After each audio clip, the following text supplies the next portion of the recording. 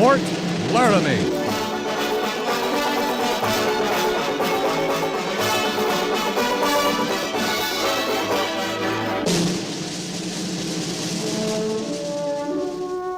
Fort Laramie, starring Raymond Burr as Captain Lee Quince. Specially transcribed tales of the dark and tragic ground of the wild frontier. The saga of fighting men who rode the rim of empire. And the dramatic story of Lee Quince, Captain of Cavalry.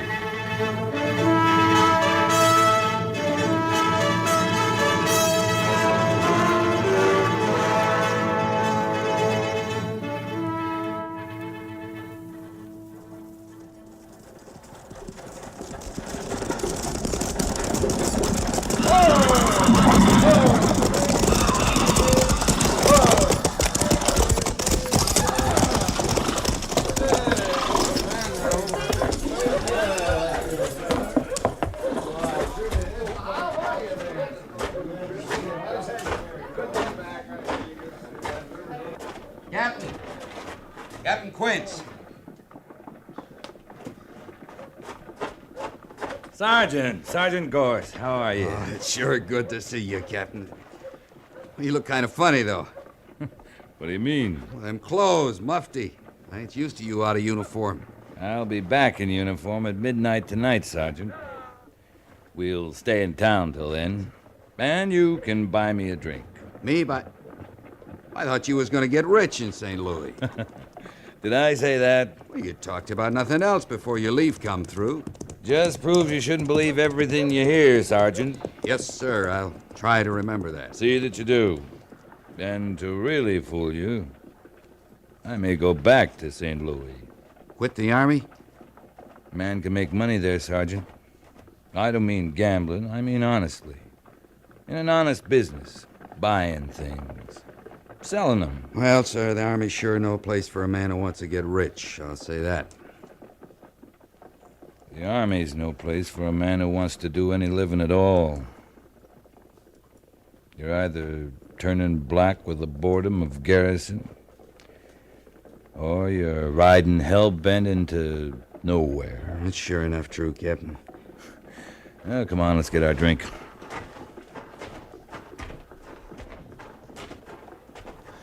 How's B Company, Sergeant? Company's fine, sir. Major Daggett's going to be mighty glad to see you back at Fort Laramie. He isn't going to see me till midnight. He'll be waiting up. Send me into town to tell you. Oh? Something wrong? Yes, sir.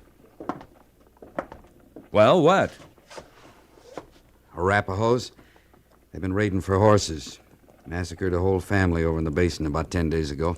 You mean they jumped the reservation? Not the whole tribe, just a few of them, I guess. Mr. Seibert's took B Company out last week, but he didn't have any luck. Why not? I don't know, Captain. I wasn't with him. What? I've been on sick list till 2 days ago. Sick list? You? Yes, sir. Pack mule kicked me in the belly. Oh. Well, a little whiskey will cure that, Sergeant. Well, here we are. Mr. Seibert's is feeling mighty bad about it. Your belly? Like I said, it's good to have you back, Captain. Bottle of rye and 2 glasses. Coming up.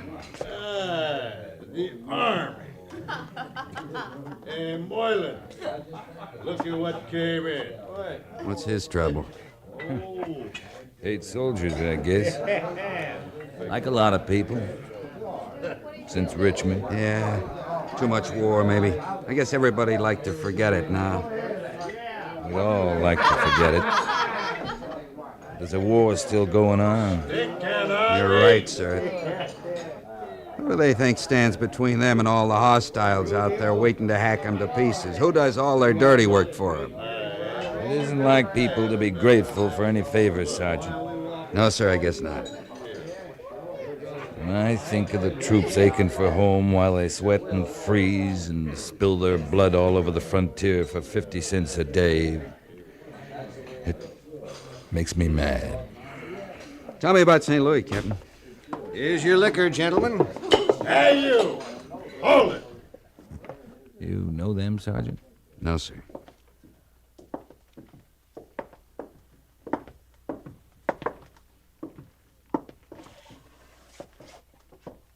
What's your trouble, mister?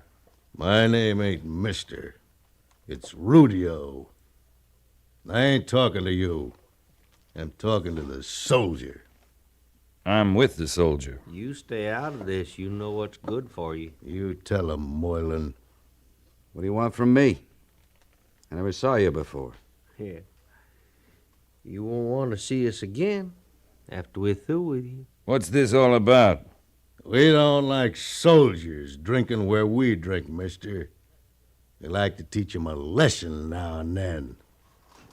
Don't we, Moylan? Yeah, we do it, too. Now, You just shut up, mister. What's the matter with you? Coming in here with a soldier. Gonna drink with him, too. Rudio, I just guess that he ain't no better than no soldier himself. Just scum floating with scum. That's what I call it. Well? Okay. Sergeant Gorse, Yes, sir. you can have Moylan there. Thank you, sir. Move out.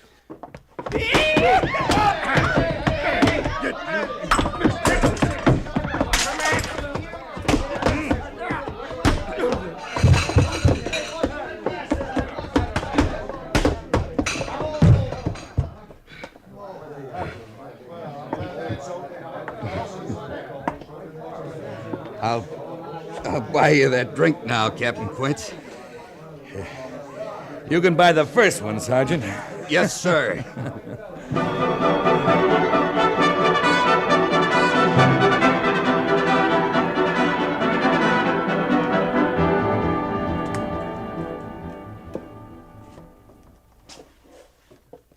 You're half an hour late, Captain Quince. I was on the post at midnight, Major. I wanted to get back into uniform before reporting. I'm glad of that, anyway. I kind of figured you would be. You still think I'm too Army, don't you, Lee? We've known each other a long time, Major. Since Vicksburg with Grant. I remember a night in Chattanooga. You weren't very Army. I've forgotten the girl's name, of course.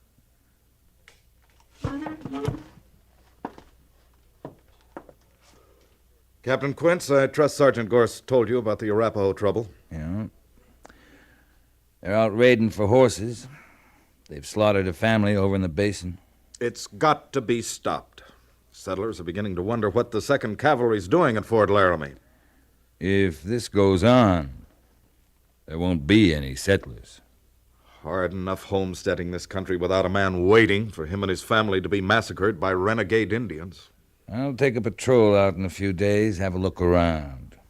You'll take B Company out tomorrow morning.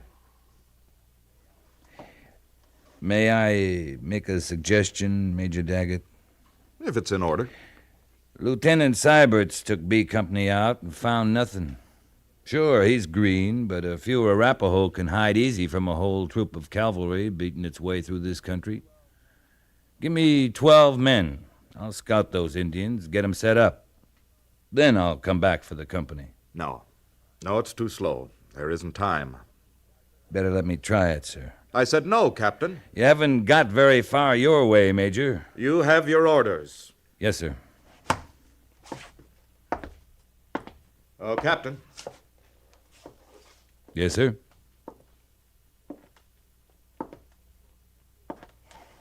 I heard you and Sergeant Gorse were in a brawl earlier this evening in town. Conduct unbecoming an officer. You should learn to control your temper, Captain. I wonder what family the Arapahoes are putting the knife to tonight, Major Daggett. Should never start this sort of thing with you. Take your patrol. Yes, sir. Any further orders? May have Sergeant Gorse and Lieutenant Syberts, but no other officers or non-commissioned officers. Right. Pass your men through the main gates of the post half hour before reveille. Any questions? No, sir. Then move out.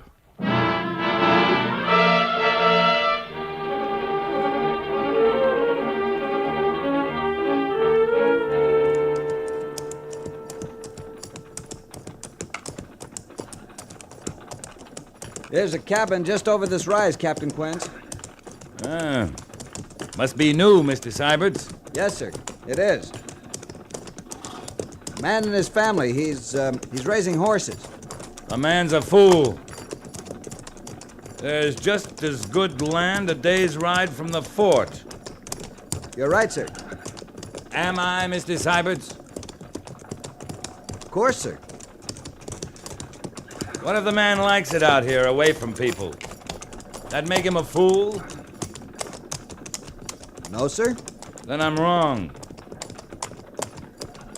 I'm afraid I don't understand, sir. You agree too easily, Mr. Syberts. Better learn to think for yourself.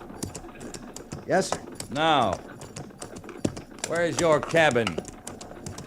Well, you'll see it in a minute, sir. There it... No. Look, it's been burned. Up. Oh. Sergeant! It's those Arapahoes again, Captain.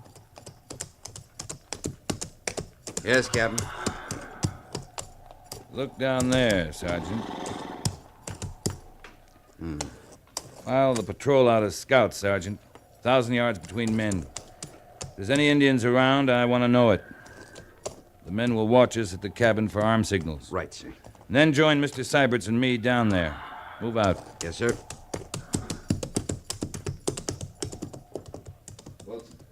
Follow me, Mr. Syberts.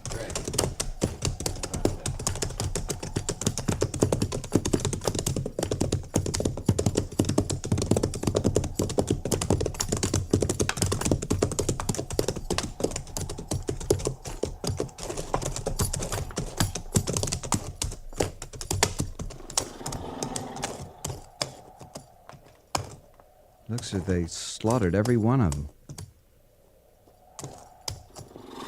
Man, a woman, a young boy. Is this the whole family, Mr. Syberts? That's all of them, sir. Thank God for that.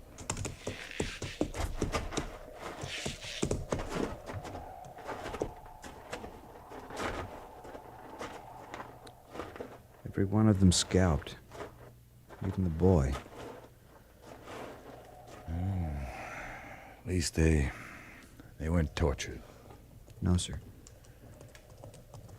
Tell me, Mr. Syberts, was the other family like this? Why, yes, sir. I see. Made quite a mess, didn't he? Take a good look, Sergeant. How many horses did this man have, Mr. Syberts? About 10, as I remember, sir.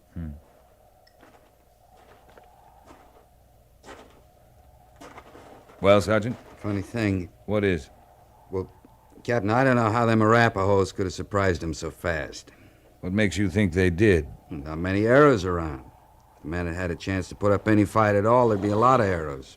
Is that all? Yes, sir. You sure? Yes, sir. Sergeant Gorse, I excuse Mr. Syberts because of his lack of experience. But you're a disgrace to the cavalry. Ought to clean your sleeve and send you back to stable detail. Yes, sir. Don't stand there, gabbing. Use your eyes. I'm looking. Look harder. There ain't no tracks. No tracks? Somebody dragged him out with a blanket. Somebody? Why do you say somebody, Sergeant? I don't know, sir. There's something wrong here. Look, how old's that boy, Sergeant? Maybe 12, 13. Old enough to be a brave in a couple of years if he was an Indian? Yes, sir. Don't Arapahoes usually keep a boy that age and try to make a warrior out of him? They always do. Now, wait. Them tracks, they wouldn't hide their tracks. No, they wouldn't. Captain, Yeah? now I know why you got so mad. I'm pretty mad myself. Took you long enough. Mr. Syberts. Yes, sir? A man wearing moccasins doesn't care about his tracks. He's got nothing to hide. Wasn't the Arapahoes did this. Wasn't Indians at all. It was white men.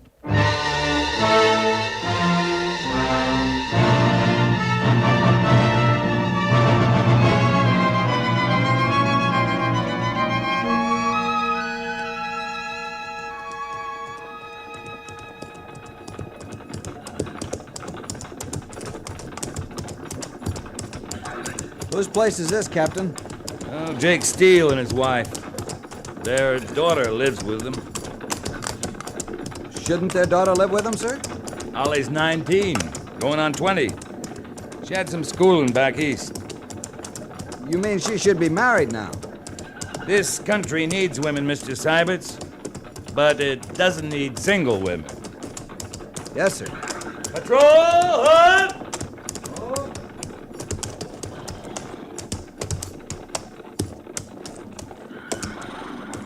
Mr. Seiberts, Yes, sir? dismount and unsaddle. Dry the horses, turn them into the corral yonder. Cache the saddles over in that brush so they can't be seen. All other equipment the men will keep. Yes, sir. 2 men will stand by for escort duty. Move out. Yes, sir.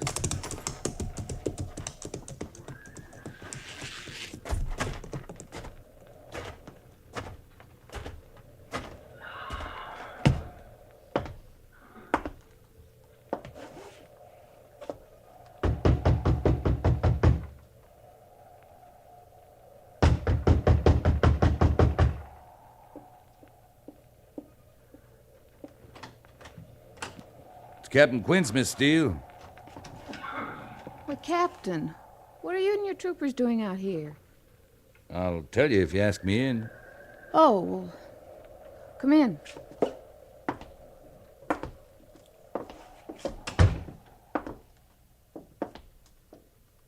Where's your family? Well, they rode over to the Abbott place. It's a long ride. They're spending the night. They'll be back tomorrow. Why? Is there trouble? No, not for you, Holly. And what are you doing here? I came to borrow your ranch. What? I need it for a few days, maybe a week. Now, Captain, You and your folks can stay with the Abbotts for a while. I'll send for you when I'm through here. You seem to have it all figured out. I have. Of course. Shall I leave right now, Captain Quince? Sooner the better. I'm sending an escort with you. Well, that's very kind of I you. can spare a couple of troopers. Then you'll move in here. Sergeant Gorse and me. Wouldn't you like for me to stay and cook for you? No. You couldn't do that. Why? Don't you think I'm a good cook? Maybe when this is over, I'll ride back sometime and find out. Captain Quince, just because you and I've met once or twice at Fort Laramie dance... Just a minute, Miss Holly. You don't understand. Don't I? I should have explained. There's going to be a fight here. Fight? I'm using this place for a trap, baiting it with a bunch of horses. And when the men I'm after come for them, well, we'll be waiting. What men? Men who've been stealing horses, murdering settler families, blaming it on the Arapahoes. You mean it's white men who've been doing that? I do. Captain Quince, I'm beginning to understand that being in the cavalry, you're accustomed to ordering people around and not explaining anything. I'm sorry, Holly. I upset you. Now, if you'll wait outside while I get some things together, I'll ride up to the Abbotts with that escort you promised me. Good. Oh, Captain, Yes? I hope you have a chance someday to find out about my cooking. What I mean is, good luck. Thank you, Holly. Go on, get out of here now.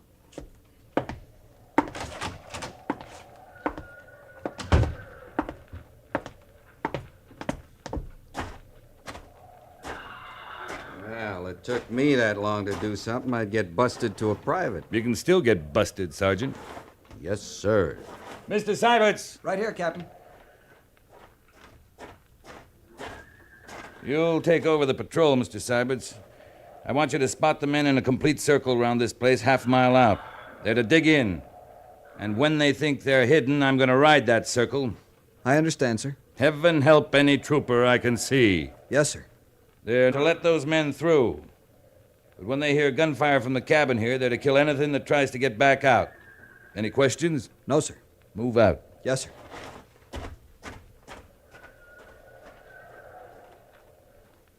Well, Sergeant, you and I are going to be sitting on the pan of this trap. Like poisoned meat, huh? Maybe. Before we get off.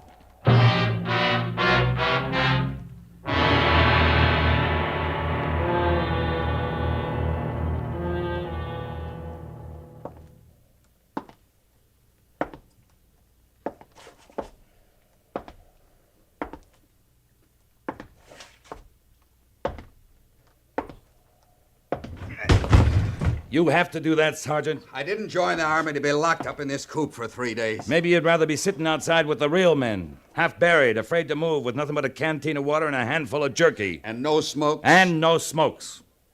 Captain Quince, I never had it so good, sir. Then shut up.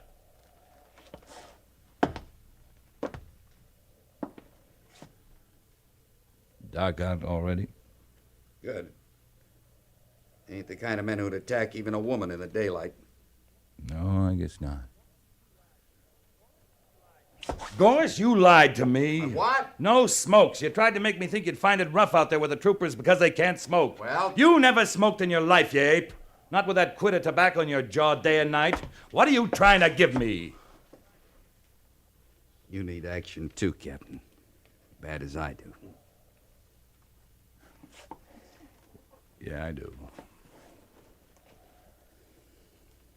3 days of this is worse than a winter in garrison. You go to St. Louis, I'm going with you. That easy money... Shh, wait. Come here. What is it? Horses. Listen. We got him, Captain. We got him. Okay. Move fast. Get out the back window. Come up the off side of the cabin. But don't shoot till I get at least one of them inside here. Yes, sir. Good hunting, Captain. Same to you, Sergeant.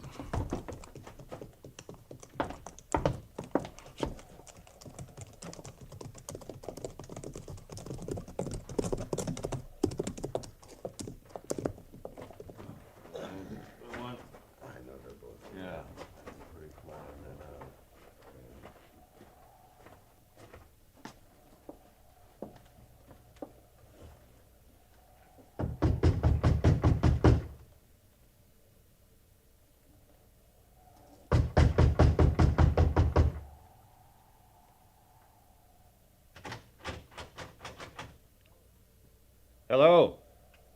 Hello there. Come on, open up. We want to have a little talk with you. Look out, Jim. You'll have a gun. Listen, mister. We ain't gonna hurt nobody. We got something to tell you is all. Let's fix them and get out of here, Jim. We're just passing by, mister. Got some news for you. Maybe there ain't nobody home. They wouldn't leave all them horses alone, would they? I'm coming in, mister. Don't shoot now.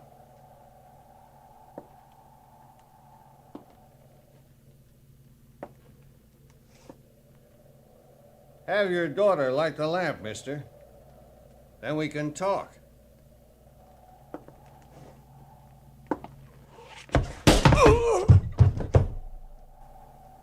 Jim. Jim.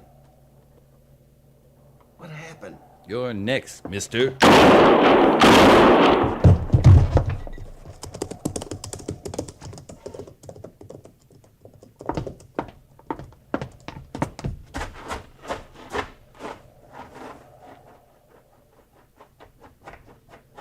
You okay, Sergeant? Yes, sir. Well, we got 2 of them anyway. I didn't realize there were more than that. He was holding their horses. Well, the troopers will take care of him. They deserve a little action, too. They sure do. Who are they, do you know? Strangers. One inside dead? I didn't kill him. But you took an awful chance, Captain. It'll be worth it. Maybe we can find out what they did with all the horses they've stolen. Maybe we can take them back. Yes, sir. Well, there's two families won't never get theirs. You hear that, Captain? Mission accomplished. No more women and kids dying hard. Feels kind of good, don't it, Captain? Don't it? Sergeant, Yes, sir? feels a whole lot better than making money in St. Louis.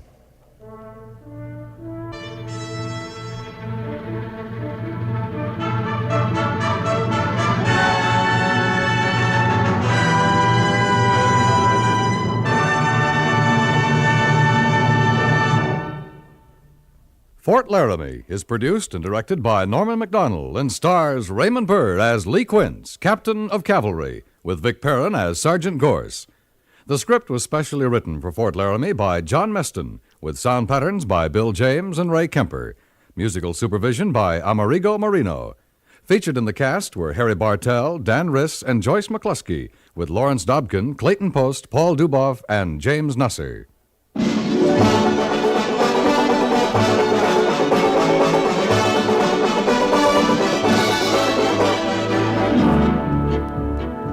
Old Man Trouble takes it on the chin 5 nights a week when Bing begins to sing, which is just dandy for everybody else who's listening in. Since Old Man Trouble has no great charm to speak of, and since Bing Crosby has an ear for melody, a cheery disposition, and many other charms as well, folks naturally prefer to spend their time with Bing. For good company and easygoing songs, hear The Bing Crosby Show Monday through Friday nights over most of these same stations.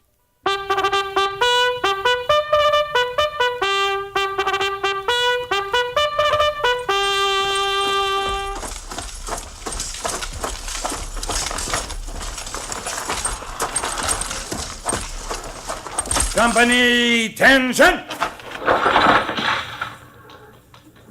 Dismiss!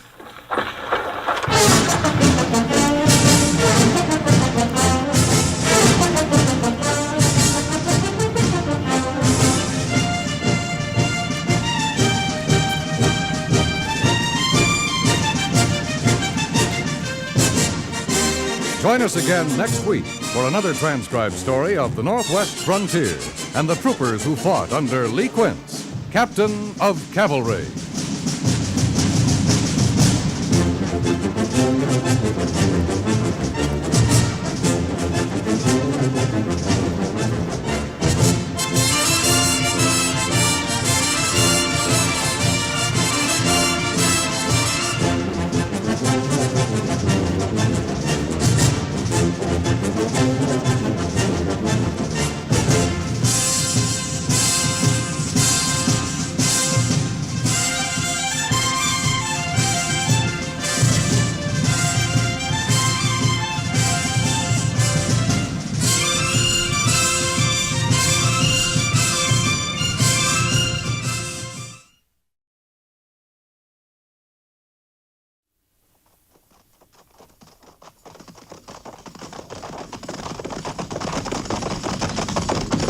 At the gallop!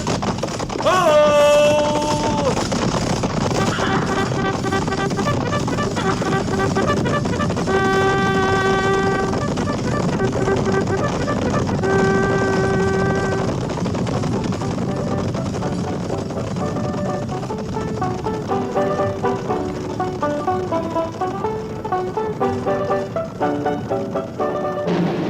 Fort Laramie.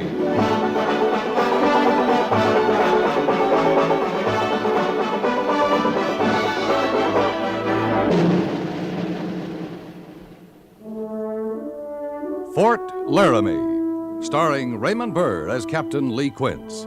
Specially transcribed tales of the dark and tragic ground of the wild frontier, the saga of fighting men who rode the rim of empire, and the dramatic story of Lee Quince, Captain of Cavalry.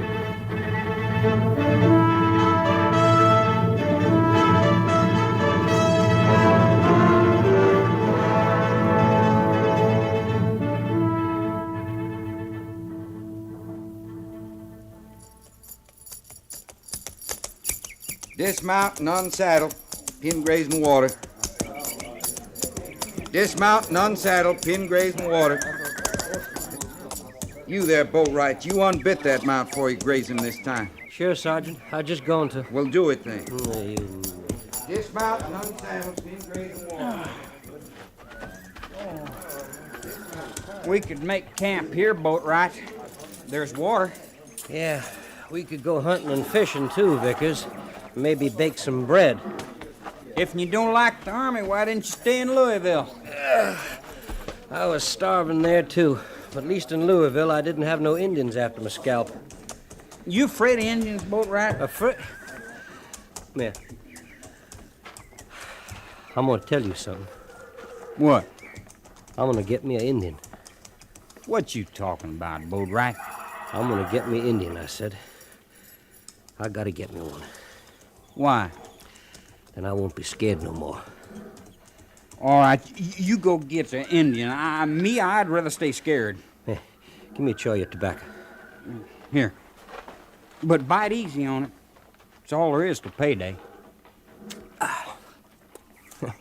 Payday. Army's got 2/3 of my pay for the next 3 years. Well, at 50 cents a day, that don't amount to such a whole lot, Boatwright. You sure think funny, Vickers. At least you ain't in the stockade. You ought to be grateful for that. I should, huh? The reason I ain't in the stockade is because Captain Quince needs me out here. B Company's supposed to have 83 privates, full strength. I swear we're down to 60. We are. That's what I'm saying. So Captain Quince needs me worse than I need him. Where'd he go anyway? Oh, you make a fine scout. You don't even see where your own company commander rode off to. It ain't none of my business where he goes. You know what you are? You're a dumb trooper. Somebody says, sit down, you sit down. Somebody says, stand up, you stand up. Somebody says, here's your home, you start taking off your shoes. You're getting riled again, Boatwright. Captain Quince rode up to that knoll over there looking for Lieutenant Sybert's patrol. I don't see him. He come back 5 minutes ago. He's walking down the line behind you right now. Oh. Looks tired, don't he? Commanding a company that's got stockade soldiers like you'd make anybody tired, Boatwright. Now, you watch your mouth. Oh, can't you take a ribbon? Hello, Captain. How do you like the open air, Boatwright? Fine, Captain. I need a good ride. No complaints, then? No, sir. None at all. I like it fine out here. You better like it. Yes, sir. Sure beats sitting around the stockade. When you're in the stockade, you just sit around, Boatwright? No, sir. But at least I didn't ride no horse out after wild Indians with a understrength troop. You don't fool me, Boatwright. You'll never make a garrison soldier. That's why I'm proud to be with you, Captain. When we return to Fort Laramie, you go back into the stockade. You know that. I always said I liked the Army, Captain. Lieutenant Sybert's reporting, sir. What'd you find, Mr. Syberts? Well, sir, we rode over there where the smoke was. And? It was a homestead, Captain. Fired by the Sioux. Did they leave anybody there, Mr. Syberts? The man's still alive, sir. Corporal Mercer's with him. But the woman and the little girl, they're dead. I see. What does the man say? Nothing, sir. He's got no tongue. Take charge of the troop, Mr. Syberts. Sergeant Gorse and I'll ride over there. Yes, sir. And, Captain, take a look at this. That's a Henry rifle, Mr. Syberts, latest model. If the Indians had gotten their hands on guns like that, why, we're in bad trouble.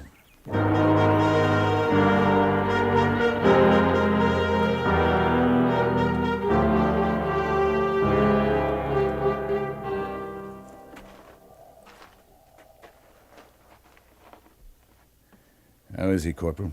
Bad, sir. They burned him some, too, but he's still conscious. Sure a slow way to die.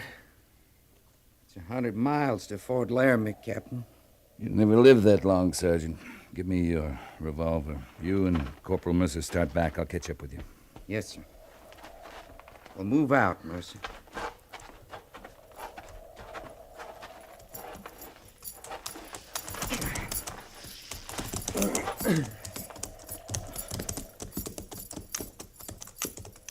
Think we'll go after them Sioux, Gorse? I'm a first sergeant, not a captain. Well, I know, but You and Quince run this company. He's Captain Quince to you, Mercer. Oh, sure. And he runs this company. For sure.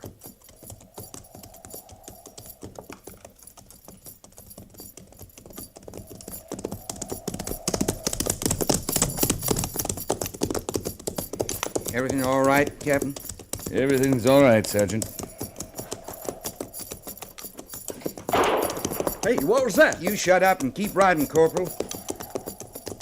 You don't have to get so hard-nosed about Shut up, I said. Sure. Sergeant, Yes, sir. when we get back, fall in a burial party.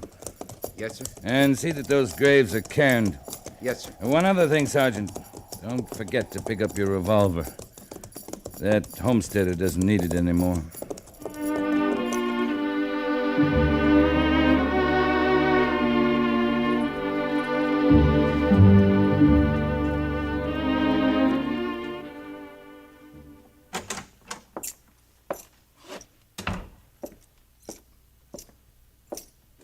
Captain Quince reporting, Major.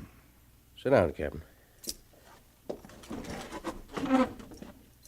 I know you're mad because I ordered you back from chasing those Sioux last week, Lee, but You didn't see what they did to that Homestead family. I've seen their work before. There'll be more of it if we don't stop them.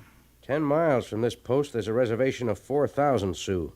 An uprising there'd be far more serious than your little band that's marauding under Yellowknife. You have enough troops to patrol the reservation and still secure Fort Laramie here. Give me just half of B Company and I'll run down Yellowknife and his renegades. My orders are to keep a constant watch on the reservation to secure Fort Laramie with all remaining troops. Yellowknife is being supplied with rifles, Henry 44s. I know that. Those are repeating rifles, Major. I've reported that to Washington, Captain. Whoever's smuggling those rifles has got to be stopped or every brave on the reservation will join Yellowknife in spite of your patrols. I've received no change of orders, Captain. We can't afford to wait, sir. Give me Sergeant Gorse and 3 men, and I'll find that gun runner. We'll leave tonight, Major. You'll not leave. That a direct order? It is. Then, with the Major's permission...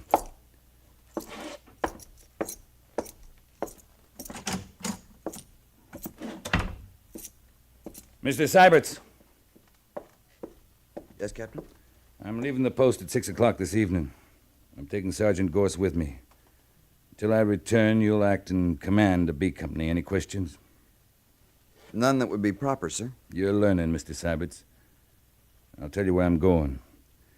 There's a chief out on the reservation, an old friend of mine, Wild Dog. He's about 80, and he's pretty smart. You're going to have a talk with him. That's right. If you'll excuse me, sir. Well, isn't it pretty dangerous walking right in among all those Sioux? We'll try to reach Wild Dog before anything happens. But, Captain... That's all, Mr. Syberts. Yes, sir.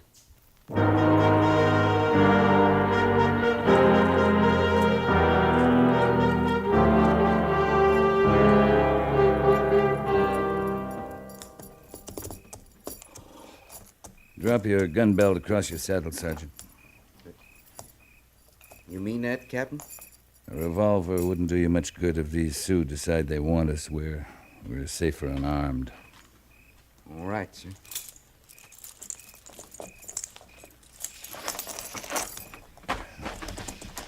All right, let's move out. Sure wish I had me at least a Bowie knife, Captain. I don't trust any of these devils. It's late. Most of them are asleep. There's 4,000 Sioux in this camp. They ain't all asleep. Oh, we're being watched, all right. Some young buck could get his first coup feather by spearing us. You wouldn't want to stand in the way of a man becoming a brave, would you, Sergeant? Captain, we're being stopped. I see him. Keep walking. There's only one brave. We can handle him. Leave him to me, Sergeant. Yes, sir.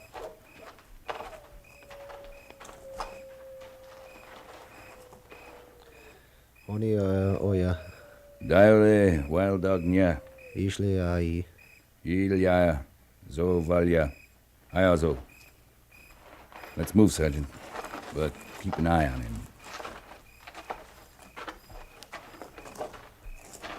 He's still standing there, sir. I told him I'm a friend of Wild Dog's. Luckily, he's from the same clan, White Fox. There it is. See that medicine pool over there? With a white skein on it? That's Wild Dog's lodge.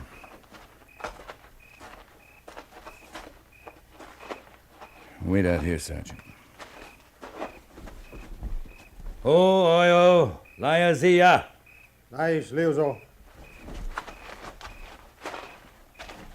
Come in, my son. Sit down.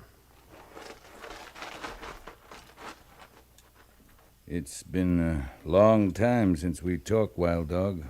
A long time. And now you come because of Yellowknife. Yellowknife is leading your young men into war with my people. There are many clans among the Sioux. I am chief only of White Fox. What clan is Yellowknife? Yellowknife is of Two Moon clan. But there are White Fox braves with him.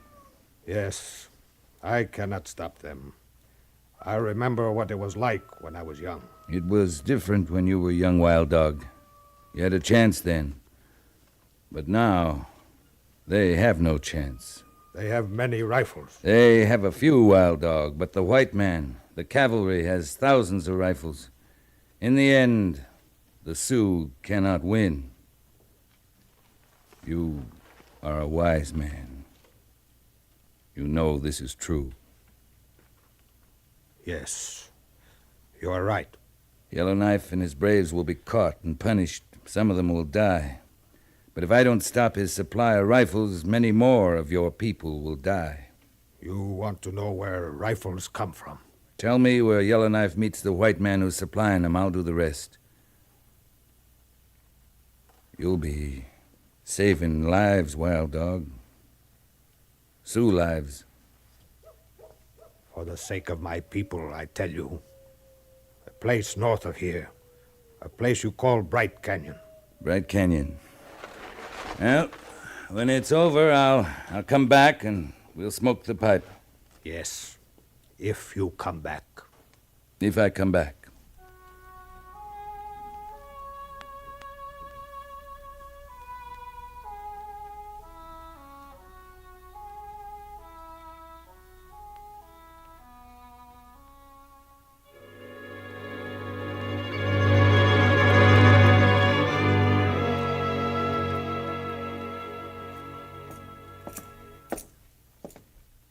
Captain Quince reporting, sir. I hear you left the post last night, Captain. Yes, sir. Well, you never were much of a garrison soldier, were you? No, sir. You saw your friend Wild Dog, I suppose? Yes, sir. Well, Lee, I have new orders from Washington this morning. Yes? My orders to patrol the reservation and to secure Fort Laramie still stand. We're not to go after Yellowknife.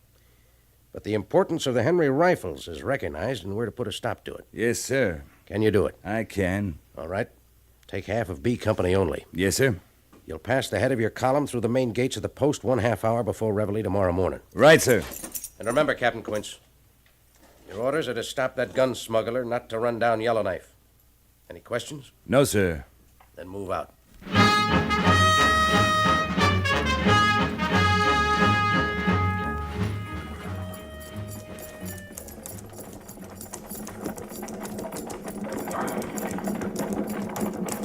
Sergeant Gorse? Yes, sir. Sergeant, ride out here with me and take a look at these tracks.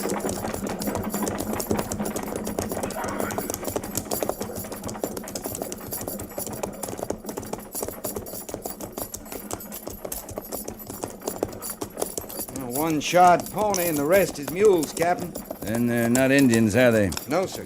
And they're headed straight for the rim of that canyon ahead. Bright Canyon, Captain? Wild Dog wasn't lying. Take 5 men right out ahead of Corporal Mercer's point. Make a reconnaissance of the north rim. If it's clear, send a runner back. Yes, sir. Tell the point to swing north and to dismount in the cover of those trees below the crest. Right, sir. Move out.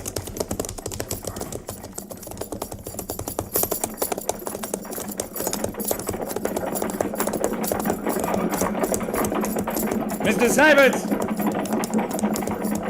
Yes, Captain. I think we've found our man, Mr. Syberts. He'll be in that canyon up ahead.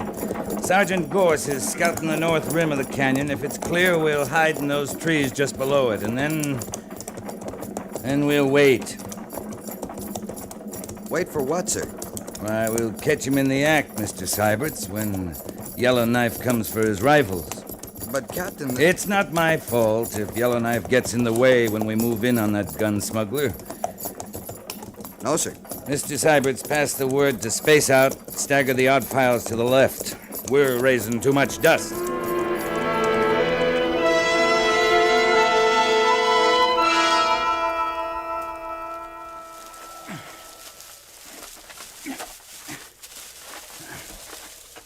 Hey, boat right.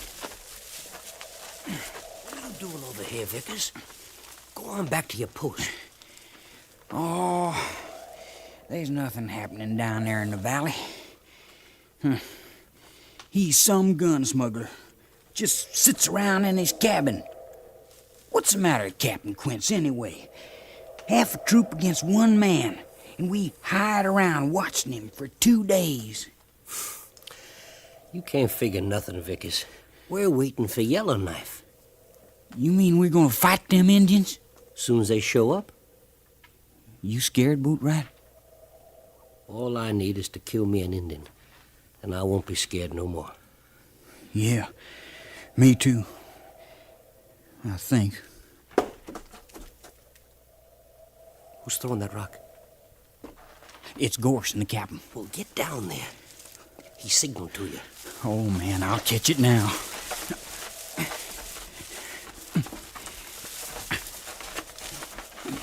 What you doing away from your post, Vickers?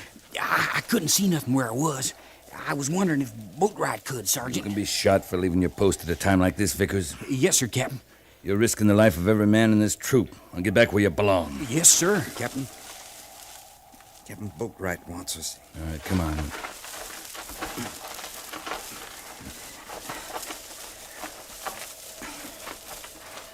The end of the canyon, sir. Look, there they come. Yellowknife. How many braves you figure he's got with him, Gorse? It's hard to say yet, sir. Maybe 30. They got a bunch of horses, too. Yep, that's to pay for the rifles. Captain, I can see more than 30 Sioux down there. Must be nigh under 40. Yeah? There's that dirty gun runner now out talking with Yellowknife. I wish we had whole of B Company here. Sergeant? Yes, sir. Take Boatwright and move out about 300 yards west of here. When you're ready, I want you to ride straight down into the canyon. What? Shut up, Boatwright. Your orders are to find out if they're really trading for guns down there. But, Captain... If you run into any trouble, I'll have to help you out of it, that's all. I understand, sir. Come on, Boatwright, let's move out. Well, of all the Shut crazy... up. And tell Mr. Syberts there I want to see him. Right, sir.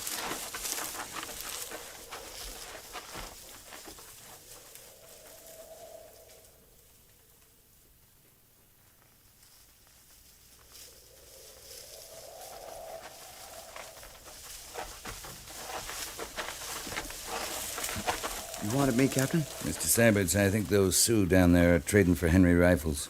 Sergeant Gorse and Boatwright are going to ride down and find out. You mean they're going alone, sir? They are. It'd sure be a fight if we appeared in force. Might even look like I was trying to run Yellowknife down. But they'll be killed, sir. Well, I can't let that happen. If they're attacked, we'll just have to ride in. It'll be a rescue mission, Mr. Syberts. I understand, Captain. All right, now get back to the troop, pass the word to saddle and mount. Space out to 60 paces between mounts. It'll make us look full strength. Right, sir. And Mr. Syberts, I'll shoot the first man who crosses the ridge before I give the signal. Pass the order and then come back here. Any questions? No, sir. Move out.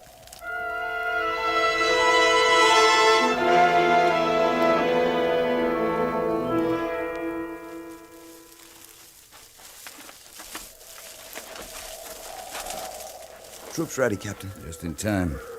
There go Gorse and Boatwright. They'll be seen any minute, sir. Yeah. Let's get back.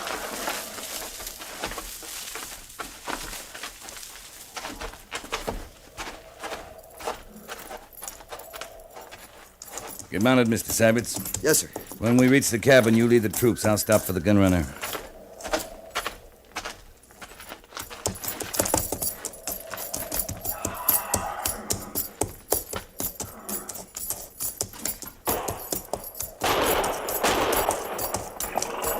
As skirmishers, pull! Skirmishers, pull!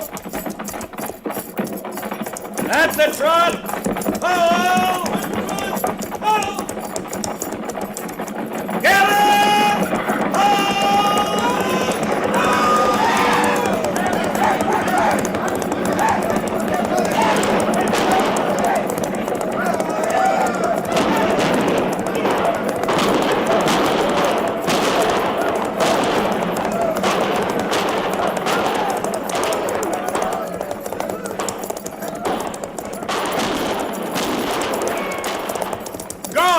Sergeant Gorse! Yes, sir. Where'd the white man go? He isn't with him up there. I never seen him, Captain. Well, he must be in the cabin here.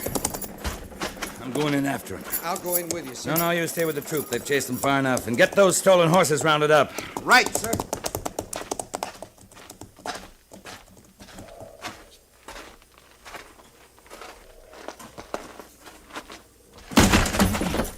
You're all through, mister.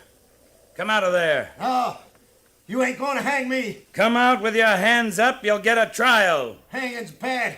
I ain't gonna hang. It's your choice, mister. Come out or I'll kill you right there. I'll take my chances. Suits me.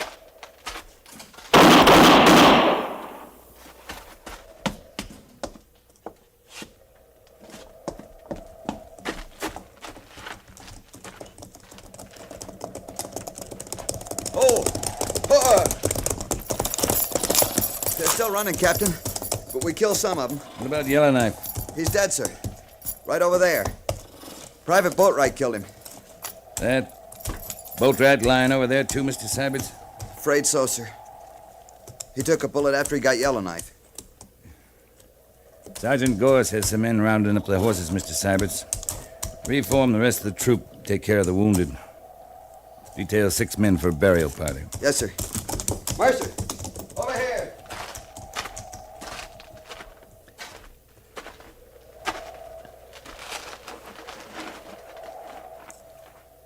Hello, Boatwright. Captain, sir? What can I do for you?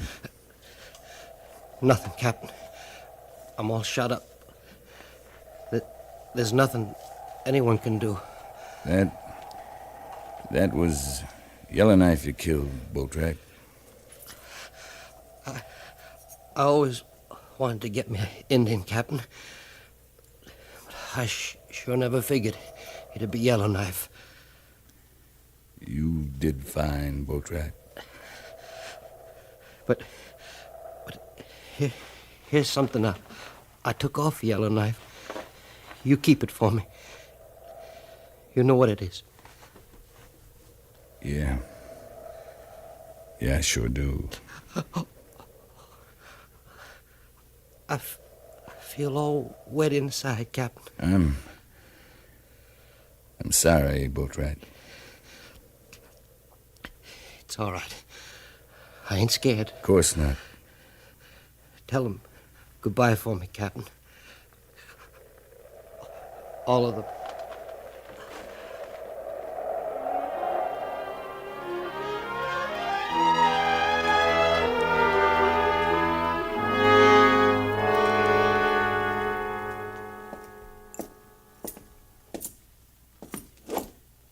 Captain Quince reporting, sir. I've just finished going over your report, Captain.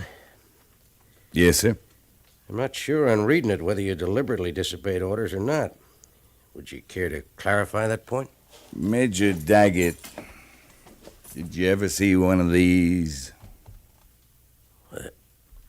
That's a scalp. Private Boatwright took it off a Yellowknife, Major. It's a woman's scalp. Young woman. Get rid of it. Yes, sir. Captain Quince, I'm reporting to Washington that the gun smuggler's been destroyed, but that you were attacked by Yellowknife during the operation and were forced to defend yourself. Thank you, Major. That's all, Captain. Oh, Captain. Yes, sir? Just one more thing. In regard to your recommendation for a posthumous medal for Private Boatwright. Yes, sir. Washington might question a report that recommended an honor for one of the soldiers who actually brought on Yellowknife's attack. So, for the good of the company, I'd suggest. That's all right, Major. Boatwright'd understand. He was a real soldier. A line soldier.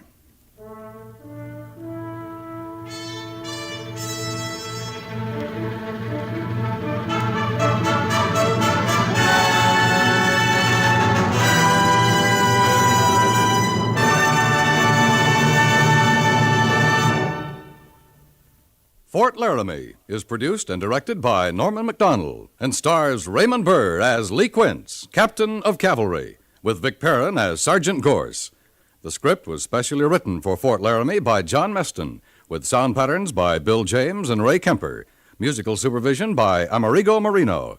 Featured in the cast were Harry Bartell, Bob Sweeney, Sam Edwards, Jack Moyles, Jan Arvin, Joe Cranston, and Lou Krugman.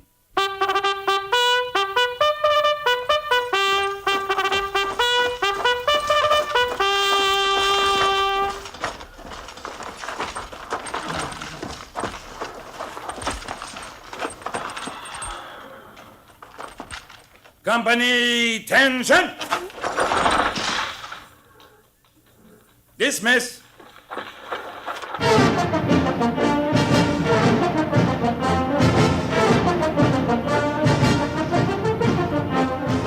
Next week, another transcribed story of the Northwest frontier and the troopers who fought under Lee Quince, Captain of Cavalry.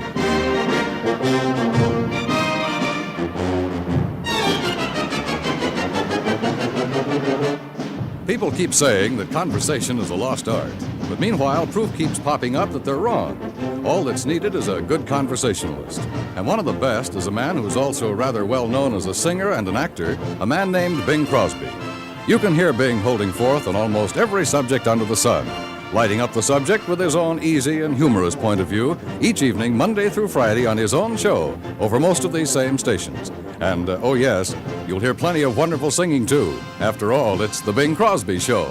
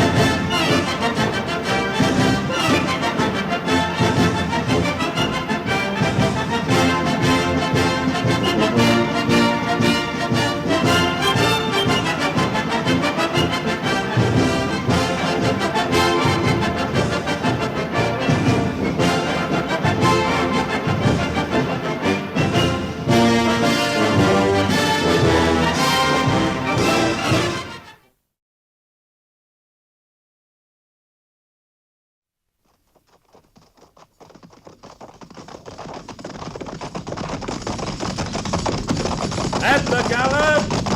Ho!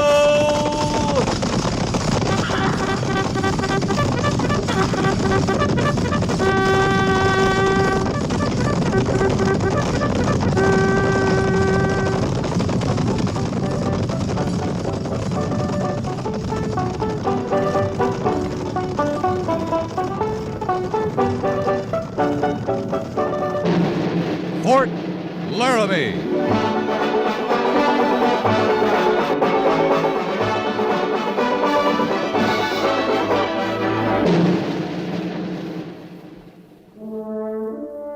Fort Laramie, starring Raymond Burr as Captain Lee Quince.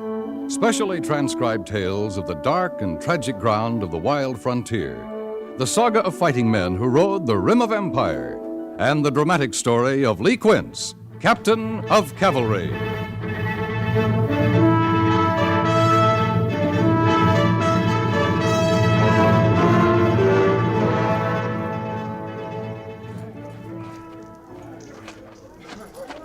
Looks like they're about ready to pull out, Captain. Yeah.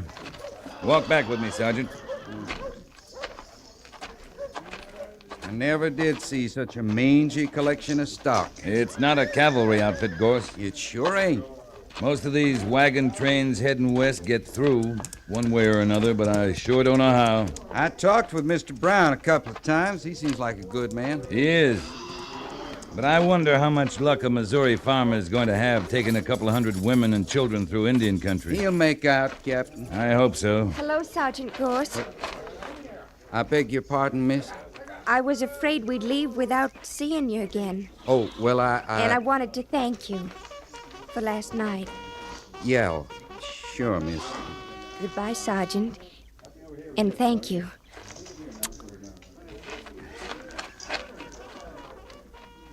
Still water runs deep, Gorse. How's that, Captain? Never mind. All I did was give her a little old knife. I bought it at the sutler's. Never mind. That's all Sergeant. it was, Captain. I just give her a little old present. Sure, Sergeant.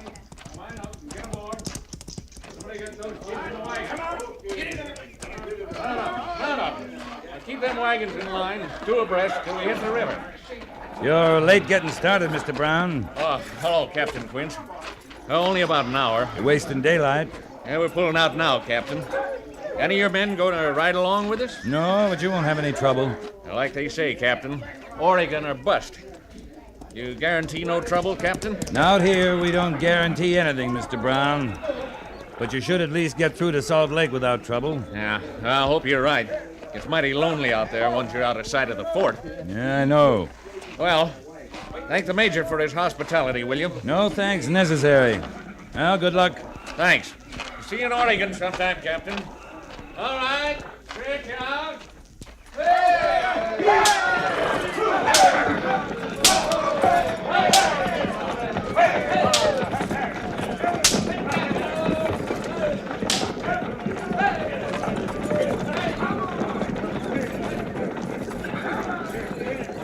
Well, Gorse, what are you staring at? Oh, nothing, Captain. Just a train heading out. You've seen a few hundred of them before, Sergeant.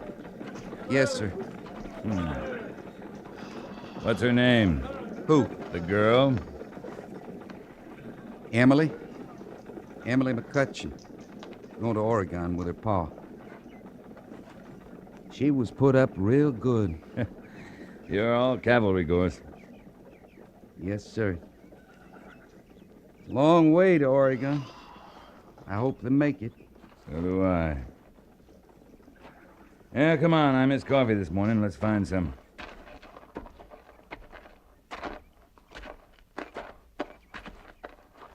There's a rider coming in. Yeah. Looks like a white man, dressed in buckskin. Hunter, maybe. It's Will Granby. He's a squaw man, ain't he? Yeah, lives with the Arapaho.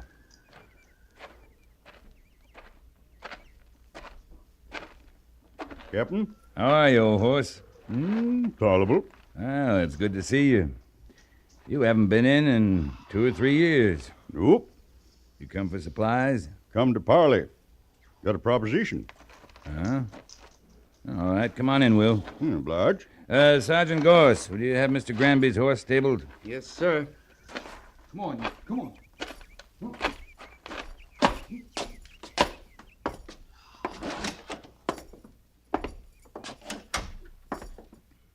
Sit down, Will.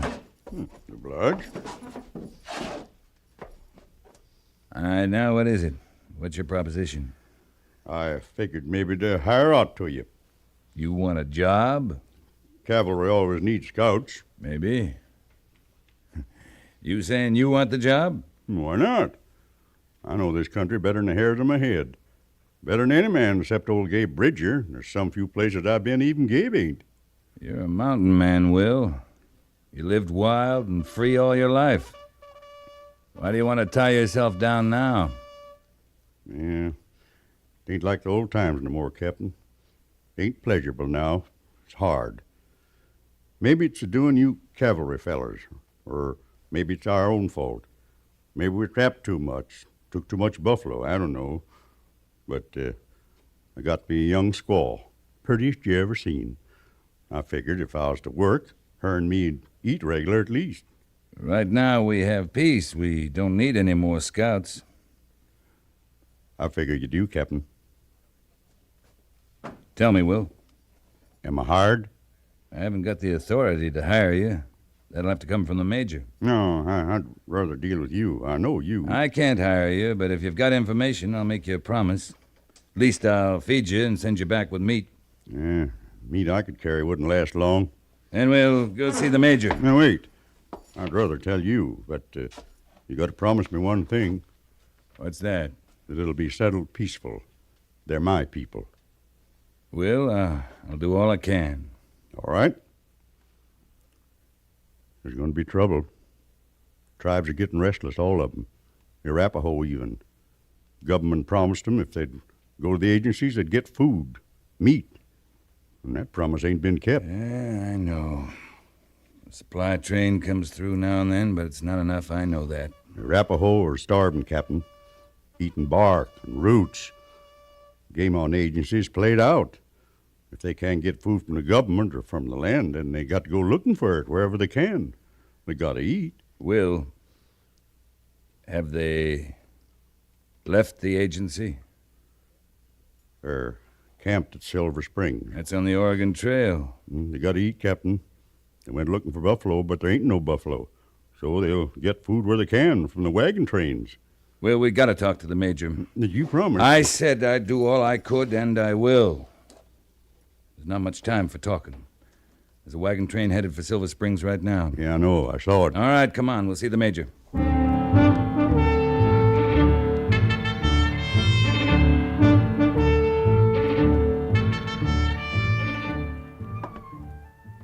How do we know this man's telling the truth? I've known him for a long time, Major. He doesn't lie. Could be a trap. If it is a trap, then there's trouble for sure. I don't trust a man lives with Indians, marries them. No, look here. Major, there's a wagon train on the trail to Silver Springs right now. They got to be warned.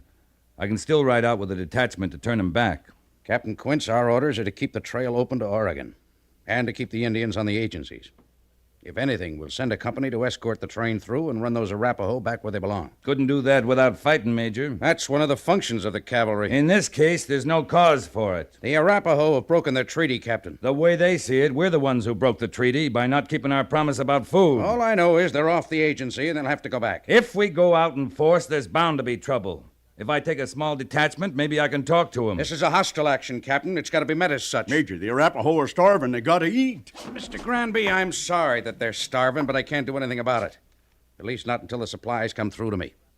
My orders are to keep the Arapaho on the agency, and I can do something about that. Those are people out there, Major, and they're hungry. They only want food. Captain Quince, you'll take Company B and escort the wagon train until you meet the Arapaho.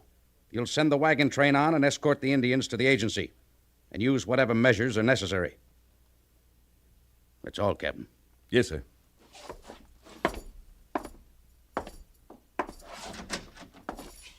One thing, sir. What is it? Have I your permission to hire Will Granby as a scout? I don't see why it's necessary, but if you want him, take him. Thank you, sir.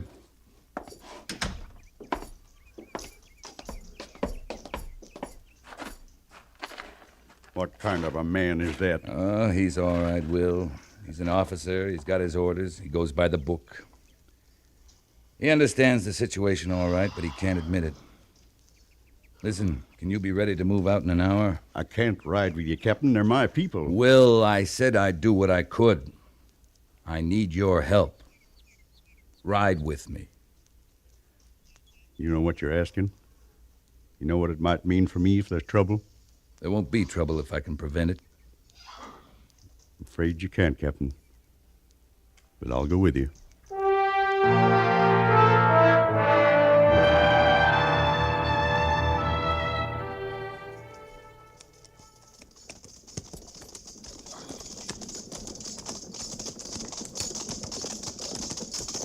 We should see him just over this hill, Captain. Yeah, if the Arapaho didn't see him first. You figure they'd attack? I don't know, Sergeant, but I'll feel easier when we spot that wagon train.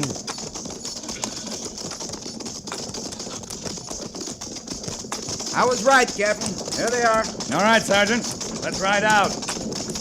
Company! At the gallop! At the gallop! Ho!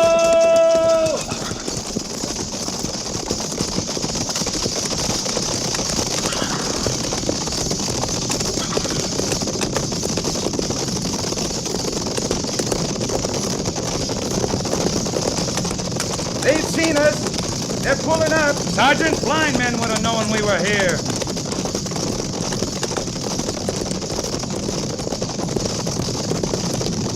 Company!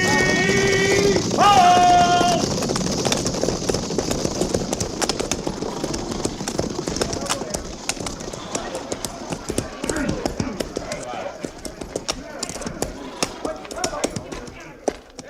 What's the matter, Captain? I want you to stop here, Mr. Brown, for the night. Oh, why?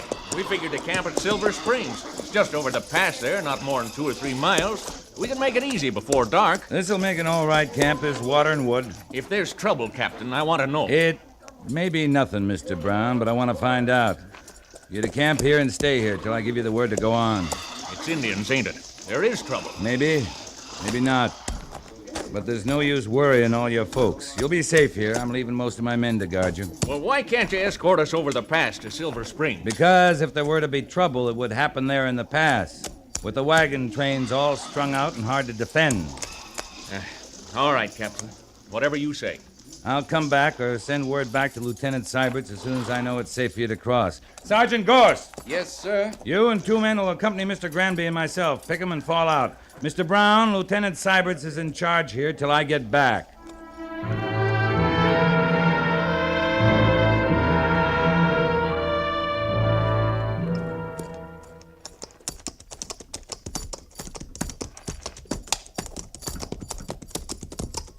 I don't see a doggone thing, Captain. Well, keep a sharp eye. Move the troopers further out the flank. Yes, sir. Jenkins, I'll off to your right, sir. You need to hear somewhere that I can feel it. Well, they must have seen the train, Will. Yeah, they have, but they also saw the soldiers. They might be making tracks already. They disappear pretty fast. I don't think they've had that much time. They'll probably stand for a fight. And, Captain, what are you going to do? Will, a few miles back, did you notice anything? On the trail? Sure, buffalo sign. Right. It's the first I've seen this close to Laramie in a year. Mm-hmm. Big herd, too. Across the trail going south. It'd make a lot of Arapaho meat. Yeah, it might work. Worth a try. Wait.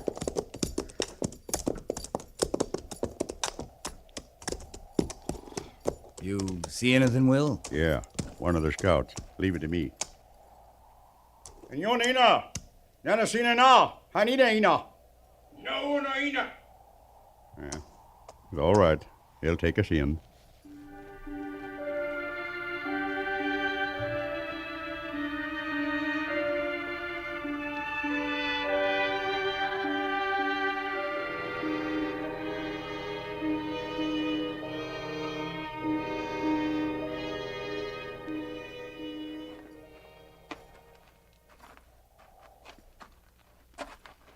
This is the first Indian village I ever been in that wasn't full of barking dogs. They had to eat 'em. You notice how it is, Captain? Yeah, I see. I'd say they're not very happy to see us. No. I'm sorry, Will, to turn them against you. Can't be helped. Yeah, this is it. Hi, Daddy, too. Why do you bring white soldiers to fight your people? They don't come to fight, Greyfeather. This Captain Quince, he comes as a friend. White soldier is not a friend of Arapaho. White soldiers break promise. They do not give meat. I think I can get you meat, Greyfeather. I think I can take your hunters to Buffalo, a big herd. You think. You do not know.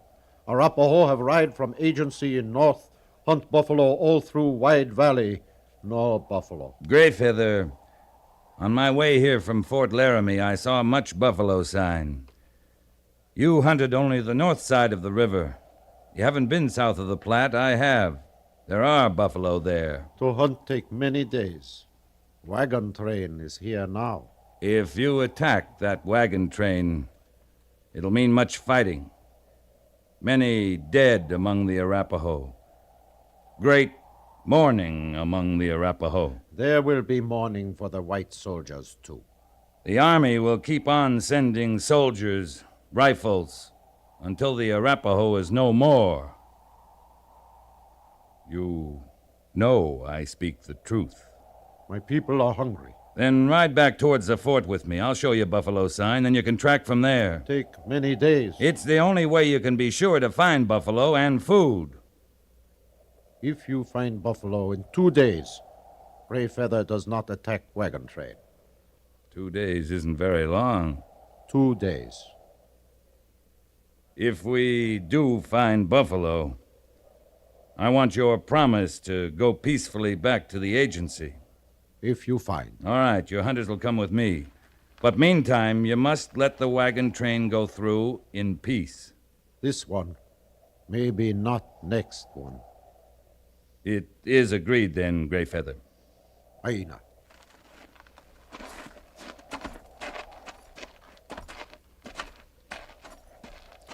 Captain, 2 days ain't very long. We gotta be awful lucky. We don't have much choice. You know what'll happen if we don't find buffalo? Yeah? It'll be just the 5 of us out there with Gray Feather's hunters. Like I say, we don't have much choice. We gotta guess where the buffalo will be. We don't have time to backtrack them. Sergeant Gorse! Yes, sir. I'm sending you back to the wagon train with a message for Mr. Seibert's. Private Jenkins' horse is fresher, Captain. And I ain't been on no buffalo hunt in a long time. All right, Sergeant. Jenkins, you'll go back to the wagon train. Tell Mr. Seibert's to escort the train past Silver Springs, then return here and bivouac. If I should not return, he's to get clear if he can and report to the fort for reinforcements. Move out. Well, we got 48 hours, Will. Let's find those buffalo.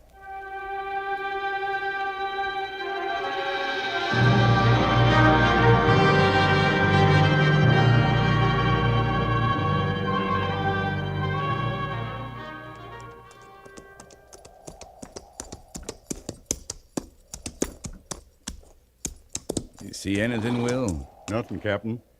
Not on that side. Nothing this way either. You can see a long way. I don't like the look of 'em back there. Gray Feather's getting anxious. I know.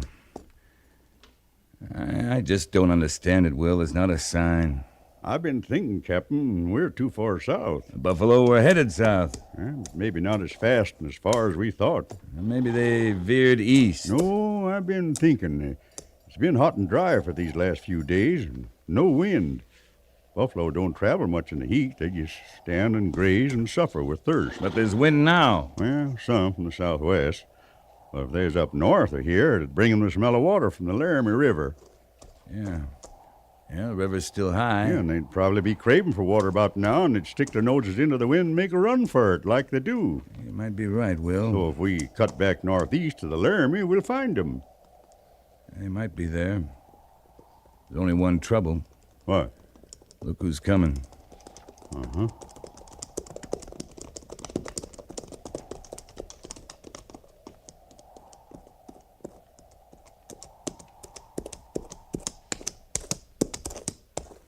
Captain, it is as Gray Feather spoke. You promised buffalo 2 days. Now 2 days are gone. There is no buffalo. Your promise is like all promises of white soldier. We've been looking a long time, Greyfeather, but now we know where the buffalo are. Captain, give much talk. We want buffalo, not talk. Greyfeather, my soldiers are at Silver Springs. If we do not return there, it will mean war for the Arapaho. Maybe you return, but he not. It is not yet evening of the second day. There is little time. Maybe, but enough. We're going to the waters of the Laramie and find your buffalo.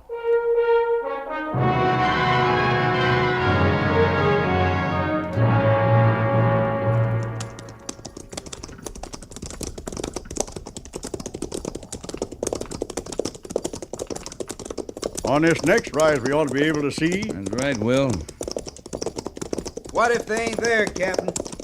If not, maybe we can get to the river, find some cover. So stay close. Watch for my signal. Yes, sir.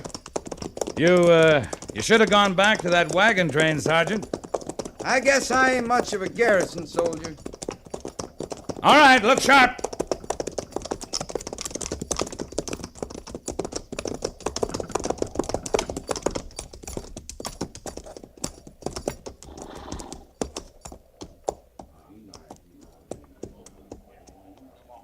Captain, they ain't at the river. There's nothing. Wait, look there. Coming over the hills beyond, running for the river. Look at 'em. Thousands of 'em, noses in the wind and running belly bent for breakfast. There go your buffalo, Gray Feather, all you can eat. Well, go on, get 'em!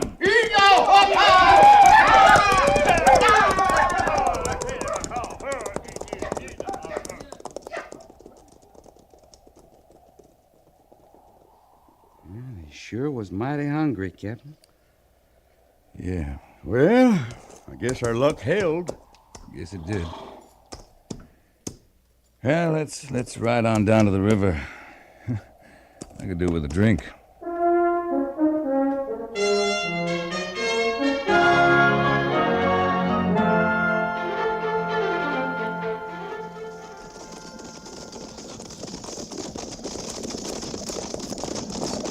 Coming in!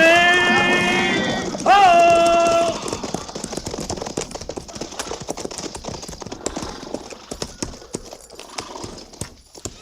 Sergeant Gorse, dismiss the company. Yes, sir. Company, prepare to dismount.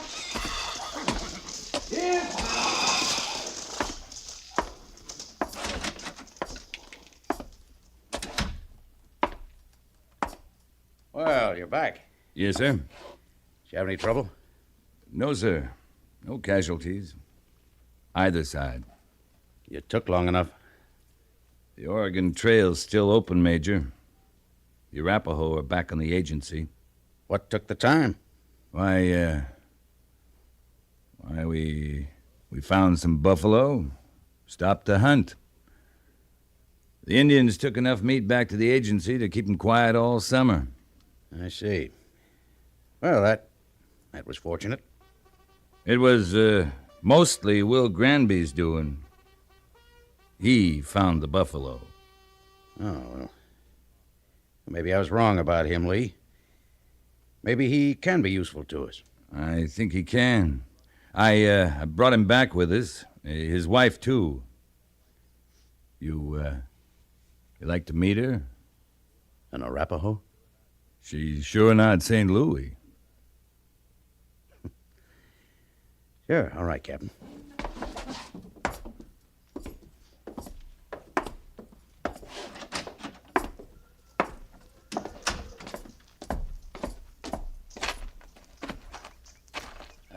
Mr. Granby?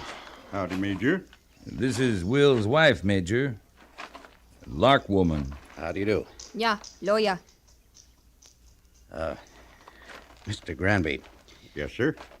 If she's to stay around the post, she'll have to wear something more than that. Huh? Oh, yeah. She's got a shirt somewhere in the baggage. See, Arapaho women aren't like Cheyenne or the Sioux or Crow. They don't wear much except when it's right cold. There are a lot of men on the post, Will. Huh? Oh, yes, sir, Captain. I'll see to it. Oh, and Mr. Granby. Yes, sir. My compliments on your work with Captain Quince. As of now, you may consider yourself on the Army payroll as scout. It'll be in tomorrow's special orders. Yes, sir. The quartermaster will house you. Obliged, Major. Come on, child. Oh, she's kind of pretty, isn't she, Lee? Yeah. They make pretty good wives, too. Clean, quiet, hard-working. Nice people. You wouldn't be trying to soften me up, would you, Lee? Win me over to your way of thinking? I figure a man's got to make up his own mind about things, Major. Captain Quince. Yes, sir? Don't get too smart. Just be thankful I don't ask how you happened to run into Buffalo and turn a serious police duty into a pleasure trip. Hunting. My striker's cooking up some buffalo steaks, Major Daggett. You, like to come over to my quarters and try some? Sure, let's go, Lee.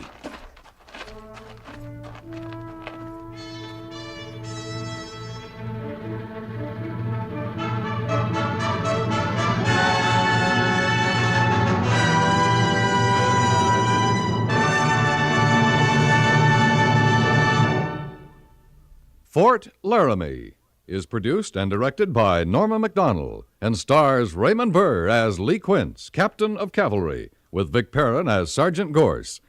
The script was specially written for Fort Laramie by John Dunkel, with sound patterns by Bill James and Ray Kemper. Musical supervision by Amerigo Marino. Featured in the cast were Jack Moyles, Ralph Moody, Edgar Barrier, Frank Cady, and Eleanor Tannen.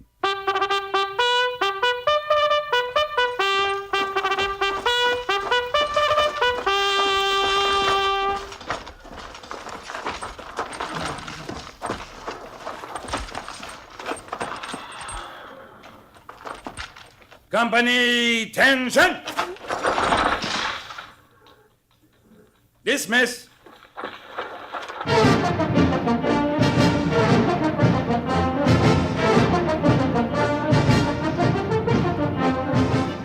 Next week, another transcribed story of the Northwest frontier and the troopers who fought under Lee Quince, Captain of Cavalry.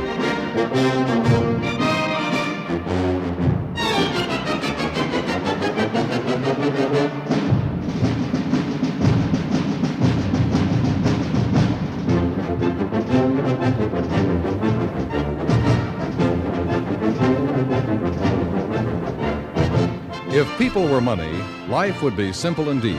We could enter them in books in nice, regular columns, one for credit, another for loss.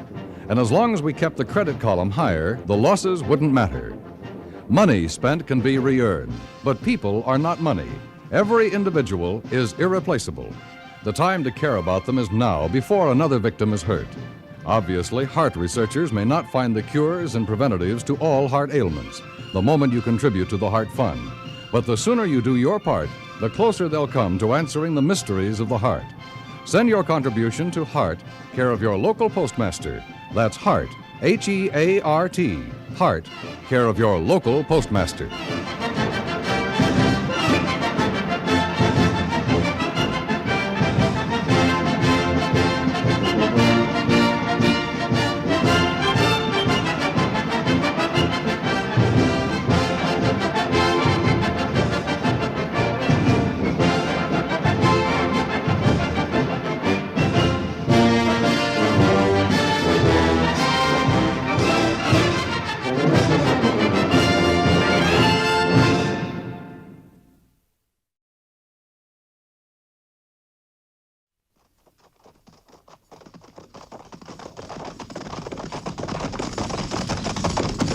At the gallop!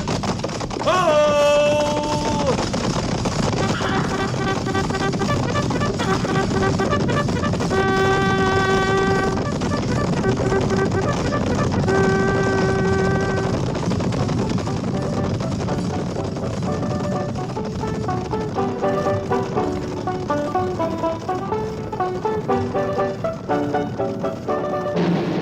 Fort Laramie.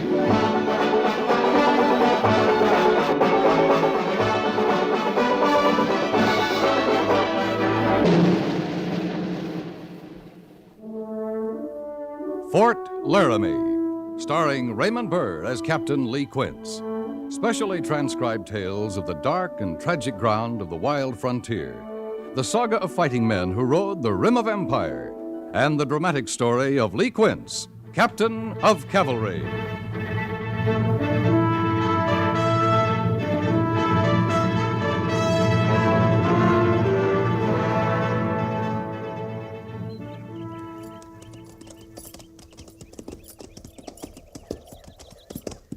How far you reckon it is to the North Platte, Captain? 10 miles, Sergeant. No more than that. Lieutenant Seibert should have the company bivouac there by now. You aim to follow the creek bed clean up there, sir? Not after we water the horses. This spot's good enough. Yes, sir. Move up, Flint.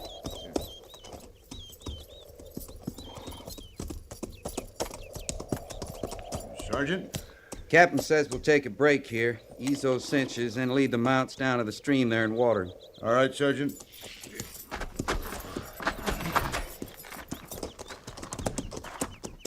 After they're watered, they can pen graze. I'll mind them.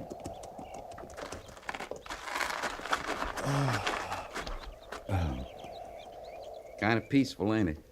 It's quiet. Yeah, sit down, Gorse. More comfortable than the McClelland. Yes, sir. Them Shoshones, they got a way of wearing you out. You think they're still running, Captain? They'll be back. They never run for long. Not when they're hungry. I never heard of Shoshones as far east as the Nebraska border before. You can find them as far east as Texas. Only there we call them Comanches. They're offshoots of the same tribe. They sure don't talk the same. The dialect's the only difference. They're a disorganized lot, the Shoshones. I guess we can be glad for that. Yeah. Little of them goes a long way. How about the company, Captain? We'll know more when we rendezvous. Lieutenant Seibert's has orders to make camp on the North Platte until the company's accounted for. I think we held up, sir. Yeah, I hope so. I sure got a thirst. Hold it, Gorse. You hear that? Like digging? Up there. Top of the rise. I don't see anybody. Neither do I yet. Come on. And move small.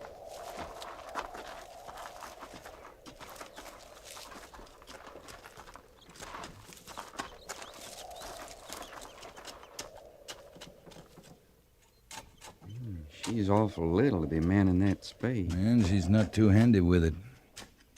She must want a hole dug awful bad. That earth's like granite. Yeah, let's go up, Shaju. Feels like she's alone. Yeah. Ma'am, you cut out a big job for yourself. I got no food, no coffee, nothing to offer the army. We're not asking for anything. Could have come yesterday. Yesterday I could have stood it if you'd come. You'll be all your life picking away at that hard pan. Haven't you got a man to do this for you? I had one yesterday. He's dead now. And a man's got a right to a grave. Sergeant? Yes, sir? Get Flint up here. Tell him we need a grave dug. Yes, sir. Where is your husband, ma'am? In bed. In the hut there. Wait. Hobble them horses and get up there.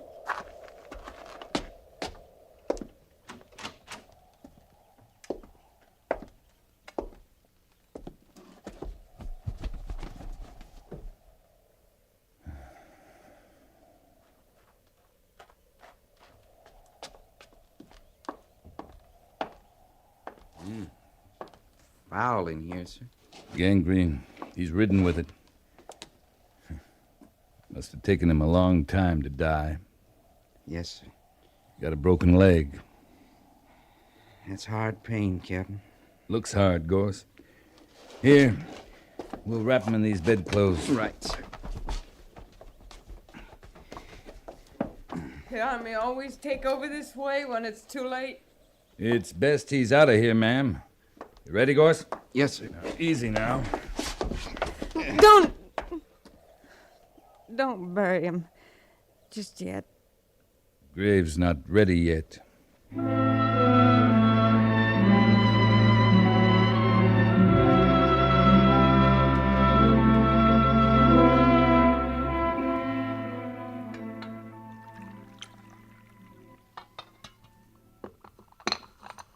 Drink it, Mrs. Dennis.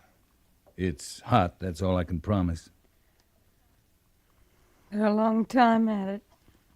It takes time. Drink it, Miss Dennis.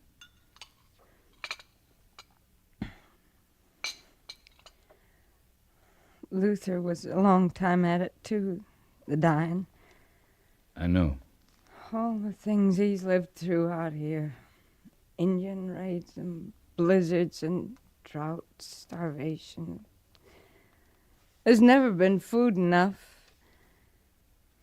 But a broken leg. That had to kill him. You're a long way from help out here. Yesterday, just yesterday. And you come today. Yesterday would have been too late, too, Mrs. Dennis. Oh, days before I could do something. I freeze with him, starve with him. When's the last time you watched a man die, Captain? Yesterday. Did it take 10 days? 10 days and 10 nights? Did you hear him scream with pain and beg for you to go for help and beg you not to leave him? Miss Dennis! Where will you go now? You got people somewhere? Oh, sure, I have people. Got parents in Philadelphia who never want to see me again. 2 years ago, when Luther come back for me, they fought us all they could. When they saw I meant to leave with him, they said, don't come back. You can't stay here. The nearest to me is here. There's 2 dead babies out there by where I'll set Luther down. You can't stay here alone. Isn't safe. I'm not used to feeling safe. Captain, it's already out there. Then you can go now. Mrs. Dennis, this is no country for a woman alone. We'll take you to Fort Laramie. It's safe there. And You'll leave me be. It's not a brave thing staying on here. It's stupid. I mean to stay on with Luther a while yet. All right, Mrs. Dennis. Let's get back to the horses, Sergeant. We're wasting time.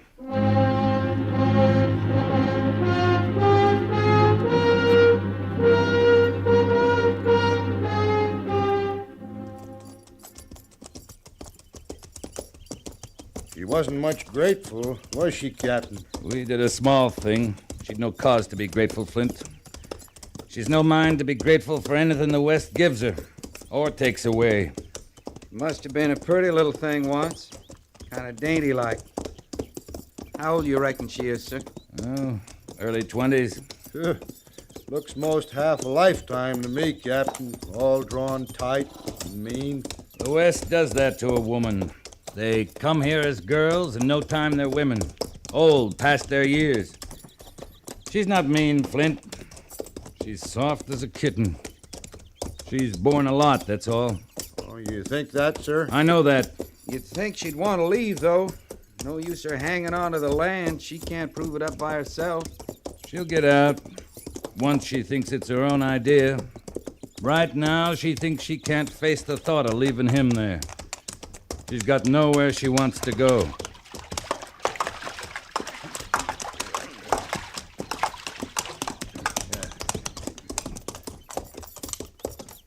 Wonder what'll happen to her. I mean, alone, like that. She can't fend for herself, can she, Captain? Those women I seen out here'd find him a man, any man, marry again, just to live. They hate the West. Chances are they'd hate the man, too. But they keep marrying to live. Now this one, Captain. You seem pretty sure, Sergeant. Just a feeling. She'll go back east somewhere. Leave her dead. Go back where she came from. She don't belong out here. She's got no wagon or stock to pull it. If she goes, she'll have to walk. Maybe she won't, sir. Maybe she won't.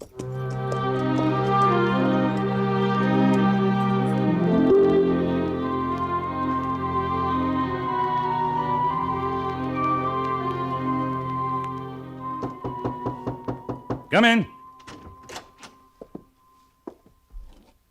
You sent for me, Captain? Yeah, Gorse. Come in. Yes, sir. Sergeant Gorse, ever since we got back from Horse Creek, the fort's been full of stories that make the cavalry sound like a wet nurse outfit. You know anything about them? What kind of stories, sir? You know any troopers who are going around collecting money to send Mrs. Dennis back east? Troopers? No, sir, I don't. I've been kind of lucky at poker lately. Thought maybe I'd share it with whoever's running the charity around here. I guess that'd be me, sir. I guess it would. Here. Obliged, Captain. You're not going to make this a habit? No, sir. You taking the money to her? No, sir. Private Flint's leave starts tomorrow after first call. He'll do it. That's all, Sergeant. Yes, sir. She reminds you of someone, Gorse? Girl somewhere? No, sir, it ain't that. It's just she's so little and all, kind of like a stray. She don't belong out here. Carry on, Sergeant.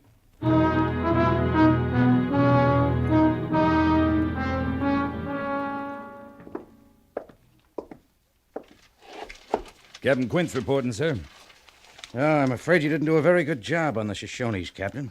We didn't wipe 'em out, Major, if that's what you mean. You met 'em near the Nebraska border before, isn't that right? And they were hightailing it into Nebraska the last we saw, those that lived. Well, they're back, Lee. And in numbers, too. They're hungry in numbers. I'm familiar with your charitable streak, Captain Quince. I understand it's spread to Sergeant Gorse, right on down to the ranks. There's no cause for worry, Major. It's not widespread enough to be called an epidemic. All right, Lee. The Shoshones are raiding homesteaders from our side of the North Platte, south along Horse Creek. I understand there aren't many settlers along the creek. No, not many. They're not just hungry, Captain Quince. This time they're carrying off women. Any questions? No, sir. Then move out.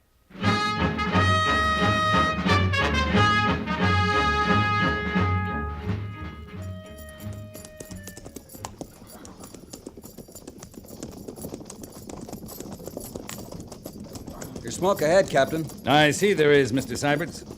Might be able to surprise them. Just how do you think we could manage that? Well, sir, if the fire's still burning, chances are there may be Indians around somewhere. Look at that smoke again, Mr. Syberts. Yes, sir? Well? I still see it. Good for you. Then you see the fire smoldering, not burning fresh. You think the Shoshones have gone on, sir? They're not ones to sit around and admire their work once they've struck. Oh!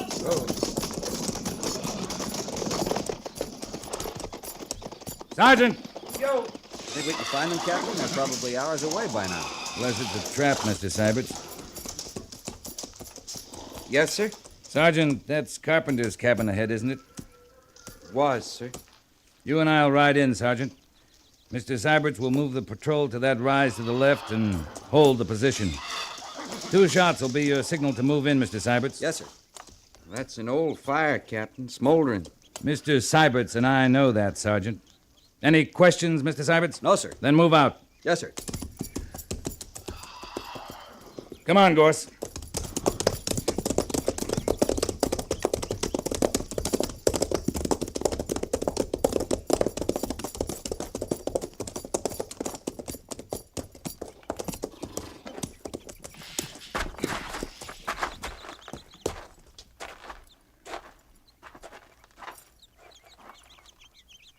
That's Carpenter. There, Captain.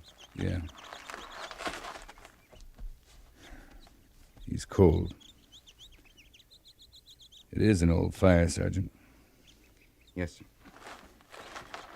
And it'd be his wife's brother by the cabin.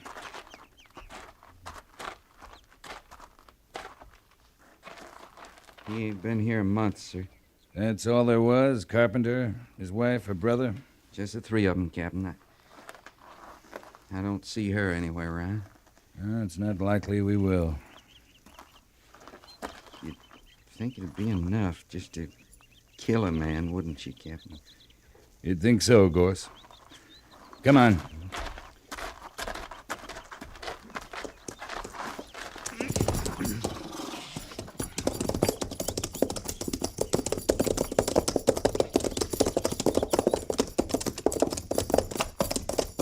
No sign of life, sir? No sign of life, Mr. Syberts. I was wondering, I Captain... know what you're wondering, Sergeant.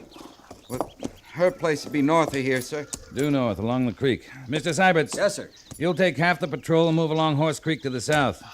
You see those dots of smoke on the horizon? I see them, sir. Well, check them. Yes, sir. Sergeant Gorse, prepare to move the other half to the north. Yes, sir. All right, fall in. I'm going north with Gorse, Mr. Syberts. We'll rendezvous at the usual point on the North Platte. First arrival makes camp and waits, with pickets out. Right, Captain. I'll judge the fires better this time, sir. Use your eyes, Mr. Syberts. Then use your head.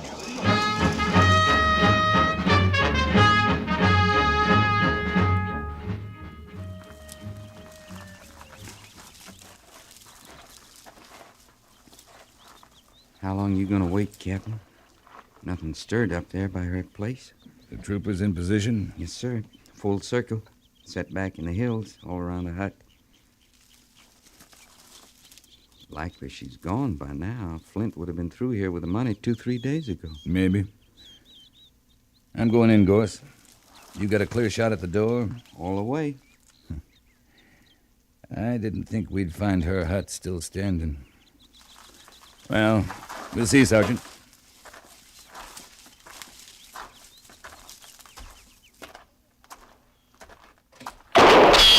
Hold your fire, Gorse! That came from the hut, sir. The Army's not welcome here, Captain.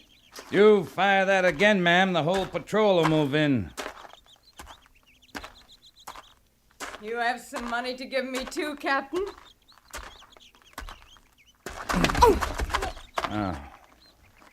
Now we'll talk inside, Mrs. Dennis. You all right, sir? No problem, Sergeant. How many men, Captain? 6, all around the hut. 6 Army men. After 1 woman. The Shoshones are raiding. All along Horse Creek. You're lucky they missed you. Lucky. You can bring a few things, but not much. Let's get them together. You didn't answer me, Captain. I asked you what you come for. I told you to take you back. I was real took in at first. I felt sort of kindly toward all the brave Army men who put by the money for me. Private Flint was here then? That his name? That nice smiley one who dug Luther's grave? Yeah, he was here. Clean till early this morning he was here. I don't figure I owe the Army a thing now, Captain. Not a thing. I'm sorry, Mrs. Dennis. You're always too late, aren't you, Captain? Too late for everything. I am sorry. I warned you it wasn't safe here. So your hands are clean. Your conscience is clear. I didn't mean that. Oh, you warned me, but I had in mind you was talking about Indians when you said this was no country for a woman alone. Indians or Flint or any man who hasn't seen a woman for a long time. And now you've come. 6 of you. To force you to safety this time, ma'am. There's a safe place for a woman out here? Fort Laramie, for the time being. Flint was from Fort Laramie. Private Flint isn't the whole cavalry, Mrs. Dennis. You'll get food there. Rest. In a couple of days, there's a stage out for the east. With cavalry protection? Not unless it's called for, ma'am.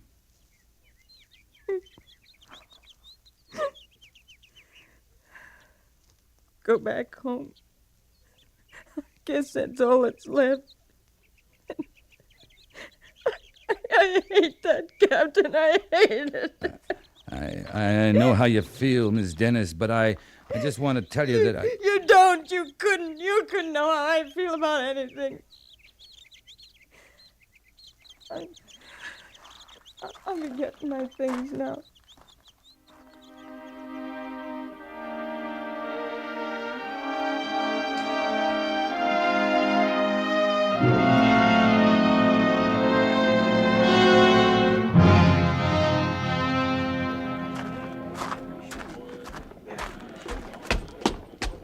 The stage driver says about 5 minutes. I wondered if I'd see you again, Captain. I owed it to the sergeant, the troopers, to see their money got spent the way they meant it. I wondered if I'd find a feeling in me to be grateful to you. Any of you. No one's asking for any thanks, ma'am. No one expects any. Oh, once I can forget, maybe I can be grateful. You're better off leaving. Luther was a good man. I used to read all he sent me about the West. He he saw the good of it.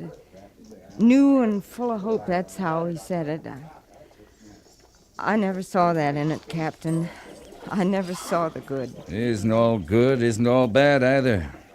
But you're better off back home, reading about it. Well, I'd better be getting on the stage now. Safe journey to you, ma'am. Thank you, Captain. And I mean thank you. Goodbye, Mrs. Dennis. Anita. All set, driver. Yes, sir. Yeah!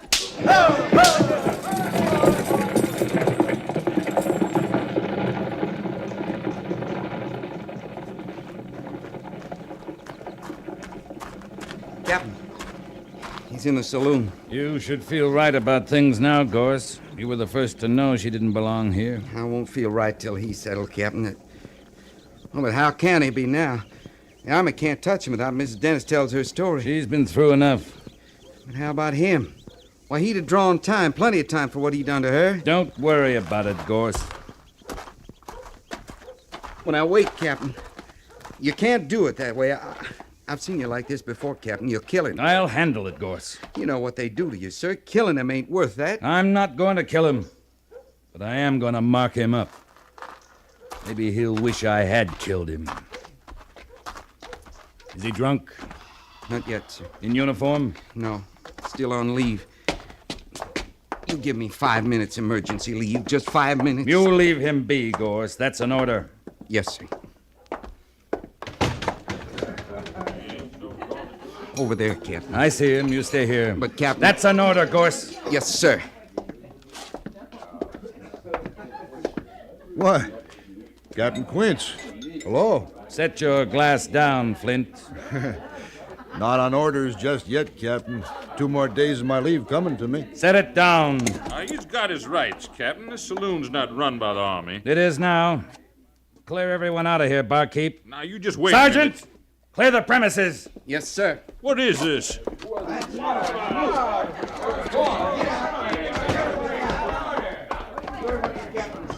I don't know what you got in mind. I do. There's regulations on my side, Captain. I'm waiting to hear you say it isn't true, Flint.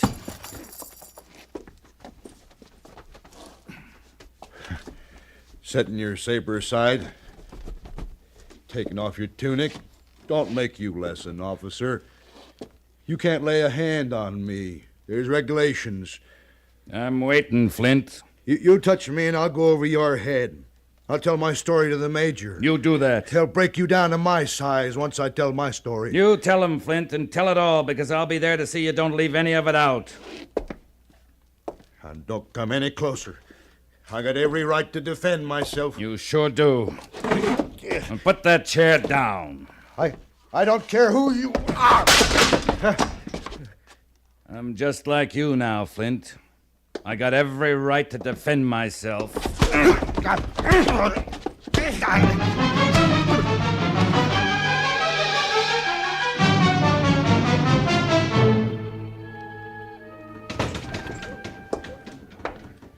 Your saloon's looking kind of run down, barkeep. Looks to me like it's due for some repairs. Yeah, it sounded like it. But what about the customer? You just gonna leave him there? See, he's taken to the infirmary, Sergeant. Yes, sir. Is he bad off, Captain? I'm not the best judge, Gorse. I'd say a good Army doctor could get him on his feet again in 6 months, maybe. That saloon brawling sure is punishing stuff, sir. It's deadly, Sergeant. Well, what about me, my saloon? Well, I'd watch who I let in there after this, barkeep. That man had a bad temper. Threw one of your chairs at me.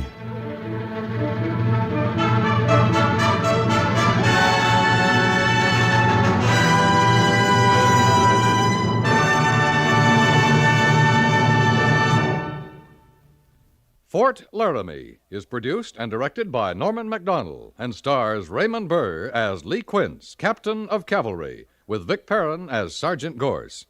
The script was specially written for Fort Laramie by Kathleen Height, with sound patterns by Bill James and Ray Kemper, musical supervision by Amerigo Marino. Featured in the cast were Virginia Christine, John Daner, and Barney Phillips. Jack Moyles is Major Daggett, and Harry Bartell is Lieutenant Seiberts.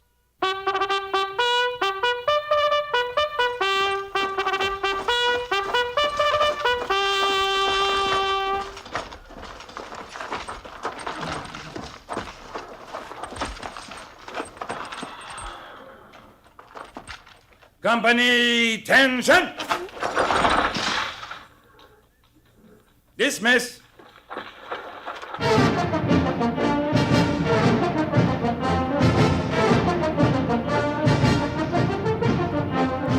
Next week, another transcribed story of the Northwest frontier and the troopers who fought under Lee Quince, Captain of Cavalry.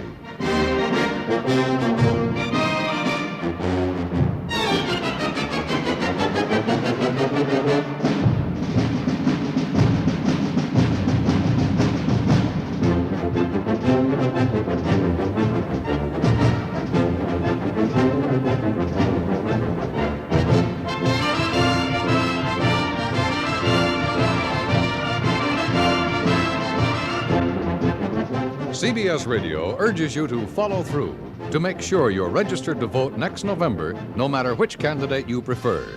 You are lost in making a choice unless you're registered to vote in a national election. Are you sure you're registered? Are you sure the rest of the voters in your family are? Make sure today. Registration laws vary from state to state. Make sure you're in the book.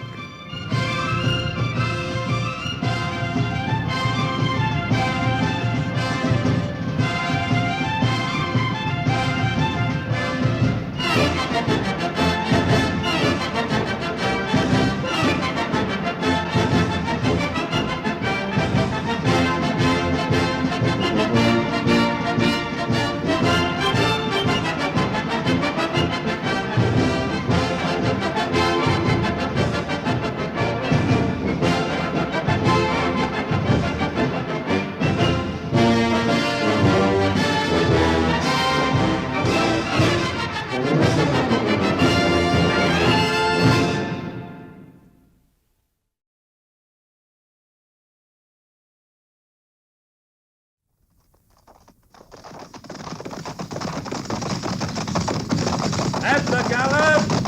Ho!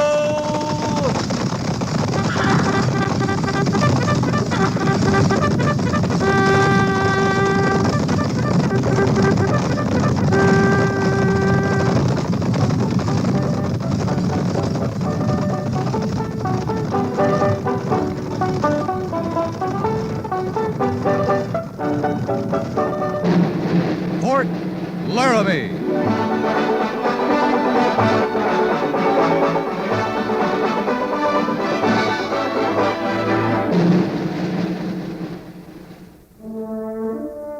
Fort Laramie, starring Raymond Burr as Captain Lee Quince.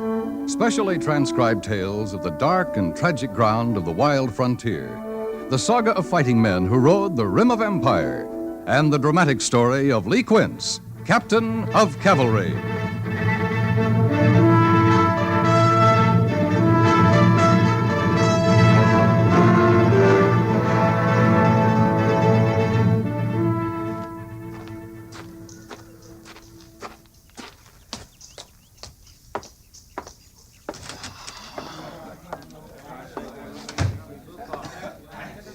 All right, you men, at ease. I said at ease. What's the cavalry gonna do to win glory today, Sergeant? I'm glad you spoke up, Soothie.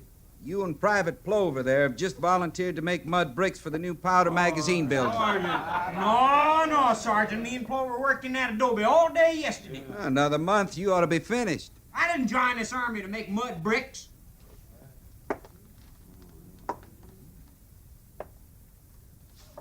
You refusing an order, Soothie? Put your shoes on, Plover. Let's get going.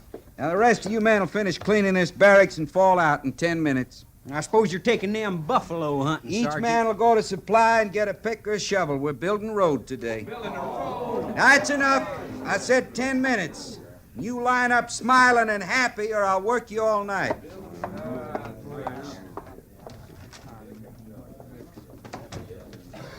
Got your shoes on, Plover?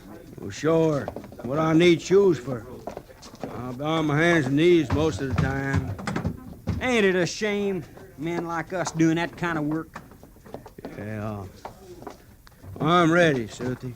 Then let's go.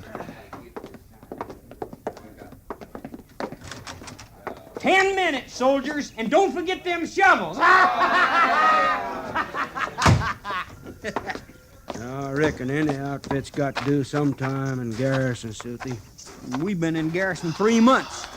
It's got me talking to myself. Well, leastwise, we ain't getting shot at by no wild Indians. What's the cavalry for if it ain't to get shot at and to do a little shooting itself? All the Indians around here is peaceable. Leastwise, it has been the last few months. Reservation Indians. Them Cheyenne ought to be ashamed of themselves. Sitting around watching the women do the work, waiting to be fed by the government. Where's the gumption, anyway? Well, good thing they is peaceable, I think. Them Indians go on a tear makes it bad for everybody. They go on a tear to get us out of the garrison. Well, they ain't going, so you just might as well face up to it. I could make them go, Clover. Oh, now, stop that talk. I've told you how I could make them go. Now, looky here, Sooty, I ain't even gonna listen to you. Why, you could be shot for just what you're thinking. Nobody'd ever know. You know you're crazy. Being stuck here in a fort so long has driven you plumb crazy. Your mouth's getting awful big, Clover. Oh, now, don't get on the prod. Looky here, I'll tell you what. Tonight, you and me gonna sneak off the post, and we'll go into town and have us a drink with that gal you like. That Ella Braden. How about that, Susan? Never you mind, Ella Braden. You called me crazy. Oh, I didn't mean nothing by I it. ain't crazy, and I'll prove it to you. You put that knife away, Sooty. You got a knife? Get it out. No. Get it out, I said. I'm gonna cut you, Clover. I'll do it. All right, that's how you want it. Now, there's my knife. Now you cut me, Sooty. Come on, now cut me. I'll lay your whole face open, soldier. Hold it, you men. Lieutenant Syberts. You don't mean nothing to me. Captain Quince with him, Sooty. Watch your face! I'll rip your belly open. You try that again. Stop that man. Put those knives away. It's a fair fight. You got no right to stop Do me. as I say, Sooty. You cut me, I'll put mine away. I can't quit less than he does. All right, Susie. You too, Plover. I know you're on edge being in garrison so long, but that's part of soldiering. And so's keeping your temper. Now put those knives away before we all get in trouble. Well, there's mine. All right, you hear the captain, Sooty. There's mine. You men on detail? Making mud pies again, Captain. Then get to it. If there's any more fighting, you'll go to the guardhouse. That clear? Yes, sir. Move Yes, out. sir. Those men are crazy enough to have stuck you, Captain, getting between them that way. One of them might have stuck me, Mr. Syberts, not both of them. They need action, Captain. They're soldiers, not laborers. Yeah, they're even forgetting to think like soldiers. There's going to be more trouble like this, Mr. Syberts. A lot more.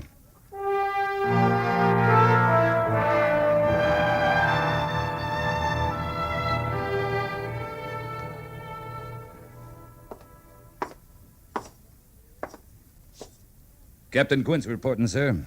At ease, Captain. How's B Company getting along? Well, Major Daggett, I guess B Company's getting along about the way you'd expect. Like those 2 men of yours last week who were going at each other with knives? I didn't know you'd heard about that, Major. I heard about it. I also heard how you failed to punish them. With all due respect, sir, it's my company. And you know I never interfere on a company level. I'd transfer out of here if you did. Oh, I'm sure you would.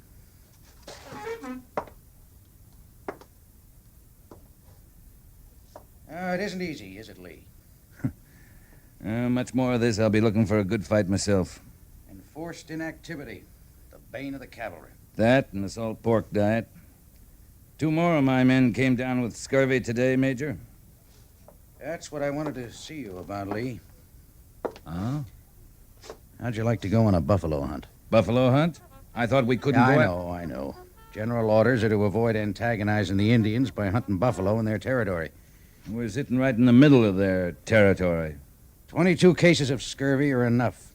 Higher orders are to hold Fort Laramie with a full complement of cavalry. Captain Quince, you think you can bring in some fresh meat without starting a new Indian war? I can try, sir. I'm dependent on you. Yes, sir. You'll take 15 men, 2 wagons, and 6 mules. You'll leave 1/2 hour after reveille tomorrow morning. You'll return Saturday by sundown without fail, exactly 1 week from today. Any questions? No, sir. I hope you'll see fit to include those 2 men, Soothie and Plover, in your party. I intend to, sir. As skinners. And move out.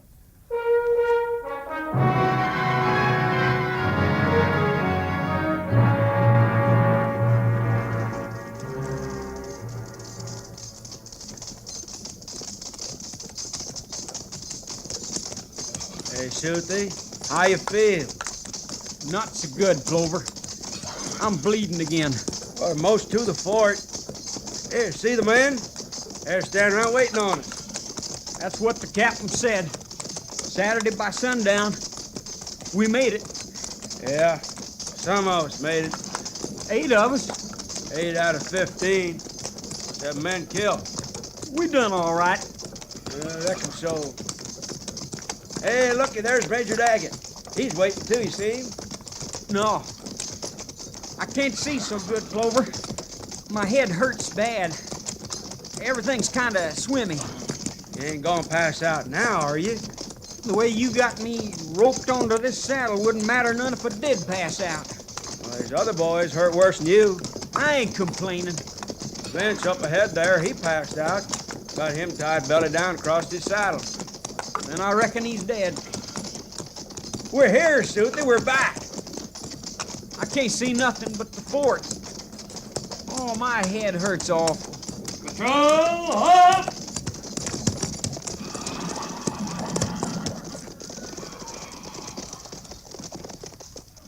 Corporal Mercer, you'll remain with the wounded. They'll stay mounted. Sergeant Gorse, take a detail from the garrison to help these men down, get them to the hospital. Yes, sir. Rest of you stable the horses. Patrol dismissed. Mr. Sergeant Seibert! Gorse, I have treatment all right to do. Yes, sir. Would you take my horse to the stable for me? Certainly, Captain. I'd better report to the major there. Yes, sir. If you'd care to, come by my quarters later. I'll find us a drink. Thank you, sir.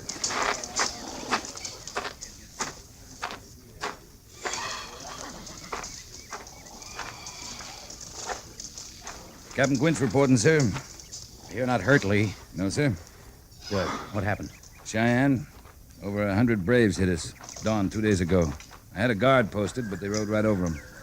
7 troopers killed in battle. Another died in his saddle about noon today. Wagons, mules lost. I sent a scout looking for you. He never found us. What is it, Major? Cheyenne jumped the reservation? Yeah. And nobody knows why. They slipped out in the middle of the night and disappeared. I can't figure it. Big Wolf's been as peaceful a chief as I've known. Big Wolf's young son died a couple of weeks ago. Maybe that got him started. I think I'll ride out to the reservation tomorrow. Take a look around. What for? No particular reason, Major. Just curious.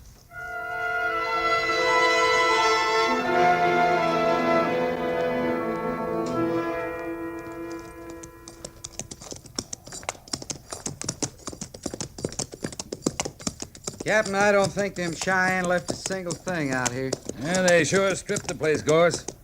I guess when you ain't got much, you don't leave nothing behind at all. Oh. Captain, all them poles over there with the burying platforms on them. What about them? They're all new, Captain. I mean, they're empty. There's no corpses laying on them. Can't be new. They must have taken their dead with them, Sergeant. I don't understand it. That ain't like them. Why would they do that? They were in quite a hurry. What do you mean? Look at that grave over there. It's half torn down. Yeah. Kind of spooky out here, ain't it? Yeah.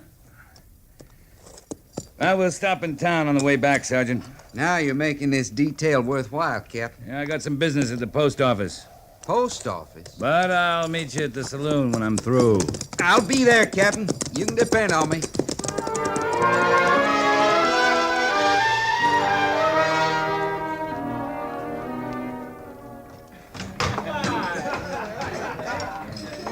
Of course, we don't make much money, but, well, soldiering's an honorable profession. It's better than being a thief, ain't it? I hope I'm not intruding, Sergeant Gorse. Captain? Captain Quince, this here's Ella Braden.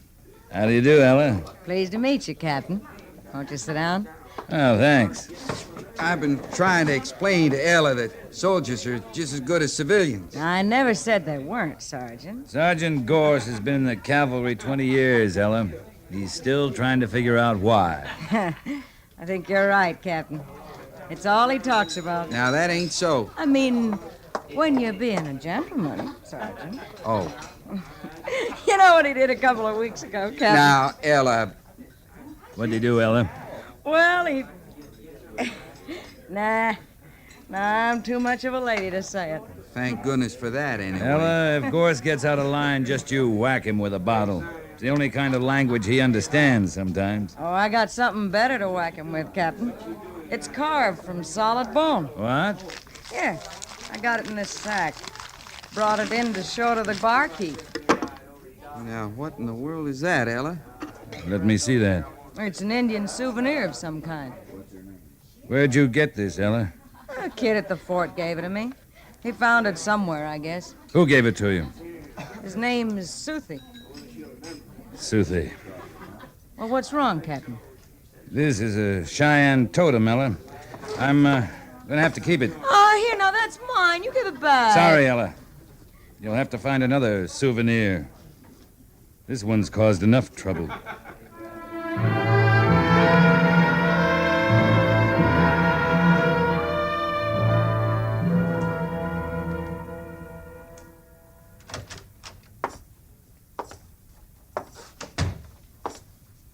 Morning, Captain Quince. Lieutenant Mather, I want to see Private Suthi. Where's his bed? At the far end, Captain.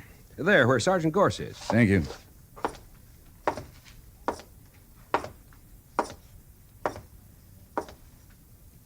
Captain?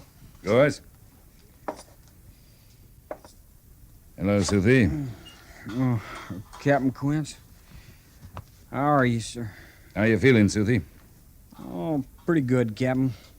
Except for my head aching all the time. You'll get over it. I better. I can't stand it this way, sir.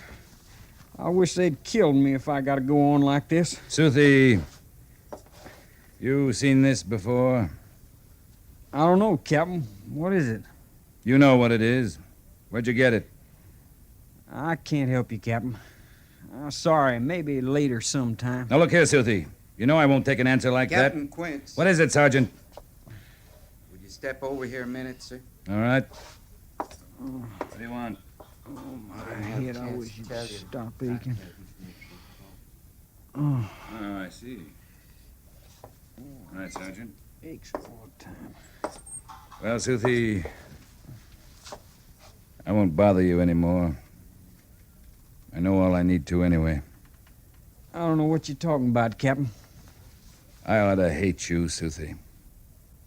But I only feel sorry for you. What you've done, I'm going to try to set right. But whether I can or not, you're going to have to live with it the rest of your life.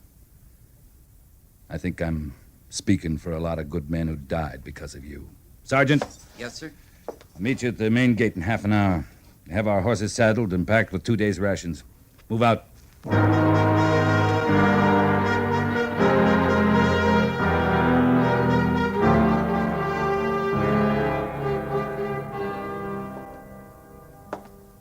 I find this hard to believe, Captain. Major Daggett, I've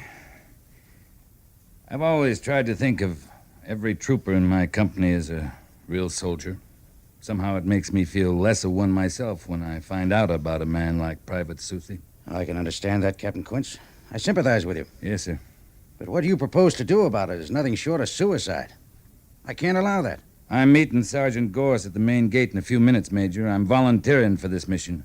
he goes with me, he'll have to volunteer, too. Big Wolf and his Cheyenne are a mission for the entire 2nd Cavalry, Captain, not for 2 men only. It was me those Cheyenne warriors hit, Major. It was my men I watched die. This mission belongs to B Company. To me. Not to the 2nd Cavalry. You're putting a terrible responsibility on me, Captain Quince. As a volunteer? I don't see how, Major. All right, go ahead. Thank you, sir. Oh, Lee, Yes, sir? I'll give you one order. You're to return to Fort Laramie within 2 weeks, without fail.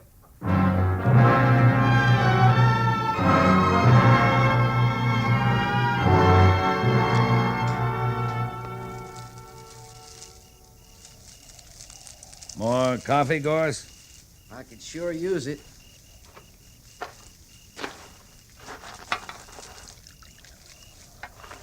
It's hot. I can see that. Thanks, Captain. This is better than Garrison, isn't it, Sergeant? Oh, it sure is. Night's full of stars. We had a good dinner of pork and chickpeas. Coffee's hot. There's plenty of it. Got a big fire going here, lots of wood. There's nothing wrong with this, Captain. Except for one little thing, maybe. What's that, Sergeant? Oh, it's hardly worth mentioning. Oh, go ahead. Speak up. Well, from all the sign we seen today, I'd guess we're smack in the middle of about 4 Cheyenne war parties. I think you're right, Sergeant. Of course, I don't know for sure, but with this bonfire we got going, I got a sneaky idea them Injuns just might catch on to our being here sooner or later. They might. Sorry you came along, Sergeant? I volunteered. Interesting mission, you said. Yeah. I also said we might get killed, didn't I? You didn't say how. I don't know how, Sergeant. I'll bet I could tell you. Not interested. We get killed, this mission will be a failure. Now, say I hadn't thought of that. Now, that'd be a doggone shame, wouldn't it, Captain? It would. I can just see all them generals back in Washington sitting around a big shiny table saying, that darn fool captain, that darn fool sergeant couldn't accomplish a simple little old mission. What's the cavalry coming to? That's what they'll be saying. Throw some wood on the fire, Gorse. You're closest. Sure. Captain Quince? Yeah? They're here. All around us. Step back to the fire. Real slow.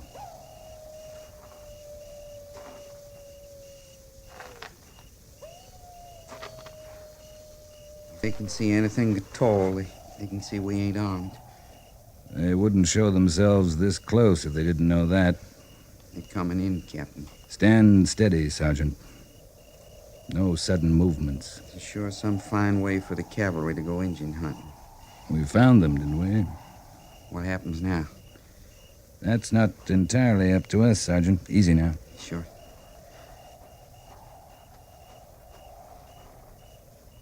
Zilaho di na yi.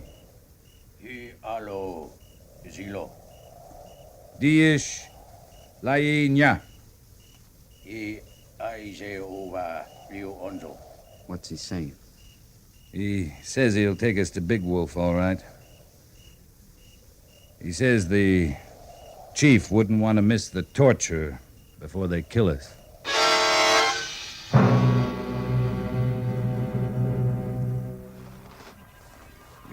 You wake, Gorse? Who could do any sleeping tied up like this? It'll be dawn soon. I just ain't looking forward to it today, Captain.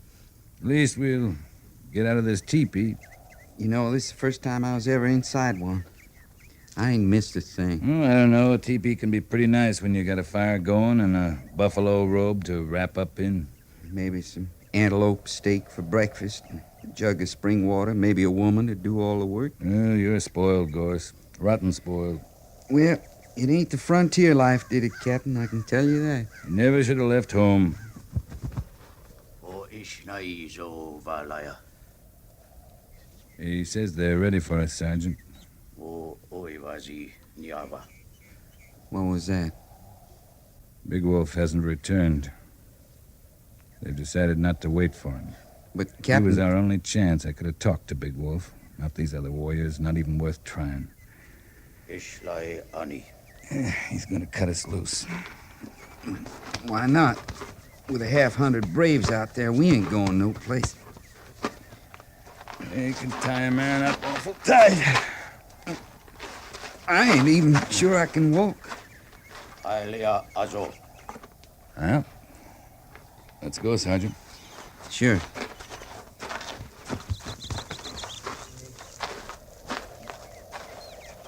Sergeant. What is it? Big Wolf. He's back. Thank heaven for that. Well, it's a chance, at least. There he is. Say, he looks like a chief, don't he? Yeah, he does.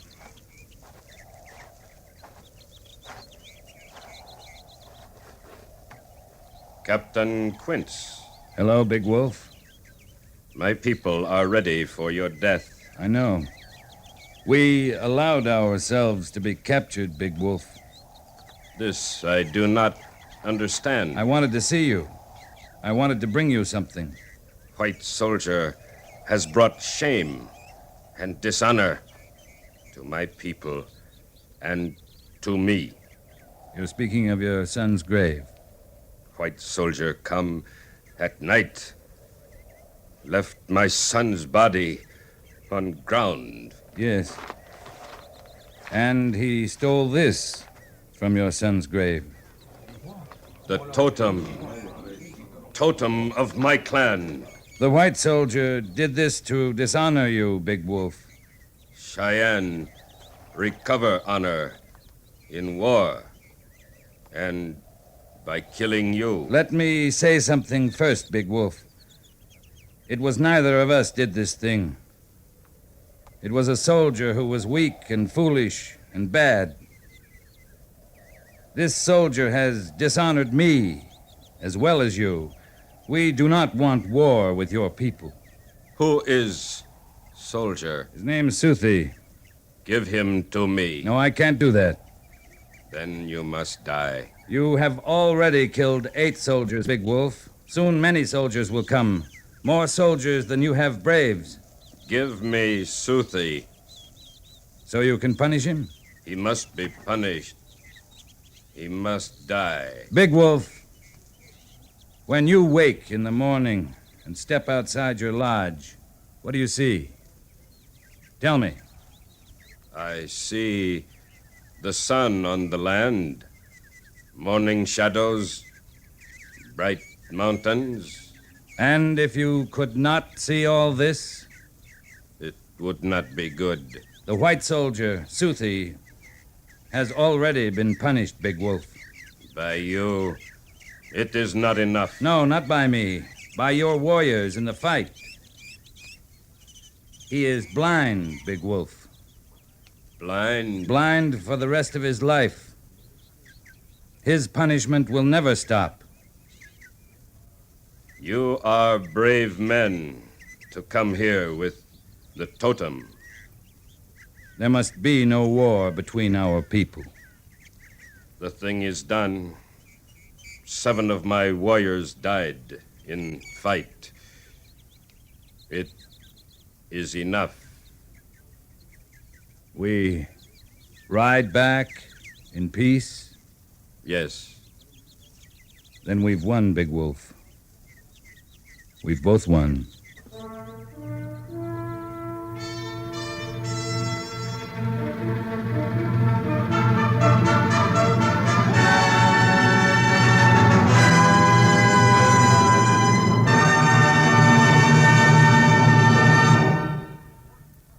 Fort Laramie is produced and directed by Norman MacDonald and stars Raymond Burr as Lee Quince, Captain of Cavalry, with Vic Perrin as Sergeant Gorse.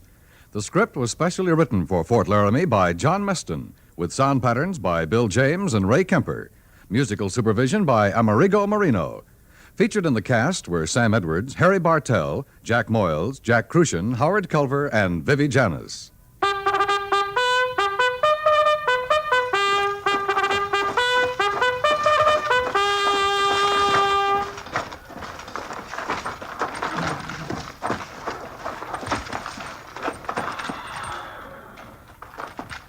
Company, tension! Dismiss!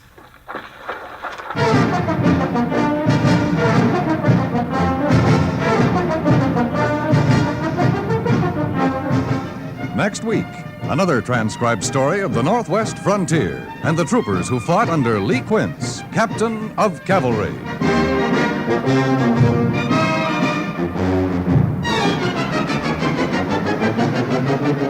The time to fight heart disease is now, before another victim is hurt. Obviously, heart researchers may not find the cures and preventatives to all heart ailments the moment you contribute to the Heart Fund. But the sooner you do your part, the closer they'll come to answering the mysteries of the heart. Send your contributions to Heart, care of your local postmaster.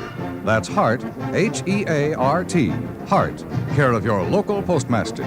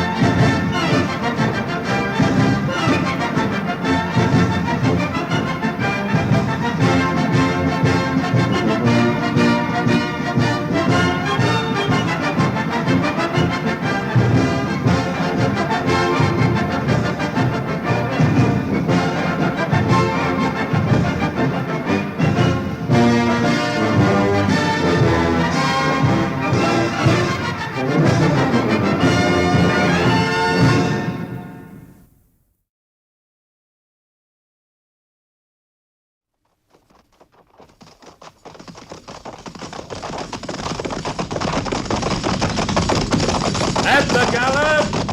Ho!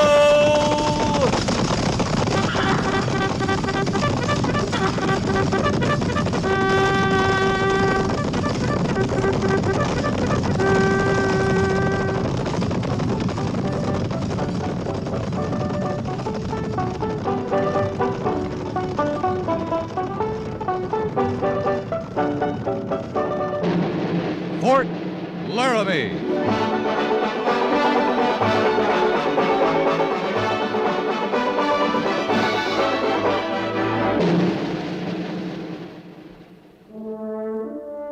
Fort Laramie, starring Raymond Burr as Captain Lee Quince. Specially transcribed tales of the dark and tragic ground of the wild frontier. The saga of fighting men who rode the rim of empire. And the dramatic story of Lee Quince, Captain of Cavalry.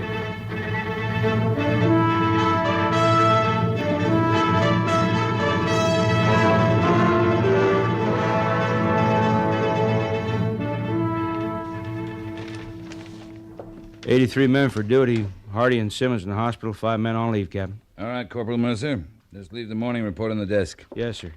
One of the 3 new men is transferred out here from Fort Laramie have been assigned a 2nd platoon, sir. Come in. Captain Quince, the supply train's on its way in. Oh, good.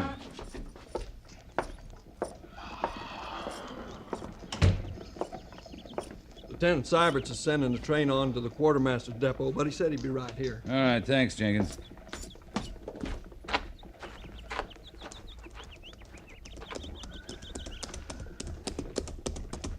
Oh. Supply train in from the railroad at Cheyenne, Captain. All stores is ordered. Anything to report, Mr. Syberts? Cracked hub, 2 mules lame, 1 destroyed, otherwise routine, sir. Your command have a good time in Cheyenne? I think they did. I noticed a few skinned knuckles. Any complaints from the civilian authorities? No, sir. All right, Syberts. Sign out to the quartermaster. Water and turn your stock out in the South Range. Dismiss your men. They're relieved from further duty until... What's that buggy doing in your train? Oh, I was going to tell you about that, sir. We had a passenger, a lady. Lady? Mrs. Wentner. She's the widow of an officer who was stationed here. Oh, that must have been Captain Wentner. Said he was killed by a Cheyenne. Oh, that's right. 3-4 years ago up in Lance Creek. His whole command was wiped out. That was before my time. Wonder what she's doing here. She didn't tell you? No, sir.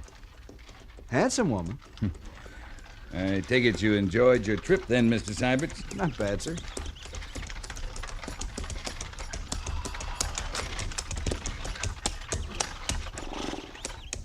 May I give you a hand, ma'am? Thank you. Miss Wentner, I'm Captain Quince. Welcome to Fort Laramie. How do you do, Captain? Are you the post commandant? No, ma'am, that would be Major Daggett. We didn't expect you, Mrs. Wentner. Perhaps your letter was delayed. There was no letter. I told no one I was coming. If we had, we might have arranged a more fitting reception and better transportation. This was quite satisfactory. I rented the horse and buggy in Cheyenne, and the lieutenant furnished me a driver. You were very considerate, Lieutenant Syberts. Thank you, Mrs. Wentner. Now, if you'll excuse me, I'll get back to the train. Of course. Thank you, Lieutenant. Pleasure, ma'am.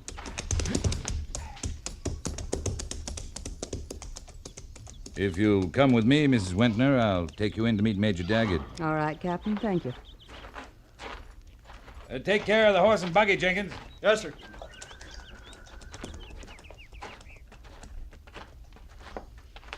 Did you know my husband, Captain Quince? Why, yes. Out here? That's right. I don't remember him mentioning you in his letters, but it seems to me there was a Quince in his class at West Point. Oh, I wasn't at the point, Mrs. Wentner. I was commissioned in the field at Shenandoah. Up from the ranks. Oh, I see. Here we are. Come in. Oh. Major Daggett, this is Mrs. Wentner. Just came in with a supply train. Oh, this is a pleasure, Mrs. Wentner? That's right, Major. I'm Philip Wentner's widow. Oh, yes. Won't you sit down? Thank you. I didn't know your husband myself, Mrs. Wentner, but I've been assured that his death was a great loss to the Army. Even more tragic for yourself, of course. It was a horrible thing. And even worse, a terrible, unnecessary thing. He could have been safe in Washington. I arranged it all with the president himself. I see. I could never understand why Philip refused it, but he was a stubborn man. Well, he was very popular here, I understand. Isn't that right, Captain Quince? He was a good field officer, Miss Wentner. Perhaps he wouldn't have been happy at some desk in Washington. It might have been better for him to be a little unhappy and alive today, mightn't it, Captain? That's hard to say, ma'am. Well, at any rate, we're happy to have you here, Mrs. Wentner. Sorry we weren't prepared, but I'm sure Mrs. Daggett will be able to arrange things comfortably. You'll stay with my wife and me, of course. Thank you, Major. And perhaps we can use your visit as an excuse to liven things up around here. We've had very few social activities. Might even arrange a reception or something of the sort. Major Daggett, I'm not here for social reasons. Well, what I meant was... Major Daggett, I came to get my husband's body. Mrs. Wentner, your husband's not buried here at the fort. I know that. But you see, I want him recovered and taken back east. I've arranged that he will be buried with full military honors in Arlington Cemetery. But his grave is 100 miles from here, up on Lance Creek, where he was killed. I've already come 2,000 miles. Another 100 doesn't matter. I don't think you understand. That's Indian territory. Cheyenne and Sioux hunting ground, treaty territory. Aside from the very real danger, my orders strictly forbid any white person to enter that region, including my own troopers. Perhaps this letter will clear your mind. You will see it signed by the Secretary of War himself. Yeah. Yes, I see. So, Major Daggett, I shall want to leave for Lance Creek as soon as possible. And you expect me to send you there with a troop escort, of course? The letter says every assistance possible. It also says within the scope of my orders and with due consideration for your safety. I'm not worried about my safety, Major Daggett. But I am. But in a case like this... There are no exceptions mentioned, Mrs. Wentner. What do I care about a treaty with those savages who murdered my husband? The treaty was made, ma'am, to prevent other men from dying the way your husband did. Captain Quince, I'm beginning to understand why these Indian troubles go on and on. I've wondered about that. Wondered why you didn't just wipe them out. I think you're afraid of them. It's not that easy. The Indians are people, too. They have rights. I'm not interested in their rights, Captain Quince. And I'm not interested in your orders, Major Daggett. Am I to understand that you refuse to allow me to go to Lance Creek? That's correct. I can't risk your life nor the lives of my men. And I won't risk a general Indian war. Very well. Captain Quince, would you be good enough to show me to my quarters? Of course, ma'am.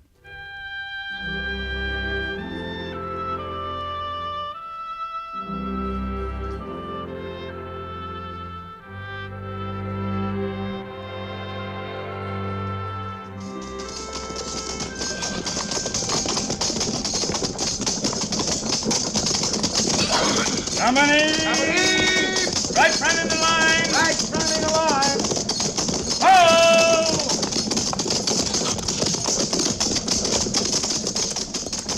Company! Ho!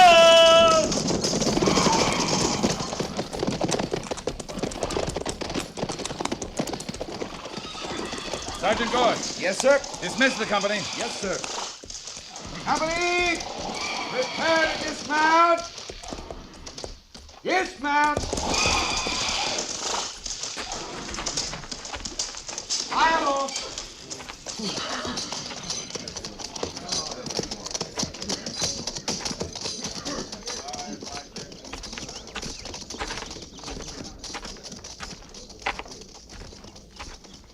Well, Captain Quince, it's all very impressive. The parade ground, the drilling. Yes, it is, Miss Wintner. Until you remember that in spite of all the military show, you're still afraid to face the Indians.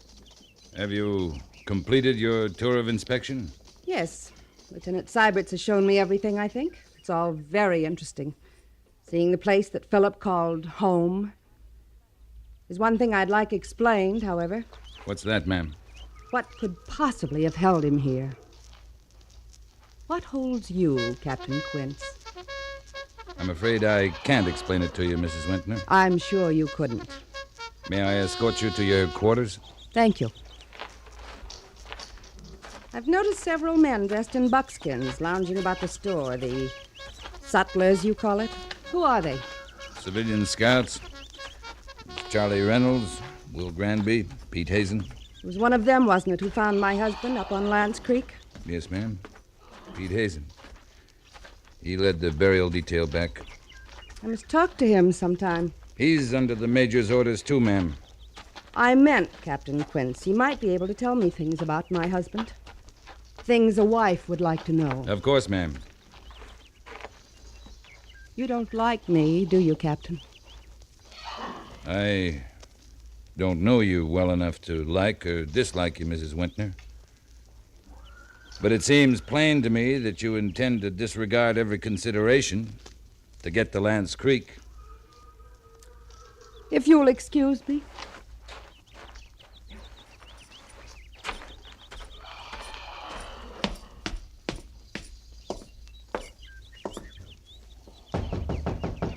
Come in. Captain Quince reporting, sir. Oh, Lee. I've just been thinking, Caldwell's due for a leave. Who can we send out to the Clearwater Patrol as replacement? Is Seibert's too green? No, he'll do. He's come along fast. All right, good. Major, what about Mrs. Wintner? Well, what about her? I think she's going to make trouble. I don't think she can. I've kept a check at the telegraph office and the mail. I think she's accepting the inevitable. I don't. I think she's determined to go to Lance Creek, one way or another. How can she, if I won't let her? I don't know, but I think you better warn the civilian scouts, especially Pete Hazen. Oh, he wouldn't be that much of a fool. I wouldn't think so either. But with her, anything can happen. I believe that. She's quite a woman. Oh, by the way, the evening social's all set up for Saturday night. Nettie's sending out the invitations today. Having a small dinner first. You're supposed to come. Oh? As Mrs. Wintner's escort. Why me? Well, you're an inmate of Old Bedlam. You're eligible. There are other bachelor officers living there, Seibert's. Youngsters. She's more your age. Now, don't fight it, Lee. Nettie's mind's made up. Only one thing I don't like about your wife, Major. She's a matchmaker. Yeah, I know. She can't help herself. Hates to see an unmarried officer, especially one as old as you. But after all, Mrs. Wentner is a widow and mighty attractive. You could do worse. Major, some women are Army, some aren't. When Phil Wentner came out to Laramie, he came alone. She seems to fit in fine now. Maybe she's changed. Women like that don't change. Just the same, you'll escort her Saturday night. You better present your compliments to her tomorrow afternoon. That an order, sir? Tomorrow afternoon, Lee. White gloves.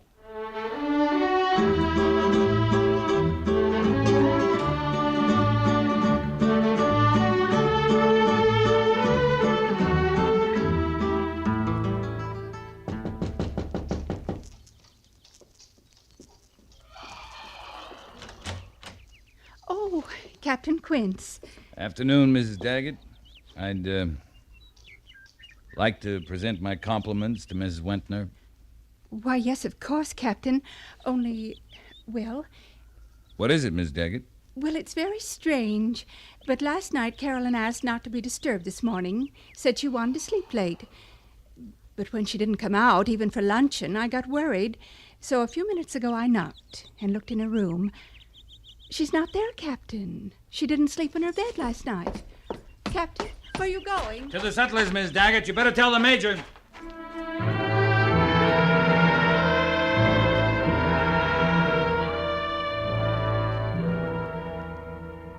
Lee, what do you make of it? It's very simple, Major. Mrs. Wentner was last seen last night. Pete Hazen left sometime before dawn with 2 loaded pack mules, 2 horses, 1 rig side saddle. He left this at the settlers for you with a $20 gold piece. Guess it's his resignation. Didn't want to get arrested for disobeying orders.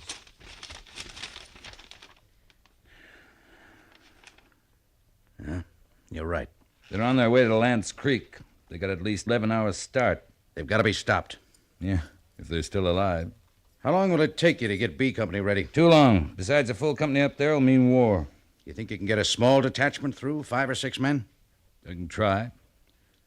And if we're caught, we might be able to talk our way out of it.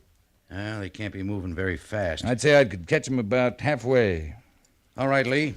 Take the men you want and an extra amount for each. Rations for 4 days and 200 rounds of ammunition. 50 rounds will be enough, Major. If we have to fight at all, it won't matter how much ammunition we have.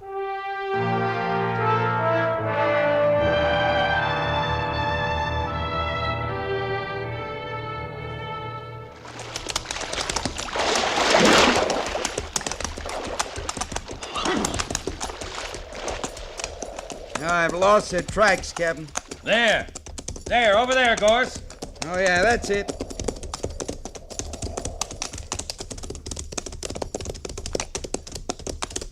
I'd never believed it, Captain. 2 days from the fort, almost to Lance Creek, and they're still ahead of us. I underestimated that woman. She's tougher than I thought. She sure must be.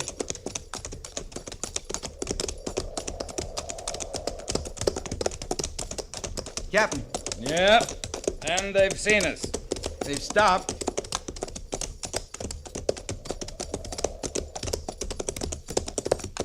Ho!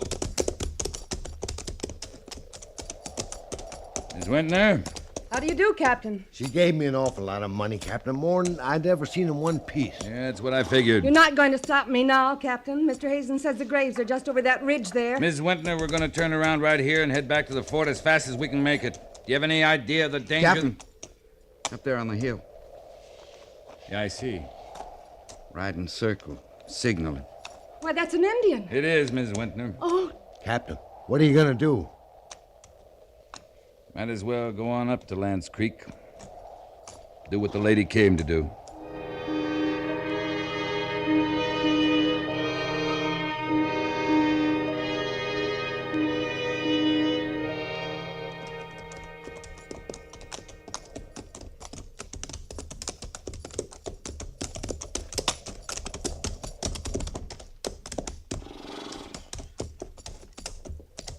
This is it.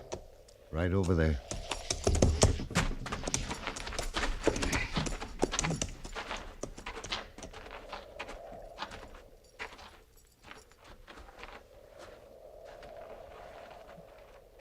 This one. Just this? That's it. You sure? His insignia will be inside the rocks. It's so quiet here. So peaceful. Right now it is. Get a spade, Jenkins. Yes, sir. Miss Wentner, you sure you want to go through with this? What do you mean, Captain? Why, it wasn't time for a proper burial. I see. Did they do anything to him? Cheyenne always do. You may proceed. All right, Jenkins. Miss Wentner, why don't you wait over there? Captain Quince, I'm not a schoolgirl. I came this far. I can stand to watch. All right. Pete, who was this? That there was Sergeant Tackleberry, Captain. One with a red mustache, Captain? And a laugh you could hear clean across the river. Yeah, I remember. And that one there was Lieutenant Williams. Yep. Captain, is that the Lieutenant Williams my husband used to speak about in his letters? I expect so. They were friends. All these men were his friends. Men who lived with him, fought with him, died with him. He wasn't alone, Miss Wentner. They're all buried here where they fell. I see. Mr. Jenkins. Ma'am? Stop digging for a moment. Captain, you don't want me to do this. Why? I don't think your husband would care about being buried in Arlington Cemetery. Why? Tell me, Captain Quince. You knew him. What was he like out here? Like any other man, not very different. But he liked it. Liked the country, the men, liked the job. He was willing to die here if necessary. Are you trying to say that he came here to get away? That he didn't want to go back home? That he didn't care about me? He never talked about you, Miss Wentner. Captain, all I want to do is take him back to a hero's grave. He's in a hero's grave. Nothing you or I can do will add to that. You think I'm a selfish woman. I was thinking only of myself, of my pride. Only you can answer that, Miss Wentner. On the ridge, Captain. Yeah, they didn't waste any time. Must have been a hunting party close. They're coming down. Must be 30 at least. Doesn't give us much chance, Captain. Oh. It's important to keep calm, Miss Wentner. Very important right now. What have I done? Bringing you men here to this. We may be able to get out of it yet. Talbot, keep those horses under control. When they get a whiff of those Indian ponies. Miss Wentner, what are you doing? If anything's going to happen, I want his grave just the way it was. Jenkins, help her. Yes, sir. Sergeant Gorse. Yes, sir. Watch her. Stay right behind her. If the Indians attack you, you know what to do. Yes, sir. Don't miss. I won't. What do you think, Hazen? Can't tell yet. They're still bunched, ain't hurrying. But they ain't gonna be friendly. No, we're uninvited guests. Can't expect much. They're down and stringing out. And stopping. Right across the only way out. Well, they won't come any closer to the graves. Cheyenne custom, respect for the dead. Even the dead they killed.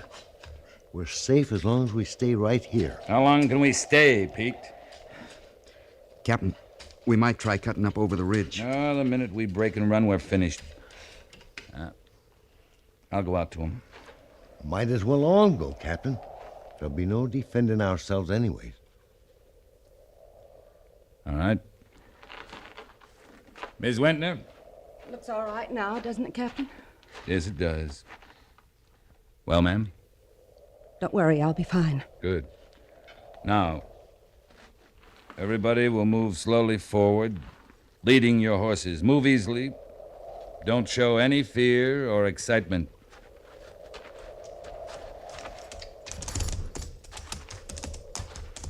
It's Little Bear, Captain. At least he can talk some.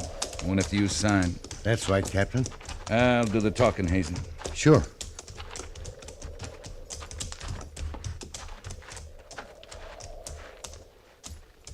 Greetings to Little Bear. White soldier give promise, stay off Cheyenne hunting ground. Why you come? We come in peace, not war. We don't want trouble with the Cheyenne. They don't want trouble with us. Treaties say you stay out. I know I that made them come. the white lady came to find the grave of her husband. A warrior killed in battle here. She wants to take his body back to his home, to Washington. What warrior? The little captain. The captain with the yellow hair. That one great warrior. Captain, these are the Indians. That's right, ma'am. Little Bear, the Cheyenne had great warriors killed here, too. But the Cheyenne could take their dead away to their proper burial place. Will Little Bear allow us to take this warrior with us and leave the hunting ground in peace? Better leave spirit of dead in peace. In Washington, there is a place to bury great warriors with much honor. She will take him there. Better leave dead buried. All right, Captain. We'll leave him. He's right. I know that now. Philip is better off here, in his hero's grave. All right, ma'am. Will Little Bear allow us to leave the hunting grounds in peace? Go. Thank you, Little Bear. All right. Everybody mount up. Easy. We'll move out now, before he changes his mind.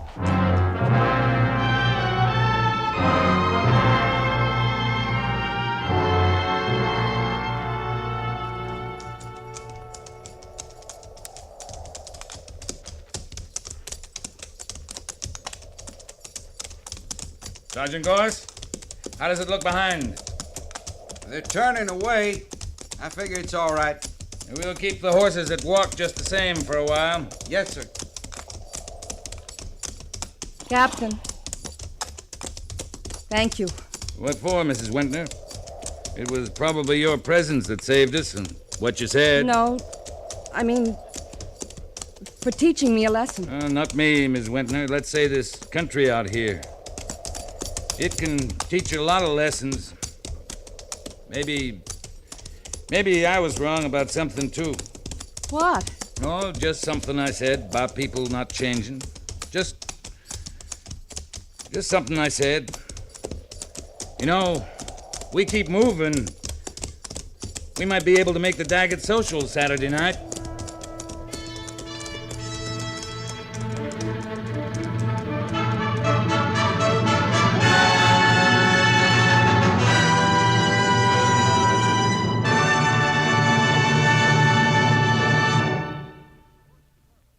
Fort Laramie is produced and directed by Norman MacDonald and stars Raymond Burr as Lee Quince, Captain of Cavalry, with Vic Perrin as Sergeant Gorse.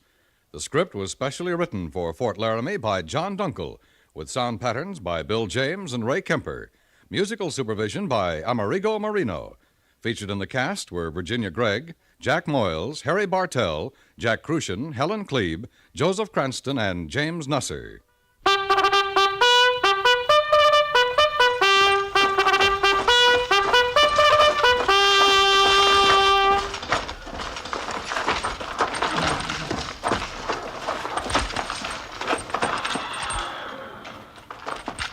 Company, tension!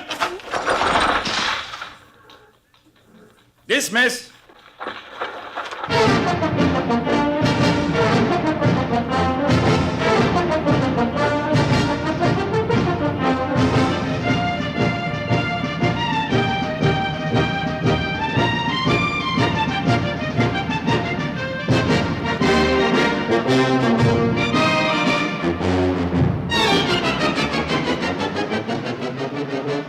Next week, another transcribed story of the Northwest frontier and the troopers who fought under Lee Quince, Captain of Cavalry.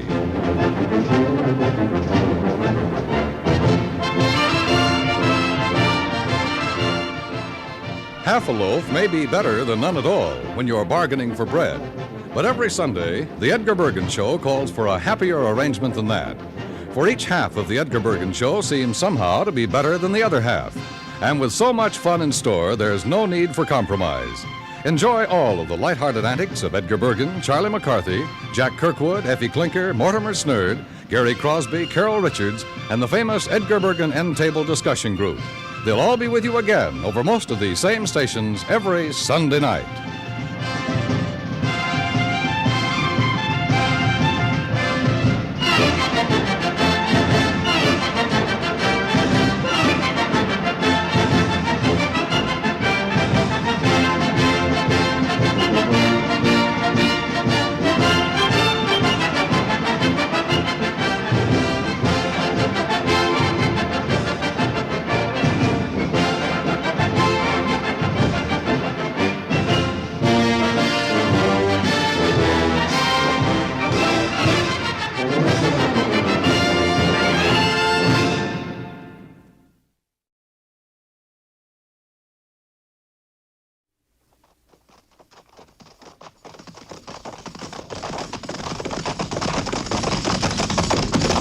At the gallop! Ho!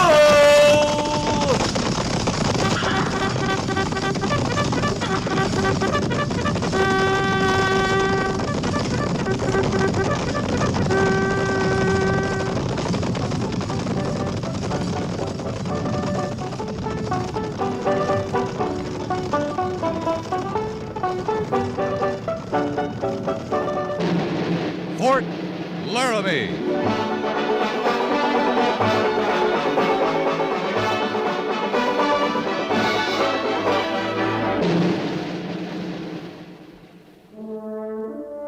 Fort Laramie, starring Raymond Burr as Captain Lee Quince.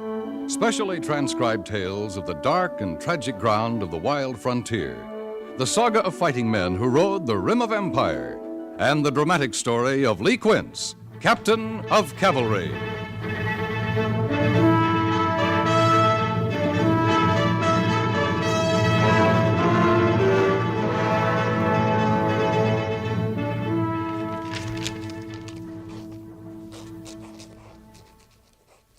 Well, I still don't understand it, Captain. I don't imagine the War Department worries itself about what you and I think, Gorse. What I mean is, it only makes plain sense that a troop of men ought to be called a troop, not a company. What's wrong with company, Sergeant? I don't know, Captain, but it kind of makes us out to be an infantry outfit, don't it? That bothers you? I joined the cavalry, not a bunch of road builders and day laborers. I'm not sure Captain Lawson and his men would like to hear themselves called that. Well, I didn't exactly mean any disrespect to him, sir. I know any frontier post ought to have some infantry stationed on it. But I just think somebody ought to get around to changing the designation company. A good enough name during the Civil War. I guess so. Oh, cheer up, Gorse. May take 'em 10 years, but sooner or later they'll change it. I'll be commanding a troop instead of a company. Yes, sir. I'll be a whole heap older by 85, but I'll sure feel better about it. All right, Sergeant. Have Corporal Mercer make out some copies of this, then post one at the saddler's shop, another at the AQM stores. Yes, sir. Captain? What is it? Looks like Lieutenant Sybert's and the men coming through the main gate now, sir. Yeah, they're about 7 hours late. Come on. We'll go meet them.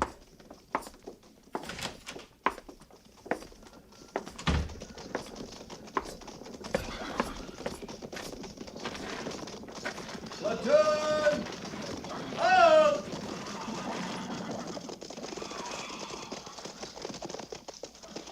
Prepare to dismount! Dismount! That's pretty ragged. Yes, sir. Sergeant Glasser, take over. Dismiss the platoon. Sergeant Gorse, have Lieutenant Syberts report to the orderly room as soon as he's free. Yes, sir. Well? Captain... What is it, Gorse? Say it out. Lieutenant Syberts is awful young, and he come here straight from the point. I know that, Sergeant. You want me to be patient with him, that it? Something like that, sir. This is Indian country, Gorse. There's not time for a man to be young. I've been patient with him for 3 months now. Yes, sir. But there's something else this time. What's that? His column out there's one man short. I can see the empty saddle, too, Sergeant. Just have the lieutenant report to me. Yes, sir.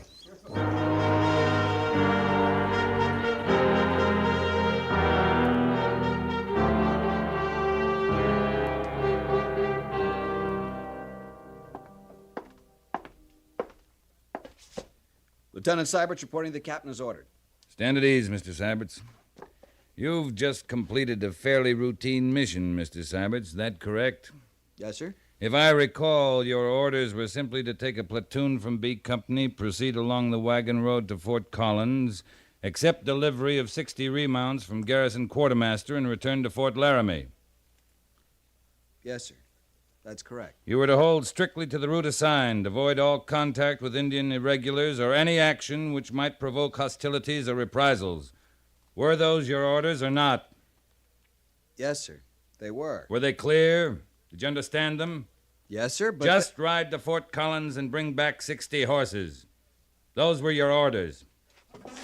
Now, why didn't you carry them out? I did, sir, until circumstances changed things. Circumstances never change an order. The most you can do is alter the way you carry it out. All right, let's take a look at the way you carried out your orders. Sir, Up until last night when you bivouacked, everything had been normal. Then, during the night, a band of Indians jumped you and got away with 35 head of horses. Why?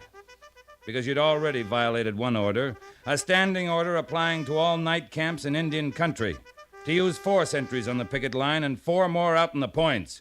You'd only posted 3 altogether. We were only 4 hours from the fort, sir. I thought... Then you violated 3 more orders. You sent a detail into the fort with the horses you had left, and you led the rest of the column in pursuit of the Indians. But, sir, In doing so, you left your assigned route, you made deliberate contact with the Indians, and you committed an act you knew would provoke hostilities. In fact, you did everything but tear up your orders and feed them to your mount. But they'd stolen the horses, sir, and those horses had been placed in my charge. I couldn't let them get away with it. Why couldn't you? You're an officer of the United States Cavalry, Mr. Syberts. You're not permitted the privilege of getting mad and hitting back. We've got a job to do out here, a tough one. To keep order over an area of 10,000 square miles, and to do it without men or the guns we need. I know that, sir. We're sitting on a powder keg, Lieutenant, every minute of the day and night, and don't you ever forget it.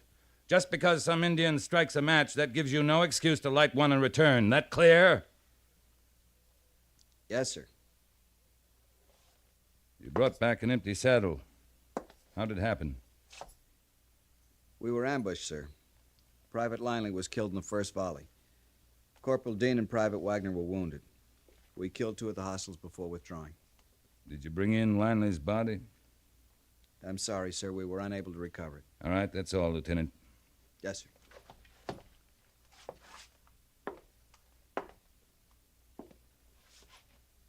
Captain Quince, shall I expect a board of inquiry? That's up to the Major. Sir, won't he go by your recommendation? I can't be expected to cover up for every green lieutenant who comes off the point. I'll give him the facts. Without recommendation? That'll be all, Mr. Syberts. Yes, sir.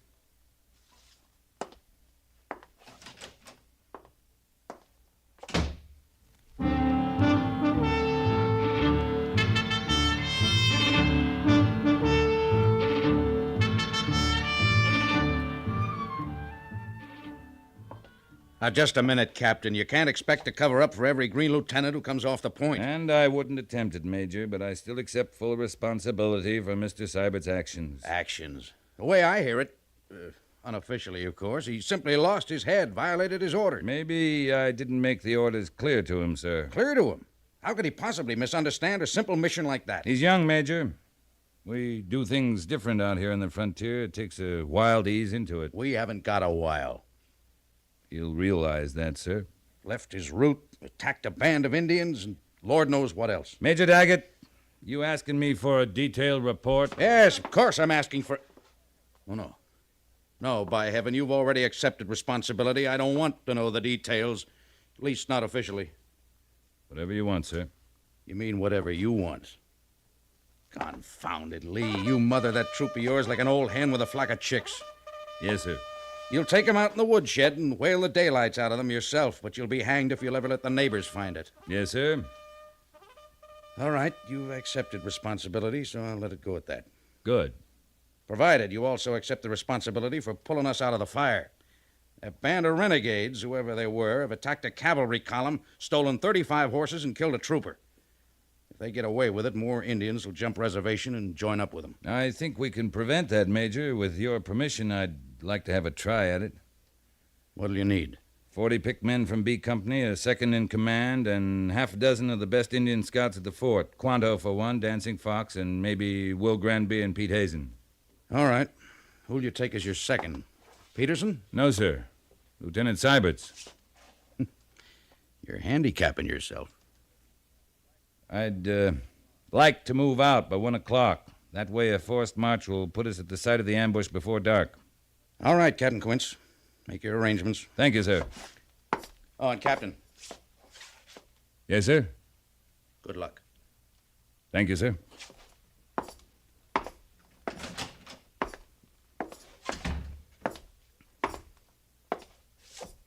Sergeant Gores? Yes, sir? Just what do you find so funny? What? Nothing, Captain. Nothing at all.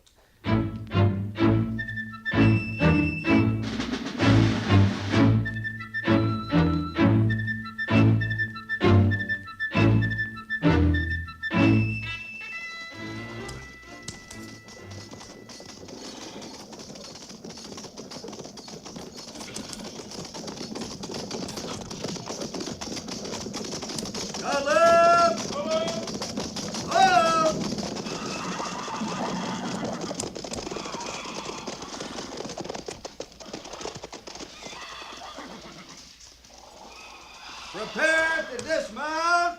Prepare to dismount! Dismount!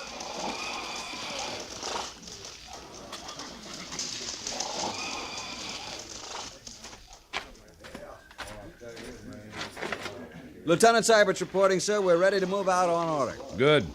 Sergeant Gores? Yes, sir? What do the scouts say? Quanto talked with the scouts that were with the lieutenant at the ambush, sir. He's pretty sure they're a bunch of Cheyenne, Bison clan, with Squaw Dog leading them. Squaw Dog. How many braves? Around 30, sir. And Quanto thinks they won't be very far away. I agree with him. This time of year, they're not likely to go north of the Laramie Mountains or west of the Sweetwater Ridge. 10 to 1, they'll hole up somewhere in the Butte country this side of the Laramie foothills. Well, that's what Quanto thinks too, sir. All right, Sergeant. Tell Quanto and the other scouts to move out. They can cut the sign at the site of the ambush before the column arrives. We'll be there at 5. Yes, sir. Quanto, you and Will Granby move out. All right, Mr. Seiberts. Post. Column! Column! Check! Prepare to mount! Prepare to mount! Mount! The guide is left, soldier. Scouts have moved out, sir. Right, Sergeant. You, get coffee this morning, Gores? Yes, sir. I'm glad. I have a feeling it might be a spell before you get any more. Mr. Seiberts? Yes, sir. You will move out with a point. Once we clear the fort, you will deploy the men as skirmishers. Yes, sir. By the column of 2's left. On the guidon. Forward! Forward! Ho!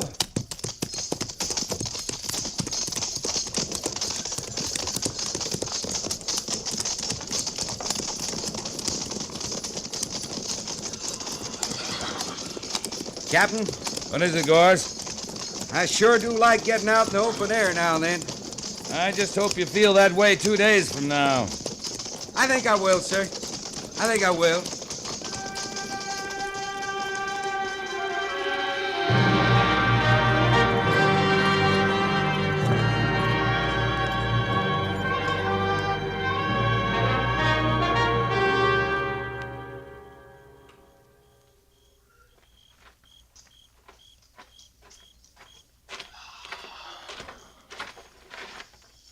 Lieutenant Sybert's reporting, sir. Yes, Lieutenant? I've checked over the mounts, sir. They're standing it well, all in good shape. Private Harrison's mount has a stone bruise, not serious. Fine. You got a match, Syberts? Yes, sir. Here you are. Thanks. Sit down. Rest your feet. Thank you, sir.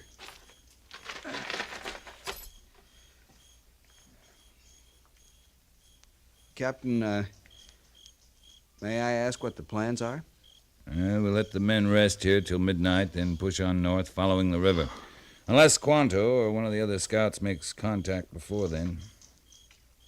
And after that, sir, when we find Squaw Dog and his men? No plans. At least no detailed plans. As a matter of information, Lieutenant, or instruction, as you might say, I'm operating under one general order. To get the horses back, punish the Indians responsible for stealing them and for killing Private Linley, and do it without starting a blood feud. You pardon my saying it, sir. It sounds like a difficult mission. Most of the jobs the cavalry does out here are difficult, Lieutenant. In time you'll realize that. I'm beginning to, sir. Hope so. Who goes there? Advance and be recognized. One, go. Go. Captain Quince, it's Quanto, sir. Over here!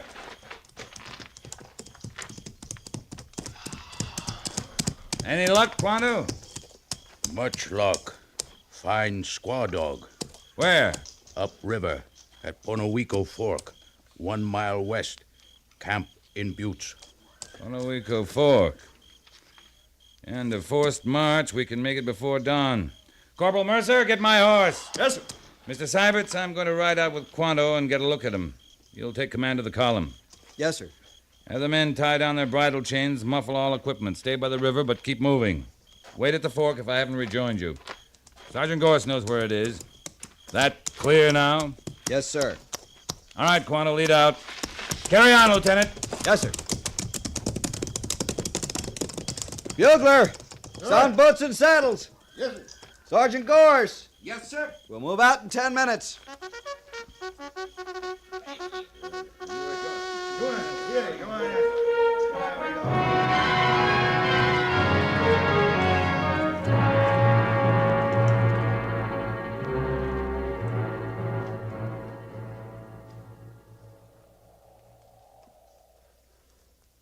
Well, that's them, all right, Lieutenant. If it was anybody else, a point flanker would have stopped him. Wonder what he plans to do. I just wouldn't know, sir. I never try to outguess the captain. He's a good officer, Sergeant Gorse. You couldn't find any better, sir. When we got a little time, I want to tell you something else about him.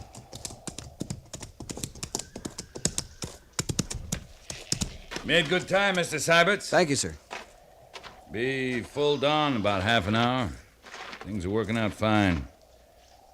There are about 30 of them camped in a narrow ravine between those two buttes there to the west. Luck sure is with us, Captain. The ravine's about 150 yards long. Only way out's at either end. Sides are too steep to climb. So here's what we'll do. Sergeant Gorse will send 4 men to each of those 2 buttes. They'll climb on foot, take positions on the rim of the ravine looking down on Squaw Dog's camp. Understood? Yes, sir. Lieutenant, you'll take 12 men and circle south to come up on the far side of the buttes. You'll approach on foot, establish a skirmish line to command the mouth of the ravine. It's all broken ground. There's plenty of cover. You'll have 20 minutes to get in position. That clear? Yes, sir. I'll move in, cover this end of the ravine. You'll fire at will on your own discretion as soon as you hear my guns open up. And with this point in mind, don't kill a single Indian unless you have to keep from being overrun. But That's an order, Lieutenant. This whole operation has just one purpose. I want Squaw Dog to realize one thing fast, that he's trapped, and that we can kill him and every one of his braves if we so choose. After that, we'll just see what happens.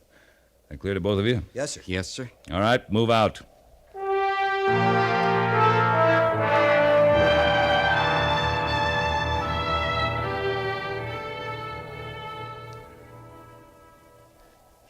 It's 20 minutes now, Captain. Then we'll assume Syberts is in place. All right, Sergeant. Let's wake him up. Yes, sir. Prepare to fire. Ready? Fire!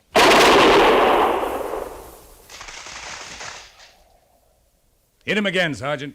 Ready? Fire!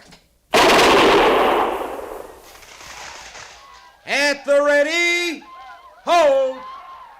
Well, that ought to show him it'll be a little rough trying to come out this end. He ain't even going to try it, sir. Not one brave has shown up at the end of that ravine. Here go the boys up on the rim. That'll give him something else to think about. Well, he ought to run into Syberts down there at the far end any second now. There he goes now.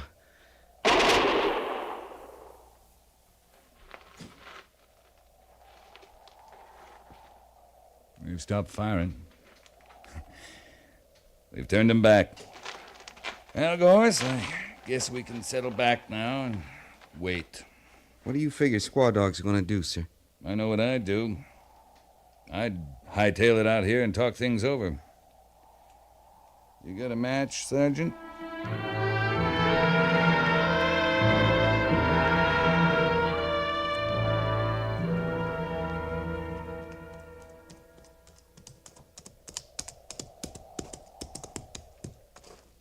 No, that to be not.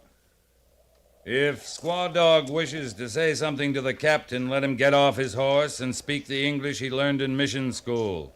And let him hand me his rifle.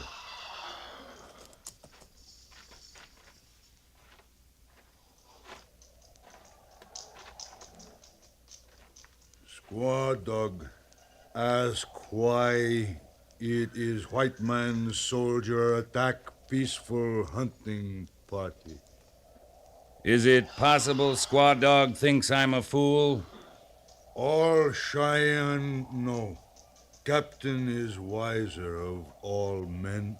Then is it possible that Squaw Dog has lost his eyesight and gone blind? Squaw Dog sees like the eagle. Then why can't he see 35 horses in there, in that ravine, with the mark of the white man's government on their flanks? Or is it possible that some of the chief's braves have made a fool of him? A fool? Could it be that some of them have stolen horses and killed a soldier of the white man's army, and Squaw Dog knows nothing about it? Could it be that they've lied to you? Told you they traded for the horses? Are you a chief, Squaw Dog? Or a fool whose men laugh at him behind his back? I am a chief. Then why are you not able to control your men? Why are they able to fool you so easily? Have you lost your authority? I am chief. If you were chief, you would identify the guilty men and punish them yourself. Why is it necessary for the white man's army to do your job for you? I do not know who does this thing. Well, I'll give you 5 minutes to find out. And if you can't, then we'll look for the guilty men with bullets. And a bullet has no eyes, Squaw Dog. It can't tell the guilty from the innocent. How many brave you say do this thing? I don't know, but one trooper was killed. I'd say it would take about 4 braves to kill a trooper. Squaw Dog, go now. Just 5 minutes. And when you come out, leave the government horses in the ravine and leave your rifles there, too. We do not keep rifle. You do not. It may help remind you to supervise your braves more closely in the future. Now get going.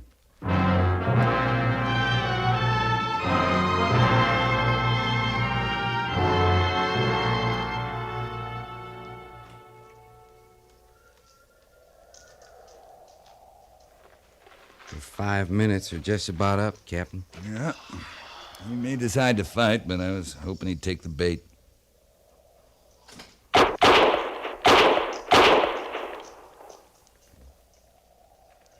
He took the bait, Captain. Yeah.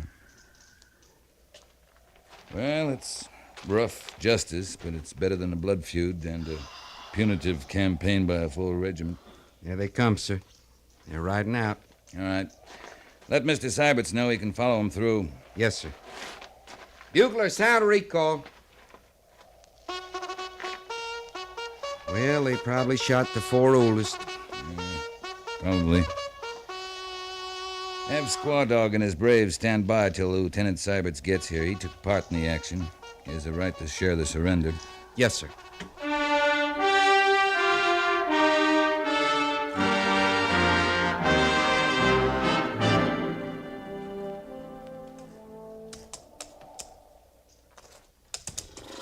Guilty braves are punished.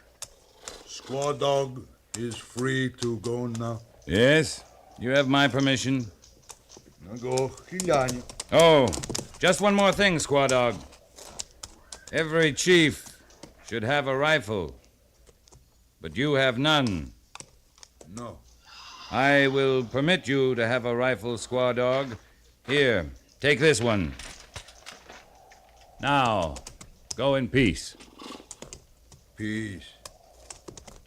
Bye. Yeah.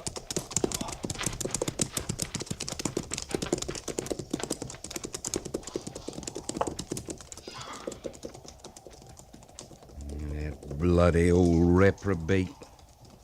Revenge is a luxury out here on the frontier, Sergeant. Better this way in the long run. Captain, why'd you give him back his gun? Because that gun will break his back, Lieutenant. He took that rifle off of Trooper Linley's dead body. I saw the serial number. That made him a big man with the clans. Then we outfoxed him, forced him into a spot where he had to execute his own braves to save his skin. And as a final gesture of contempt, I gave him back the gun. That'll break him. It'll save lives in the long run. They'll laugh him off the reservation before the month's out, and... What's wrong, Lieutenant? I caught a bullet, sir. One of the Indians at the other end of the ravine. It's not serious. Why didn't you get attended to? Well, I had direct orders to report to you at once. A bullet wound's an exception, Lieutenant. Go find Corporal Grayley and get him to dress that. Yes, sir. Oh, Lieutenant. Yes, sir? About that board of inquiry. I heard about it, sir. Who from? Sergeant Gorse, sir. Gorse? Captain, he's going to do all right. He'll make a good soldier. He'll do better than that, Sergeant. He'll make a good cavalryman.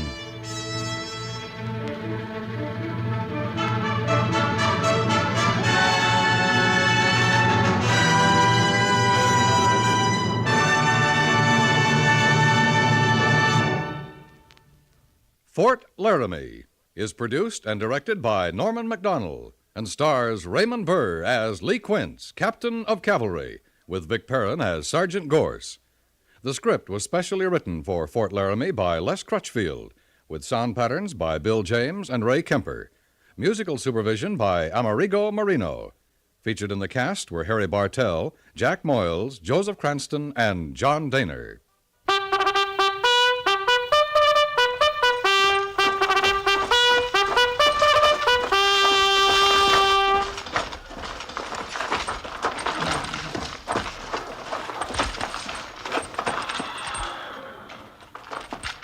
Company, tension! Dismiss!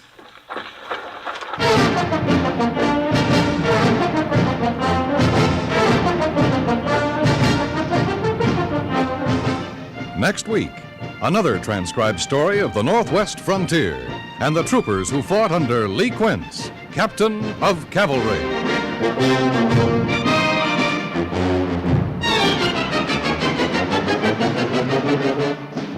Now, a public service message from CBS Radio.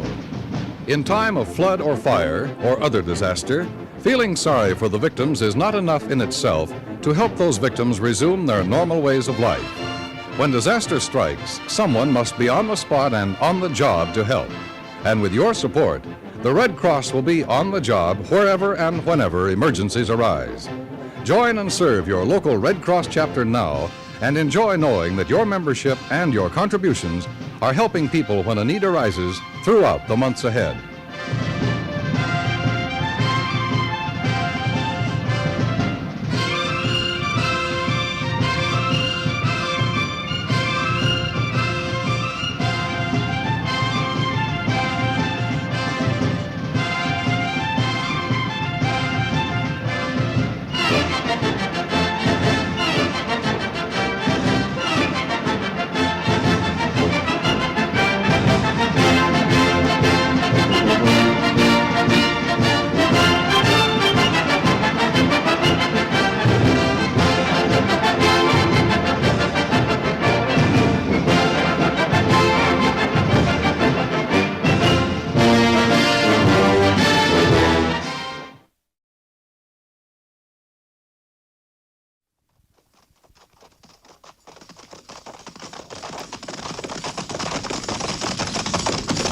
At the gallop! Ho!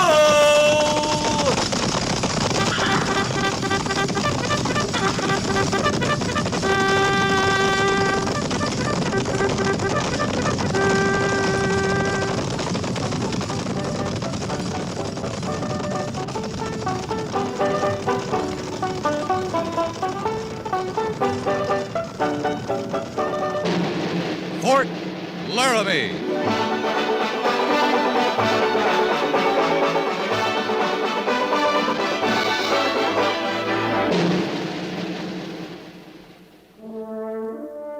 Fort Laramie, starring Raymond Burr as Captain Lee Quince.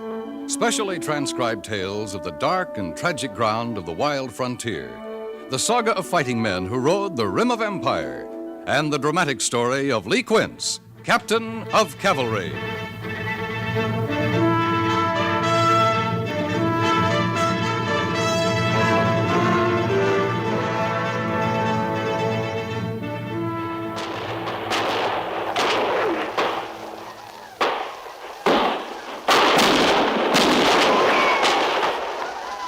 Mr. Syberts!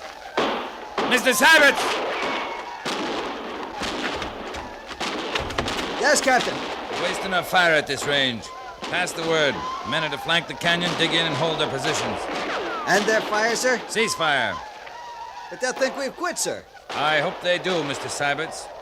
Yes, sir. Captain, what about your leg? It's fine. Now pass the word, Mr. Syberts. Right away, sir. Cease fire. Flank the canyon, dig in, and hold your position. Cease fire. Gorse! Sergeant Gorse! Yo!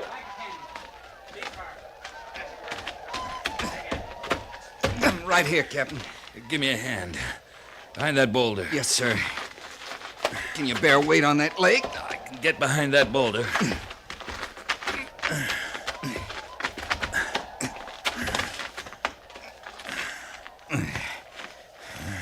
Are you easy now, sir? Don't know when I've been more comfortable. If you're dry, I got part of a canteen here. No, save it. You'll need it. Captain, there's a clearing about 100 yards back. We got the horses back there. Harrison and me together get you there. I'm fine here, Sergeant. Well, you'd rest a mite easier there, sir. Maybe you ought to take up nursing, Gorse. You're developing a fine manner for it. Well, sir, I reckon it's all this easy living. It's kind of got me soft. Go back to your position, Sergeant, and dig in. Flanking the canyon this way, you must be figuring them Injuns will try another run-through. No use 40 men spreading thin against 200 or 300 Arapaho. Yes, sir. Go on back, Gorse. Send Lieutenant Syberts here. Right, sir. Lieutenant Syberts. Captain Quince.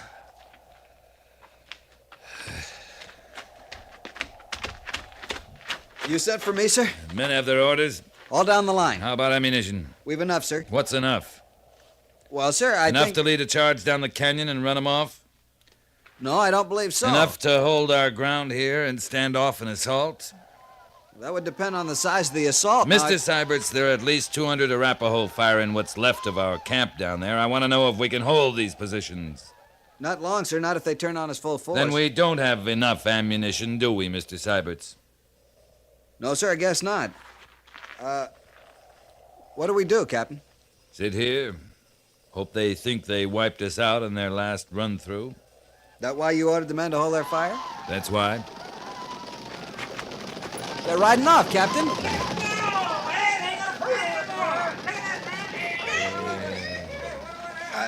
Don't look like they counted us too important, Captain Quince. That a complaint, Sergeant? No, sir. I was born plain insignificant.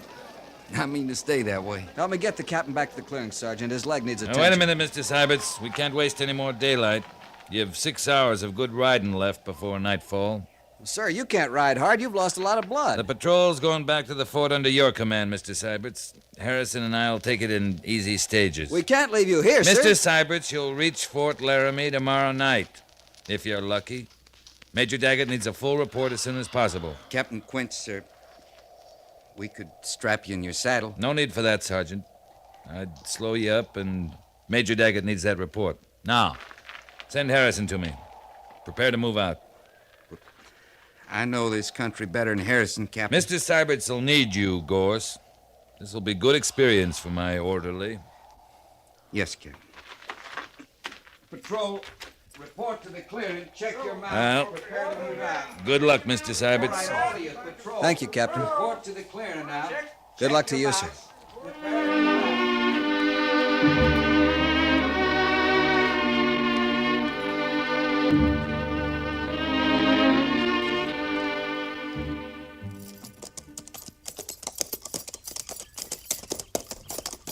You're all played out, aren't you, sir?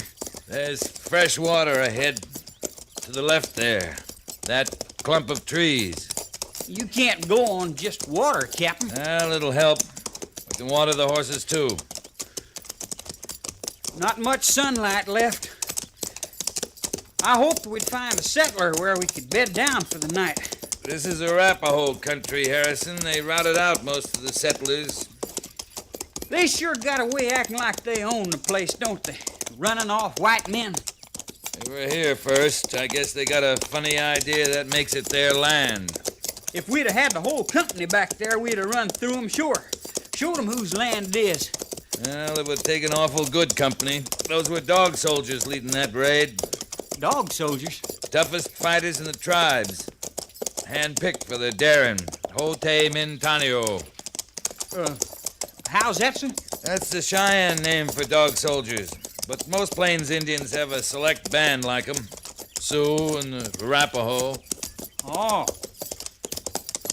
Guess we were smart to take cover in that canyon, Captain. Yeah, I guess we were. In through the trees, Harrison. Good grass there by that stream.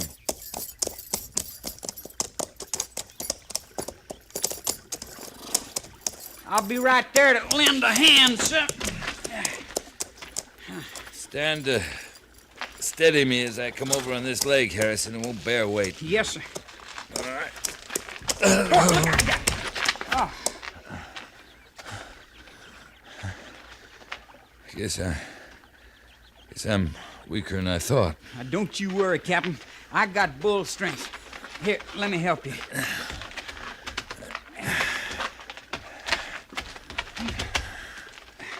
Now, you just sit back against this tree. There. How's that, sir? All right, Harrison. Thanks. I'll get you some fresh water.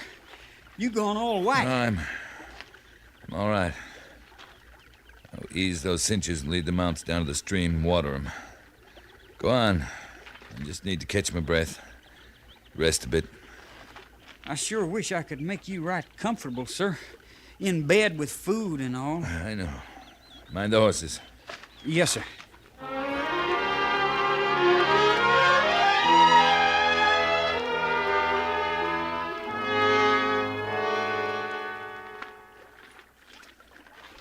Harrison. Harrison! You awake, sir? I shouldn't have gone to sleep. You just didn't have no choice, Captain. Once you drank that cool water, you was plumb through. What's that? Horses? No, they're not making a sound, sir. I hobbled them before I set up. Wait a minute. There's horses, all right. Sounds like they're riding this way. I sure don't hear a thing. Could be you got some fever, Captain Quince. Some folks hear things when they got fever. You keep listening, you'll hear him. Yes, sir. Well, what I was going to say was, while you was resting so easy like, I set out and took a look around. There's a cabin, sir, not more than a couple of 100 yards away. They're coming from the north. Yeah, I can hear them now. Could be cavalry, Captain. They move south long ahead of us. It's not cavalry. Look through the trees. Indians. Dog soldiers. Captain, we better make for that cabin. No, we're better off here. Trees will hide us. Unless they already know we're here. Lie flat, Harrison. If they start through the trees, fire. Can you handle that carbine, sir? Yeah, I can. They're making for us, sir. Sure as sin. Now wait them out. They're right at the tree, Captain. Easy. I'm sure not keen on them seeing me first. Shut up, Harrison. They're riding right along the tree line. Going on south. I can't make them out anymore. You see them? Now, they've gone on past the thicket. I can't see them. Man, that was closer. Still close. They stopped. You want I should get our horses, sir? I do not. Can you hear them? They ain't moving as I can tell. I counted 6, Captain. 6. That cabin, where is it? Near as I can tell, that's where they are, sir. It's that direction, not more than a couple 100 yards away.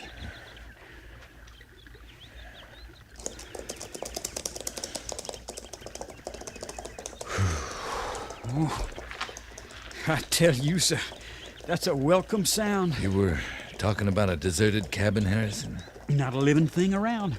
Likely been that way for years. Well, you'll have to near carry me. I can't mount again. Just you don't worry yourself, Captain. I'll take right good care of you.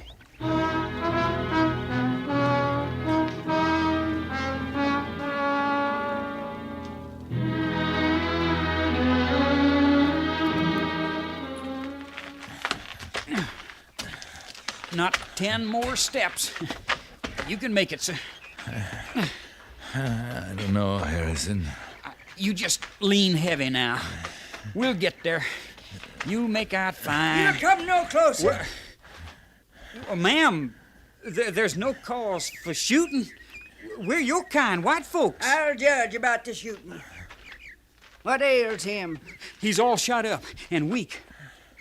Ma'am, I'm not even asking for a hand, but I gotta put him down inside.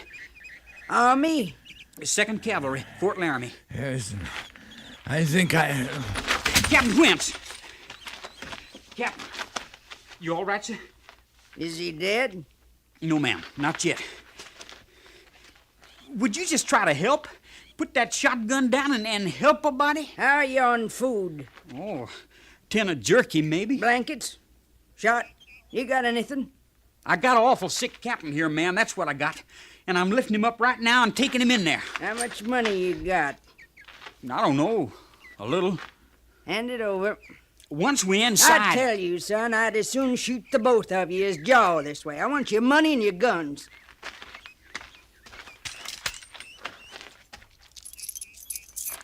I don't rightly know how you stand yourself. His money, too.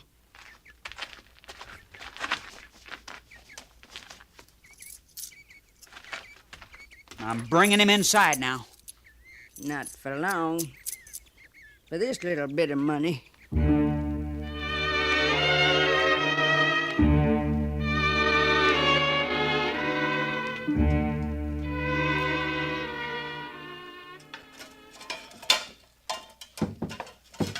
Open this door for me.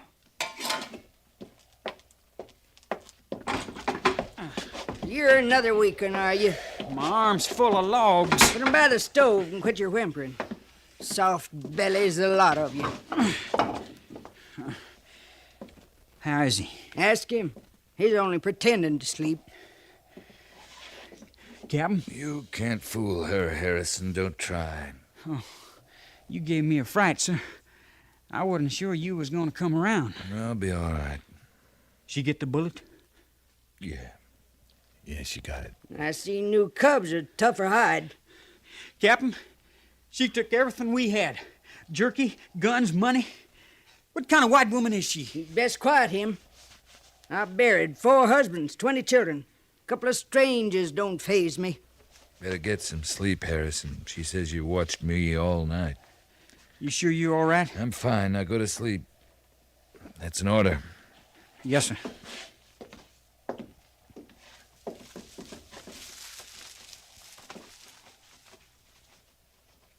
Four husbands, ma'am? Outlived 'em. But they was men, regular men. Didn't go around sirring every other man and mamming women folk. Yeah, they weren't in the army. Indeed they wasn't. No call for the army in those days. Mr. Pelfrey and me lived as peaceable as could be with the Indian folk. We come here peaceable, me and Mr. Pelfrey. When was that?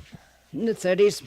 Things are different then. No different than with Mr. Griffith, Mr. Albright, even later on with Mr. Netherton. Yeah, there was lessons to learn in the West in them days. Eat the porridge. Much obliged, ma'am. Hattie. How's that? Hattie, I say. Hattie Pelfrey. I go by that. I can't abide being called ma'am. Oh. I lean toward Hattie. Hattie, you live alone, middle of Arapaho country. How do you manage? I come by your guns. Such little money you had. Sometimes it's food, sometimes robes. I'll take what I can get. No matter to me if it's settlers or scouts or army folks. Or Arapaho? Folks don't find Hattie less'n they lost, or half dead. Yeah, it'd open your eyes to see what they part with. You always greet 'em with a shotgun? If need be. Before we came here last evening, a band of Arapaho braves stopped here. I got good arrows, strong bows, rifles. Even a couple of buffalo guns off a hunter broke his leg down the canyon. They got a camp near here, the Arapaho? You got something more to give me? Oh, Harrison says you cleaned us out. You're getting full measure.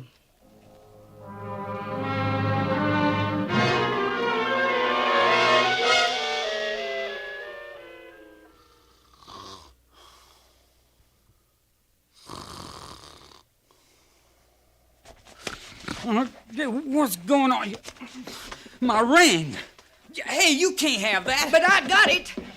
Well, I ain't had a pretty for a spell, and that's a fact. A man ain't safe sleeping here. I bought that ring myself in St. Louis. Oh, it'll fit fine once I wrap some twine around it. Body's fingers thin with age. Next you'll be picking my bones, you old buzzard. Mind your tongue! Give him his ring back, Hattie. Not likely. Captain Quince, what says you can't hit an old woman when she's so contrary? Oh, for one thing, she's got a shotgun. I'd soon use it as jaw with you. You take his ring, you give us something, Hattie. I do admire a pretty.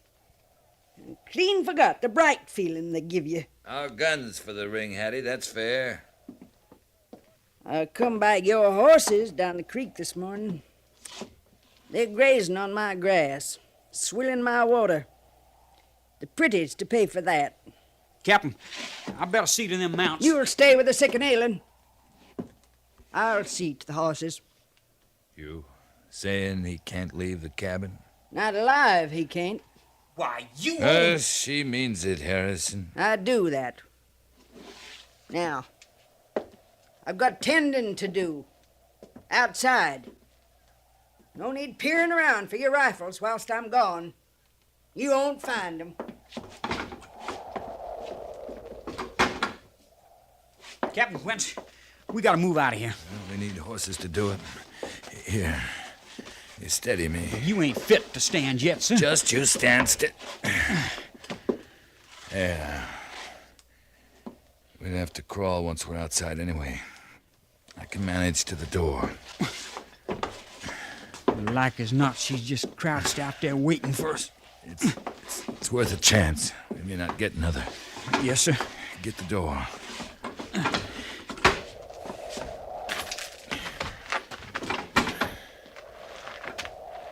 Get on your belly. Move small through this brush. Toward the stream. Can you see her? No, sir. Stream, how far is it? A good 50 yards. Maybe more. I don't see the horses. Not yet, sir. Flatten, Harrison. It's Arapaho. She come out of those trees by the water, sir. She's talking to them Indians. Don't even breathe.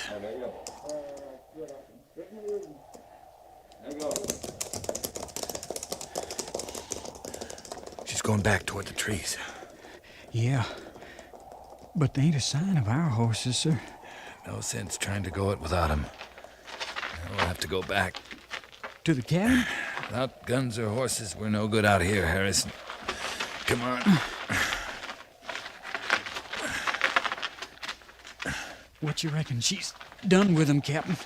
That woman, she might have eaten them.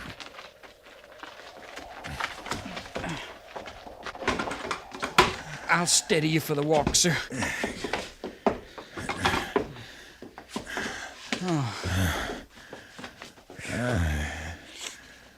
I'd give a lot for some of her strength right now. You think I could find them alone? Get yourself killed doing it? It's no good, Harrison. We'll have to wait. You're just about as foolish as can be, ain't you? Crawling around in the brush out there. What's ID? Fresh air, Hattie. Got no guns, no food. There's Arapaho all around. You don't think too good of your hides, do you? Where are the horses, Hattie? Your color's coming back some. You heard the captain. What about the horses? They come right high in these parts, youngin'. Yeah, I could get me a passel of things. Trading horses. You're real friendly with the Arapaho, Hattie. They treat me good. Of course, they know Mr. Pelfrey and me come peaceable to their country. Not to run 'em off what rightly is their land. You never seen 'em at the killing? White women, babies, no matter to them. You ever ask yourself who started it all? I seen it happen. The whites and their guns moving in. Wasn't pretty work they did. Women and children, too. They let you live here. There's got to be a reason. He come here like you, full of shot, ailing. White men's doing. Mr. Pelfrey and me, we took him in, tended him. He was a young chief then. But Standing Bear never forgot. Not in all these years. He's as near to a relation I got. You're from another age, Hattie. You and Standing Bear. You got anyone? A wife? No wife. Mother, then? I got her memory. Pair of her earrings, that's all. Not on you. I'd have found 'em. They're back at Fort Laramie. Oh, that's a pity. Yeah, that's a pity.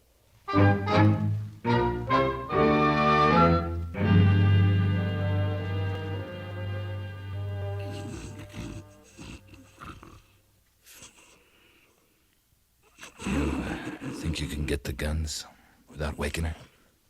I can't make out good with no light. But I can fight an old woman in the dark. Not long till sunup. This may be our last chance. Easy now.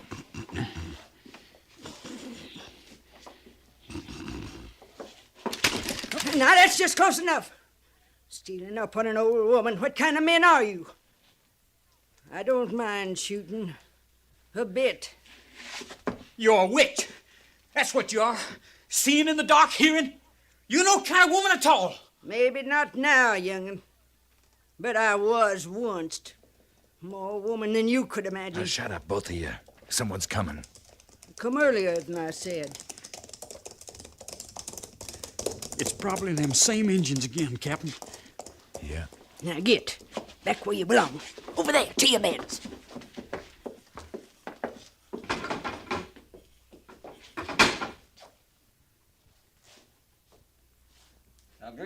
Welcome. Captain, I had my gun, I'd blow us all up before I'd let them take us. I know. Maybe I'd help you. She's out there right now, trading for us. You know that. Get ready. Someone's coming.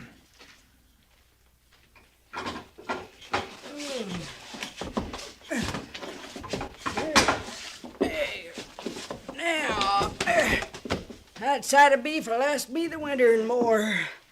Gift for my friend standing bear. For us, Hattie? Now then, you're worth a sight more than that. They're riding off, Captain.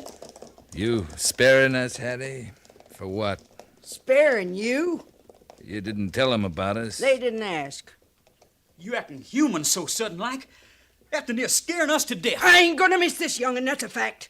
I'd soon keep company with a bawling calf. I tell you, I'm bone brittle with you two around. Well, we'd be glad to get out of your way. Trade for guns, our horses, and a cut of your new beef. Been thinking about them ear bobs. I've been thinking about our guns. Under my bed. These two horses saddled at the spring. Now, them ear bobs. They're back at Fort Laramie, Hattie. You mean to ride back with us? I gotta watch who I'm seen with. Yeah. Well, I might get back your way someday. If I do, I'll bring 'em to you. For these old ears? Yeah, here, young'un. Pretties ain't for me, not no more. I'll take my ring, ma'am. And thank you. But I ain't even pretending to understand you. If you was regular men, you'd find yourself a woman. Pretties don't belong on a man's hand, locked up at no fort. Now, us women folk, it gives us that bright feeling, having a pretty.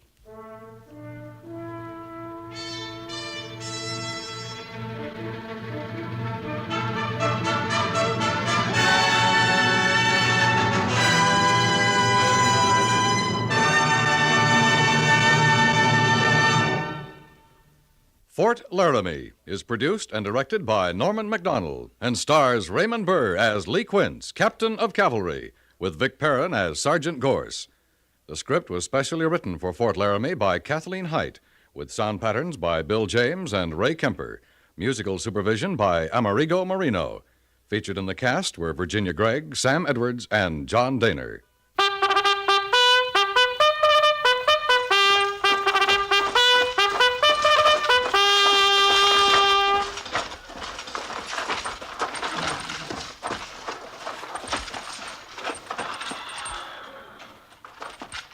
Company, tension! Dismiss!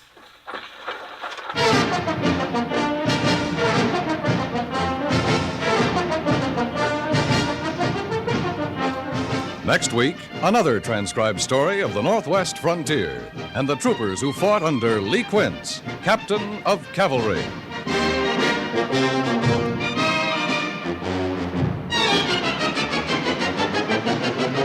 Anyone who has ever been helped by the Red Cross can tell you how important help is when the need arises. And everyone who is a member of the American Red Cross can tell you how much deep satisfaction comes with knowing you have helped provide aid in an emergency. Make your investment in humanitarianism soon. CBS Radio urges you to join and serve your local Red Cross chapter. Your membership and your contributions make all Americans neighbors in a time of need.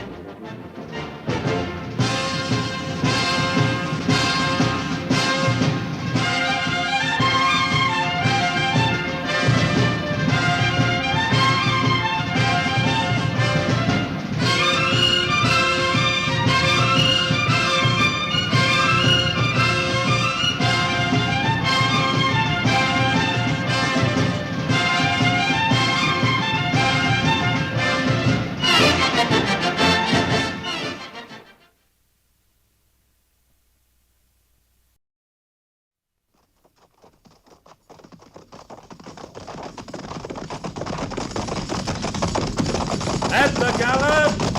Ho!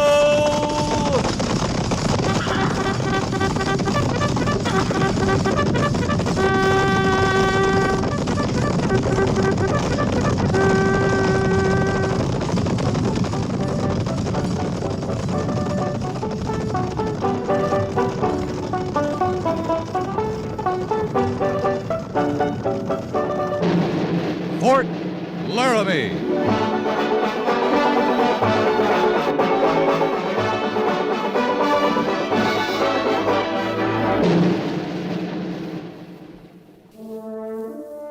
Fort Laramie, starring Raymond Burr as Captain Lee Quince. Specially transcribed tales of the dark and tragic ground of the wild frontier. The saga of fighting men who rode the rim of empire. And the dramatic story of Lee Quince, Captain of Cavalry.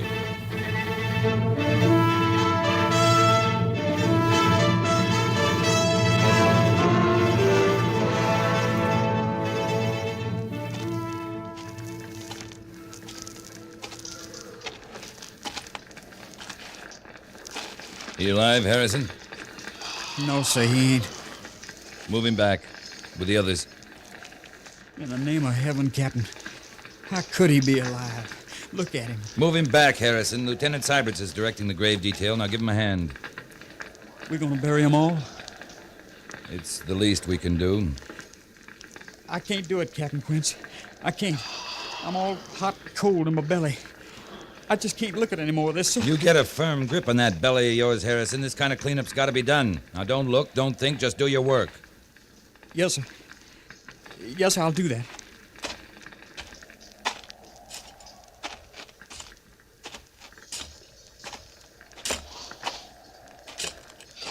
I'm on my fifth, Captain. All right, Hook. Two of them was old ladies. I figured they was too old for travel anyways. See, those graves are cairned. The lieutenant's seeing to that, Captain. All I gotta do is dig them. Count 12 wagons burning. Them engines don't leave nothing to chance. No, not much. They shoot 'em full of arrows, full of lead, then hack 'em up. For good measure, they set fire to 'em. Better get back to work, Hook. You're a sight safer in the army than in one of them wagon trains, ain't you, Captain? Sometimes, Hook. Sometimes. Captain Quince. Yeah? Maybe you ought to speak to the lieutenant. How's that? He's fair carried away with all this burying stuff. I declare he'll be laying the dead stock to rest next, so as he can speak words over them. That all, Hook? Well, you ought to take a look, Captain. I think it's real touching. Thinking's not any part of you, Hook, any more than feeling is. I don't want to see that spade of yours stop the next 2 hours. Yes, sir. Captain Quince, over here.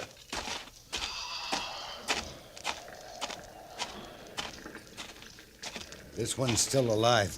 He conscious? I just come on him. I heard him. Mister? Sioux.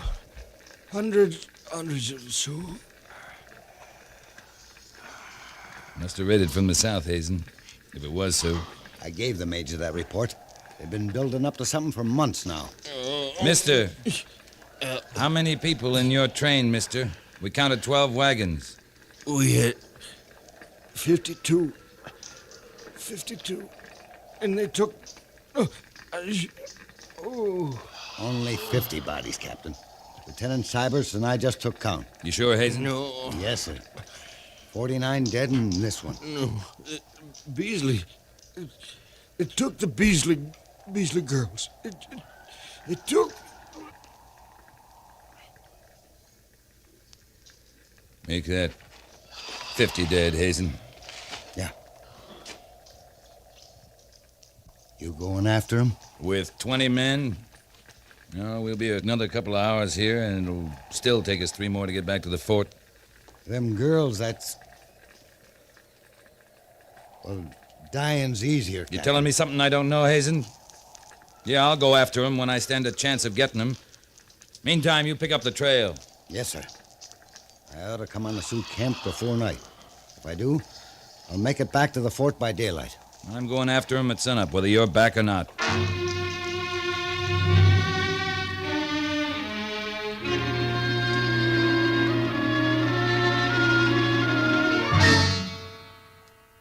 Suppose you had the company with you, then what?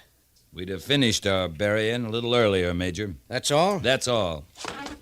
Captain, I have to make a report to Washington. I'd like to make it look as if the Army meant something out here. So far, I can tell them that a patrol of 20 men arrived in time to bury the members of an entire wagon train. Would it make your report read any better if you told them a whole company arrived in time to bury him, Major? I'm not interested in your impertinence, Captain. I'm not interested in your report, sir. All right, all right. Look, I know you don't think much of paperwork, Lee. Reports to Washington, all this. But the point is, it all has to be done, whether you like it or not. My point is, we'd have been just as late with 80 men as we were with 20. You'd still have to report 50 dead and 2 missing. I don't like to think about those young women. Somebody better think about them. You've seen what... Well, you know the savagery they're bound to endure. How soon can you leave, Captain? At dawn, whether Hazen's back or not. You sent him on ahead? He's been scouting the Sioux Territory for the last few months. If they've gone back south, we'll find them. I suppose you'll want the company this time. I'd want more than one company if I intended to go after him. There's only one company available, Captain. Major, I'd like to bargain with them. Bargain? After a massacre like this? Yes, sir. If we don't have the men to fight it out with them. What kind of bargain? Big elk. Big elk for the young women. I don't know. He wasn't easily captured, Quince. I know. I brought him in. Well, he's not doing us much good lying around the stockade. I suppose the Sioux consider him valuable enough to trade for him. He's a chief. What if Hazen isn't back by morning? If you expect to find those young women alive, you can't wait much longer. We may pick Hazen up on the trail, but Big Elk can lead us to the camp. Yeah, but Willie? To get out of the stockade? Yeah, he'll lead us. He'll understand he's not free till he does. You better talk to him, Quince. Report back to me tonight. I'd like to leave at sunup, sir.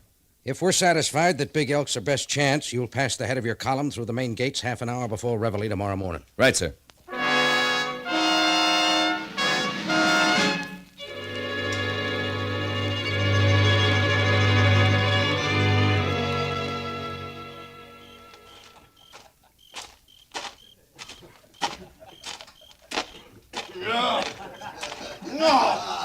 No good. You try to kill me, no. Leave him be, Hook. He's nothing to you. I just give him a drink. He asked for one, didn't he? Some firewater,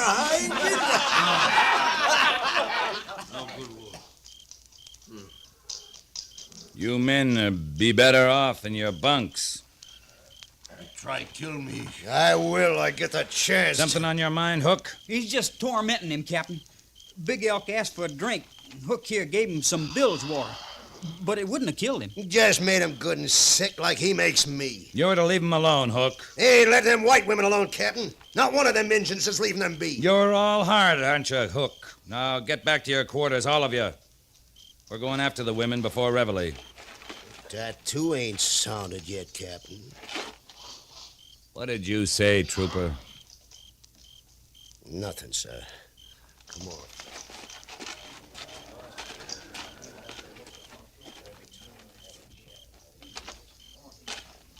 Here you are. Here, you can drink this, Big Elk. White man no friend. Try kill me.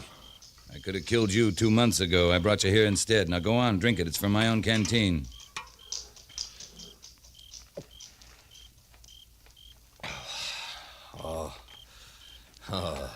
Good water.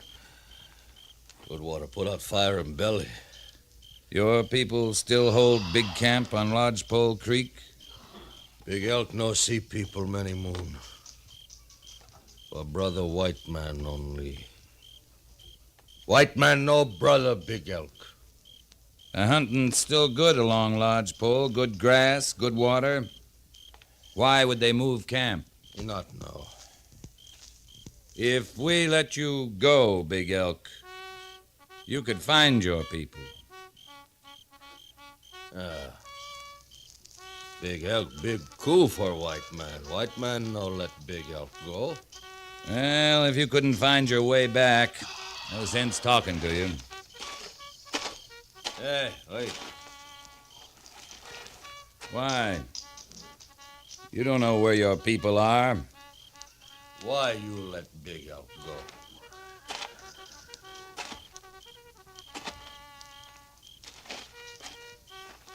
A fair trade. You lead us to the Sioux camp. We'll trade you to your tribe for the white women they have. No trade. Your people don't think much of you, do they? Big Elk hold high honor in tribe. Old Sioux proud, warrior, hunter, leader, Big Elk. Then why won't they trade? White man no trade Big Elk for white woman. That's just where you're wrong. White men go pretty high on their women folk. Captain, you play trick? No trick. You have my word.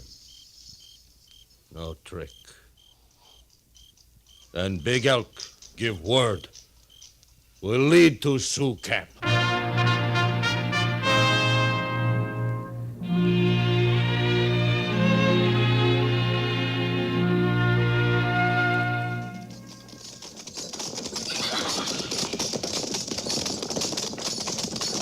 You still put a lot of store in that captain of yours, Harrison?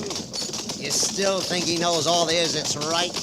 Captain Quince knows what he's about. You'll see he does. Kinda gnaws at your innards, though, don't it? Him plain eating out of that Injun's hand. You're just trying to rile me, Hook. And I ain't giving you the satisfaction. Look at him, Harrison. The Injun pokes his head to the right, we move to the right. Same with the left. He'd poke his head straight up, your old Captain Quince. He'd have us climb in the air. You'd best keep your face shut, Hook. I swear you keep at me no telling what I'll do. You'll do like you're told. No more. That captain would tell you to do anything at all. You'd bust yourself doing it. You're gonna grow up licking boots all the way? I ain't snapping at your bait no more. You can talk all you like, I just ain't listening. I'm just riding along here, and I don't even know no dumb trooper named Hook. Ain't just me talking, bootlicker. It don't set well with a single white man riding in this column being led around by no Injun. You giving any thought to them white women, Harrison? You ever seen one once the bunch of Injuns got through with her? Well, we're doing a decent thing, ain't we? We're going after them. No, we ain't. We're just out riding around, Harrison. Following an Injun wherever he means to take us. Like as not, he's leading us into an ambush right this minute. I ain't listening to you again, Hook. Ain't hearing a word you say. I tell you one thing, bootlicker. That's a dead Injun up there. He don't know it yet, but he's just as dead as he can be. Halt!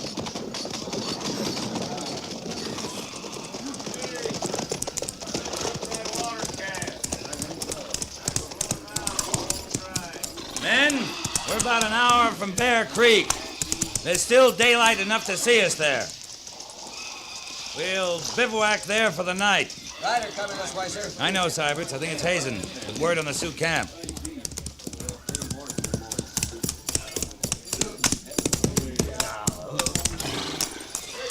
Not meaning to make a camp here, are you, Captain? Oh, we're heading to Bear Creek for the night. That's more like it. With water there, grass, natural camp. You just a day out of Fort Laramie? Left the post just at sunup. Made good time. Well, Big Elk's picking the trail. Good job. You're right on the line of the Sioux camp. You leave Bear Creek at sunup, you'll make it to Lodgepole Creek by mid-morning. Fair enough. You got reinforcements coming? I'm riding in under a white flag. I plan to trade Big Elk for the white women. Oh, might work. I got in awful close. Don't even think they got scouts out. Leastwise, I didn't see any. Any sign of the women? Not likely there would be. No, Captain, the Sioux were looking awful peaceful. For your sakes, I hope they are.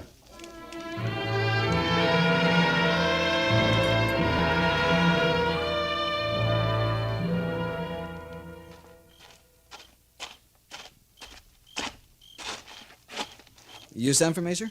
Yeah, sit down, Mr. Syberts. Thank you, sir.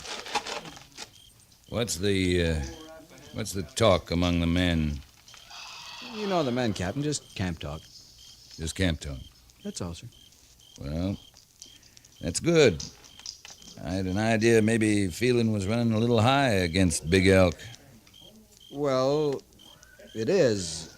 You know, the men feeling the way they do about the Sioux capturing the white women, they're taking on with him a little. What do you mean? Well, joshing him, making threats, little things. Well, for example, he's half starving, I guess, and thirsty, of course. So? Well, they keep putting food and water just out of his reach. And you stood there and let it happen, Mr. Syberts? Well, sir... Just camp talk, Mr. Syberts. It's more my fault, Captain. You can't blame the men. I can blame the men, and I can blame you. I gave my word. Look out! He broke free! Pick it! The engine's loose! Hold your fire! Don't shoot, any of you! Hold your fire! Watch it, Captain. He's coming your way.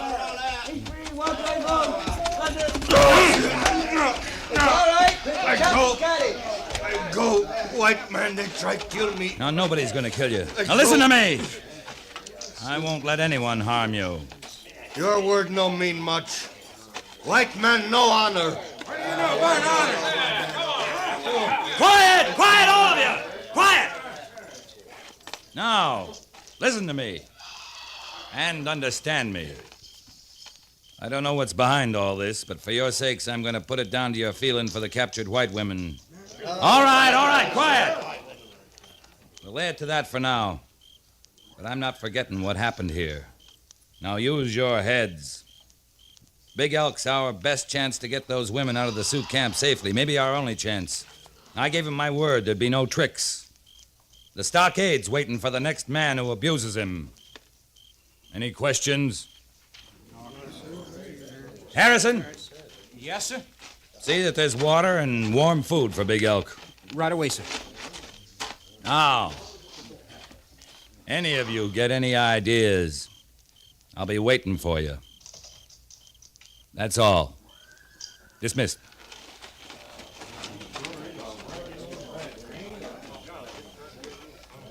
All right, Big Elk. Captain Quince.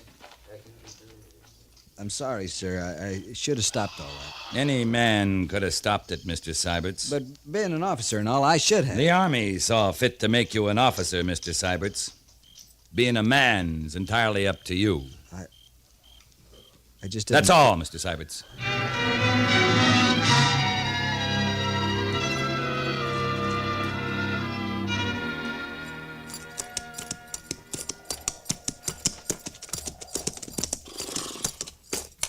Now, camp of my people in valley below. Big Elk, keep word. Big Elk, if I had a home like that, I'd never leave it. Red men first here. Then white men come. With gun. Yeah, I know. I'll take the flag, Mr. Syberts. You have your orders? Yes, sir. We'll ride in under your cover. There's to be no firing unless there's trouble. If I drop the white flag, that'll be your signal to open fire. Any questions? No, sir. Then pass the word. Big Elk and I are riding in. Good luck, Captain. You lead, Big Elk.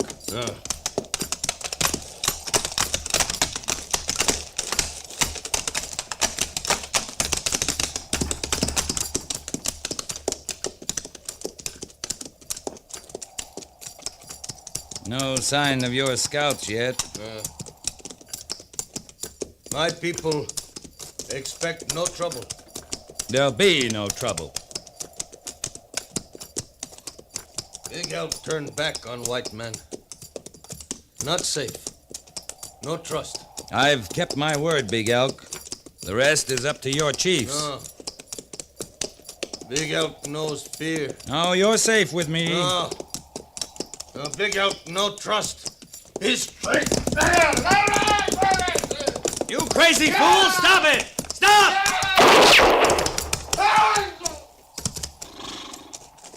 Stupid, murdering swine.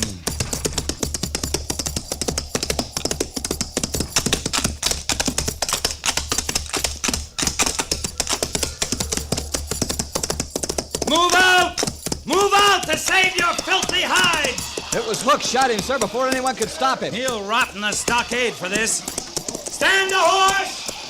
Stand a horse! Lieutenant Seiberts, move the company back immediately.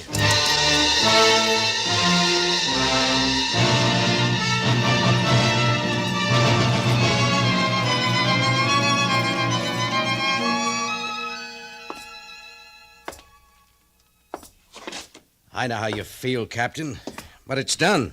The man will be dealt with fully. Major, it was the coldest kind of murder. You're lucky you get out of there alive, especially you. Right now, I'm thinking about those white women. I don't think there's a chance they're alive now. The Sioux will take this out on somebody, and they're handiest. We can't think about that. We're going after those women this time with every man in our command. With at least 1,000 Sioux at Lodgepole Creek? We'll do our best, Captain. If Gorse had been with me, I'd have seen this since. Sergeant Gorse was accompanying the first wagon train through. I know that. It's my own stupidity. Stupidity? Surely you're not blaming yourself. For taking Hook on that patrol, you bet I am. I'm long enough in the Army to spot a troublemaker. You're not thinking straight, Lee. I count on your judgment because it's cool and straight.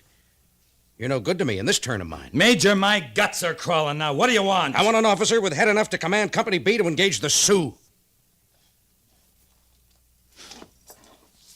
All right, sir. You got one. I'm all right. Captain Mathewson moved into the post yesterday with C Company. With Meade's infantry and howitzers, we should give you the cover you need. I'm not used to this much support, Major. I'd get lost in that crowd. Your job is to get those women and get out. After your initial charge, the main fighting's up to C Company and the infantry. Yes, sir. Get the women, bring them here. Then you'll stand by as reinforcements for Mathewson and Meade. Right. Yes? Major? Come in. Captain? Hazen? We're going to need your help, Hazen. Well, there's a chance you can surprise him. They're on the move. Which way? North and to the west. Where's your map? Right here. Yeah. This was their main camp at Lodgepole. Uh-huh. Now, they moved along the valley where you were, Captain. Along the stream and then up to Horse Creek there. Then branched up to Bear Creek near Iron Mountain right there. We bivouacked there. You were a little to the east, but no matter. They moved across to Chugwater along here, see? And followed along the Laramie Range there. A whole lodgepole camp on the move? All of them. But this is where I think you can get them. If it's still the Beasley girls you're after. They're our first objective. All right.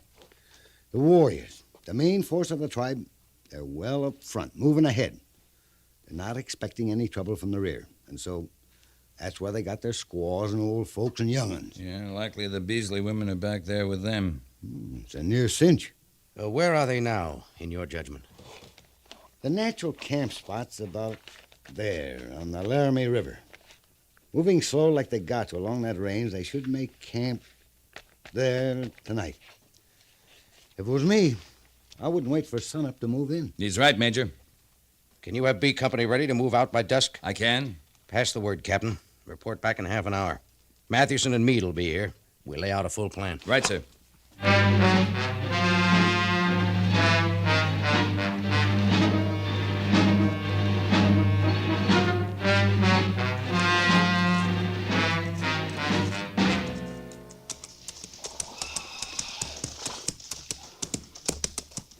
Mr. Seiberts? Right here, Captain.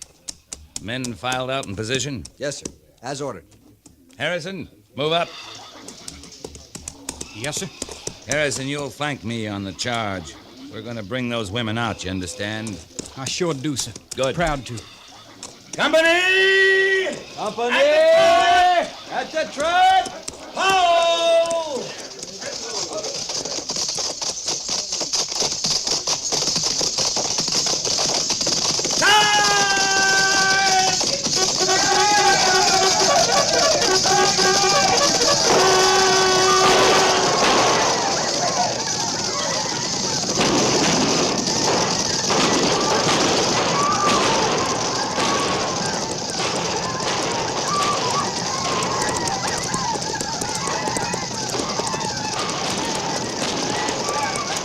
We surprised them, Captain.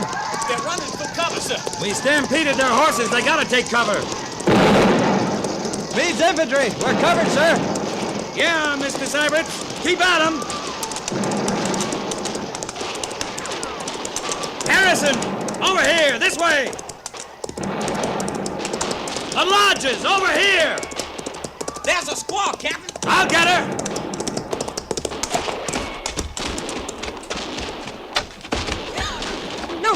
No kill squaw. The white women, where are they? No white woman. No kill squaw. Now, where are they? Lodge. There. All safe. No kill.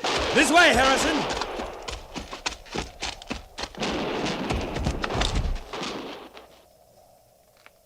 Well, for... Harrison!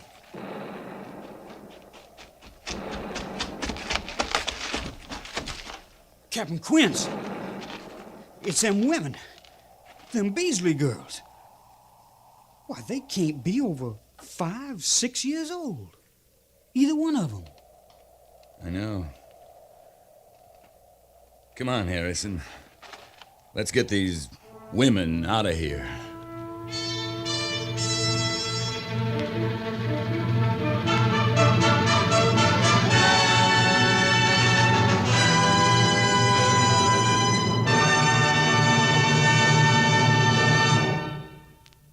Fort Laramie is produced and directed by Norman MacDonald and stars Raymond Burr as Lee Quince, Captain of Cavalry. The script was specially written for Fort Laramie by Kathleen Height, with sound patterns by Bill James and Ray Kemper, musical supervision by Amerigo Marino. Featured in the cast were Jack Moyles, Harry Bartell, Sam Edwards, Lawrence Dobkin, Lou Krugman, James Nusser, and Lillian Bayev.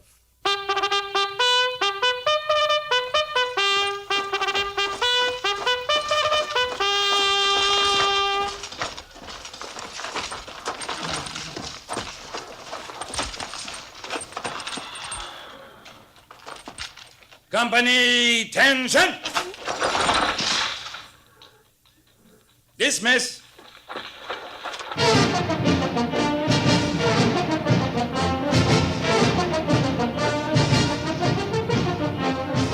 Next week, another transcribed story of the Northwest frontier and the troopers who fought under Lee Quince, Captain of Cavalry.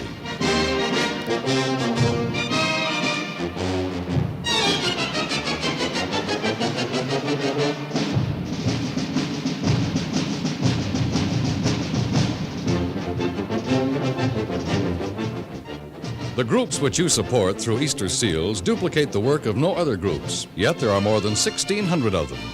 These Easter Seal societies serve the many unmet needs of the crippled. This year, the national goal is $12 million. If your family has received a quota of seals in the mail, send your money in the return envelopes which came with the seals. Or if you wish to contribute directly, send your money to Crippled Children, care of your local post office. This has been a public service message from CBS Radio.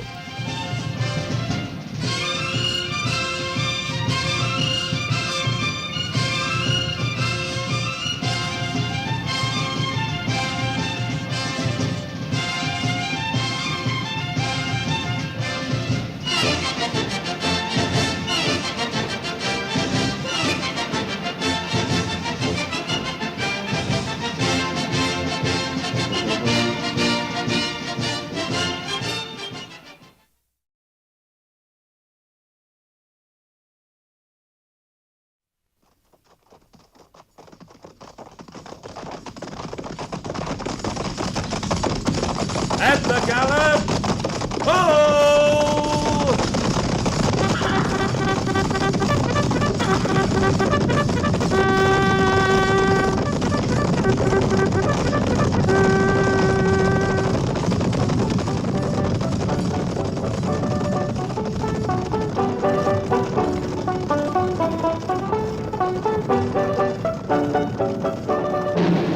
Fort Laramie.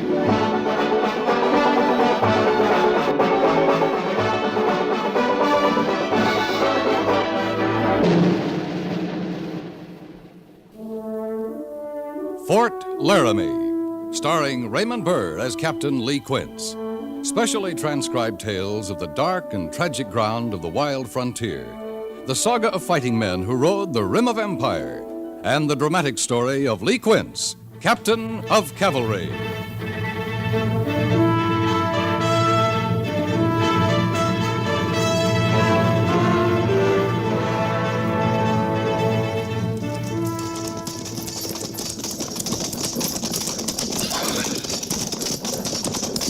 Patrol! Halt!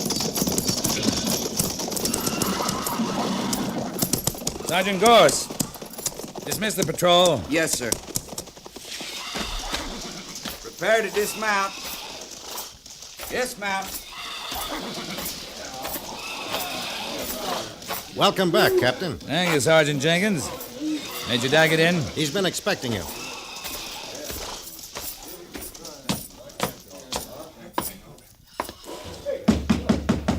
Come in. Oh, Lee. Glad you're back. That makes both of us, Major. Oh, you find anything? No trouble. Some of the dog soldiers are restless, but so far, no Sioux have left treaty territory. Oh, that's good. Yep.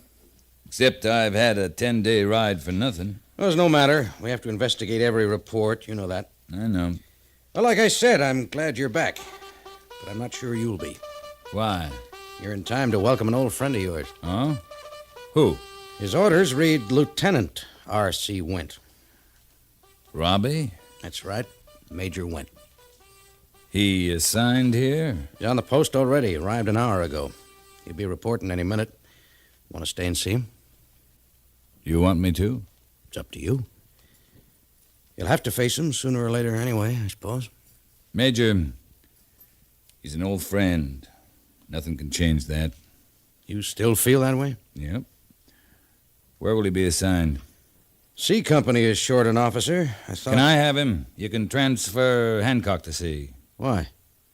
Maybe I can ease things a little. What about yourself? You think he'll like serving under you? An officer who once served under him? He'll do all right.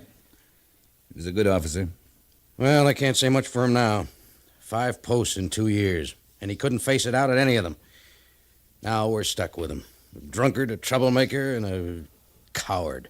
Coward of Antelope Meadows. I'm not sure he deserves that reputation. Court of inquiry that demoted him thought so. They demoted him for poor judgment, not cowardice. What would you call a man who ran away from a fight, left his commander and 200 men to be wiped out? He was under attack himself. He could have fought through to Bartlett and saved them. Maybe, and maybe not. He might only have added 100 more men to the list of dead. Instead, he tried to save his own command, and he succeeded. It was a difficult decision, but not necessarily bad judgment. The Court of Inquiry said so. The Court of Inquiry was in Washington. They went by the book. You know how different it can be out here, how hard a decision can be when you're under attack. Hindsight's always easy. Why are we arguing? Assign him to me. All right. Be a good Samaritan if you have to. There he is. Come in.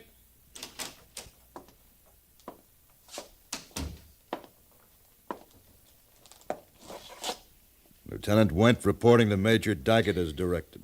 Yes, been expecting you, Went. I believe you know Captain Quince. Hello, Robbie.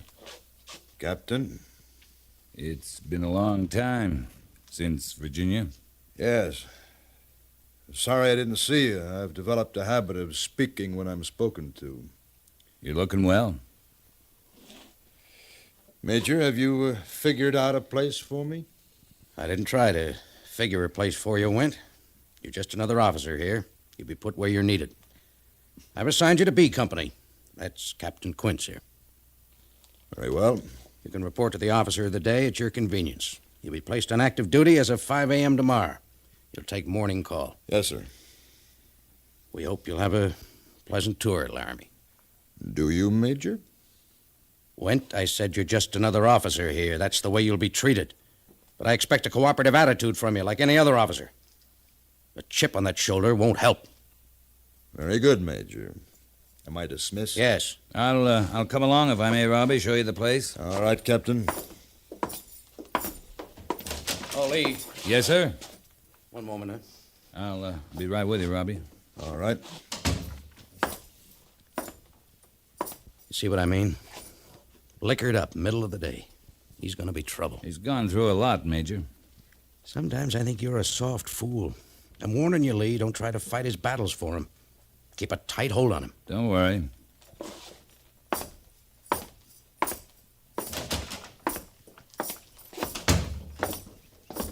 I'll take you over by the quarters, Robbie. They're a little better than the ones we had in Virginia. You might like Laramie. It's a good post. I've noticed a lot of women. More than I expected out here. A lot of the men are married. It's safe enough here. It's good to see you, Robbie. It is?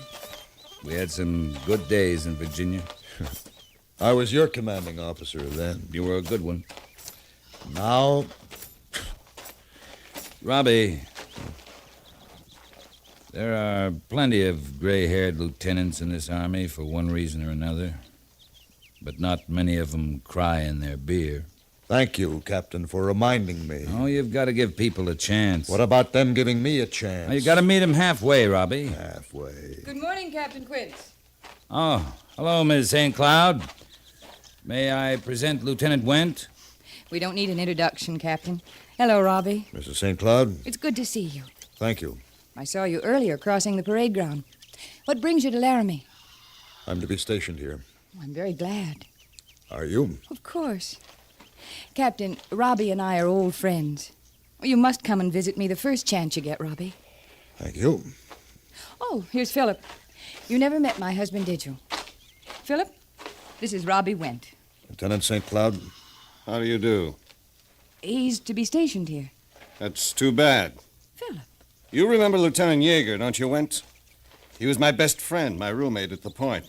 I'm sure you must remember him because he died with Bartlett that day at Antelope Meadows. Philip, don't. Come along, Maud. But, Philip...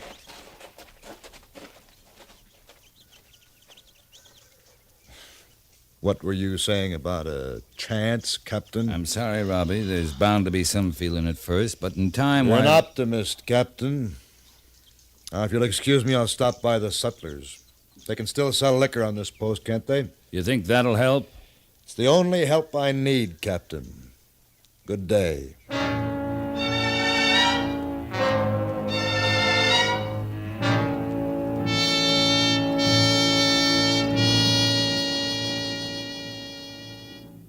First platoon, all present accounted for.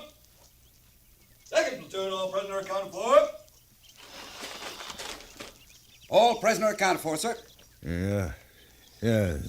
Now, where are the orders? In your pockets. Lieutenant, is there anything wrong? What do you mean, Sergeant? I mean, are you all right? Are you feeling all right? Of course I am. Now, where is it? Here, sir. Shall I read him? You? Captain Quince sometimes has me read them, sir. I just thought... Now, you stop thinking, Sergeant. Lieutenant... I'm perfectly capable... Morning, Lieutenant Went. Sergeant Gorse. Sir? What are you doing here, Quince? Don't you think I can take morning call by myself? Of course, Lieutenant. I'm perfectly all right. Absolutely all right. I'm not so sure. I think you'd better go back to your quarters. I'll relieve you here. Is that an order, Captain? That's a suggestion. All right. Straighten up, man. You're in front of 100 enlisted men. Yeah, I'll be all right. I'll go with you. I can... It's a long walk across the parade ground. The men are watching. Just keep your shoulder into mine. Sergeant, you'll read the orders of the day. Yes, sir. Come on, Robbie.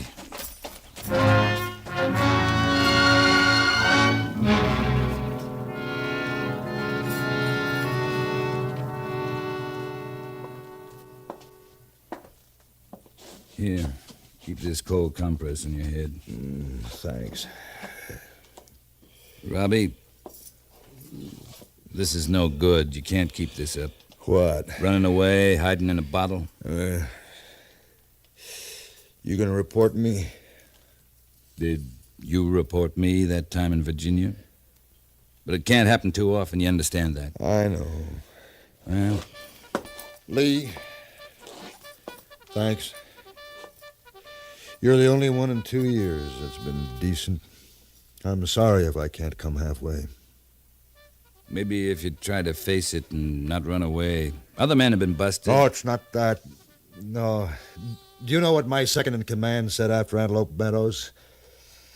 He said we should all be dead, and we would have been if we hadn't been led by a coward. You weren't a coward in Virginia, and when that court of inquiry demoted you, you didn't have to stay in the Army. You could have resigned. Yes? It took guts to stay. That wasn't the act of a coward. I love the Army. It's my life. And I was mad. I thought I was right. I had the guts then. Then what's happened? Do you know what it's like to be sneered at? Hated wherever you go? To be blamed for other men's deaths? Like that St. Cloud yesterday. I've had 2 years of that, Lee. Maybe now I am a coward. Not unless you're willing to be. If you... Come in. Oh, Miss St. Cloud. Robbie, I heard you were ill. Word gets around, doesn't it? Are you all right? All right. You'll be fine, ma'am. Is there anything I can do for you, Robbie? Oh, no. Thanks. Well, I'll stop in again this afternoon.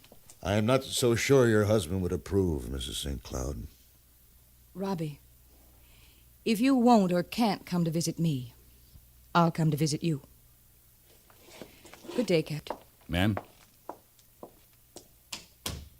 It seems you do have friends, Lieutenant. You, Maud.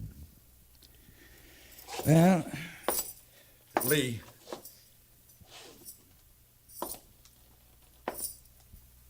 Was I wrong?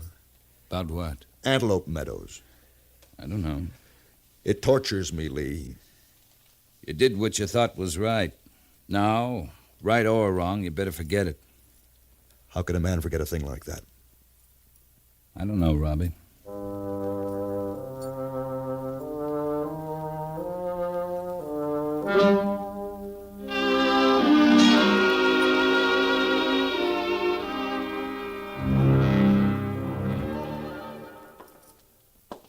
We'll need just a small detachment to patrol the line. We've had no further reports, but I want to keep watch. What about Syberts and 8 men, Lee? Why not Went? What's the matter? Want to get him away from the post? No, it's not that. It might be what he needs. I'm not sure I trust him with the patrol. You think you fooled me with that relieved of duty because of illness? He's just about drunk the sutlers dry. He's getting better lately. That's not what I hear. Maybe he's not drinking quite so much, but... But what? I've heard reports about him and Mrs. St. Cloud. They've been seeing each other entirely too much. She's been seen going into his quarters. She tended him when he was ill. And he's been at her rooms when St. Cloud was away. They're old friends. Maybe. But I always did think that woman was too pretty. Major, I don't think there's anything wrong. But if there is, all the more reason to send Went out on that patrol. You trust him? He's a good officer. I'll send Gorse with him. All right, Lee. I just hope you're right. Send Went to me for orders. Right away, sir.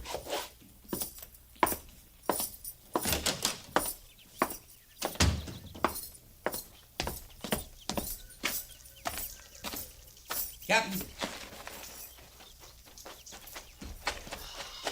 Captain. What's the matter, Sergeant?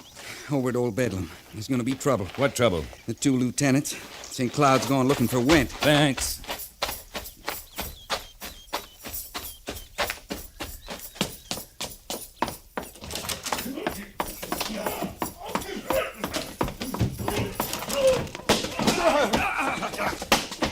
St. Cloud! Went! Eddie! Eddie!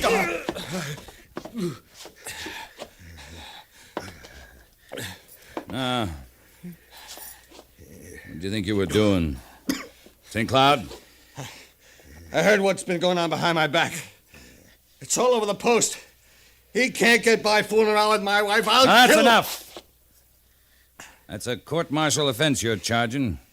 You want to make it official? I certainly... And subject your wife to the embarrassment of it? No. All right. No. Went? Do you want to prefer charges against him? No. Then the 2 of you remember your officers in the U.S. Cavalry and act accordingly. He better stay away from my wife. You won't have to worry about that for a while. He's going out on patrol tonight. Now, get out of here, St. Cloud.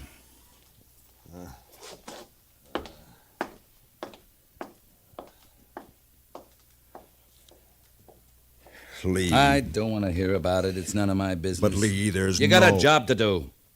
As soon as you clean up, report to the major for your orders. All right, Captain.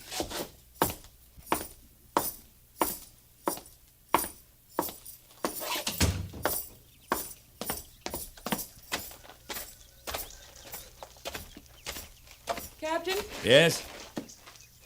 Captain, I No heard you... harm done, Miss St. Cloud.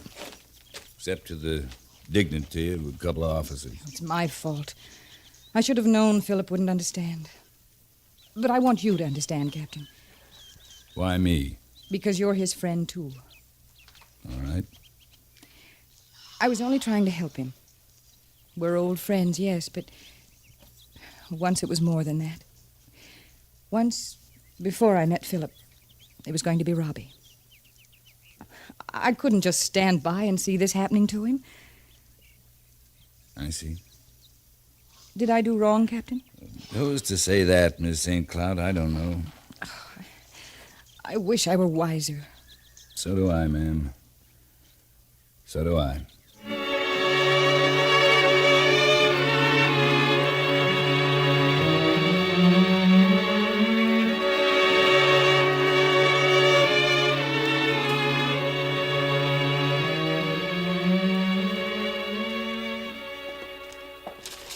Lee, this report just came in from the telegraph at Cheyenne. Trouble, Major? A Sioux raiding party attacked the railroad. If they're not still in the vicinity, they'll be heading north. Went's moving to intercept them.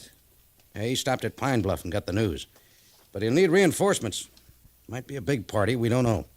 Besides, with Went in charge... I can have B Company ready in an hour. Oh, will that be enough? B's undermanned. You've only got 63 men. It'll be enough. All right. Rendezvous with Went at the Forks on Little Bear Creek. And Lee, don't take any chances. Carry 200 rounds per man. This could be a fight.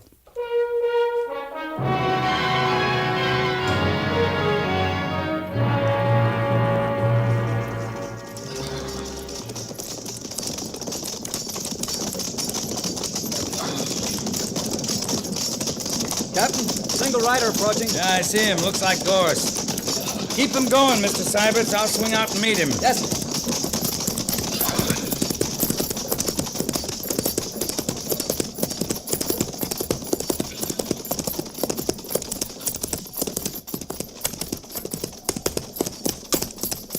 Sergeant? Captain, Lieutenant Went sent me to intercept you. He's moving towards Horse Creek. He wants you to cut across and meet him. All right, good. Sure glad you're here, Captain. Why? Well, we had them cornered last night, but they got away. We could have taken them. How many? Around 30. 9 men against 30? We could have surprised them. The men are kind of talking some. What are you trying to tell me, Gorse? The lieutenant wouldn't attack. Or couldn't. Had he been drinking? Yes, sir. Was he drunk, Sergeant? Well, no, sir, I couldn't say that. Then think about this, Sergeant. You men might not be alive today if he had attacked. Yes, sir, I've heard that before. It's still true, Sergeant. All right, let's join him.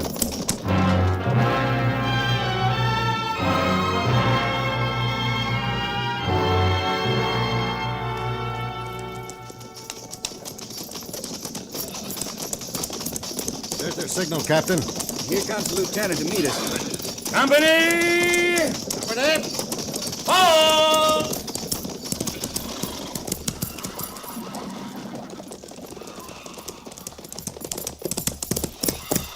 Lieutenant? They're down in the valley about a mile ahead, Captain. You can surround them by splitting your force in 3. Good. All right, Syberts, you take 20 men and the right flank. Yes, sir. Sergeant Gorse, you'll take 12 more men and join with Lieutenant Went's patrol on the left flank. Yes, sir. The rest will stay with me in the center. I'd like the center, Captain, if I may. Why? It's closer. It'll lead the attack. I found them. All right, I'll take the left. Sergeant Jenkins, take over. I'll join you in a minute. Now, move out. Right, sir. Yes, sir. Good work, Lieutenant. And you used good judgment. Not attacking last night. Did I? Here, Captain, have a drink. Yeah, thanks. Why'd you do that? You don't need it. You've gotten your courage out of a bottle for so long you think you have to have it. Don't I? No, you don't, Robbie. All right, Lieutenant Went. Move out.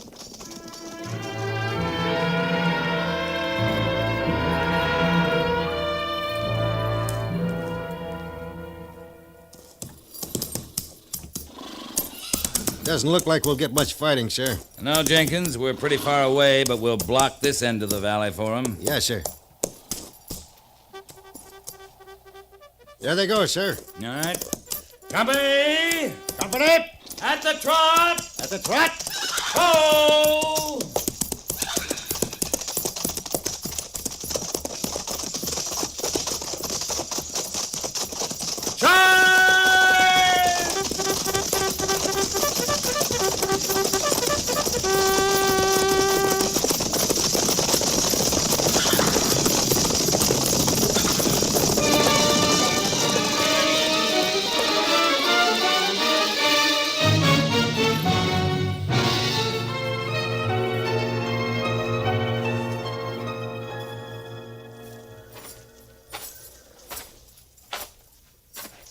Syberts! We got them rounded up, Captain. Wasn't much of a fight. When they saw us coming in from three sides, they just dropped everything and ran. Good. Any casualties? No, sir, I don't think so. Not a one. Captain! Huh? Over here.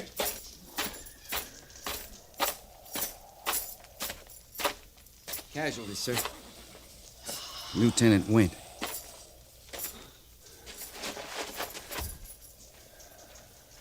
Robbie? Lee. I am sorry you smashed that bottle now. Gorse. Holder's bringing the first aid, sir. No. No use, Lee. No use, you know that. Robbie. I'm sorry. Yeah. So am I. About a lot of things. Maud St. Cloud. A lot of things. But Lee, there's one thing I'm not sorry about. Antelope Meadows? Yeah. I was right, Lee. I couldn't have saved Bartlett. But I could save my 100 men, and I didn't. That's right. Oh, only one thing nobody understands. It wasn't my own life I was thinking about. I understand that, Robbie. Do you, Lee? Thanks. I wish...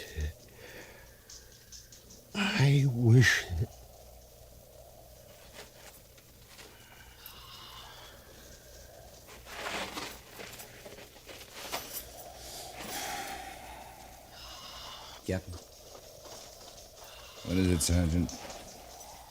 I saw it, sir. He deliberately cut in front of Holder and took the only bullet the engines fired. He saved Holder's life. I guess I was wrong, sir. Were you, Sergeant? Yes, sir. He was no coward. No.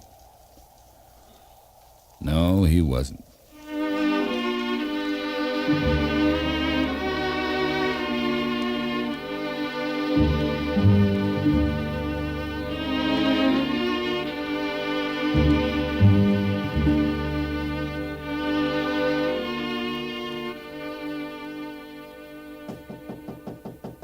Come in.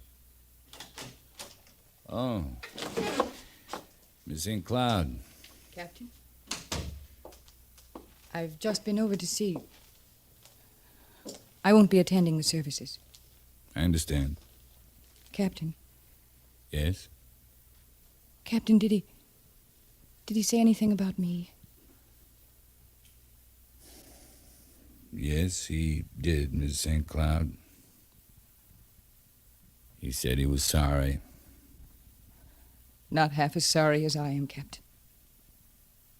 I wanted to help him. But I was afraid to say the one thing that might have helped him most. Sometimes it's kind of hard to... I wanted to tell him that he was the only man I ever really loved. But I was afraid of the consequences. I should have told him, Captain. I should have told him a long time ago. Well, Philip will be wondering where I am. Good day, Captain. Good day, Miss St. Cloud.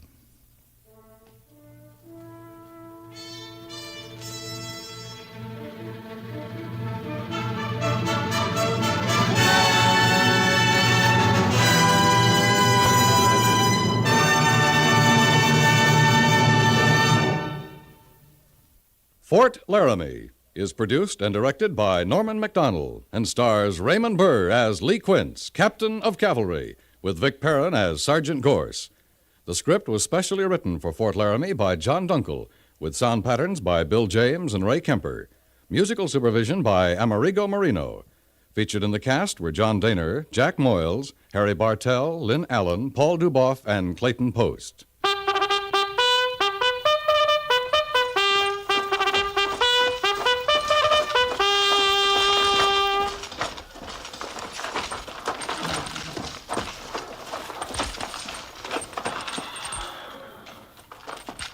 Company, tension!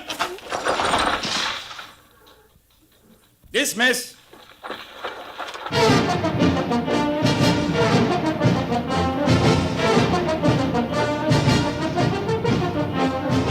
Next week, another transcribed story of the Northwest frontier and the troopers who fought under Lee Quince, Captain of Cavalry.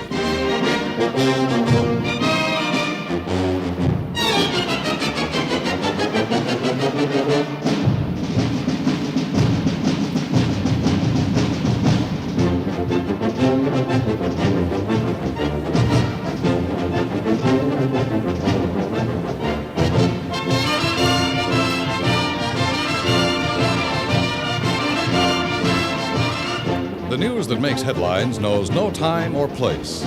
News can be made next door or halfway around the world, at noon, at midnight, or in this next minute. To keep you fully informed, CBS News has reporters on 24-hour duty all around the world. By the magic of radio, their reports come to the CBS newsroom to be transmitted to you. Right now, every Saturday and Sunday, CBS News reports to you almost every hour during the day and evening. By keeping your dial set at CBS Radio, you know the news from halfway around the world as soon as you get the news from next door.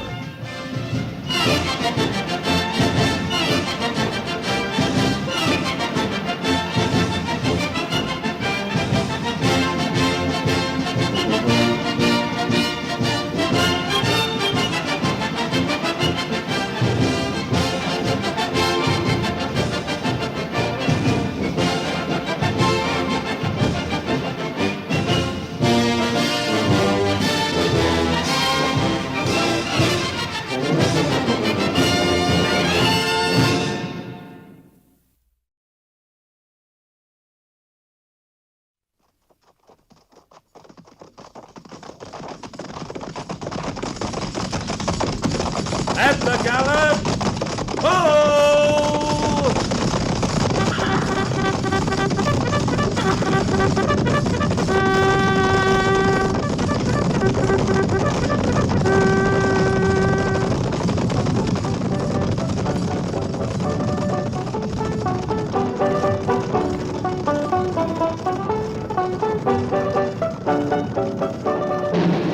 Fort Laramie.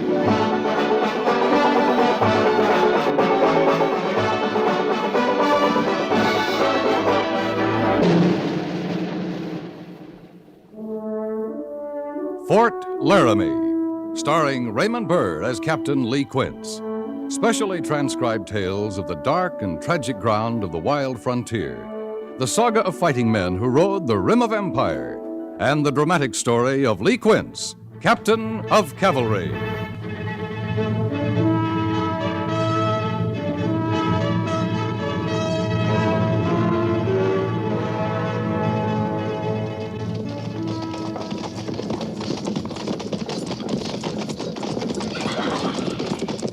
Patrol! Halt! Sergeant Gorse. Yes, sir. Dismiss the patrol. I've got to report to Major Daggett. Yes, sir. And see that their horses are babied right this time. Yes, sir. Patrol. Prepare to dismount. Dismount.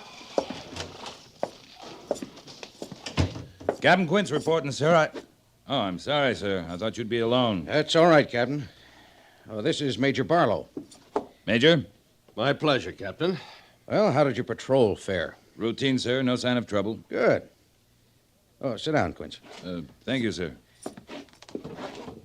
Major Barlow is here on orders from General Staff in Washington. He's surveying all the posts in our department. I have only a few days here, and then I'm going on to Fort Dodge. General Custer's command? Yes. I'm looking forward to that.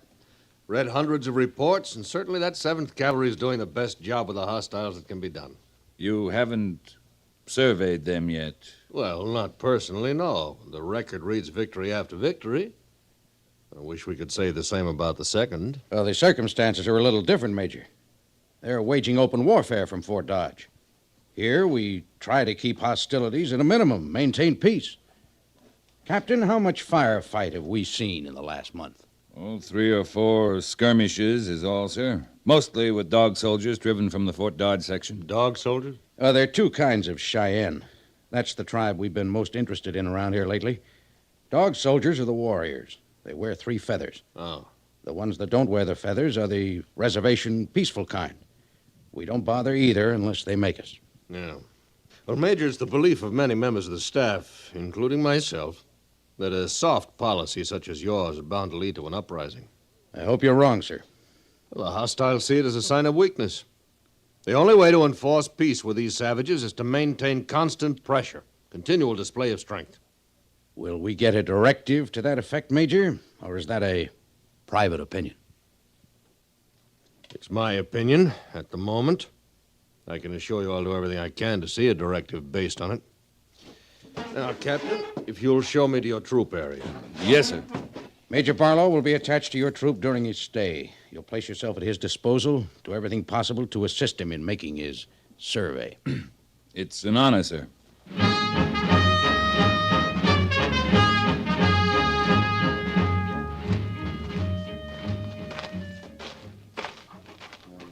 First thing I want to do, Captain, is make a complete tour of the reservation camps. I want a first-hand look at the natives. Their condition, their attitudes, extent of their weapons, so on. Camps are pretty well scattered, Major. It'll take some time to cover all of them. These reservation people should be centralized so that they can be watched. They've lived in small village bands for hundreds of generations. They kind of need stretching They're room. prisoners of war, Captain. Prisoners of war live under imposed conditions, not their own. Yes, sir. Captain Quince? Yes, Sergeant? At ease. What is it? There's a man waiting for you in the orderly room, sir. Ben Coons. What does he want? He says his stepson was stole by the Cheyenne. What's that? We'll go in and find out. Thank you, Sergeant.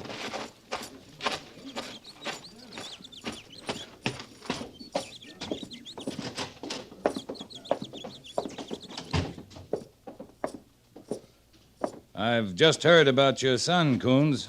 How'd it happen? How do I know? My place is only 5 miles outside of town, and he was gone when I got home last night. Look at this. Cheyenne scalping knife. It was stuck in my door. I've had a Cheyenne lodge oath hanging over my head for a year.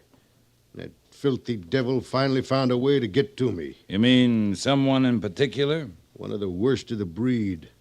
Wasaya. I've heard of him. Quite a warrior. You say he's had a personal hatred for you, Mr. Coons? Ever since last summer. I was scouting for the 7th. I run across his camp on that big north swing of the Solomon. You know, Captain, just before it flows into Grand Valley. Yeah, I know. Well, I led the troopers into it, and during the fracas, Wasaya's brother was killed. That's when he took the oath to put me under, or do worse. Now he's done it. Taken Billy. I'm sorry about your son, Coons. But the way I heard the story of that attack, Wasaya's wife and 8-year-old son were killed, too, by one of our scouts. I didn't have nothing to do with it. I did what I was paid to. Captain, the man's child's been kidnapped. I see no reason to discuss anything else. The Army's supposed to protect the civilians. What makes you so sure it was Wasaya? Well, he brought his band into the Laramie foothills 2 days ago. Put that and the knife and his oath together, and there's no place else to look. Where'd you hear he was in this part of the country? Your breed scout, Quanto, got wind of it. I should think you would have learned about it in your patrol, Captain. No, we were working in the other direction, Major. No. I heard this morning. Right away, I got the feeling about what happened, and I started looking for sign around my place. I found it right enough. A wash about a half-mile away. Tracks of 9 ponies headed south toward the hills. I want that Cheyenne dog brought in and hung up where I can see it. Sergeant Gorse? Yo. Go look up Quanto. He says there's a band of Cheyenne in the Laramie foothills. I want to talk to their head man. Find out where they are, pick out 10 good men for the patrol, including you. Yes, sir. You'll make provision for me to go with you, Captain. There won't be much in the way of provision, Major, but you're welcome, sir. Coons, you go tell your story to Major Daggett. As soon as I get word from him, we'll move out. All right, Captain. Oh, Coons. How old is your stepson? 9 years next month, if he's still alive. Same age Wasiah's son would have been. Well, if they're together, I don't think you have to worry about Billy being anything but alive and well. You got a lot to learn about Cheyenne, Captain. Maybe you could teach me. You want to come along? I'll go talk to the major.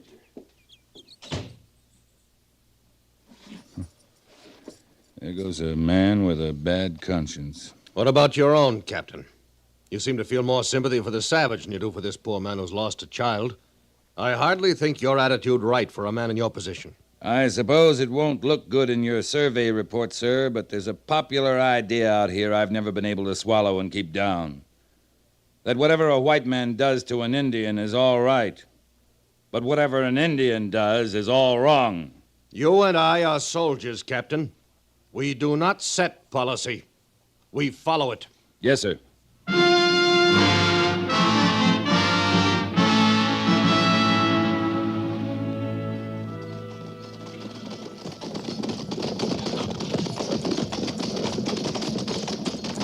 Fast water Quanto talked about is just around this bend, Captain. I know. I caught some beautiful trout in that stretch. That's where their camp's supposed to be. Hadn't you better order carbines at the ready? A show of preparedness, Captain?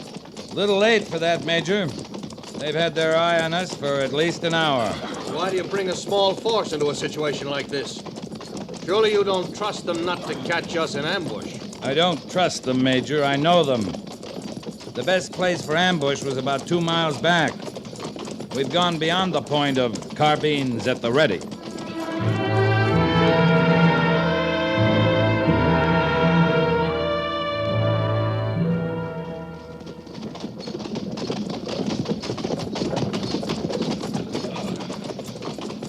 There you are, Major, up ahead, waiting for us. Those are dog soldiers. Some of the best mounted fighters in the world. We're well outnumbered, Captain. We always are. Now, they'll come in to meet us at full run and screaming like banshees. That's their way. They don't want you to know whether they mean to be friendly or to open your throat. If we had our carbines ready, their run wouldn't be exactly friendly. Patrol! Halt!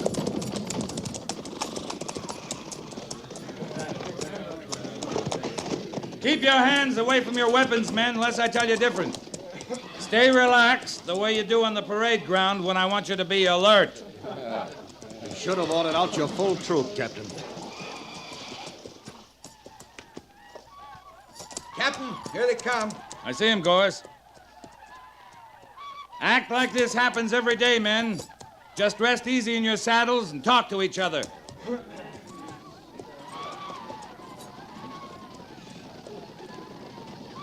Captain, order carbines at the ready. That an order, Major? It's common sense. Show them we'll fight. Don't draw your pistol, Major. You'll spook them for sure, waving that thing around. They'd have opened up by now if they were going to.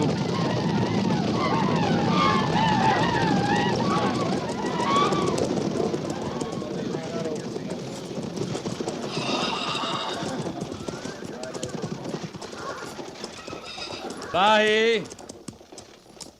Who is chief among you. Which of you is Messiah? I am Messiah. Why do the soldiers come to us? We have done no wrong. I brought you your scalping knife, Messiah. Here. Huh. Where is the one called Coons? The woman killer? The child killer? Did he die of fear when he found my sign? Why, that insolent beggar. He says that you came for vengeance and that you stole his son. I have stolen no son. You were at his house, and now the boy is missing. I have stolen no boy. Oh, he's lying, Captain. What does the high soldier say? I say you are lying. Major. I speak true. We'll search your camp and find out how much truth. No, we want no soldiers in our camp. Ain't there any way you can stop him, Captain? You ever been able to stop me, Gorse? Well, I'd sure try if you went off half-cocked like he come is. to our camp, there is trouble. We want no trouble. We are at peace. You don't want us in your camp because you're lying. The search is going to be made. And if you resist us, I'll see the whole 2nd Cavalry out to do the job. Bandu Nikeno! Patrol! Carbines at the ready! Boots your carbines! What was that, Captain? Sorry, Major. They're going back to their camp. Those insolent... Well, at least I've seen a prime example of what a soft policy brings about. The hostiles move up here from the 7th Cavalry area. Undoubtedly, they rest, repair equipment, and go back to take up the attack again. Some of them do, some of them don't.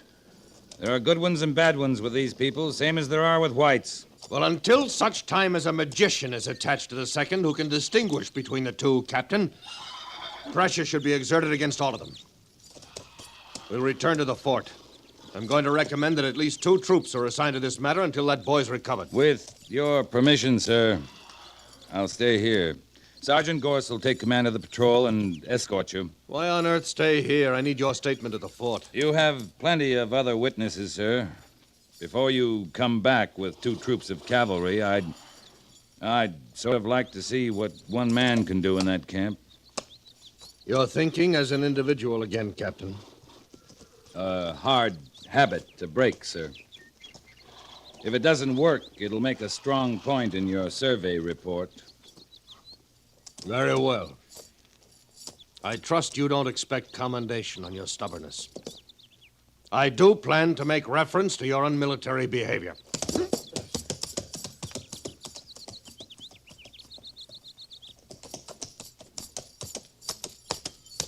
Be better if we could send old Brass Shoulders in alone. Watch your manners, Sergeant.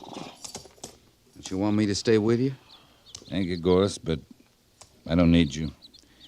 This may look crazy, but I don't think I'll run into any trouble. If that youngin's in there, you will, sir. I don't figure he is. I've been thinking. If I was Messiah and had kidnapped the boy, I sure wouldn't have left a knife to point the finger at me. And I would have hightailed it out of these parts a long time before this. I sure hope you're right, Captain. Sergeant, I'm ready to go. Not far enough. Watch your manners, Gorse. Yes, sir. Good luck.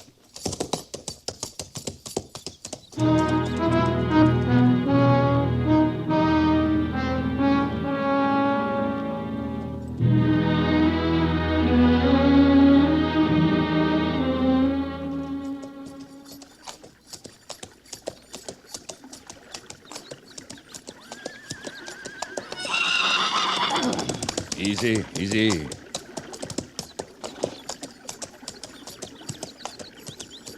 Stop, soldier! You do not come in our camp.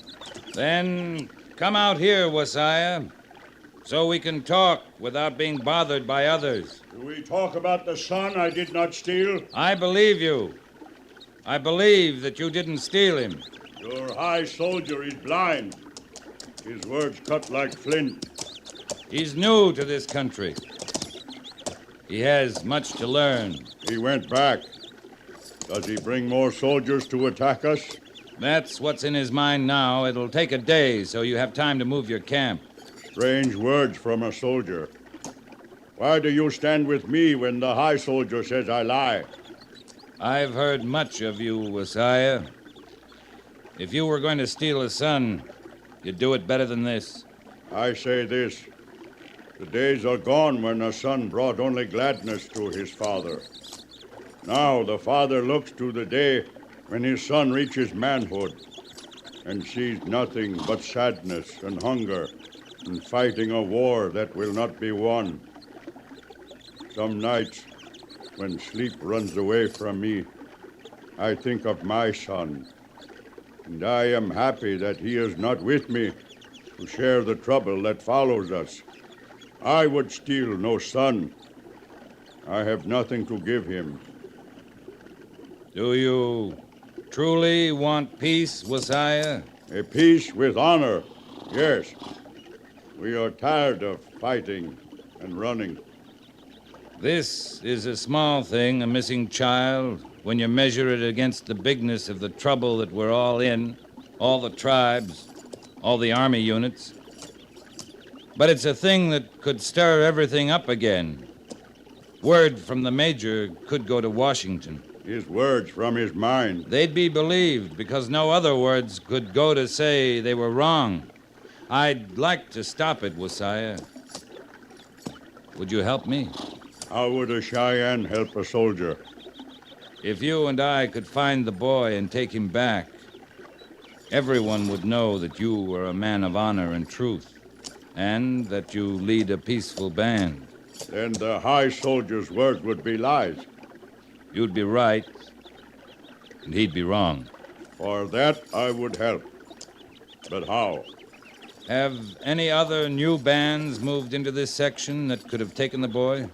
One Shoshone and one from my tribe. Could you find out if they have him? Yeah. Will you do it? I will. While you do that, I'll try and get a line on him. Will you meet me in the wash near Coon's place at sunrise tomorrow? Do you know what you asked me to do? To help the man who killed my son and my wife?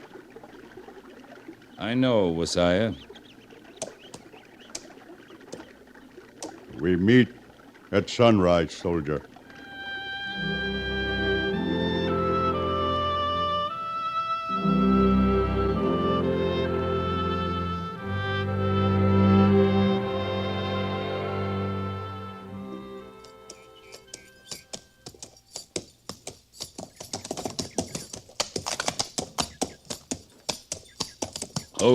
Hold. I am here, soldier. You hide well. What did you learn?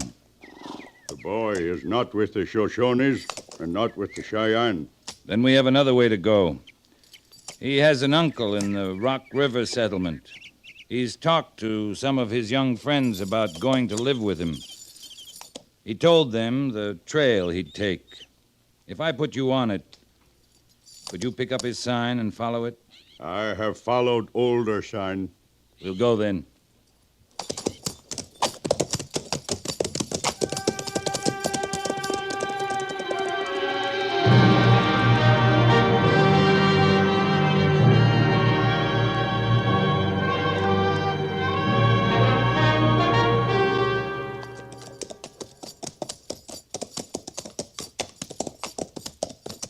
Wait.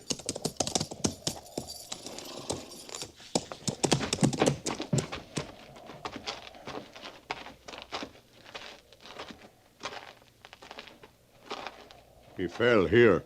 All right. Look there, piece of cloth.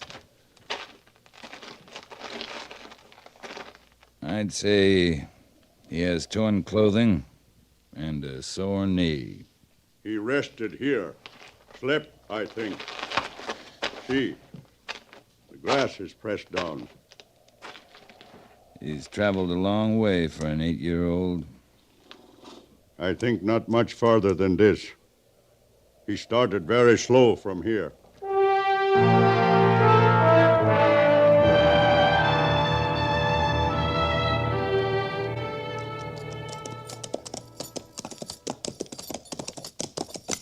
There, soldier.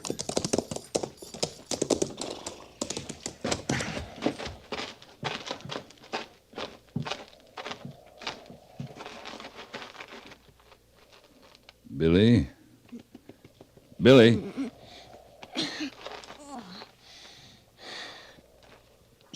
We're going to take you home.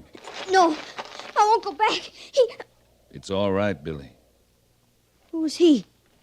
His name is Wasiah. He's a friend of mine. You are a good, strong boy to come this far. If I had a son, I would hope he would be so strong. You've got a nasty bruise on your face, Billy. You must have taken a bad fall. He hit me. Who did? My paw. With a stick. He hit me till I ran away. Here, let's see under your shirt. Yeah, he sure did hit you, didn't he? I won't go back. My paw hit me again. Come on. Stand up, Billy. Look, I don't blame you for running away. I guess I'd have done the same thing. I won't go back. If you want to live with your uncle, I think we can work it out. In Rock River? Yeah. And instead of trying to get there all by yourself, how would you like it if you could ride with the cavalry? By myself? On a horse? Yes. Horse all your own. Now, you ready to start back? I won't stay with my paw. You won't have to. Come here, boy. You ride with me on my pony. No, I don't want to. Why, sure you do, Billy. Think what you can tell your friends. I'll bet none of them have ridden with a real Cheyenne warrior. Come on now. Show them how brave you are. Come here, boy. Am I strong enough to lift you up? Oh. He not know the feel of a white man on his back. You all right, Billy? Does this pony run fast? Oh, yes.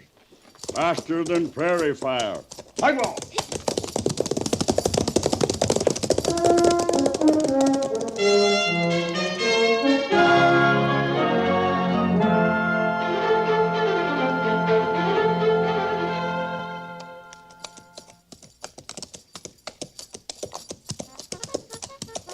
Wait, soldier.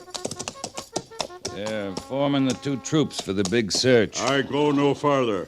I know how you feel because I felt the same way riding into your camp. But the major from Washington won't believe you had a part of this unless you ride in with me. You have my word that everything will be all right. I go on your word.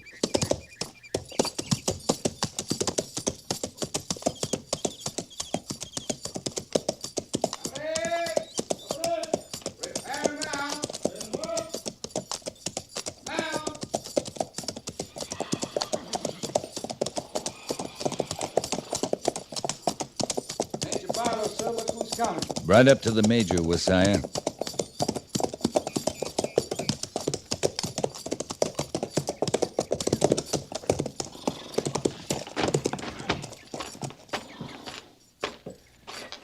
Captain Quince reporting, sir. Well, this savage did steal the boy. In spite of his surrender, he's to be punished. This is no surrender. Give me the details, Captain. I'd rather you ask the boy, sir. All right, son. What did he do to you? He didn't steal me. He found me. I ran away because my paw hit me with a stick. He does it lots of times, and I won't go back. I just won't. Order the troops dismissed. Yes, sir. Prepare to dismount. Come on, Billy. We'll find you something to eat. Wasiah, I'd stay out of the 7th Cavalry Territory for a while. The high soldier is going to be moving that way. There is very far place where there are many antelope. I think my people are hungry for antelope. My thanks go with you. Mine stay with you. You grow strong, boy. One day you can beat your stepfather. I leave my vengeance with you. I go. Goodbye. Come on, Billy.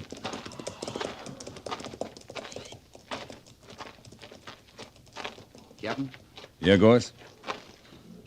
Old Ironside sure don't want to admit there's such a thing as a good Injun, does he?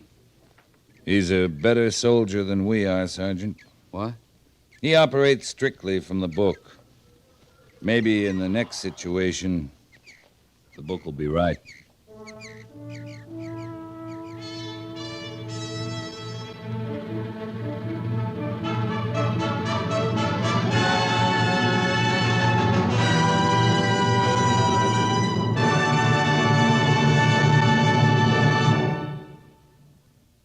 Fort Laramie is produced and directed by Norman MacDonald and stars Raymond Burr as Lee Quince, Captain of Cavalry, with Vic Perrin as Sergeant Gorse.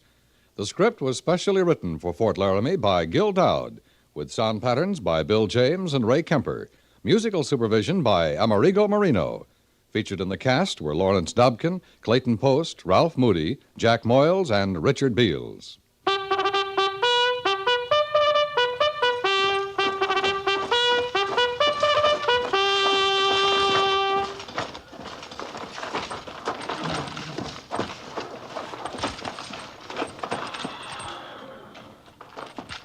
Company, tension!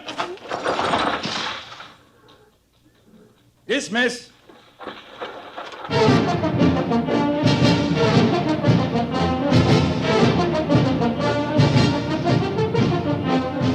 Next week, another transcribed story of the Northwest frontier and the troopers who fought under Lee Quince, Captain of Cavalry.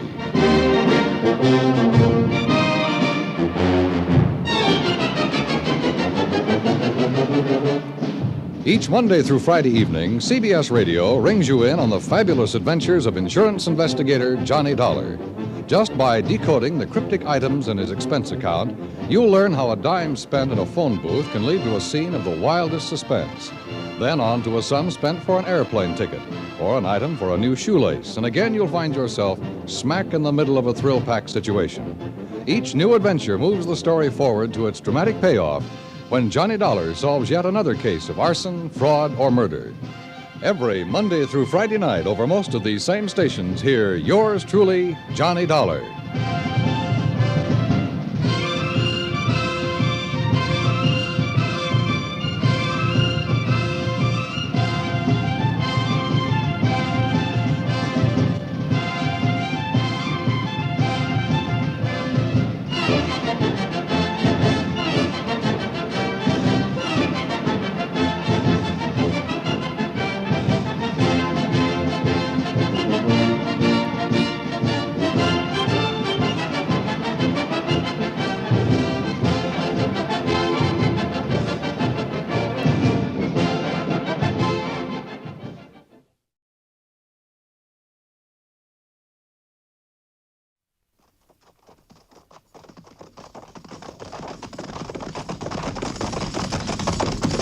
At the gallop! Oh!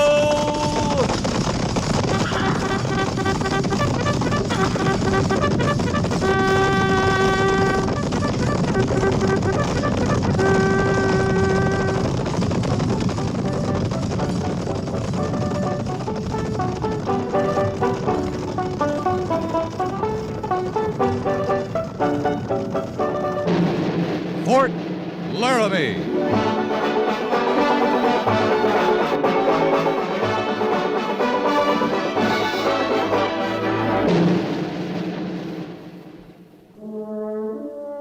Fort Laramie, starring Raymond Burr as Captain Lee Quince. Specially transcribed tales of the dark and tragic ground of the wild frontier, the saga of fighting men who rode the rim of empire, and the dramatic story of Lee Quince, Captain of Cavalry.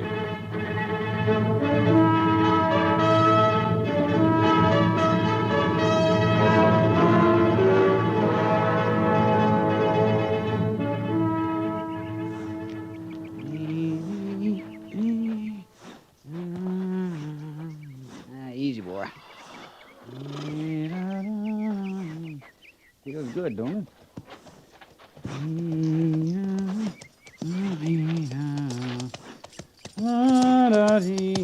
You got the whole day, Harrison?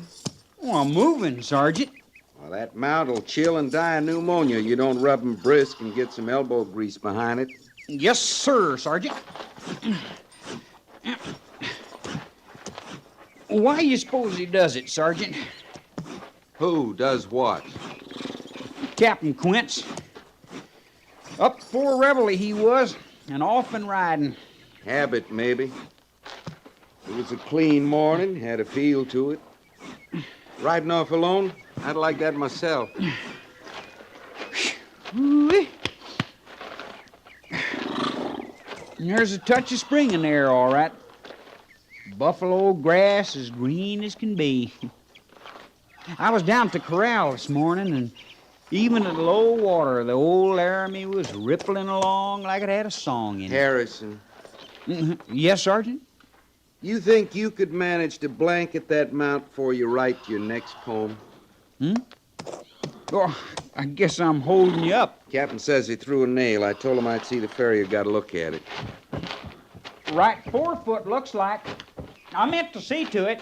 I got business at the saddlery anyway. Sergeant, I'd sure admire some outdoor duty today, if you could arrange it. Stable details, sort of outdoors, Harrison. In and out.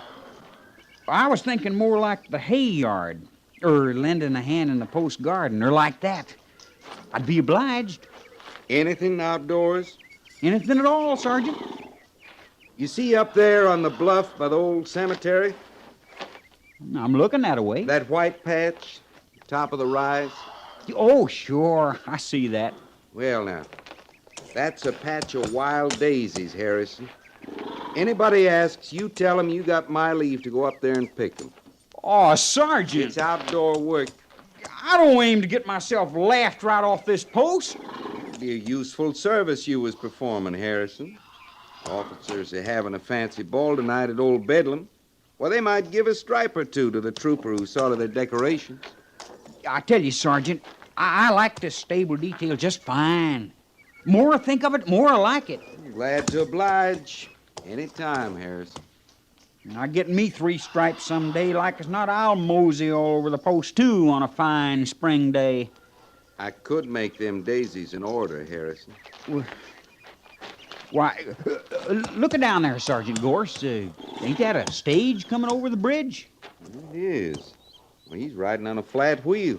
Yeah, maybe that's why he's pulling into the fort this time of day. Being the wheelwright so near the smithy and the saddlery, I'll just mosey on down there and see what's going on. Give me that lead rope, soldier. No, here. Get to your duty, Daisy. Oh, yes, Sergeant.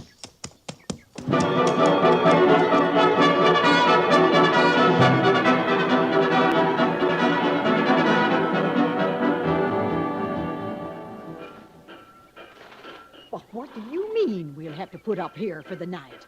This is an army post. Now, Opie, settle yourself this minute. There's nothing but men here. Now, ma'am, there ain't a stage built that'll run on 3 wheels. But an army post? Why, we're women. Well, be that as it may, we gotta put up here. It took all I had and then some to bring us clean to the fort. Now, the wheelwright tells me he can put us on the trail by sunup, and that's the level best we can do. I declare, I don't know what. Homer off there in Virginia City, waiting for Opie and me? Well, you could maybe telegraph ahead if you think your husband will worry after you. Well, I don't know what to make of you. Of course he'll worry. Homer's bound to worry. His wife and baby girl spending the night in the middle of nowhere at an army post. Oh, Ma. Opie, if you Ma me once more, I'll bang you with my umbrella. Oh, but there's one, Ma, coming right up to us. One what? A soldier, Ma. Oh, Sergeant Gorse. Stand right behind me, Opie. Wheelwright says you got trouble, Clay. Yeah, all kinds, Sergeant. Oh, meet up with Mrs. Kleinhexel. Her daughter, Miss Opie, Sergeant Gorse. Ma'am? Miss Opie? Are you in charge here, young man? No, ma'am. Not exactly. Then I demand to be taken to whoever is. I want to telegraph Homer. I want to see with my own eyes the quarters for my daughter and me. Homer, ma'am? That's Mr. Kleinhexel. He's in Virginia City. Oh. Are you listening to me, young man? Why, yes, ma'am. I do. Clay, Clay, where you going? Well, I'm pretty sure that wheelwright needs a hand. I sure thank you for taking over this way, Sergeant. Hey, now, Clay, We've had no food since breakfast, young man. That'll have to be taken care of. Now, those carpet bags over there are ours, and they were brand new when we left Omaha. So, mind you, tend them easy. Who did you say was in charge here? Well, I didn't say, ma'am, but offhand, I'd say you was. Opie, simmer down.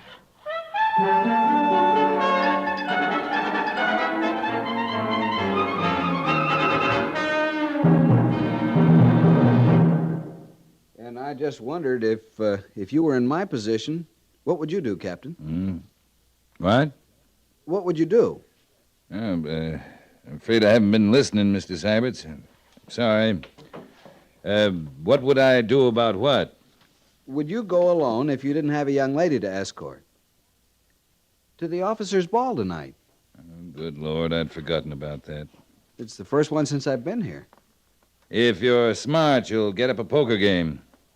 You could play right here in my quarters if you want. Well, I was rather looking forward to the ball. I'd sooner ride into an ambush. You know, it's hard to picture in your mind a ball right here in Old Bedlam. It doesn't seem part of the West somehow. It shouldn't be part of it. You want a cigar, Syberts? No, thank you, sir. Captain, you don't talk like you're planning to attend this evening. I'm not. You sure? Mr. Syberts, the last ball I attended was on an order. Besides, I have some work I want to do tonight, if I can get the Major's permission. Well, I don't know, and it's your business, all right, sir, but she thinks you're going to the ball. She? Miss Willa. I was over at the sutler store this morning, and Pliny, Mr. Burgess gave me his leave to ask Miss Willa to the ball. Well? But she means to go with you, Captain. I don't know why. I didn't ask her. She seems right sure you will, though, before the day's out. Oh? She seems content just to wait for you. Miss Willa's a pretty thing. She makes a mistake, though, waiting for anyone. Captain, I wouldn't have asked her, but there aren't many single ladies to choose from. I've got no claim on Miss Willa, Mr. Syberts, if that's what you mean. No, it's more her claim I was thinking about. She's set on you, Captain Quince. That's a pure waste. Oh, is it? Captain Quince, Lieutenant Syberts. Major Daggett? Sir. As you were, gentlemen. This isn't exactly official business. Yes, sir. I just looked in the ballroom on the way up.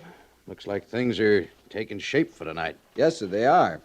Mrs. Daggett and the other wives are doing a fine job with the decorations. Well, they enjoy that sort of thing. It's time we had some festivity around here. Yes, sir. That what you came to tell us, Major?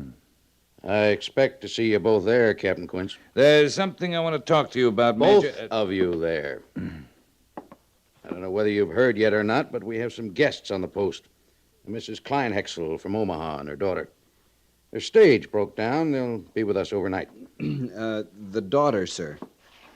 What about her, Mr. Syberts? Well, sir, in the interest of showing Fort Laramie's hospitality, what I mean is, if she's not otherwise engaged, I'd be proud to see her to the ball tonight. I think that's a good idea, Syberts. I would like to discuss something, Major. Yeah, so would I, Captain Quince. Then if you'll excuse me, Major, Captain. Mr. Syberts, you'll find the young lady and her mother quartered next to the sutler store. Yes, sir.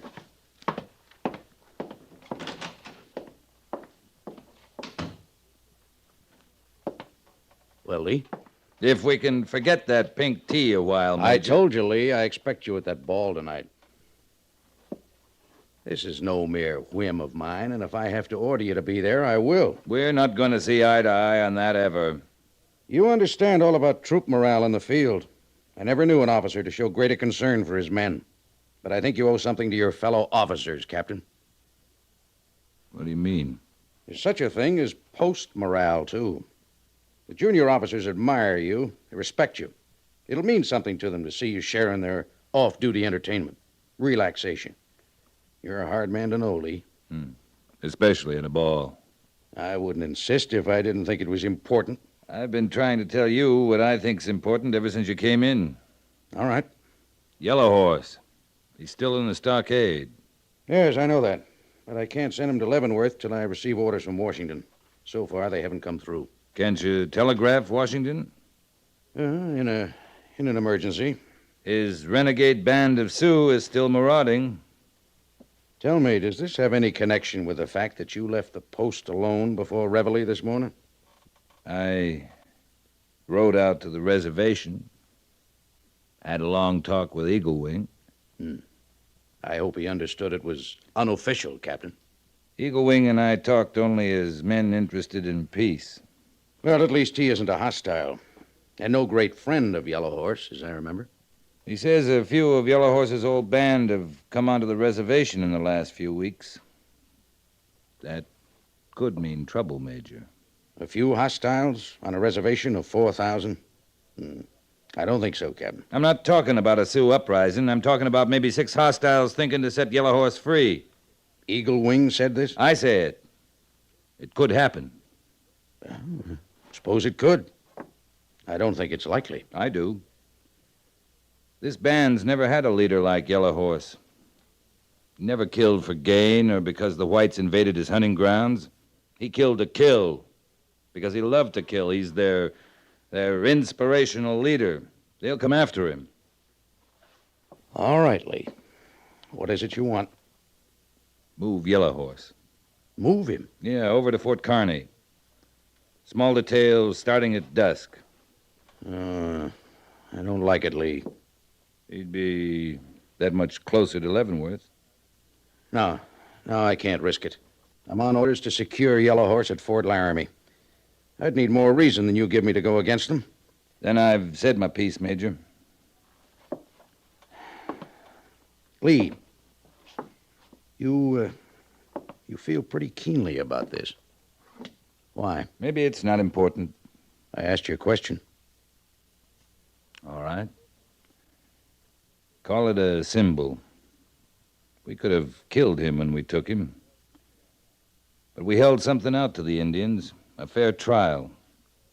White man's justice. Yellow Horse was tried fairly. And sentenced fairly. The Indians know that. Yellow Horse should pay for his killing. Legally. If an escape is arranged, even if he's killed in the attempt, he's a martyr to every red man because a white man killed him. Sure, I don't disagree with any of that, Lee. But your answer's still the same. It has to be. My orders are clear. I have to respect them. I wish I could count on your understanding. I wish I could give it to you, Major. All right, Captain. We both had our say. Now let's forget it. I'd like you to join my party this evening. That an invitation, sir? That is an order, Captain. Yes, sir.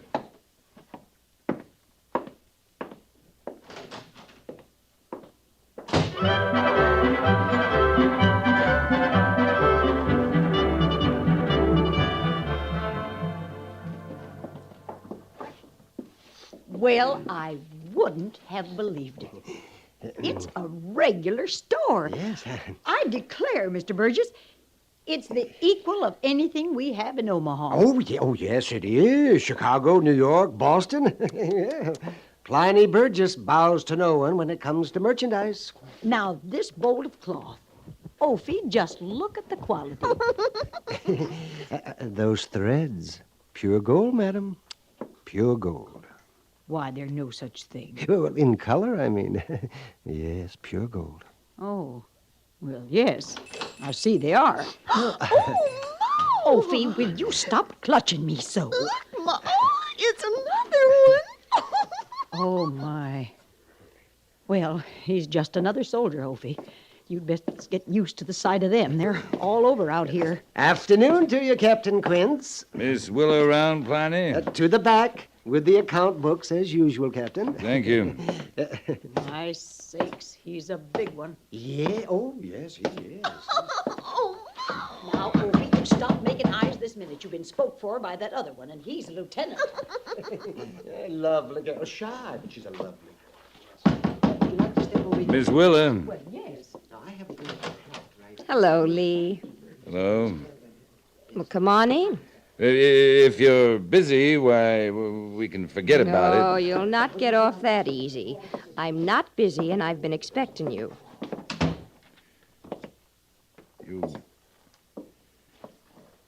You shouldn't wait for me, Willa. You know that. Sit down, Lee. Thanks. I don't wait for you. As you say, I know better than that. I wait for Major Daggett. How's that? Sooner or later, he always orders you to attend the ball. And when he does, sooner or later, you decide you'd rather escort me than dance with ranking officers' wives the entire evening. That the way it is? I'm afraid so. But that's not a complaint. I'll be ready at 8. All right. Don't look so trapped, Lee. You're not, you know. I wasn't thinking about me. Don't worry about me. I understand. It's a lovely day. It'll be a lovely evening, Lee. Yeah. It looks like Mr. Syberts is going to have a lovely evening, too. Oh, poor Ophi. Poor Syberts. You could have spared him that if you'd accepted him instead of waiting around for... For Major Daggett. Yeah. Yeah, for Major Daggett. Good heavens, what...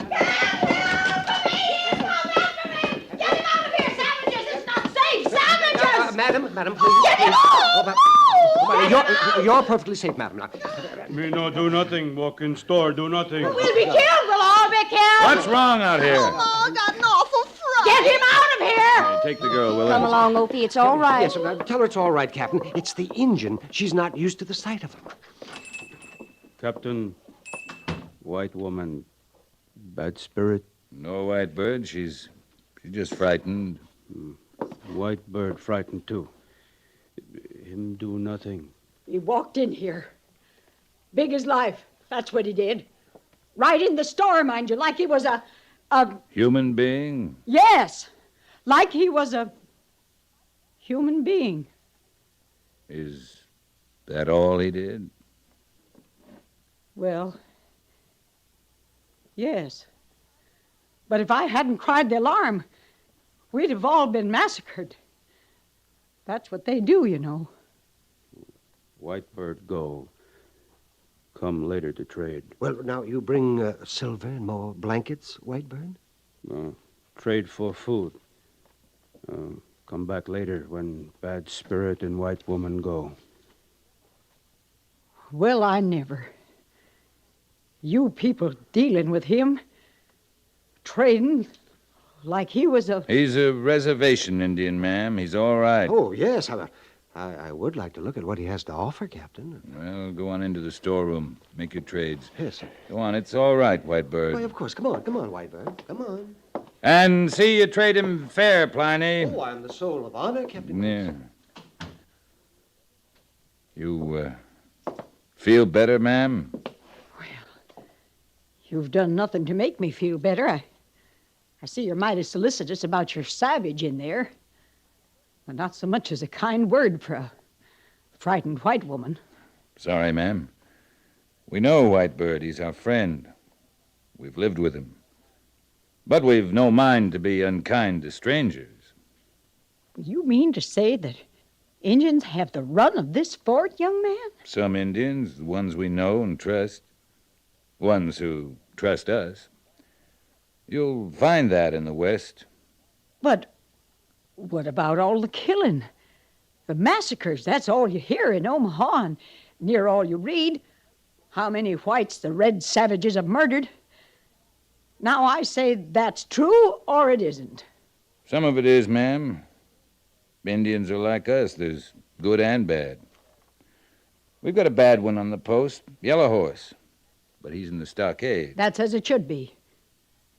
You think that, don't you? I think that.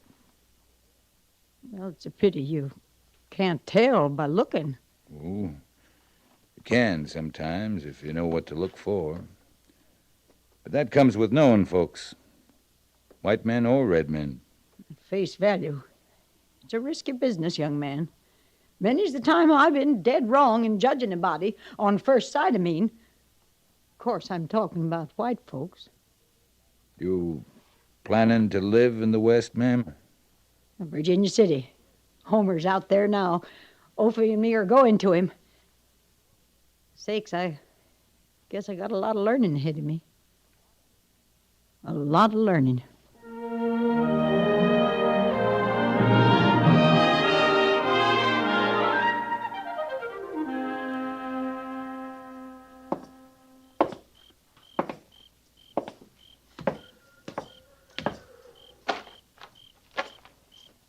Sergeant?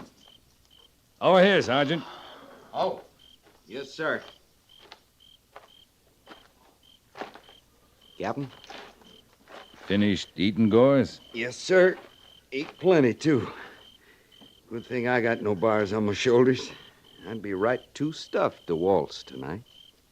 That's so? Fine spring evening for a flock of fancy waltzes, though. All right, Sergeant, you're making your point. Yes, sir. You, got any plans for tonight after tattoo? Oh, I drew some duty, Captain. Duty? Kind of special duty, too. Orders come down from Major Daggett to double the guard at the stockade. I figured you'd know that. No. No, I didn't. Ain't they sending Yellow Horse on to Leavenworth before long? That's up to Washington. Yeah. Sure got a lot of time back there, ain't they, Captain? Seems like it. Sometimes. Did you have something you wanted me to do tonight? No. No, nothing. Well, before I told you about the duty, you asked about my plans, Captain. You answered my questions. Yes, sir. That's all, Sergeant. If anything comes up at the stockade, I'll see you hear about it, sir. You'll report to Major Daggett. Yes, sir. Good night, Gores. Captain? Yeah? It's a right smart sash you're wearing. Good night, Gores. Yes, sir.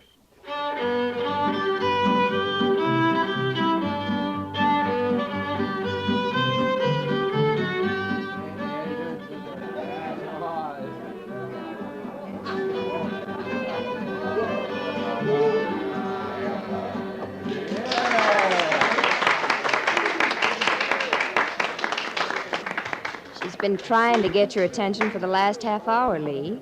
Who has? Mrs. Kleinhexel, and you haven't even asked her to dance yet either. I know, but I... Shh, here she comes. Excuse me, you two, but I've got to have word to this young man. I'm sending the lieutenant to dance with you, dearie. Captain Quince was just on his way over to you, Mrs. Kleinhexel. I'll find Lieutenant Syberts. Well, shall we, Captain? Proud to, ma'am. I could waltz with a glass of water on my head and never spill a drop. That's what Homer always says. You try it with me, ma'am. You stand a chance of drowning. There's good humor in you, young man. I like that. Thank you. Oh. Oh, I'm sorry. I wanted to tell you, I went out on the veranda for a breath of air a while back. And when I first saw them, I came near to screaming like I did this afternoon with the other Indian. You're developing a real eye for Indians, ma'am. Yes, I am. I've been trying to recollect, though. I don't believe he was wearing them in the store today. White bird? Wearing what? The feathers. No, ma'am, he wasn't wearing feathers. I didn't think so. Now, these Indians was. Well, maybe it suits their fancy. You're sure they were wearing feathers? I just told you. There was 5 or 6, I guess. Excuse me, ma'am. I have to speak to the major. Now, what's wrong with feathers?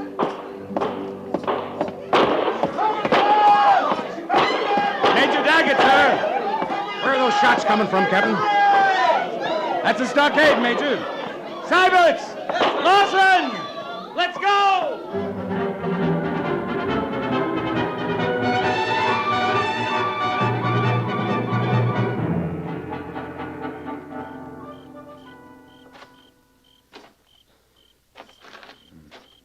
Six of them. All dead, Sergeant? Dead Injuns, Captain. Good thing you doubled the guard, Major. What about Yellow Horse? Oh, he was whooping for a while. But I checked him. He's got his health, all of it.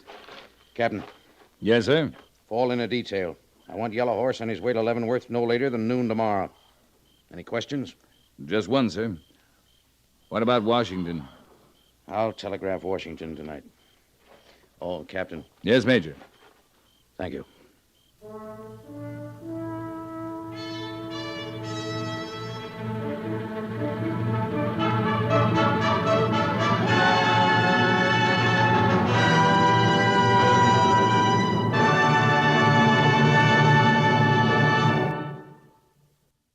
Fort Laramie is produced and directed by Norman MacDonald and stars Raymond Burr as Lee Quince, Captain of Cavalry, with Vic Perrin as Sergeant Gorse. The script was specially written for Fort Laramie by Kathleen Height, with sound patterns by Bill James and Ray Kemper, musical supervision by Amerigo Marino. Featured in the cast were Jeanette Nolan, Sam Edwards, Eleanor Tannen, Harry Bartell, Jack Moyles, Shirley Mitchell, Howard McNear, Frank Cady, and Jack Crucian.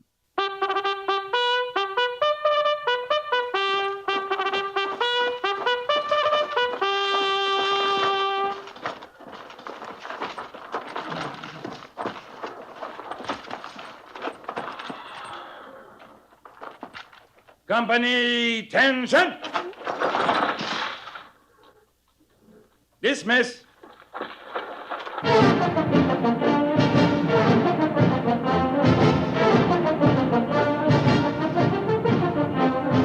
Next week, another transcribed story of the Northwest frontier and the troopers who fought under Lee Quince, Captain of Cavalry.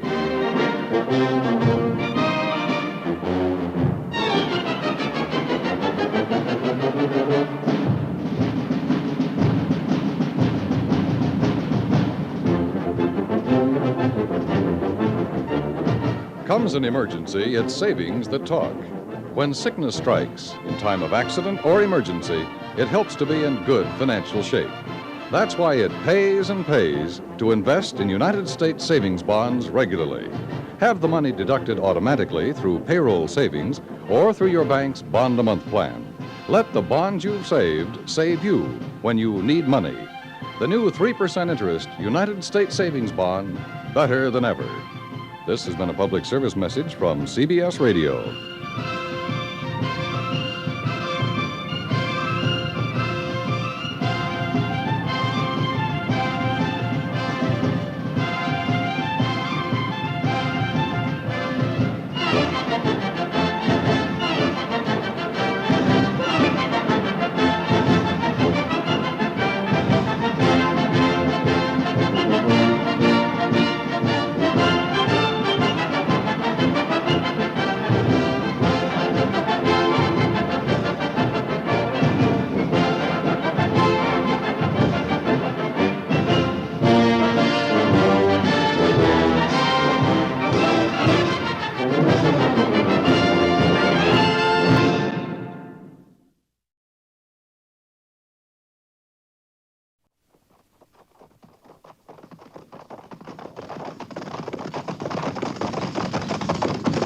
At the gallop!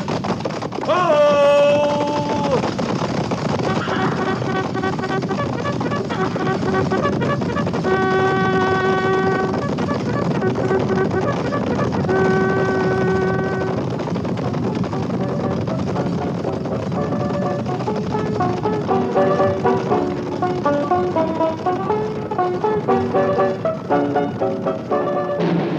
Fort Laramie.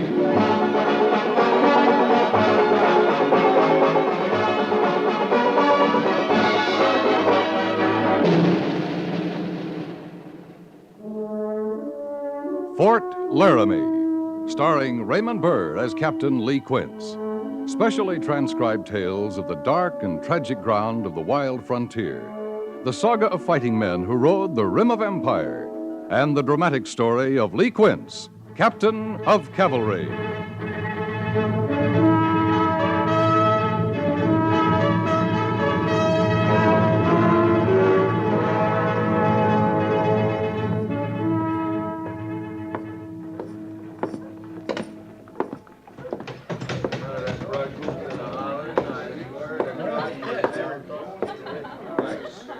Afternoon, Captain. Afternoon. What'll it be? Oh, glass of rye. Yes, sir. Hey, Captain. Afternoon off? No. I just came in to talk to Smithson about some freighting. Well, here's luck. Well, now, thank you, Captain. Thought that was a soldier's mount out front. What's that? Hello, Captain. Banyan. You surprised? I didn't expect to see you here. Thought you'd be long gone from these parts, Banyan. Gone, come back, and on my way again. To where? Oh, I think I'll try California, San Francisco this time. I hear it's a nice place. San Francisco. Even this place is nice when you aren't in the Army. Hey, like a drink? I don't mind. Another glass here, bartender. Coming right up. Yeah. How's civilian life? Oh, you should try it, Captain. Nobody issuing orders from Washington all the time, you know. Orders telling you to do something foolish about some other foolish thing. I don't suppose any of that's changed much. Oh, Washington never changes. All right, gents. Here you are. Thanks, Quince.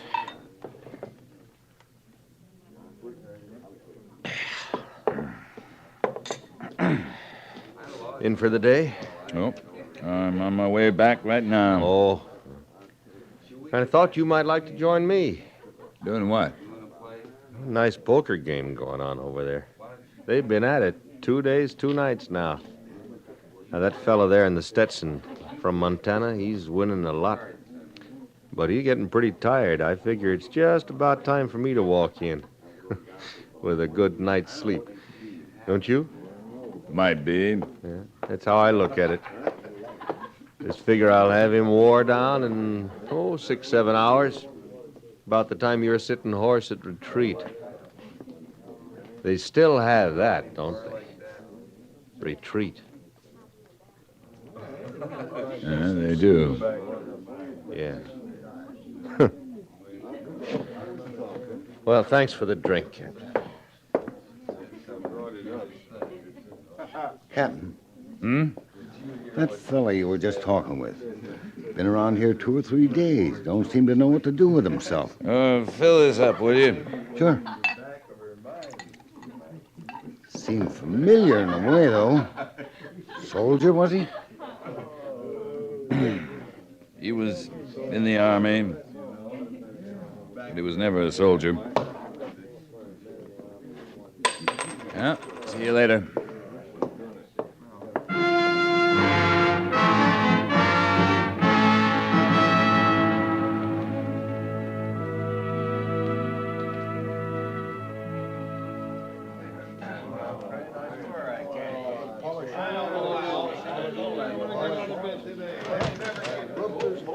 Addies!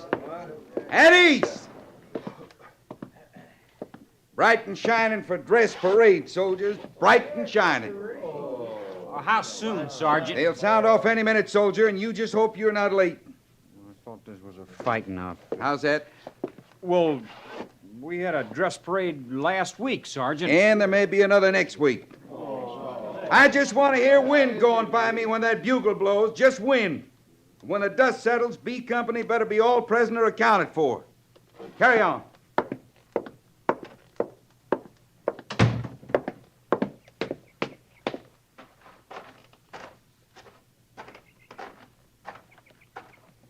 Company will make a good showing, sir. It had better, Sergeant. Yes, sir. The book says a clean soldier's a good soldier. Yes, sir. And Major Daggett goes by the book. All right, Gorse. Call the men in. Yes, sir. Oh, and Gorse. Sir? Be sure Trooper Linley stays awake this time.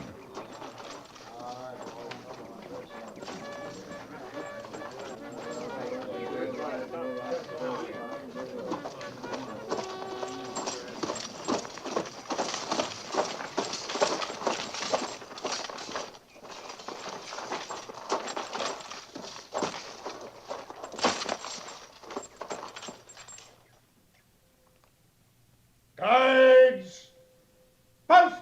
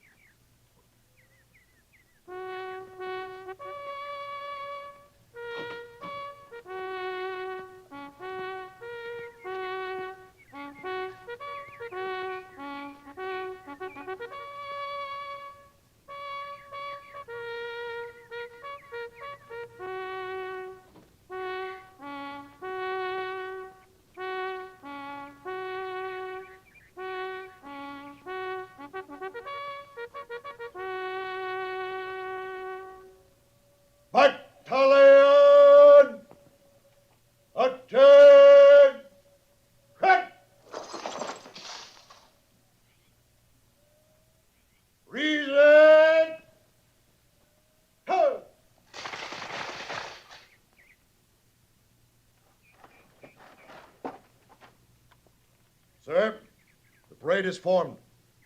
Take your post, sir.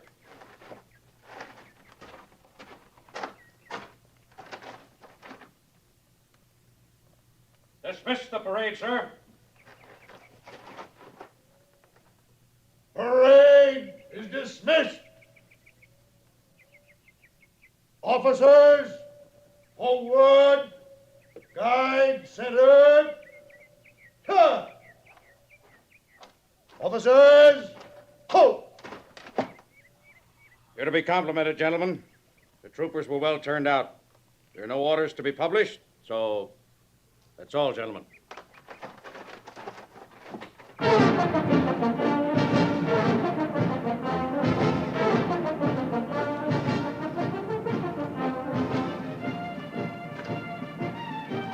You walking over to the mess, Quince? Oh, I'm going back to the orderly room. Corporal Mercer has got some reports for me. I'll see you at the mess later, Meade.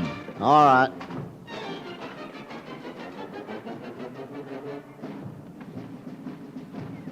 Retreat parade is still just the same, isn't it?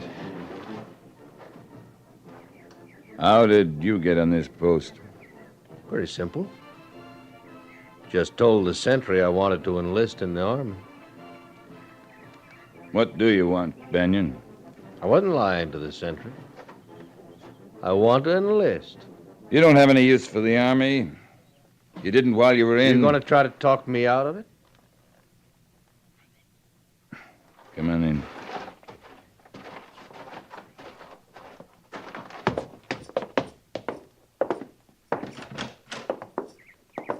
Didn't that poker game turn out too well? Oh, that feller from Montana, he wasn't as tired as he looked. He cleaned me out.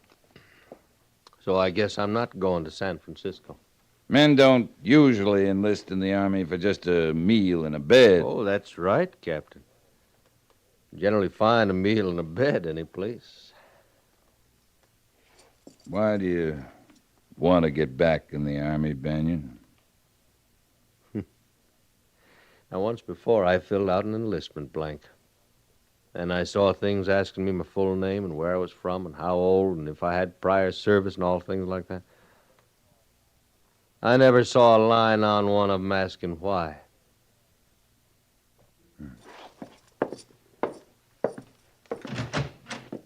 Corporal Mercer. Yes, sir. Will you tell the doctor I have a recruit to be examined? Yes, sir.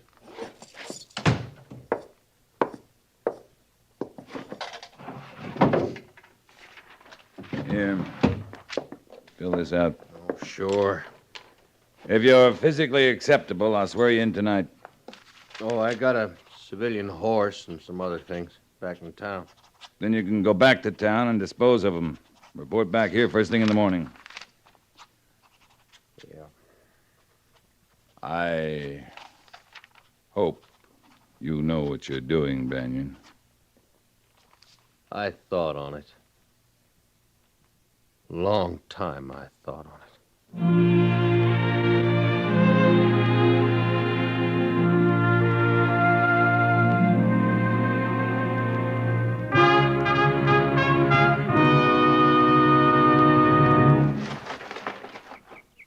All prisoner accounted for, sir. All right, Sergeant.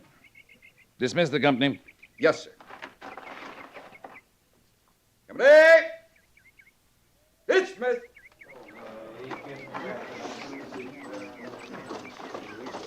Sergeant Gorse. Yes, sir. I want to talk to you. We have a new man coming in today, Sergeant. Non-commissioned officer. A non-com, sir? That's right. This company? This company. He transfer out here, sir? He re-enlisted.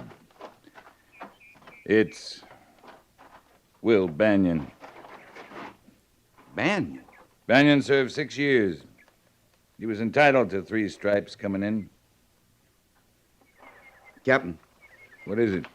Banyan never could forget he was related to some officer on the general staff back in Washington. He held that up in front of everybody. It was kind of touchy then. Could be the same all over again. That isn't quite clear. Well, Some of the officers didn't know how to take him. Neither did the men. He just got himself some easy stripes. Easy or not, he's got 'em, Sergeant. You asked me to keep this company running, sir. I like to keep it running. There's no place for Banyan and me both. I'll see you after mess. Yes, sir.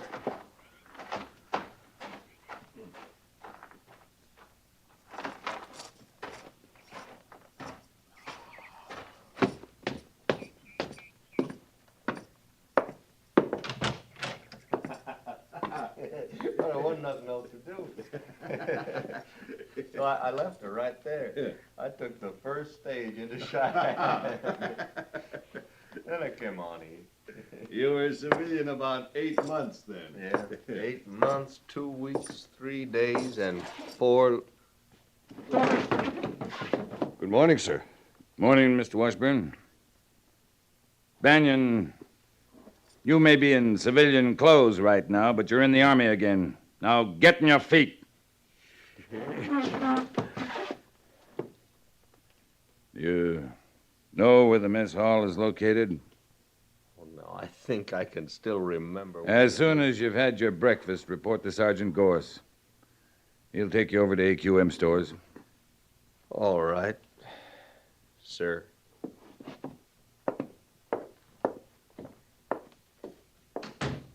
Mr. Washburn. Yes, sir. Did you read the special orders this morning? Yes, sir, I did. Did you notice that Will Banyan holds the rank of sergeant? Yes, sir. Then just remember you hold a commission. He's a sergeant. Yes, sir. But I thought... I mean, you and Sergeant Gorse... You thought incorrectly, Mr. Washburn. Yes, sir. Had your breakfast? No, sir. Come on.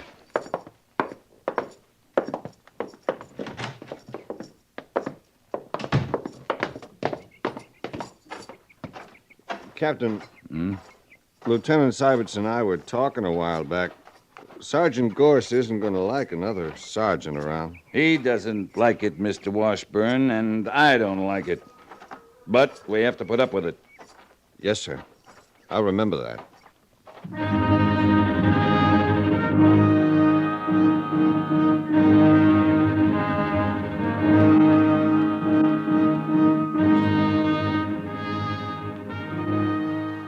Housewife kit, bridle, lariat and hobbles, Bridle, lariat, hobbles.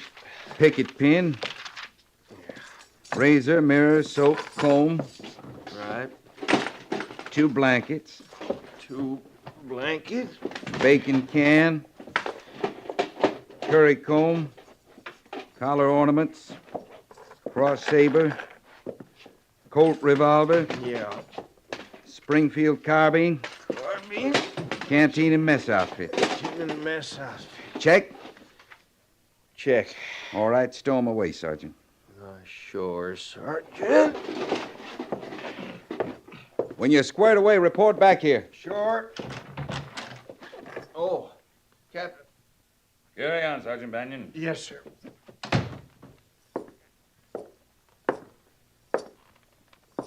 All right, Gorse, as you were. Yes, sir. Gorse, where you putting Banyan? With Corporal Hunter, sir. Can you put him in your quarters? Sir? I'd like him to live in your quarters. I'd just as soon he didn't, Captain. But that's the way we're going to do it. Captain, I gotta speak my mind, sir. All right? No man ever come in this company I couldn't break in, but you're asking me to handle a 3-striper that's got a general working for him in Washington. You're asking me to treat him like a sergeant when he ain't a good enough man to be a private in anybody's company. Sergeant? You told me to speak out, sir.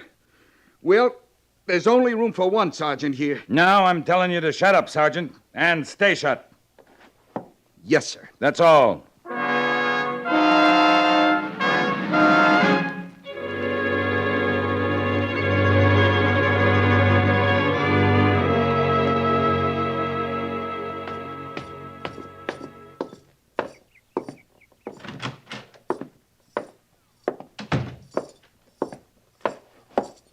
Captain Quince reporting, sir. Oh, at ease, Captain. I have a request from Sergeant Gorse asking for transfer to Fort Lincoln. Oh? He gave the reason that he intends to marry a girl living in that area. That's a lie, isn't it? He's not intending to marry anyone, as far as I know, sir. Then it's Banyan? Sergeant Gorse feels that Banyan's rank is unfair. And it's up to you to convince him that Banyan's rank was automatic when he re-enlisted. Sergeant Gorse can't regard it in that light, sir. He feels that Banyan's influence in Washington helped him get the rank. Not only that, but Banyan's rating moves back the others a whole notch. Your company could go sour because of him. I don't intend to allow that, Captain. You'll transfer Banyan? I'll transfer Gorse, if that's what he wants. Sir, Gorse is the most valuable man. We can't have this kind of discontent in the company. And Gorse has requested transfer. His rank and seniority in service require me to give the request consideration. I'll wire Colonel Thaler at Fort Lincoln today and ask if he'll accept Sergeant Gorse. I'm sure he'll be glad to. Major, would you withhold that application? I don't want to lose Gorse or Banyan. I'd expect to keep them both. Well, I thought I'd talk with Sergeant Gorse once more. I had the impression once that Banyan's re-enlistment was a casual thing. No man enlists in the Army casually. Yes, sir, that's exactly it. And I'll set this aside till I hear from you. Thank you, sir.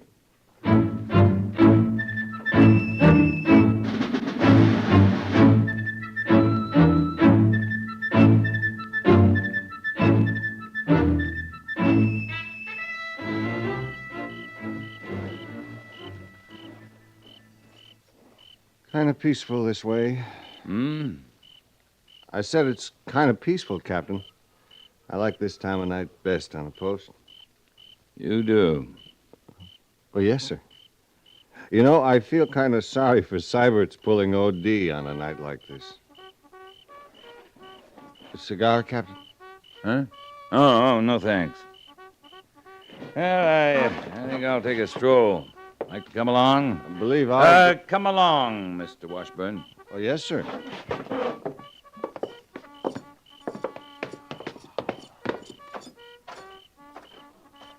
Captain. Is it true, about Sergeant Gorse wanting a transfer? Yes, it's true. Because of Banyan? Mm-hmm. Sergeant Gorse is the best man I ever seen in his job. Be difficult to replace him. It would indeed. Evening, Captain. Lieutenant? Oh, hello, Sergeant. Oh, Sergeant Gorse. Yes, sir? Step over here, will you?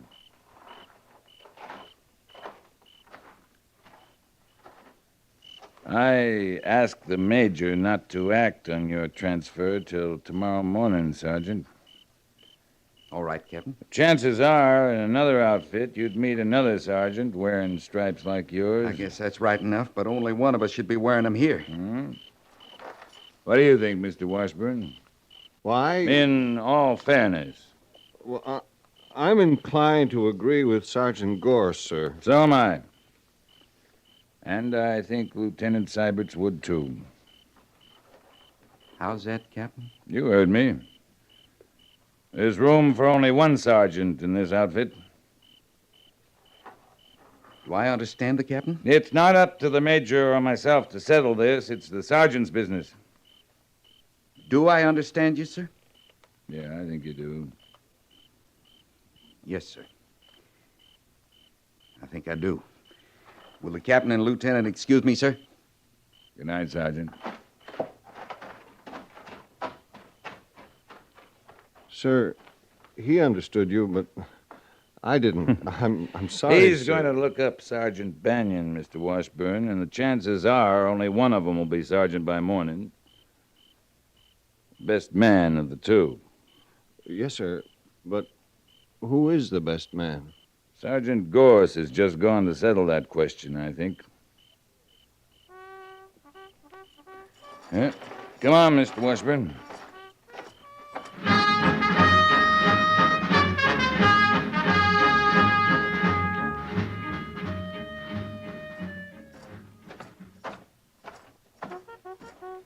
Captain, sir? Banyan? I have a request to make of the captain, sir. What is it? I wish to be relieved of my stripes, sir. I thought you might request transfer, but I didn't think... No, sir. Not a transfer. I would want to stay here in this company. I see. Once the captain asked me why I re-enlisted in the Army. I could answer the captain now. Go ahead, Banyan. Yes, sir. I served in the Army once with a general back of me. I failed that time. I thought I hated the Army, but I came back because I hated failing worse. Does this make any sense to the captain? Yes, it does. Yes, sir. I told the captain I thought about it before I came back in. I knew I'd have sergeant's pay. I didn't know I was starting to fail again. I know that now. Last night, Sergeant Gorse explained some things to me. Well, we talked it over outside the fort. Mm-hmm. What happened to your face? I fell off my horse, sir. A good cavalry soldier falls off his horse sometimes. Yes, sir. Thank you, Captain. I don't mean to again.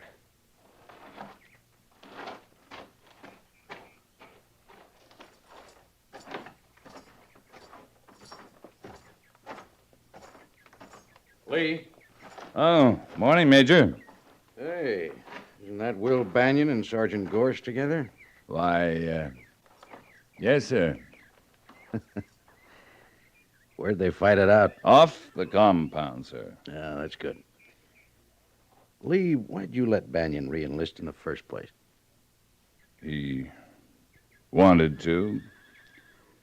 And he had guts enough to come back here where he'd failed and try again. Yeah, that coffee from the mess hall? Mm-hmm. Smells good. Come on. Yes, sir.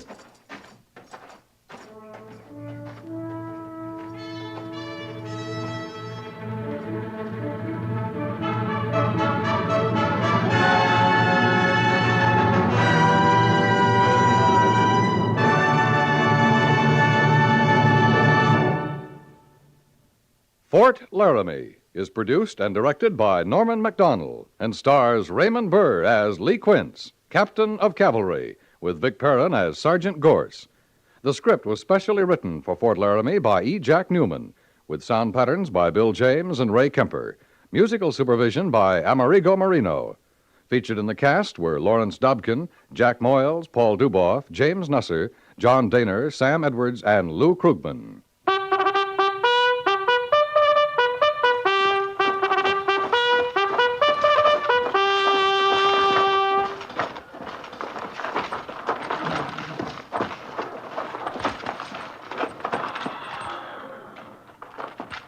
Company, tension! Dismiss.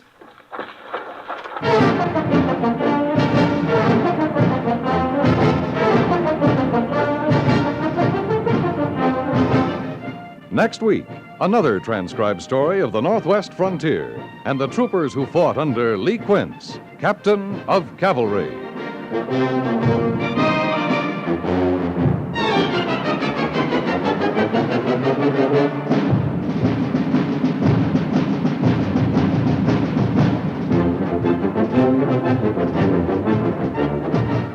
Little boys can be the most exasperating creatures on earth. They can also be very amusing and lovable indeed. A CBS radio dramatic series that makes the most of this fact is that delightful program called My Son Jeep, heard every evening, Monday through Friday, over most of these same stations. Focusing on the adventures and misadventures of the most normal of all small boys, the story of My Son Jeep is hilarious and heartwarming by turns, just like its hero. Hear My Son Jeep every evening, Monday through Friday, right here on CBS Radio.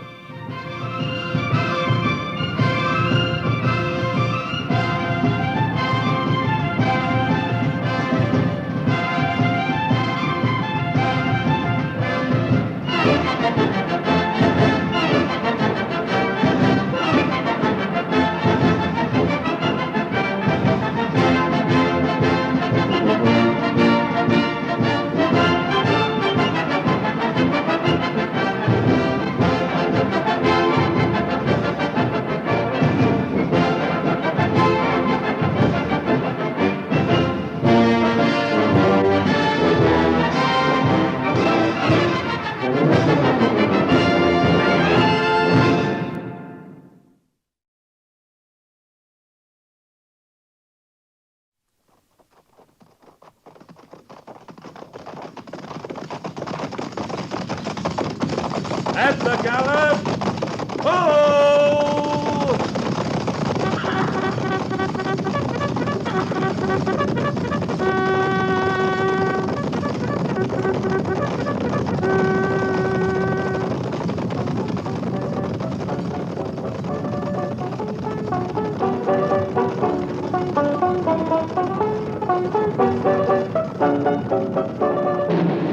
Fort Laramie.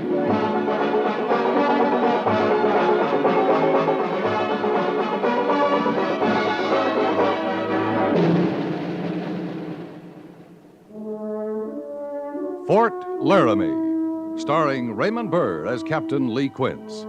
Specially transcribed tales of the dark and tragic ground of the wild frontier, the saga of fighting men who rode the rim of empire, and the dramatic story of Lee Quince, Captain of Cavalry.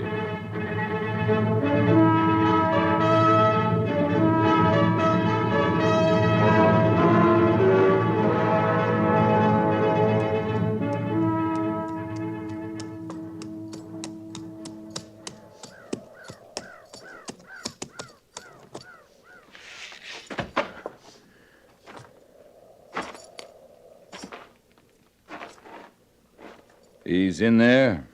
Red Horse is dying, Captain. He sent for me. And you have come. Red Horse alone believed you would come.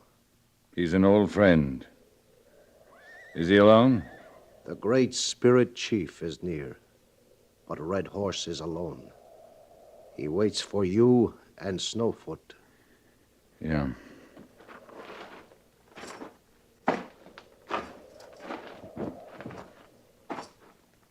My old friend, come sit by me. Thank you, Red Horse.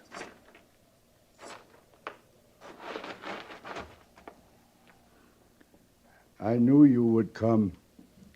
There's a feel of the heart between us. I sent for you and Snowfoot, my son, and I knew you would come. Will Snowfoot come? As a father, I hope he will. As a man, I know he will not. I cannot blame him. I can. To come to me is to come on to the reservation. Snowfoot will never do that. He is young and certain of many things. Snowfoot's how old now? About 15? As the last leaves fall from the trees before the first snowfall, my son will begin his 16th winter. His mind moves quickly, but he is yet too young for wisdom. If he is all you say, maybe the wisdom will come. But he's heading for trouble, Red Horse. He and that pack of young braves with him. So far, they're content to ride fast and make a lot of noise. That won't last, you know. Snowfoot has not killed. Not yet, as far as we know. But he's wild. He'll be looking for coup feathers. You don't get them running off horses and firing empty cabins. These are my mistakes he is making. You know better than that, Red Horse. My good friend, believe what I say. I know better in this moment than I have ever known. It is the privilege of the very old as well as the very young to be certain. And the years in between? You are living them. They are a time of learning and unlearning, of being right and being wrong, of slow courage and quick anger, years of growing. If it's in a man to grow. I put food in his mouth that he might grow strong of body, but I fed his mind on bitterness and hate. I take credit for one. I must take blame for the other. You're tired, Red Horse. I'll go now. Come another time. My good friend, there can be no other time. You and I have always shared wise counsel. You think a fever speaks in me because you never saw the part of Red Horse which knew hate and bitterness, but it was there. And at my knee in this lodge, Snowfoot learned to distrust the white man. It's time he learned otherwise. It's time he thought for himself. If he were at my side, I would tell him that. Would he listen? I am his father. You sent for him as his father. He's not here. My heart knows that well. Red Horse, I came here as your friend. I speak as your friend. If Snowfoot finds trouble, it's his trouble, not yours. If I find him, I'll deal with him as I find him, as Snowfoot, not as a son of Red Horse. You prove you are my friend. You speak to me now as you have always spoken. There are those who promise empty words to a dying man. To do this would be to dishonor our friendship. And when I find him? Tell him a chief stands straight among all people. Tell him a man cannot stand straight when his mind is crooked. I can promise that, Red Horse. You give me peace. Go now, my friend. You cannot hear him come, but he is near. The great spirit chief comes only for Red Horse. Red Horse,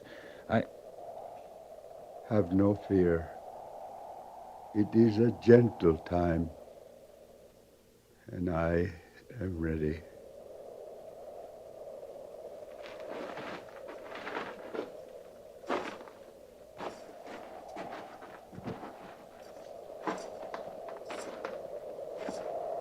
You are the one who sent for Snowfoot? I rode to his camp myself. Where is his camp? On Dry Fork, near the joining waters of the Powder River. You think he will come with you, Captain? I don't know. I told him Red Horse was dying. He called it white man's trick to get him to come on the reservation. I hope you reach him in time. It's too late for Red Horse. It may even be too late for Snowfoot.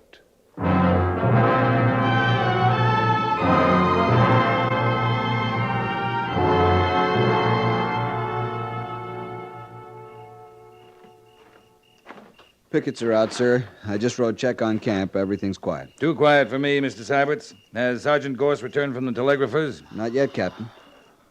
You expect trouble? I expect quiet. Patrolling the reservation is a quiet business. Death is a quiet time. It's all too much quiet, Mr. Syberts. Your friend Red Horse is dead? Yes. Before I'd reached the agent's house, the death song had begun. Indian ways are primitive. I don't understand them. You understand funerals? Funerals? Anybody's funeral. White man, red man. A man dies with dignity, but the mourners wail. Music plays. Songs are sung. I guess you're right. Yeah. I telegraphed the major for new orders, Mr. Syberts. If they come through, you'll be in charge of the patrol here. New orders, Captain? I want to go after Snowfoot. You know where he is? His camp's on Dry Fork, north of here, where it joins the Powder River. Snowfoot's been quiet, Captain. He hasn't been raiding lately, unless you have new information. If he's done nothing, he'll be easier to talk to. I don't see your sentimental side often. You think you see it now, Mr. Syberts? Red Horse was your friend. You're doing this for him, aren't you? Red Horse is dead. I couldn't do anything for him now if I wanted to. I'm sorry, Captain. I know he meant a lot to you. I'll tell you what means a lot to me, Mr. Syberts. I'd like to be out of a job. I'd like the whole army in the West to be out of a job. That'd mean a lot to me. I don't understand. When they talk peace, real peace, the red men and the white men, they won't need an army out here. Snowfoot's a young Indian. There's hope in him. If we can talk to him now, before he starts killing, if we can get him and his young band to come on the reservation, they might help us write that peace. I can't imagine you out of the Army, Captain Quince. I might surprise you, Mr. Syberts. Yes, sir, I think you might. You think the Major feels like you do? I mean, you think he'll let you go after Snowfoot? I don't know. I telegraphed him from the Indian agents this morning. I should have heard by now. Well, suppose the Major says, all right, go after Snowfoot. Will Snowfoot listen to you? I think he'll listen. That doesn't mean he'll do as I say. Captain Quince, sir? Oh, come in, Sergeant. Captain, Lieutenant. Telegrapher just got it, sir. Turn up that lantern, Mr. Syberts. Yes, sir.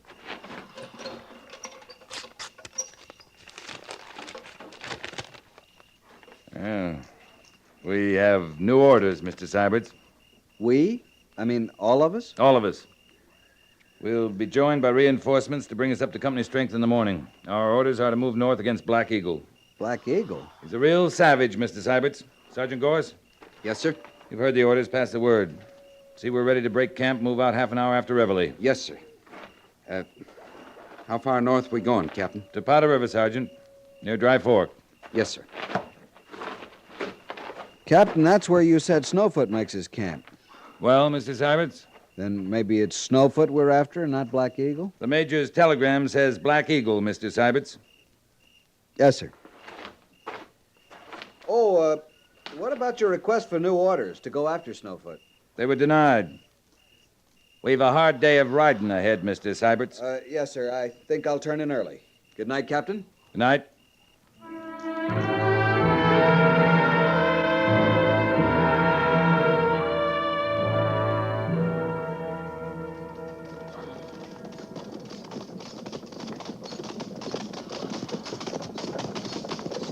This is Dry Fork we're following, Captain? That's right, Mr. Syberts.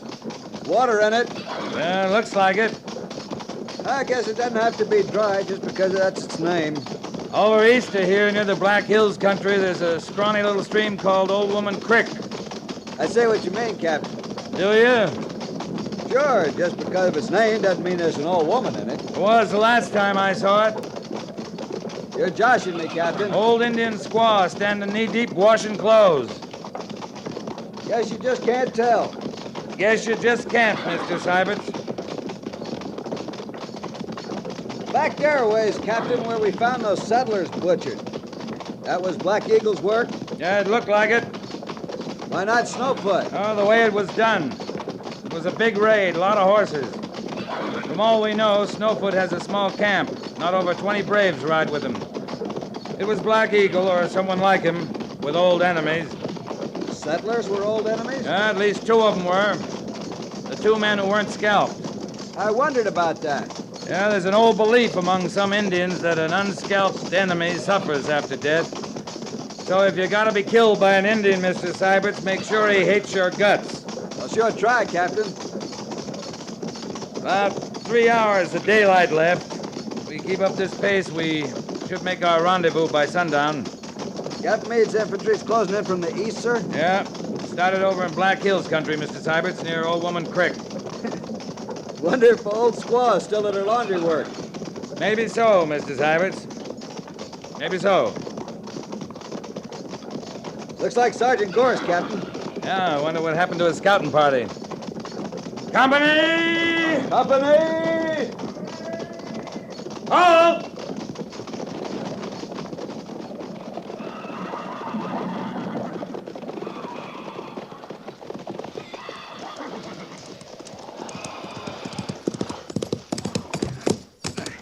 Captain Quince, sir? Sergeant? Just ahead. Over the rise, near the wash. A settler. It was a raid, sir. Not too long ago. The fire's fresh, Captain. And the settler? Still alive, sir. Company! Company! At the gallop! At the gallop! Ho!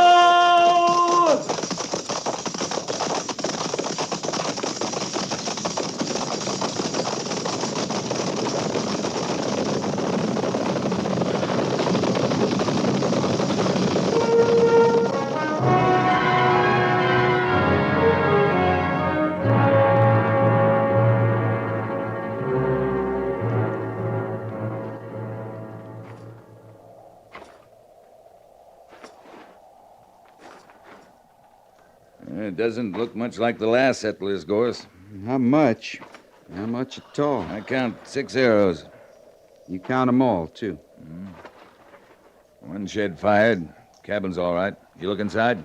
It's neat in there, Captain. Like somebody give it good care. It's been redd up recent like. Nobody in there? Nobody. How about the barn? Ice house? Nobody around. Nothing torn up, throwed around. Funniest kind of engine raid I ever heard tell. Not many of them either, judging from the hoof marks. I'd say they were riding west, Sergeant. Bearing toward Powder River, sir. Yeah, let's have a look at that settler. Lieutenant Seibert's been looking to his needs. Back there, Captain, the other settlers, the Indians was riding east. I know. Yes, sir. Lucky that's all they did. You, feeling better, mister? Just telling the lieutenant here. None the worse for wear, near as I can tell. Head wound, Captain. Head wound. Yeah, lean over, mister. Yeah. Skin's broken a little. You got yourself a good-sized knot there. Feels like a boulder, but it don't hurt much. Well, it will. What'd they hit you with? Hit me. You're all bound and determined I was hit, ain't you? Well, sir, I wasn't. I fell right over my big feet getting out of their way. Cracked my head a good one against that rock yonder, and that's the size of it. Getting out of their way? Who are they? They were the Comanches, of course. Comanches? Well, Indians, they're all Comanches to me. And these was bellering like Comanches, you'd take my word. Yipping and screaming. Didn't know what I'd die of first, cracking my head or the noise. Well, for all their noise, they didn't do much damage. How many Indians, mister? Oh, dozen, I'd say, maybe more, but not many more, mind you. I might have missed a few, seeing they was through here and gone like the wind. We're figuring they rode through here to the west. That right? That way. Yeah, west, toward Powder River. Oh, there's something else you can figure on while you're about it. What's that? They was young. Real young. I guess they'd have to be bellering and yipping that way. Yes, indeedy. Mighty young.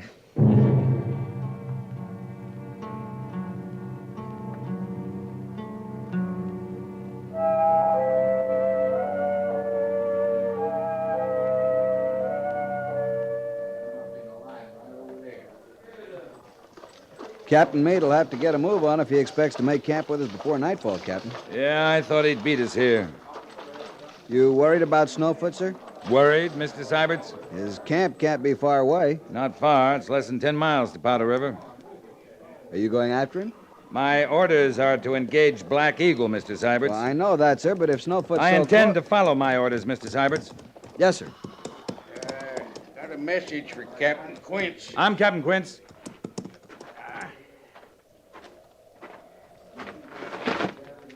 Message from Captain Meade, sir. Well, thank you. Yeah. Meade engaged Black Eagle at Porcupine Creek. Trapped him. Was a rout. Black Eagle? He's dead. Any reply, sir? My compliments to Captain Meade.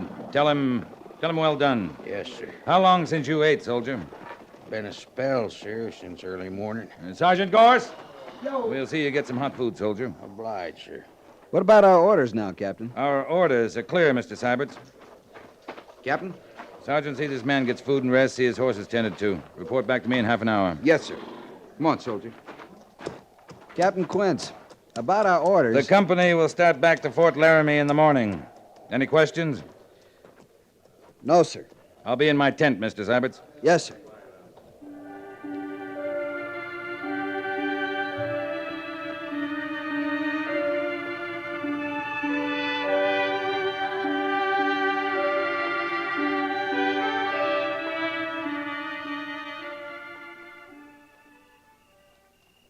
You, think I'm crazy, Gorse? Maybe not crazy, but you're sure acting like a man who wants to get himself captured. Suppose you wanted to talk to Snowfoot one man to another. You know any better way than to go to his camp alone? The way you want to talk to him unofficial-like? No, I don't know a better way. You want him to hold top hand, don't you, Cap? Yeah, he has to, Gorse. There ain't many Indian camps I'd walk into alone, but If I had my pick, I'd take Snowfoot's. You'll help Mr. Syberts understand this, won't you, Sergeant? Now, that might be a lifetime job, Captain. It's got to be between Snowfoot and me, not the Army and a young Indian band, if it's going to do any good. Well, he'll have scouts out. You set to handle him? If I have to. I'd rather they captured me. Captain Quince, if you figured you was going to get yourself killed... I'm not figuring that way, or I wouldn't do it. You know that, Gorse? Yes, sir, I do. Or I'd have to tag along one way or another. Snowfoot hasn't killed yet. I don't see him counting me his first coup. Sure wish you luck, Captain. Yeah, thank you, Gorse. See you back at Fort Laramie.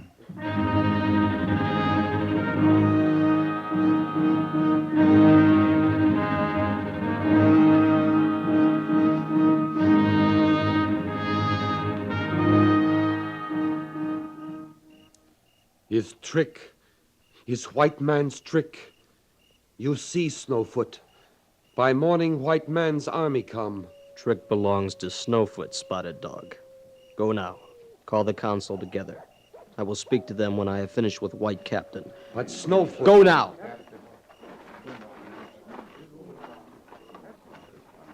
That your whole band, Snowfoot? We have scouts out. We make up in young strength what we lack in number. So, we trick you, White Captain. You did? Raids of Snowfoot bring much fear to White Man, or White Captain would not be here. You're not thinking very straight, Snowfoot. I knew White Man would come.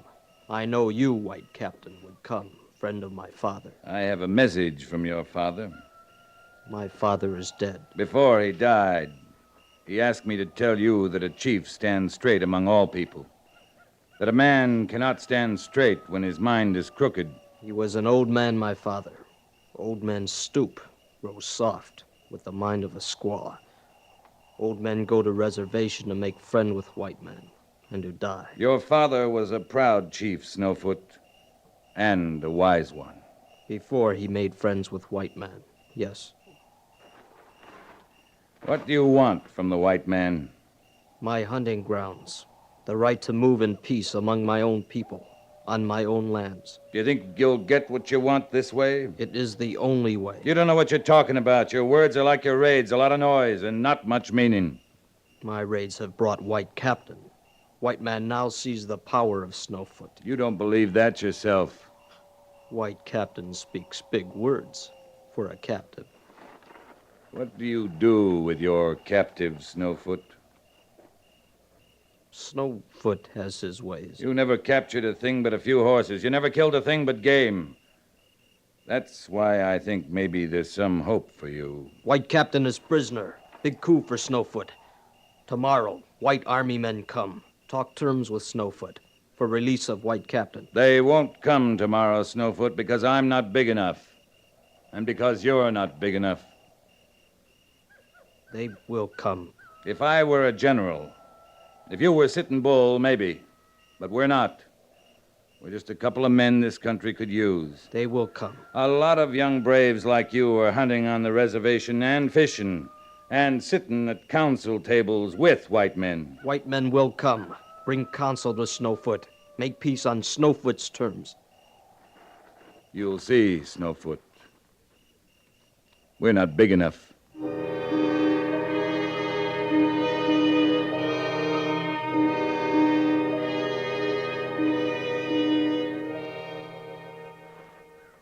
White Captain has said no white men come, and they do not come, Spotted Dog. Our scouts have seen them move away. 2 sons have gone, and I have watched you, Snowfoot. Much powwow with White Captain. You grow weak on his words. You speak with a crooked mind, Spotted Dog. There is room for strength in the mind as in the body. Now you speak as our fathers before us. We are our father's sons, Spotted Dog. White Captain, bad medicine. Then we will rid the camp of him. Kill? You will get White Captain's horse, Spotted Dog. Now.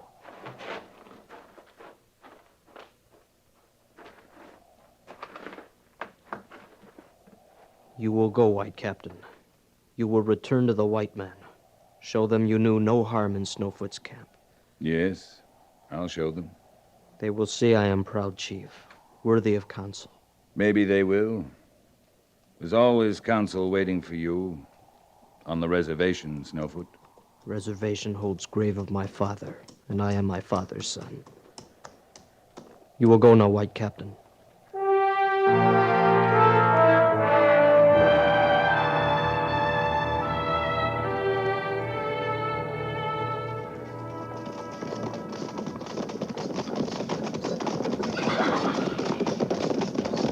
Patrol! Oh!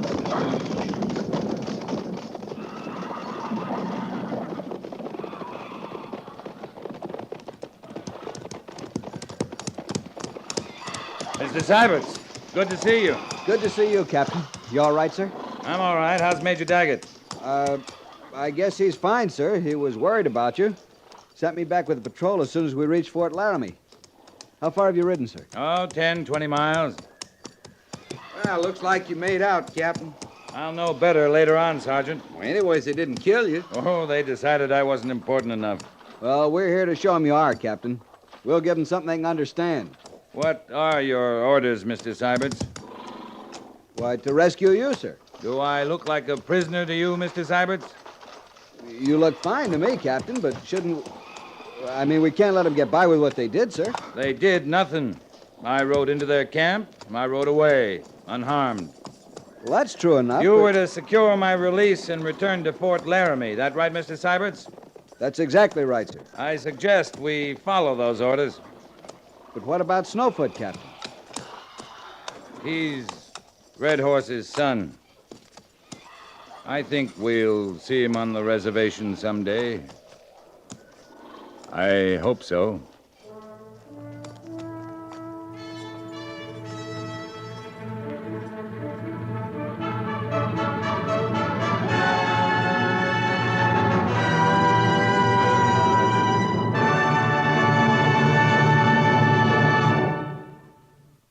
Fort Laramie is produced and directed by Norman MacDonald and stars Raymond Burr as Lee Quince, Captain of Cavalry, with Vic Perrin as Sergeant Gorse.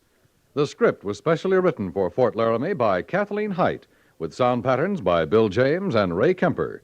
Musical supervision by Amerigo Marino. Featured in the cast were Harry Bartell, Jeffrey Silver, Ralph Moody, Lee Millar, Frank Cady, Lou Krugman, and Jack Moyles.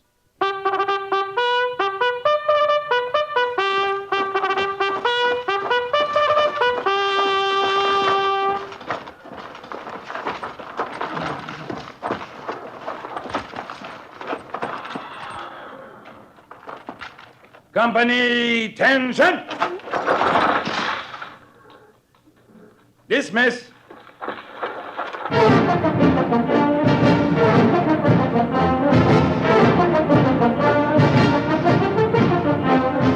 Next week, another transcribed story of the Northwest frontier and the troopers who fought under Lee Quince, Captain of Cavalry.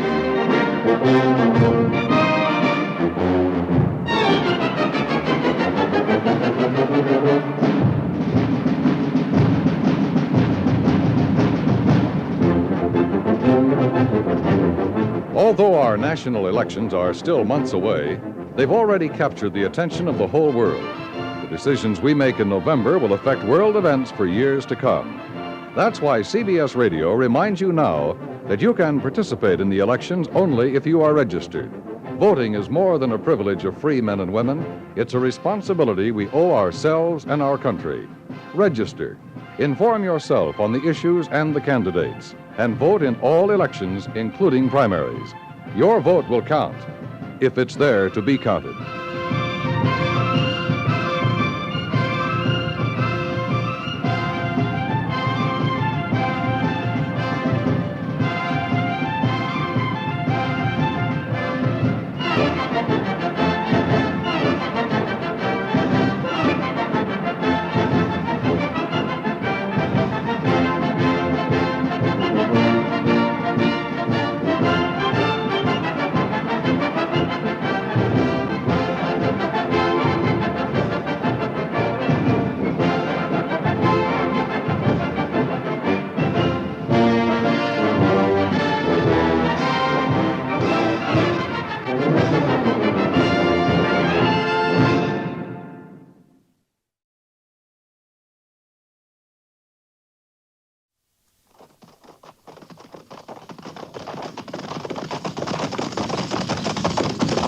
At the gallop!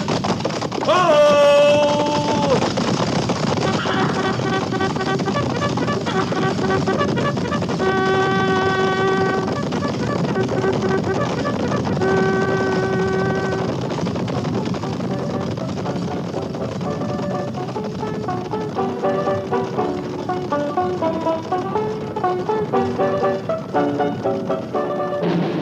Fort Laramie.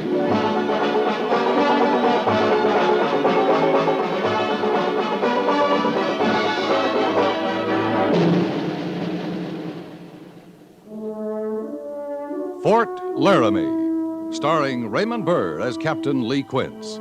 Specially transcribed tales of the dark and tragic ground of the wild frontier. The saga of fighting men who rode the rim of empire. And the dramatic story of Lee Quince, Captain of Cavalry.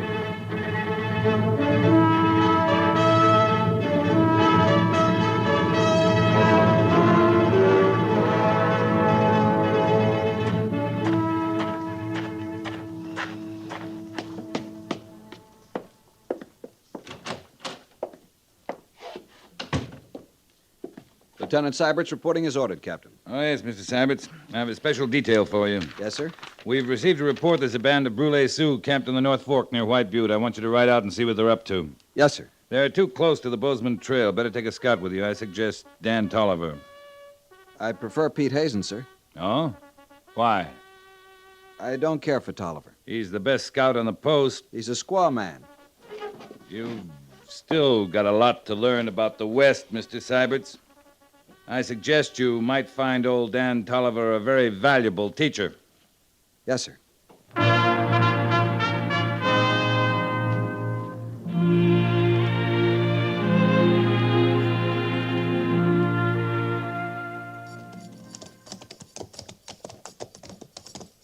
Yes, sirree, son. I come out to these parts when I was a lot younger than you. Mighty lot younger. Nothing on my cheeks but peach fuzz. Must have been rugged in those days. Rugged? Why, son, there weren't a town or village twixt St. Joe on the Missouri and Monterey on the Pacific. Man had room to breathe. Now look at it.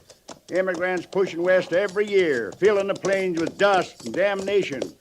I can't say I blame the Indians for being a mite put out about it. I'd expect you to look at it their way. What are you signifying by that, son? Well, I understand you've been closer to the Indians than some of us. Well, so I have, in a manner of speaking. Lived amongst them off and on for many a year. Fine people. Decent people. I saw how decent they were up on the Powder River. Man doesn't look very pretty after they've been decent to him. What part of the state you call home, son? Pennsylvania. Mm-hmm. Well, how'd you feel if all of a sudden a lot of people started crowding into your hometown, moving onto the streets you live in, moving right square into your house, maybe? What'd you do? Well, I don't know. And I know. You'd throw them out, that's what. Well, this whole prairie belongs to the Indian. Yes, sir, it's his home. And he feels about it just the same way as you do about your home. It isn't the same thing. Well, it might seem the same to an Indian. That's ridiculous. Oh, wait a minute. What is it? Indian. Where? Down there in that draw. Oh, yeah. Hey, his horse is bucking. Yeah. Look. Well, first time I ever knowed an Indian to get thrown off his horse. Let's go. Come on. Yeah. Hey!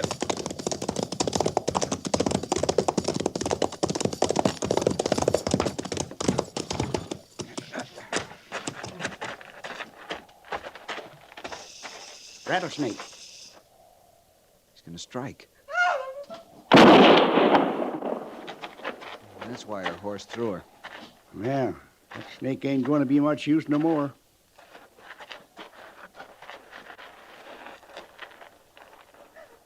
You better get a tourniquet on that leg before the poison starts moving. Well, you could use your revolver lanyard. Oh, sure. Tell her not to be afraid. Tell her we'll take care of her. I understand you.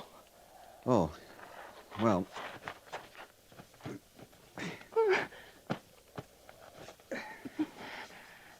There. It's got the blood stopped. Now, I'm going to have to cut your leg so I can suck out the poison. I'll try not to hurt you.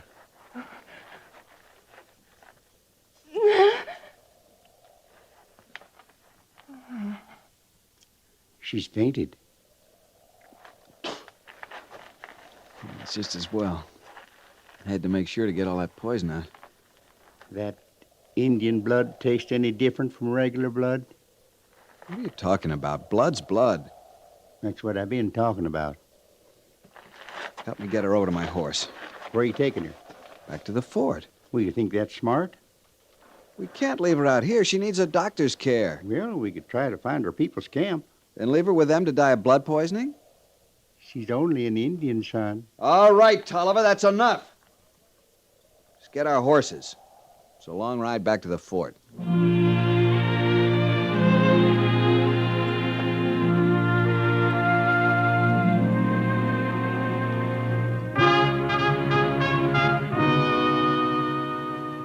What you've done may have serious consequences, Mr. Syberts. What else could I do, sir? Look, from the Indians' point of view, you've kidnapped one of their women. Well, I suggested we ought to find her village, Captain, but the lieutenant said bring her here. We can only hope they didn't see you. And that's doubtful. Her pony bolted, and when it gets back to camp without her, there'll be devil to pay. She ain't no ordinary squaw. What do you mean? By the look of her clothes and the way she wears her hair, she could be the daughter of a chief. Lieutenant Syberts, we're here to keep the peace, not to commit overt acts of hostility. It was only an act of simple Christian charity. Lieutenant, you'll form a detail at once and return that girl to her people. But, sir, the doctor says she's got to stay in bed for at least a couple of days. Corporal of the guard, sir. Well? Post number 3 reports a party of Indians riding toward the main gate. How many? 50 or 60 of them, sir. What do you think, Dan? My guess is to come to parley. Hope you're right. Let's see what they want.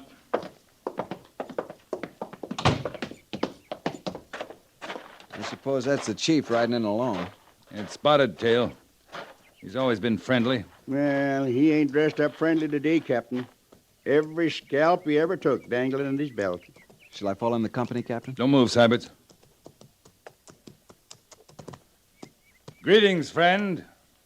The soldiers of the Great White Father are honored by the visit of the mighty Spotted Tail.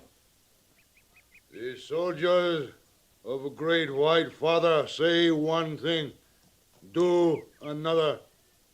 Say want peace, steal land, shoot buffalo, call it peace.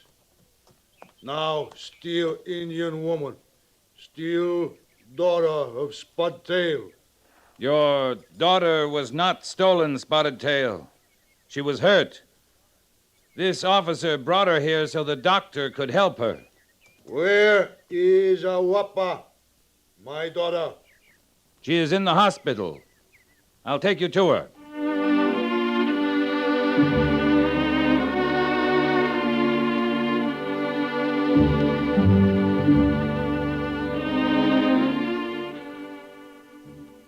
It's true, my father. White soldier, help me. Why enemy of Indian save Indian life? We do not want to be your enemy, Spotted Tail. We want peace. I hear this many times before. I'm sorry, Captain, but you'll have to go now. Come, Spotted Tail. Ahuapa must rest. Not leave. Daughter belong to her people. I take. But she can't be moved. I move. No, my father. I do as white doctor say. You come to the lodge of your father. Captain, I can't be responsible. Spotted Tail, hear me. Ahuapa will live. She will be well in a few days. If you move her now, she may die. So medicine man make my daughter well. Spotted Tail, you can pitch your lodge outside the fort until Ahuapa is well again. You can see her every day. Spotted Tail not agency Indian. Is warrior. Must hunt. You can hunt around here. There's plenty of game. White soldier keep daughter of Spotted Tail in prison. My father wise chief. He know this no prison. Is hospital. These no enemy. They friend. Ahuapa here. Ahuapa stay here. Aye then. Be it so.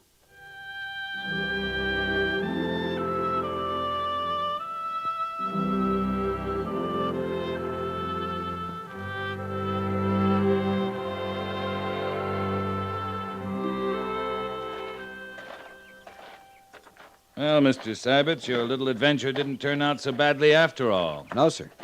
But I don't advocate rescuing Indian maidens in distress as a substitute for military duties.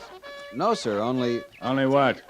Had the captain been in my place, I feel sure he would have done the same thing. Oh? Yes, sir. Maybe so. She's a spunky little baggage. You, going over to the quarters? As a matter of fact, sir, I thought maybe I'd drop in at the hospital here. I see. Well, good luck, Mr. Syberts. Thank you, sir.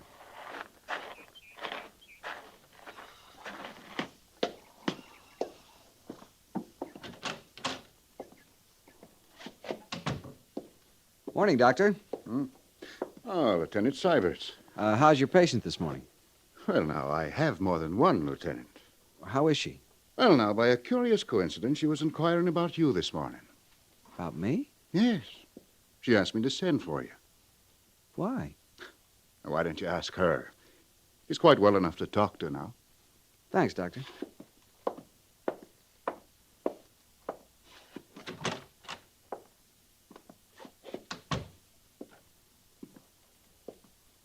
Morning, ma'am. Now is good. You feeling better? Pain all gone. That's fine. Ahoapa all life to Lieutenant. Ahoapa belong, Lieutenant. I beg pardon? How else Ahoapa show thanks? By getting well quickly. Is not enough. It's all the thanks I need. Is strange. What is strange, Ahuapa? White man, Indian, both men. White men think different. That's because we've been taught differently. Ahoapa like way white man think. You teach Ahoapa think this way? That's quite a large order. But you do. First you teach Ahoapa speak white man tongue. You speak English very well. Not good, Ahoapa think. You teach better. I'll be glad to try. Good. You begin now. I don't know where to begin. How does Lieutenant call himself? Me, Ahoapa. What lieutenant? Oh, my name is Syberts, Richard Syberts. Richard. Good. See? Ahoapa learn first important English word.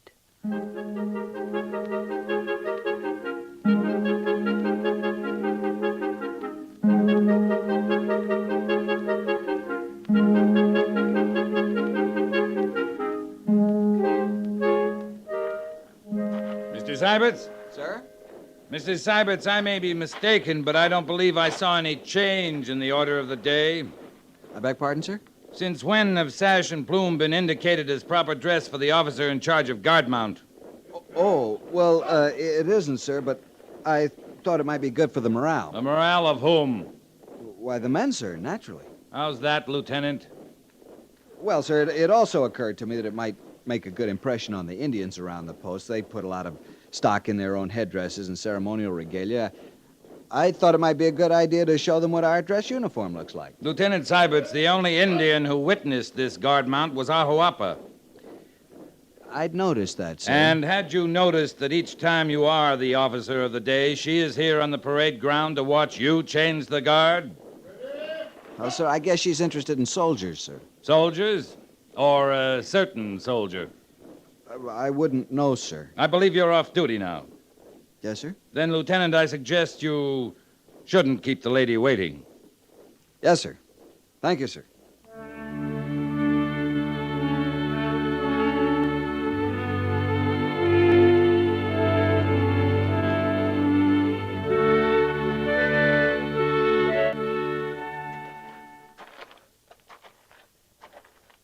It always makes me a little sad to see such a sunset.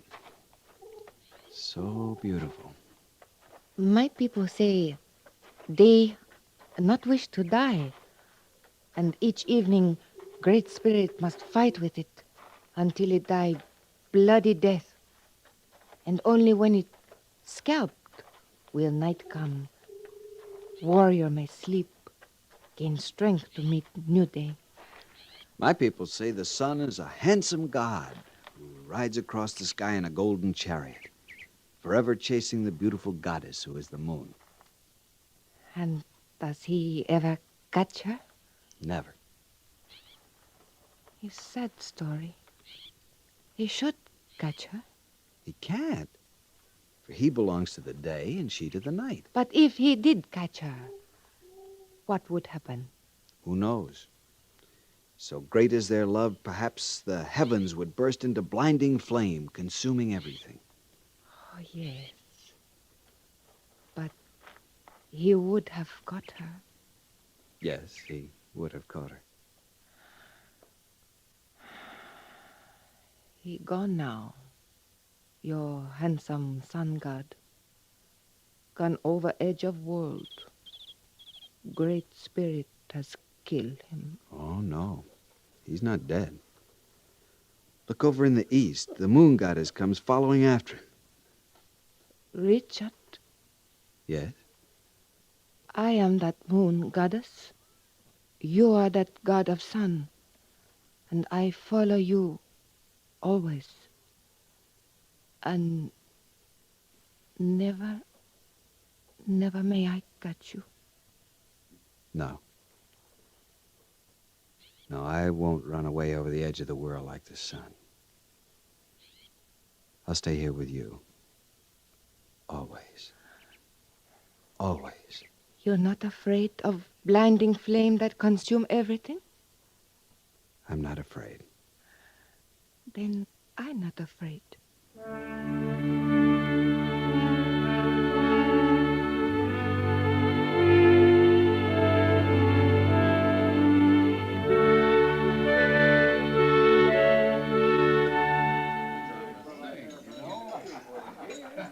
Good evening, Lieutenant Syberts. Hello, Piney. You want a little rye? No, thanks. I'm looking for Captain Quince. Has he been in? No, I haven't seen him all evening. Well. Hello there, son. Hello, Dan. How about you and me having a little drink? No, thanks. Oh, come on now. That ain't very sociable. Seems how you and me got a lot in common. What do you mean? Oh, you know what I mean. If you'll pardon me, Mr. Wait, Tolliver. what's your hurry, son? I'm sorry. Oh, now, wait now. Nothing like a pretty little squaw to change a man's mind about Indians, is there, son? You filthy-minded Oh, now, foul son, now wait. There's no cause to get your dander up. I was just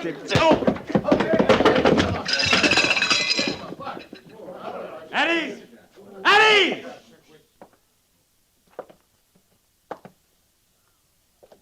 Now, what's this all about? Captain Quince, you ought to take better care of this young man of yours. He seems mighty touchy. Mr. Sybert, you're aware of the regulations covering the conduct of officers in uniform? Yes, sir, only... You'll consider yourself confined to quarters until further notice. Yes, sir.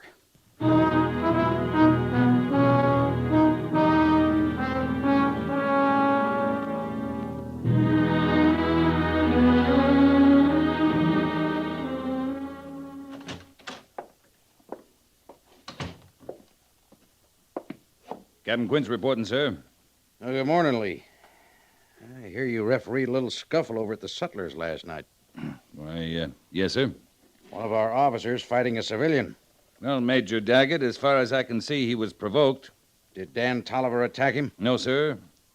Tolliver was taunting him about the Indian girl. Sybert's in love with her? Apparently. Well, his love affair will have to wait. We've got more important things to worry about. That's why I sent for you. Yes, sir. Just got a dispatch from Fort Kearney. Some idiot Kansas militia outfit attacked a Cheyenne village last week. But we have a treaty. We're at peace with the Cheyenne. Apparently it didn't mean a thing to those brave civilian soldiers. They attacked without warning or provocation. Massacred every man, woman, and child in the village. Come in. I beg pardon, sir. Yes, Sergeant. What is it? The Indians have pulled out. They was there last night, but this morning there ain't a single teepee down by the river. Just a couple of stray dogs. They got the news quicker than we did. They always do. A party of Cheyenne is killed and the Sioux take to the warpath. We may have a general uprising on our hands. Have your company ready to move out in half an hour, Captain. Yes, sir.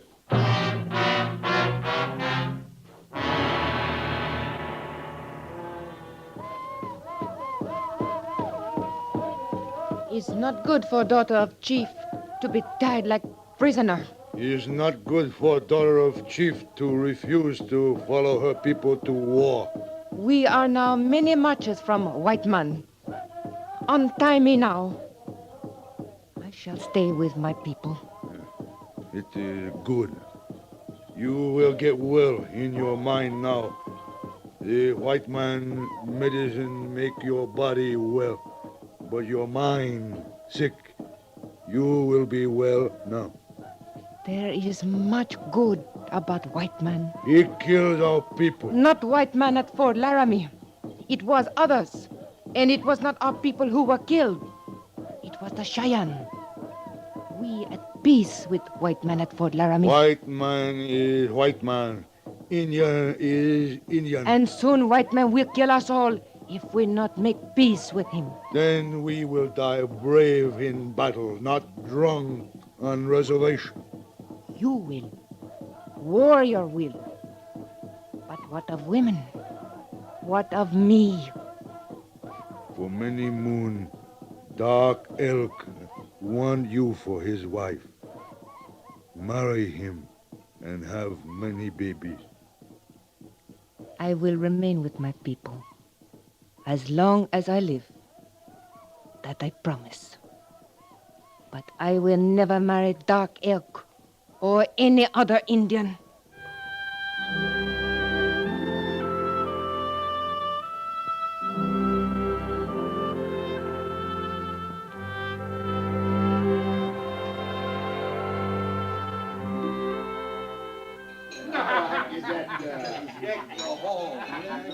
Another glass of punch, Major? Captain Quinn? Thank you, Mrs. Davenport. On Christmas Eve? Why not? Thank you. Well, Merry Christmas, Lee. Merry Christmas, Major. Hey, where's young Syberts? Thought the doctor was letting him out of the hospital at last. He'll be along presently. Major, I have a suggestion to make, if I may. Sure, go ahead, Lee. This has been a bad winter so far. It looks like it's going to be worse. The Indians are, well, they're bound to feel it. Game is scarce. They haven't the advantages of the treaty supplies we were furnishing them before they took the warpath. What's your suggestion, Lee? Call them in for a peace parley as soon as the snows melt, say April 1st. Maybe we can end this useless bloodshed. Maybe, but I don't think they'll come. Why not? After that massacre in Kansas last summer, they won't forget. I can't say as I blame them. It's worth a try, isn't it, sir? Certainly, anything's worth a try. Good evening, sir. Evening. Oh, Lieutenant, how's the arm? Doctor says it's going to be all right, sir. You're lucky you didn't lose it. You should have seen it, Major. Arrow cracked the bone, pinned his arm against his side. It's a miracle he's alive. I know. Those were Spotted Tail's warriors, Lieutenant? Yes, sir. Any idea who got you? Yes, sir. A warrior named Dark Elk. He was after my scalp. I shot him. That change your opinion of Indians, Lieutenant? No, sir. They're a fine race of people, sir.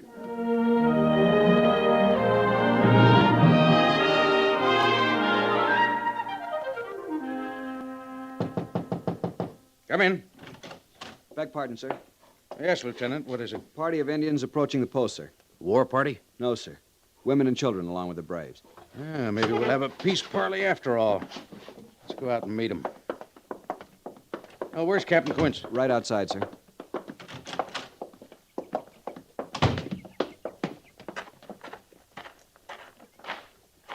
Major, it's Spotted Tail.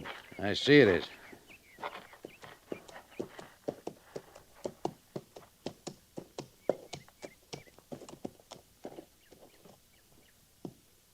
Greeting, soldiers of the great white father. Greetings, brave Spotted Tail. I come in peace and in sorrow. What sorrows the mighty chief of the Sioux? My daughter, Awapa, has gone beyond the sunset to join the Great Spirit. She's dead? The soldiers of the great white father join in the sorrow of Spotted Tail. The winter was long and cold. There was little to eat. A fever came to Awapa and would not leave her until at last she left me forever. But before she fell into long sleep, she asked two favors. One I can grant, the other I must ask of you. And what are those favors, Spotted Tail? She asked me to make peace with a white man. I have come to make peace. It is good, Spotted Tail. And what is the favor you must ask of me? Awapa love white man. Awapa say if she cannot be with white man in life, then she wish to be with him in death. Awapa ask to be buried at Fort Laramie. It shall be done. Captain Quince? Yes, sir? Would you be good enough to assign a funeral detail? Full military honors. Yes, sir. Lieutenant Syberts? Lieutenant Syberts! Sir. Take charge of the detail. Yes, sir.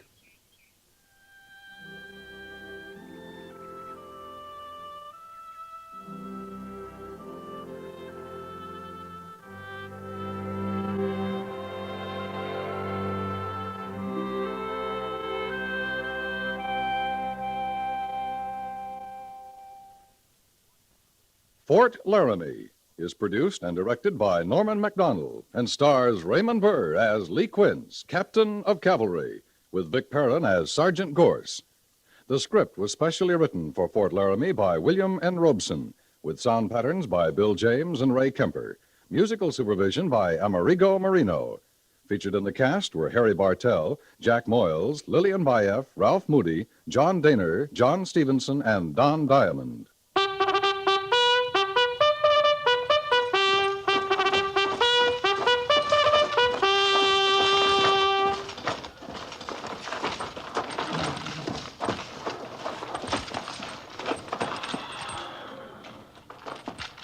Company, tension! Dismiss.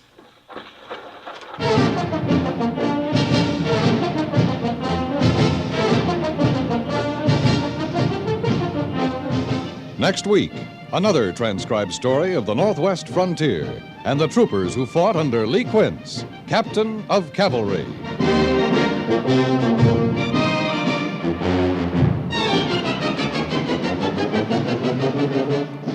Each Monday through Friday evening, CBS Radio rings you in on the fabulous adventures of insurance investigator Johnny Dollar. Just by decoding the cryptic items in his expense account, you'll learn how a dime spent in a phone booth can lead to a scene of the wildest suspense. Then on to a sum spent for an airplane ticket or an item for a new shoelace, and again you'll find yourself smack in the middle of a thrill-packed situation. Each new adventure moves the story forward to its dramatic payoff when Johnny Dollar solves yet another case of arson, fraud, or murder. Every Monday through Friday night over most of these same stations, hear yours truly, Johnny Dollar.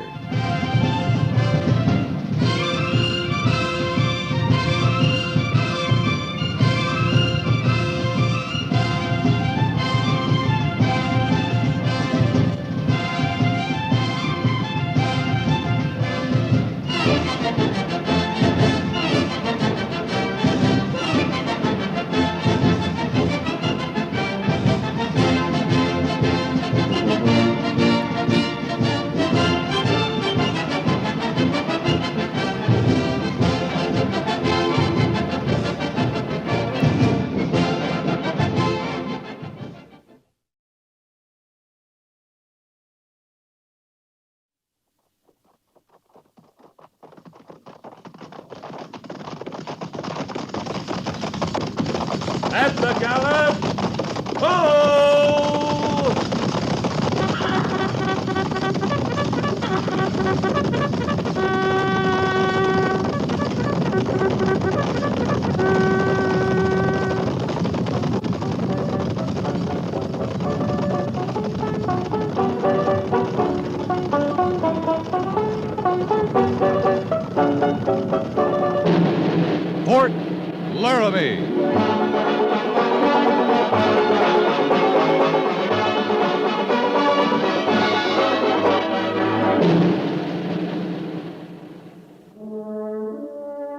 Fort Laramie, starring Raymond Burr as Captain Lee Quince. Specially transcribed tales of the dark and tragic ground of the wild frontier. The saga of fighting men who rode the rim of empire.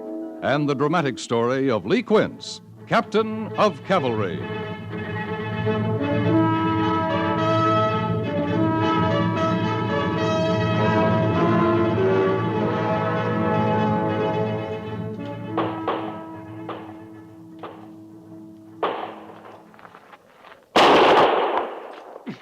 You see that, Monk? I blew the top of his head clean off. Beginning where? Right at the eyebrows. Sliced him just as clean. You figure that killed him then, huh? Oh, sure, he's dead.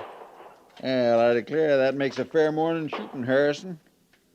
Let me see now. You killed Crazy Horse, Blackleg, and American Horse just since I've been watching. You ain't forgetting Roman Nose. You shoot him, too? Oh, yeah, the last one, he was Roman Nose.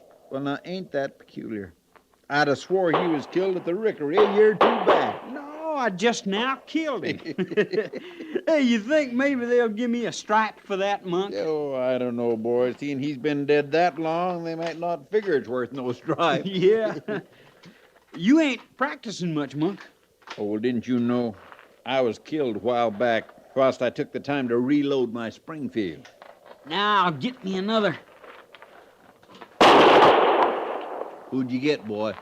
I missed the target. I guess I've been lying on my belly too long. Yeah.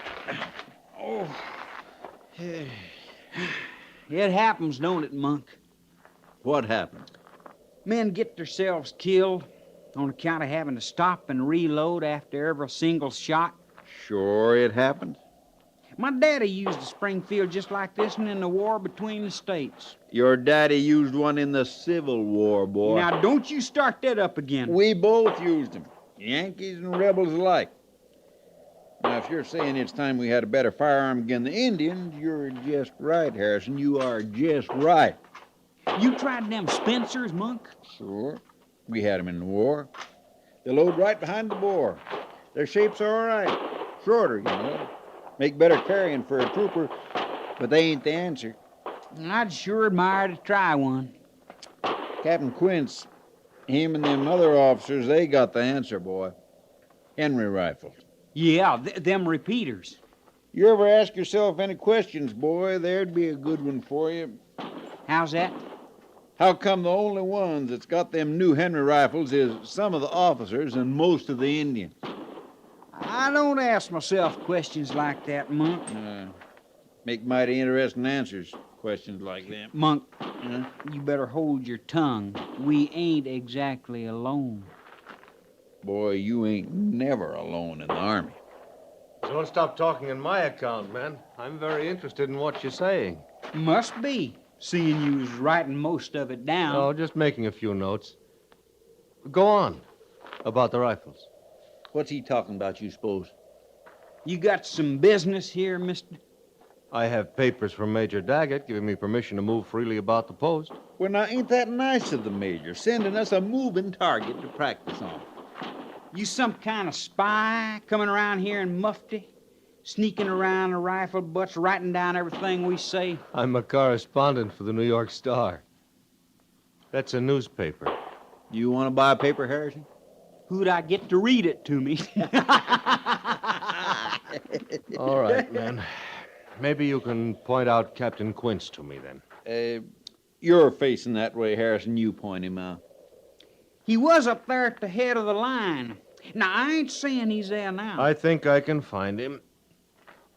He would be the one carrying the Henry rifle, wouldn't he? Harrison, I think I'm going to pass that suggestion on to the Major. I think we'd do a sight better shooting at a living target, especially if he carried a notebook with him.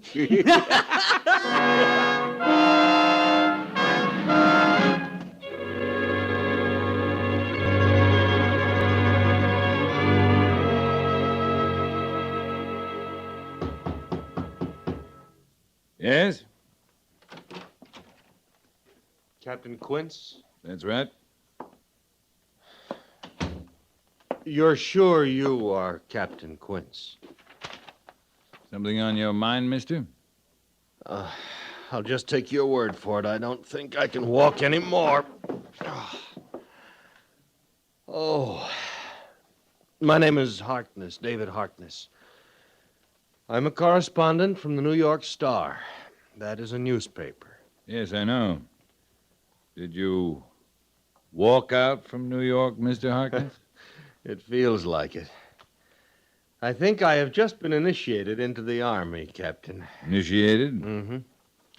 The major told me I would find you on the firing range. I walked there. A sergeant said you might be at the cavalry stables. I walked there.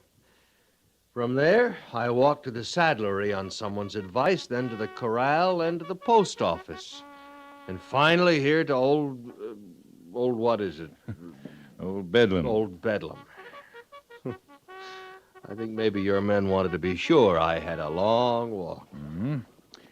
The men wanted to know who was listening in on private conversations, writing down what they said. I told them who I was. After you made your notes. That's right.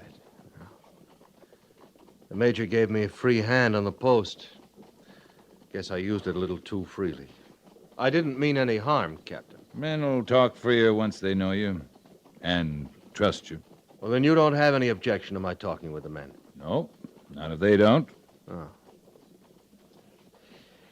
Captain Quince, one thing I overheard, bothers me. Can I ask you about it? Go ahead. At target practice on the firing range, those men are still using single-shot Springfields. Them and a few Spencer carbines. Now, the men say they're outmoded. They are. The men are not issued Henry rifles? We don't have them to issue. But some of the officers have them. Am I right? Some of us. I have one. You have one, but your men haven't. Mr. Harkness, my men make $13 a month. They can't afford to buy Henry rifles. You mean to say you bought yours, Captain?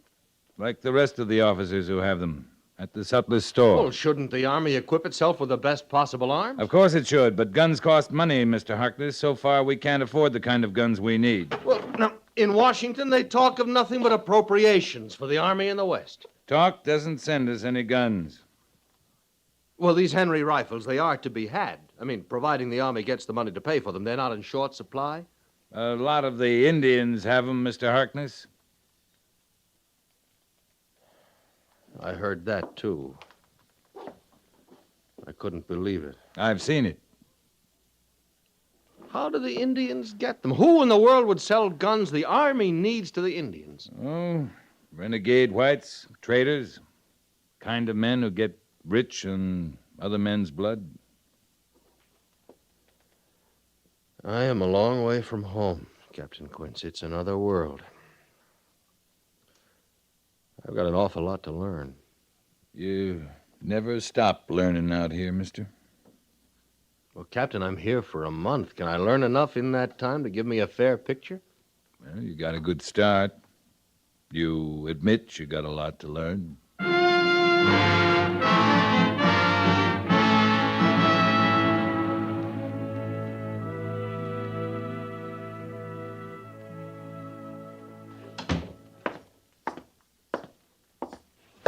You sent for me, sir? Sit down, Captain. Yeah. Read this. Mm-hmm. Well? I'm just assuming that the anonymous captain in Mr. Harkness' story is you. I talked to him, if that's what you mean. I'd say you did quite a good job of talking, Captain. The men have outmoded equipment. The officers buy their own repeating rifles. The Indians have little trouble coming by Henry rifles. Do you want that printed in a large New York newspaper? Do you? I emphatically do not. It's the truth. Of course it's the truth. That's not my point. I'd like to know your point. Now, Lee, I don't want our tempers involved in this. I'm questioning your judgment, and I want some answers. That's good. So do I. You sent this Harkness looking for me, right? Yes, I sent him. You knew he was a correspondent for a newspaper. You gave him the run of the post. That means he can ask questions and get answers, right? Well, yes, that's right. He asked me some questions. I answered him. I see you did. It's an Army secret that we're short of equipment? I've sent the same information on to Washington for months now. You know that, Captain. I've requested, I've pleaded, I've begged. And nothing's happened. They're a long way from the problem, Lee. The need diminishes with the miles between. This kind of newspaper article can stir up public opinion. Just wonder if it's wise. If plain facts stirs them into action, I don't see it's unwise. The Army moves its own way.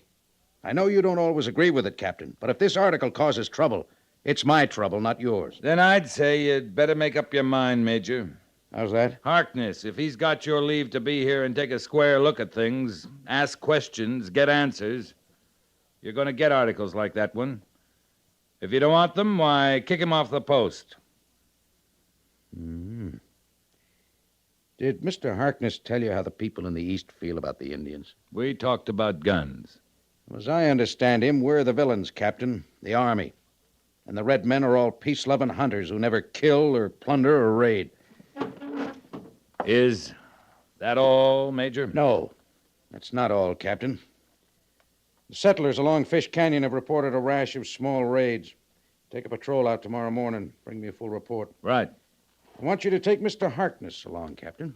It's not my job to mind what he sees, who he talks to, what words he sets down. I want him to see all he can see and write all he can write, so long as it's true. You'll tell him that? I'll tell him. Any questions, Captain? No, sir. Then move out.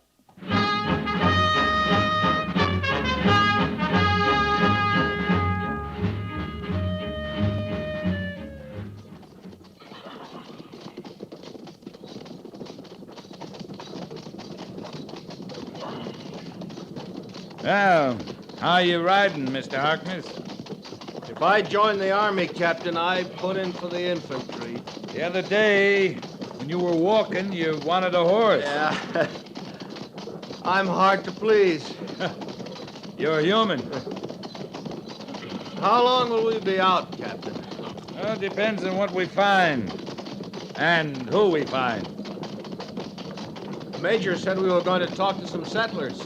About Indian raids. And we might find Indians, too. Yeah? Or they might find us. I guess you never know, do you? You never know. Captain, will you let me know when we're in Indian country? You're in it. Oh? Oh.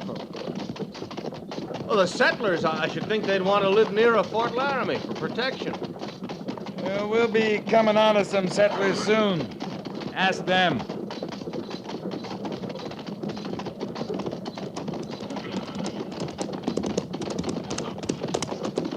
That was a deserted cabin along the creek, Captain. No Indian signs around. What about the calendar place, Mr. Syberts? Straight ahead, sir. Fish Canyon. Straight ahead? How far, Mr. Syberts? I'd say about 2 miles, sir. Fine. Mr. Calendar's the one I was telling you about. I remember, Mr. Syberts. Oh, you know Mr. Harkness? We met last night. Lieutenant Syberts was a big help, Captain. That's so? I didn't do much, really. What do you mean, Lieutenant? Those diaries of yours gave me a lot of valuable background. Diaries, Mr. Syberts? They're not much, sir. Well, it just gives me something to do sometimes. I'd like to read yours sometime, Captain. I'd have to write it first. You don't keep any written record of your experiences out here? No. Well, I think there'd be a lot you'd want to remember, Captain. Well, there's more I want to forget.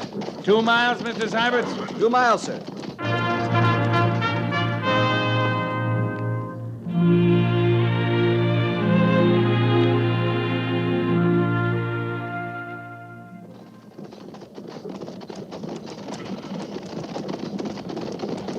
Patrol!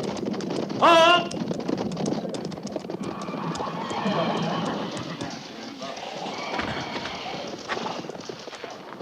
You want to meet a settler, Mr. Harkness? I sure do. Well, climb down then. All right. Oh. Ooh. It looks quiet enough here, Mr. Syberts, but keep an eye alert. Yes, sir. Sergeant! Yo. Sergeant, take Harrison and Monk, circle back by the barn, those sheds near the wash. Check the area for Indian signs, report back. Yes, sir. Harrison, you. Monk, come on, follow me.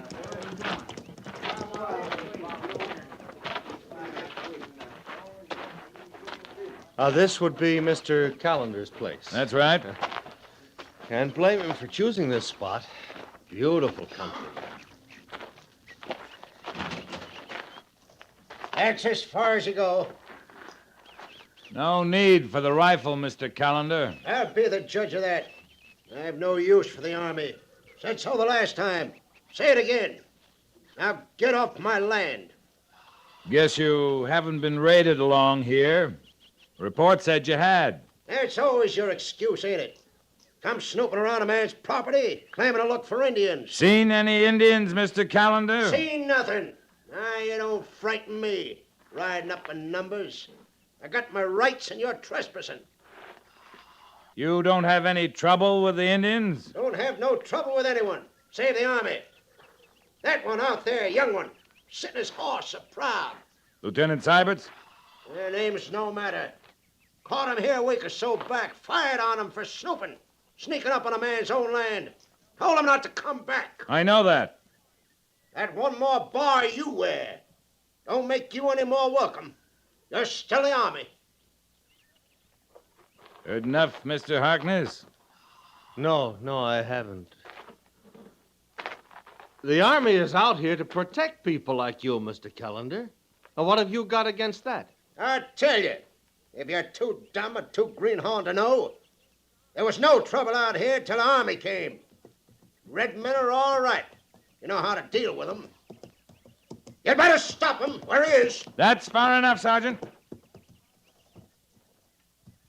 You all right, Captain?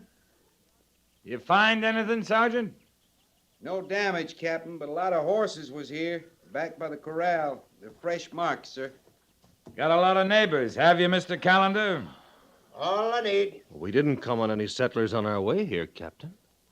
You heard him say it, Mr. Harkness. Red men are all right. You know how to deal with them. Guess maybe Mr. Callender knows how.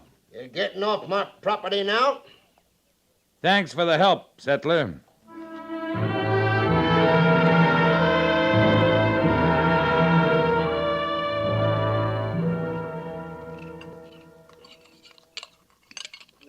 You better eat something, Mr. Harkness. Oh, Captain, I can't. There's too much that just doesn't set well in my stomach. Yeah, coffee then. It goes down when nothing else will. Thank you. Where are we camped? Still in Fish Canyon? North end of it. We did a good job of covering the canyon today. And tomorrow? Well, we'll head back to Fort Laramie and report to Major Daggett. 5 families slaughtered. And that's your report, isn't it? That's about it. How do I do it, Captain? How do I show what I saw today to the people back east? I don't know your job, Mr. Harkness. If I can write it just as I found it, maybe it'd jar them out of their complacency. Persecuted red men, peaceful hunters. Oh, they're nothing but savages. They're butchers. These Indians, yes. What do you mean? And I'll tell you, I saw a slaughter once, the remains of one. 80 men, women, and children huddled beneath a flag that was supposed to give them immunity. But they were killed anyway. Ridden down, slaughtered, hacked, shot. Indians don't put much value on human life, do they? This was white men's work, Mr. Harkness. White men's? White Army men. You saw this happen? Yeah, some of us were sent out after it happened to move the dead to burial grounds. Yeah, a savage is a savage, Mr. Harkness. Color of his skin's no matter. I'll try to remember that, Captain. Once you see it, you don't forget. Now, what about a man like Callender? Indians have been at his place, too. Yeah, we think so. But he wasn't killed. His cabin still stands. Could be he trades with them. Horses, grain. Henry rifles. Might be. Well, if you thought he did... I'd have to know he did, Mr. Harkness. Yeah, you would, wouldn't you? The day of riding ahead. You better get some sleep.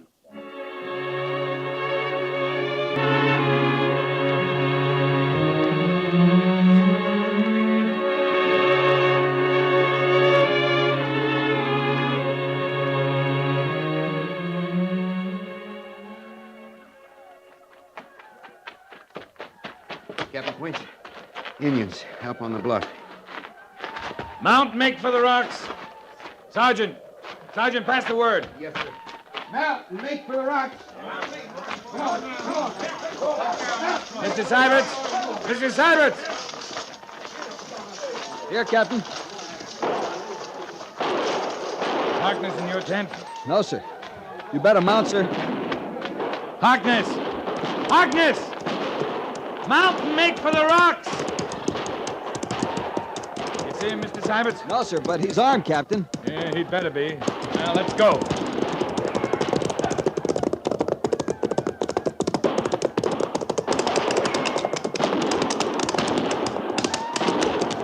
Dig in and fire!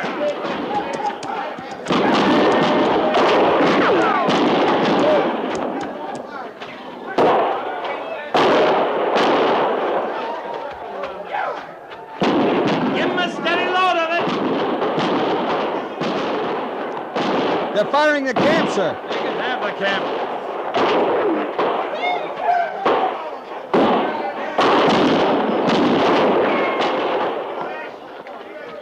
Any sign of Harkness, Captain? I'm looking at Indians right now, Mr. Syberts.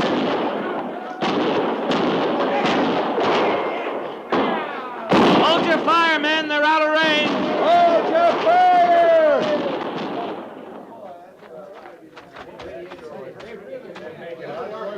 Well, let's see how we stood up, Mr. Syberts. Right, Captain. You all right, Harrison?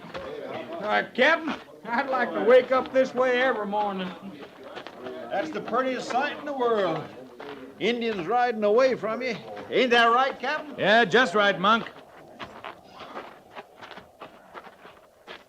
I'll look on ahead, Mr. Syberts. You check the other way. Yes, sir.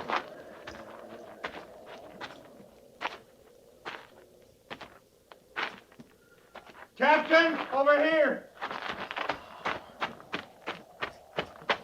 What's the matter? You ain't never seen a little blood before, mister? Captain, this man is hurt. They get your gores? A nick, that's all. A little nick in the shoulder. Like we had 1,000 times, Captain. Yeah, let's have a look. Oh, Mm-hmm. he's lost a lot of blood. He's gonna make somebody a wonderful mother, Captain. I think you'll live, Gores. I don't know. This sure ought to get me a couple of days in the hospital, don't you think? A couple of days of sleeping, spoon feeding, maybe. You gonna live till you get to the hospital? I can see I better save my real suffering for the medical officer.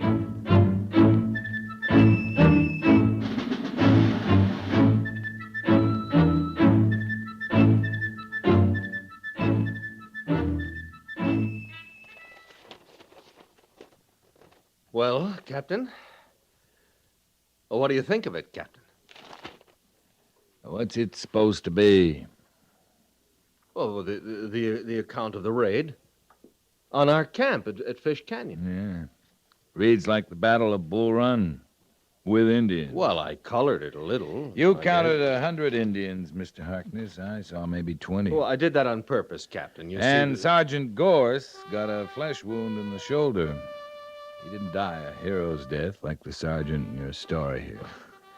Don't you see, Captain? The people back east, the people in New York and Washington, they've got to be blasted out of their beliefs. With lies about a pitched battle that never happened? Well, you think they'll pay attention to the story as it really happened? You think that'll get you the guns and the equipment you need? I don't know, Mr. Harkness. I don't know your business. When you came here, you said you wanted a fair picture of the West. I still do. You're getting it. We got settlers who get massacred. Well, like the 5 families you saw in Fish Canyon. We get settlers like Mr. Callender who don't.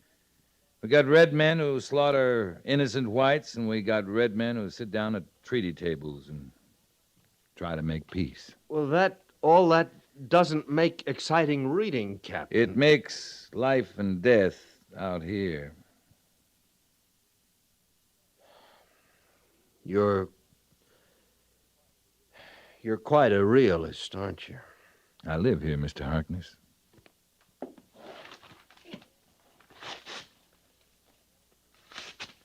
The Army is always right? Army's not always anything. Not always right. Not always wrong. You tore up the story. I didn't. Well, I'm right back where I started, Captain. Are you? I've still got a lot to learn. And it's still a good sign. If you want to.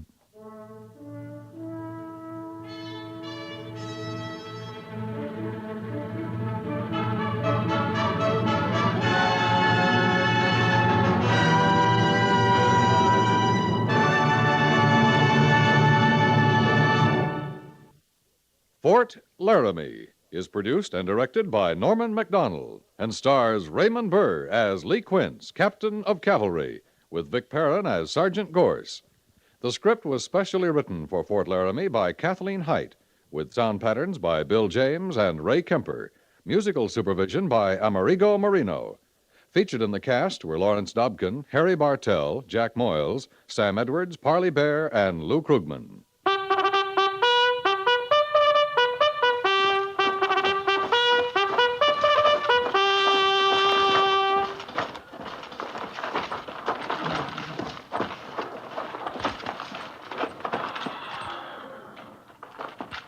Company, tension!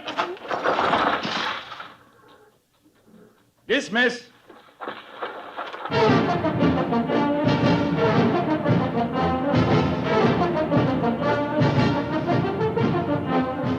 Next week, another transcribed story of the Northwest frontier and the troopers who fought under Lee Quince, Captain of Cavalry.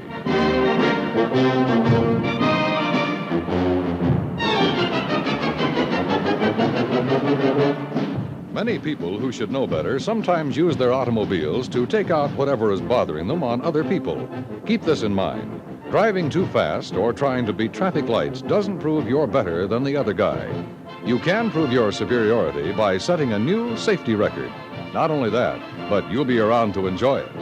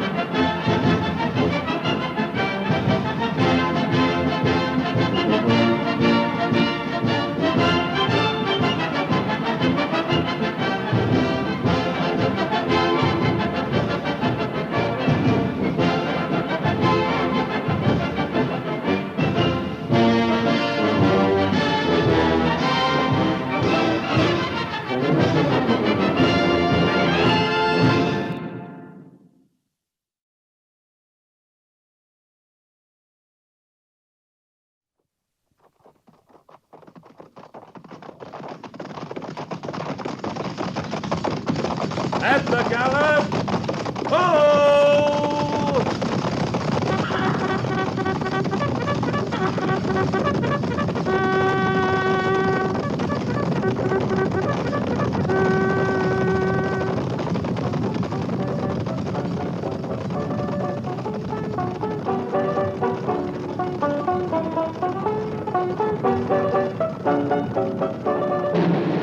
Fort Laramie.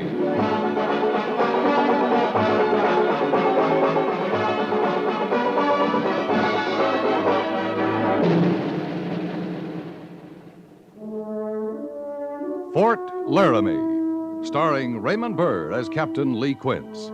Specially transcribed tales of the dark and tragic ground of the wild frontier. The saga of fighting men who rode the rim of empire. And the dramatic story of Lee Quince, Captain of Cavalry.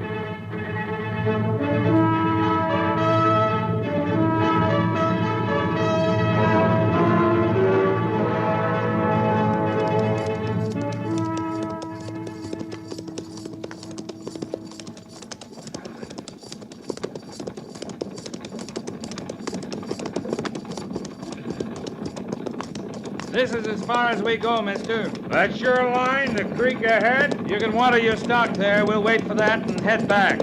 Fair enough.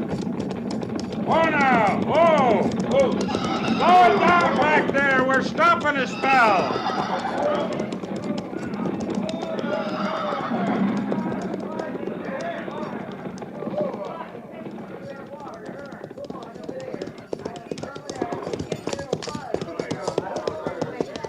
This the end of the line for us, Captain? That's what the orders say, Sergeant. Yes, sir. Tell the men to dismount and unsaddle, pin graze and water. Take your mount, Captain. Yeah, thanks. I want to talk to the driver. You seen him then, up on the rim. Yeah, they're keeping their distance.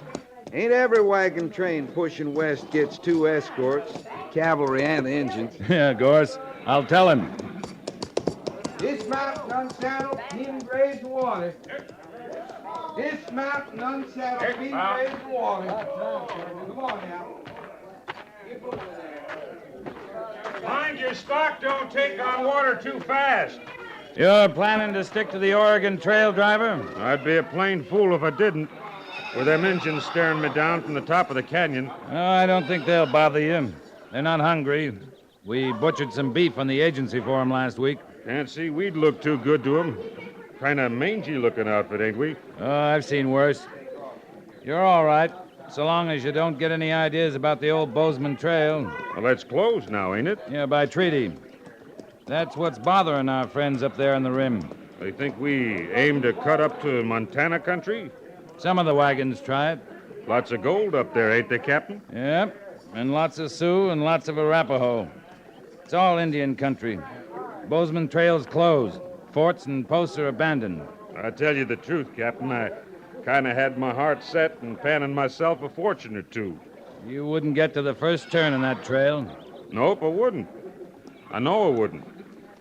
Well, had my heart set in my own plot of ground in Oregon, too.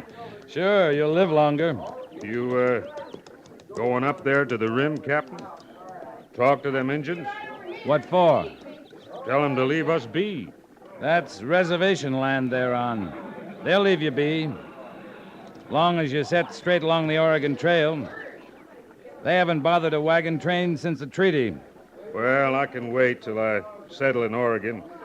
Then maybe drop down to the motherlode country.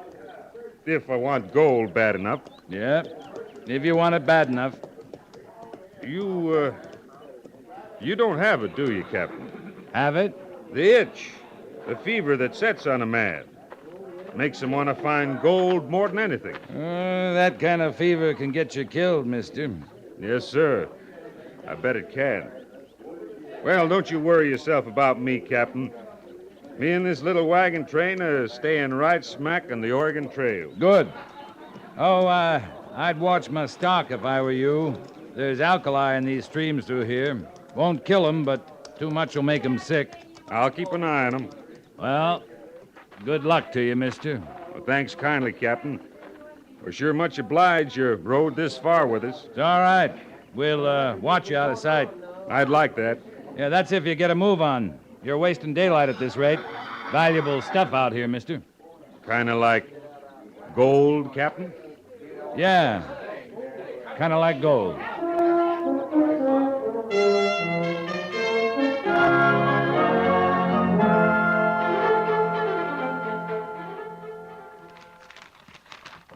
The Indians made no move to follow the train?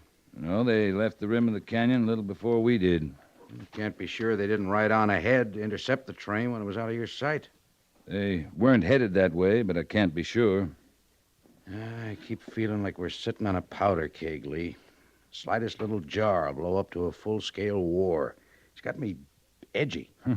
You got company. You? Yep, Red Cloud. Why do you think those Indians were lining the rim of that canyon? I guess they can't believe it either.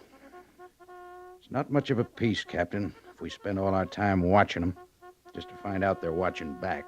Well, Major, beats killing each other. You like Red Cloud, don't you, Lee? Yeah, I like him. You trust him? He signed the treaty. Hasn't broken it yet. Then you do trust him. I don't think he'll be the one to break the treaty, if that's what you mean. You think we will, is that it? No, not we. But I saw something in that wagon train driver that breaks treaties. He called it a itch, a fever. Fever for gold. You told me you warned him about going up the old Bozeman Trail. Yeah, I warned him. I don't think he'll try it. But if he doesn't, someone with a fever will. If not the Bozeman, then they'll break new trails up into the Bighorn Range, over into Black Hills. That's all Indian territory. We've both read the treaty, Major. And Red Cloud signed it. So did we. Now, what do we have to do? Read it to every wagon train that stops at Fort Laramie? You asked me if I trusted Red Cloud. I trust him till the next white man goes into Indian country looking for gold. Yeah, I suppose you're right. He got what he wanted. Powder River country, Black Hills for hunting grounds. That covers everything to the north and east of us. And we better stay out of it. Tell that to the men with the gold fever. I do, when I see him.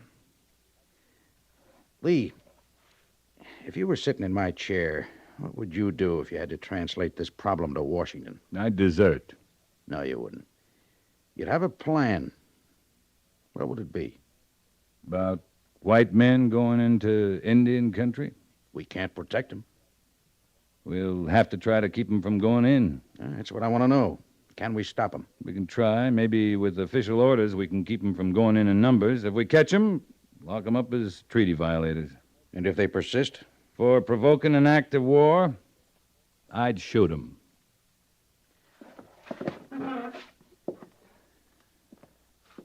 I said you'd have a plan. All right. I'd start by redoubling our patrols all along the North Platte. We don't have the manpower. Let the infantry secure the garrison. I'll take a patrol out right now. Oh, you just got back. You're tired. Oh, I'm not tired. All right, the men are tired. I got another plan. What's that? I need a drink. Why don't you go on over, Captain? Maybe I'll join you later. Yes, sir, Major.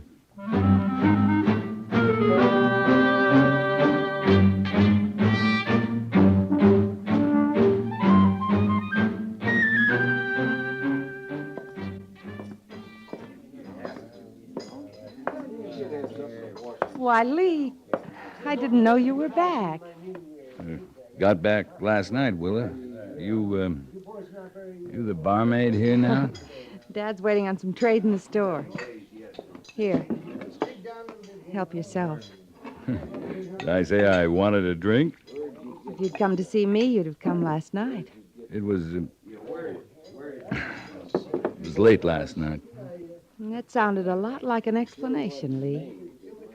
I guess I thought you wanted one. When you see me, it's because you want to see me. That's a good thing to know. Yeah, maybe it is. Are you finished with this? What's the matter? You running out of whiskey? Almost. Well, not Pliny. He doesn't run out. Not when he can still get his price. Oh, it isn't Dad. It's those men with him. What about him? What they're not drinking here, they're taking with them. Huh? Where are they going? I don't know. But wherever it is, they must expect to stay a long time. Isn't 10 gallons of whiskey an awful lot, Lee? A couple of drinks of this whiskey is an awful lot. Say, Willa, you recollect that last shipment of boots we got in? I thought we put them in stock, but I cannot lay my hands on them. Aren't you going to speak to Lee, Dad? He can't see me, Willa, for the dollar signs in his eyes. Oh, well, good afternoon to you, Captain. His glass is empty, Willard. You offering me a drink on the house, Pliny? On the house? Well, I just naturally suppose you were buying your drinks, Captain. Dad. Of course, credit is available for an old friend like you, Captain. I trust you. That's your idea of a compliment, Pliny? Oh, boots. That was it, wasn't it? Of course, boots. I came back here to ask about the boots. I don't know how you could miss them. They're right next to the cash box. Oh, my goodness, yes, of course, they must be there then. So you go right ahead, Captain. Just buy yourself another drink. I don't know what to do about him, except love him, in spite of himself. Well, you'll never be poor, Willem. And dowries are still in style, Lee. Yeah. Maybe I ask for that. Are you going to have that other drink? No, thanks.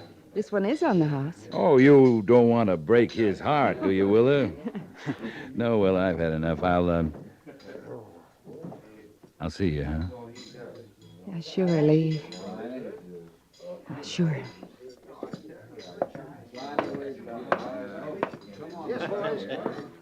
Hey, you, soldier. Hey, you. You talking to me, mister? I called you soldier, didn't I? This a friend of yours, Pliny? Well, he is spending quite a lot of money, Captain. Yeah, and I aim to spend a lot more.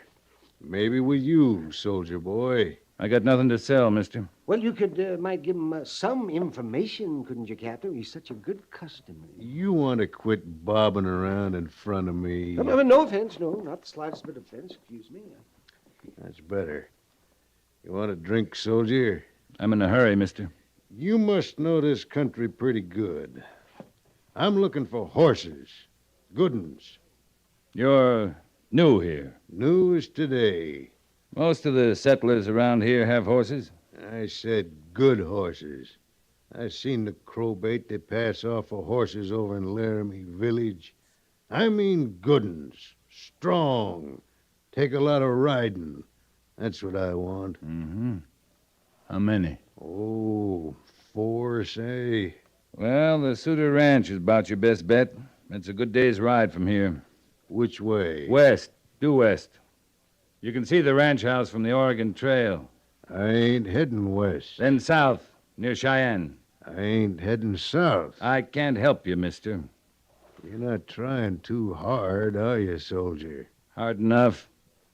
Pliny, you'd better get your cash customer out of my way. Now, please, gentlemen, now, no roughhousing. This is a respectable place of business, you know. I told you, quit bobbing in here ever so often.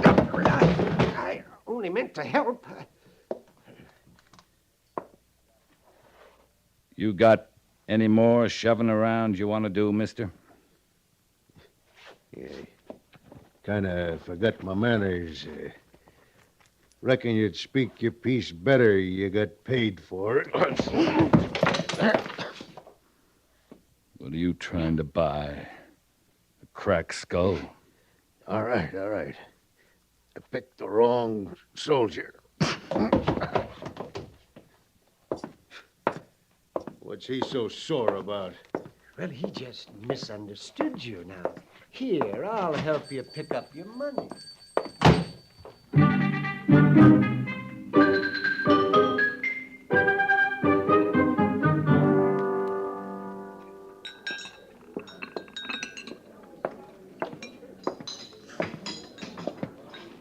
All right, if I sit next to you, soldier. Help yourself.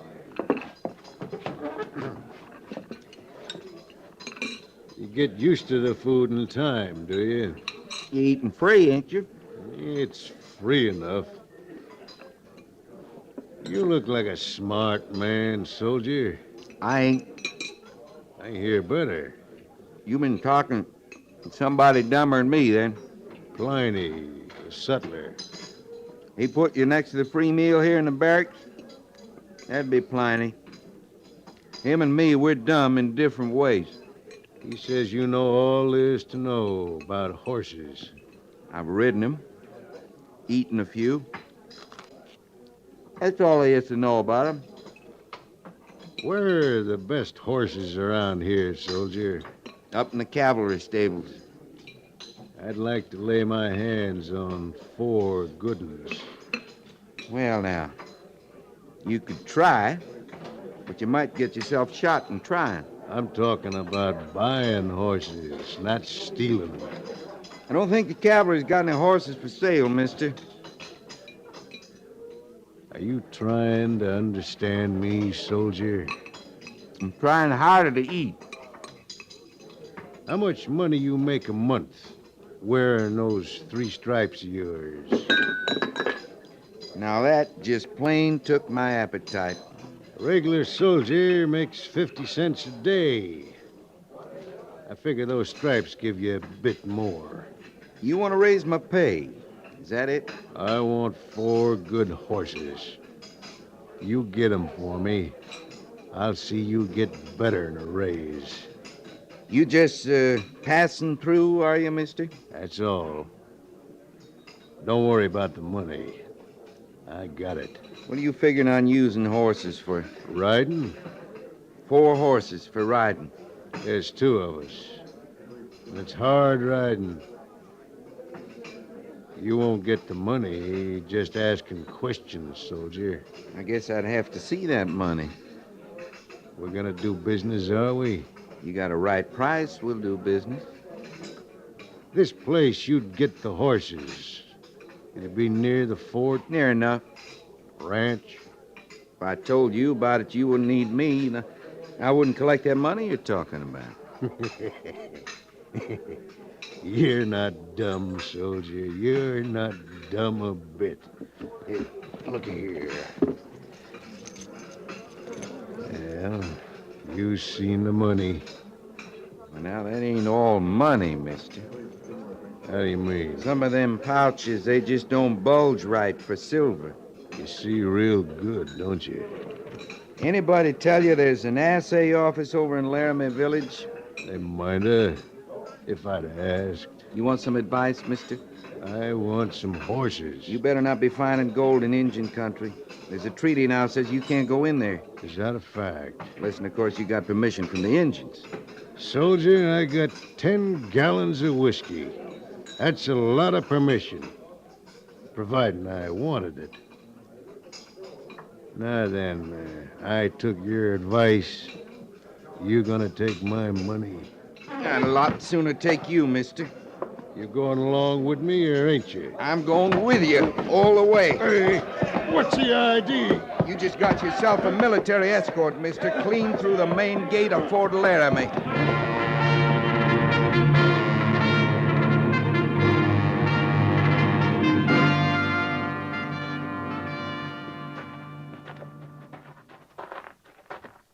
Well, Gorse, how'd you keep from roughing him up? Same way you did, I guess. Pliny and Miss Willis said you went plumb white keeping from hurting him. Yep. One of us should have busted him. He might have stuck around to prefer charges. Not this one. He didn't want any trouble, just horses. If I had my way, I'd have stuffed him in the stockade last night instead of throwing him off the post. Major says you can't hold a man for what you think he's going to do. You told him about it, then? Last night, after you told me. That was gold in them pouches, sure as anything. I didn't have to look inside. Yeah, sure it was gold. And it was picks and shovels and pans he bought at the Sutler's. I got that much out of Pliny last night. You're not forgetting the whiskey. I'm not forgetting. Like as not, he's got the horses by now, too. We can't stop him from getting horses, Sergeant. We just don't have to help him. You were smart to hear him out. I should have been a little smarter. He'd stand to talk freer to me, seeing I'd have more need of money. I had to throw him out before he worked his way any further down the wage scale. Yeah, I knew a trooper once, deserted, sold his mount, saddle, everything up to his kerchief for $100. It's the best part of a year's pay. You think the major will stand still for us taking off after him? Mr. Syberts brings his patrol in tomorrow night. We're not going anywhere till he's back. That sounds like an order. Hey, Major Daggett's. Can't prove anything going after him, Gorse. Cavalry patrol, maybe it'd scare him off a little. Oh, man, that stupid doesn't scare. He'd rather be scalped than be poor. If he goes in, we can all get scalped, trying to save his lousy hide. Sure like a better excuse to fight a war. We all would, Sergeant.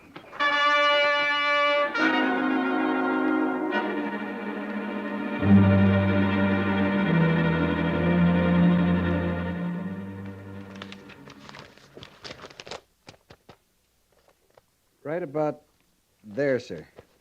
They were following Rawhide Creek, moving north. How many men, Mr. Savage? 2 men. 4 horses, 4 mules. I couldn't tell enough through the glasses to describe what they looked like. I know what one of them looked like. We can't be sure of that, Captain. Mr. Syberts, you say you fired a signal at them. Can you be sure they heard it? They heard it, sir. I never took the glasses off them. And when we fired, they stopped and looked at us. The whole patrol made signs for them to come back. You think they saw you? Understood your signs? I know they saw us. One of them had field glasses, too. Kept them trained right on us as they started moving north again. Yeah. Is that all, Lieutenant? That completes your report? That's all, sir. Except, well, I wish I could have stopped them from going in, sir. Well, you did all you could, Mr. Savage.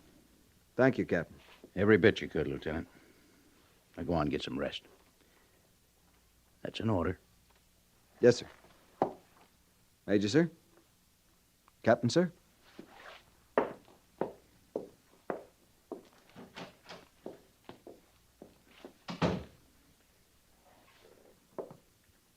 All right, Captain.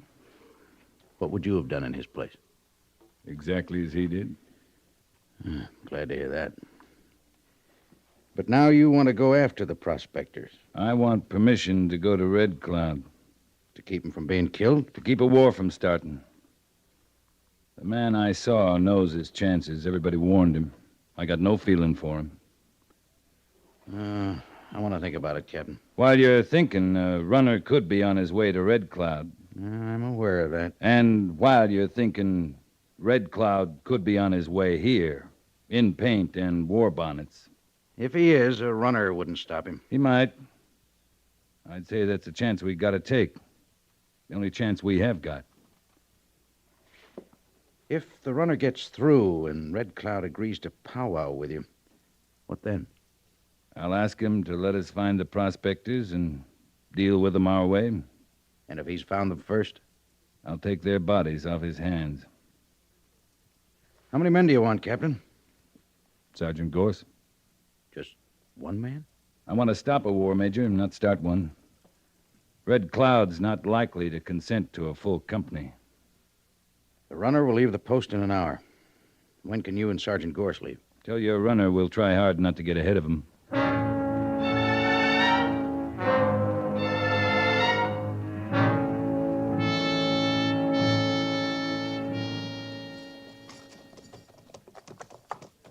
That's Black Hills country ahead, ain't it, Captain? Yeah, if you can see it, over the war bonnets. Red Cloud's not taking any chances. Would you, Gorse?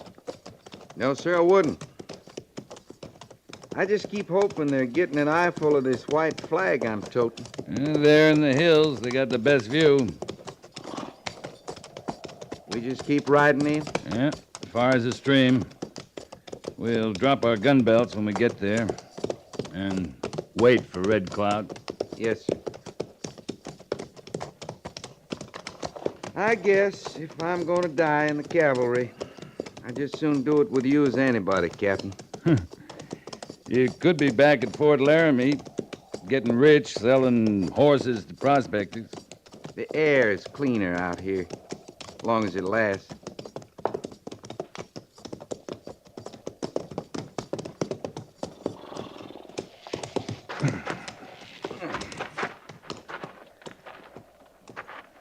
The gun belt, Gorse? Oh. How could I forget a little matter like that, you suppose?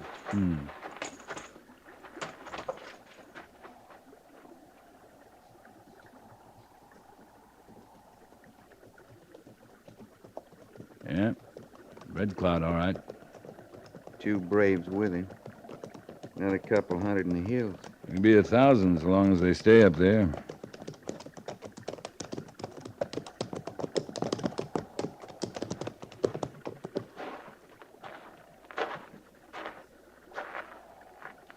You honor our flag, Red Cloud. We thank you. Where is honor in white man for treaty boundaries? It comes slow to some white men. I came to ask your patience, Red Cloud. Patience stretches. In time, like an old hide, it breaks and is no more. Since we smoked the pipe, we've handed over your renegades to let your people deal with them. Bring white men here.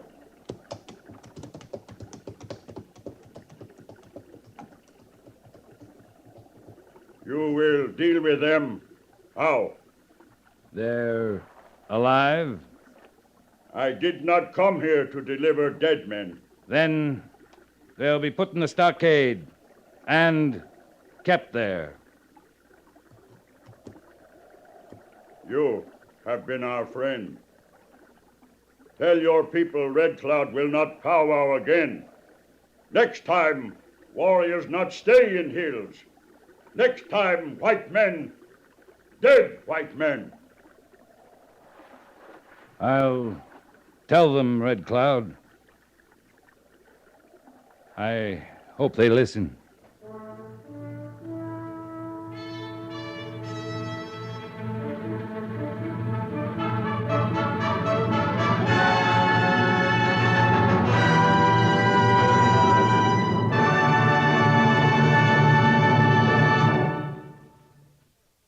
Fort Laramie is produced and directed by Norman MacDonald and stars Raymond Burr as Lee Quince, Captain of Cavalry, with Vic Perrin as Sergeant Gorse. The script was specially written for Fort Laramie by Kathleen Height, with sound patterns by Bill James and Ray Kemper, musical supervision by Amerigo Marino. Featured in the cast were Jack Moyles and Harry Bartell, with Frank Gersel, Clayton Post, Howard McNear, Virginia Gregg, and Ralph Moody.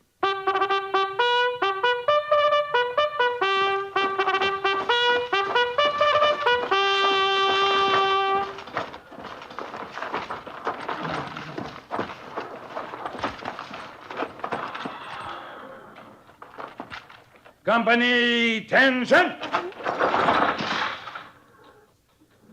Dismiss.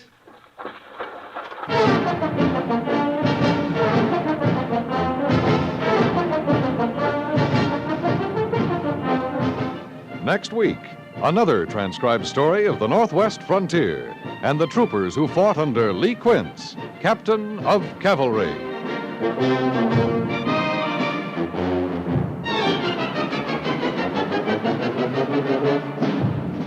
Time was, a man who wanted to get away from it all could hide in the cellar, take a walk in the woods, or go live in a cave. Today's best way is not to hide, walk off, or hunt for a cave, but to join the ground observers. With their eyes on the skies, they're keeping America's defenses manned to serve the cause of peace. See your local civilian defense people. Join the ground observers. 2 hours a week will earn your silver wings. Help America be strong as a deterrent to any possible intrusion.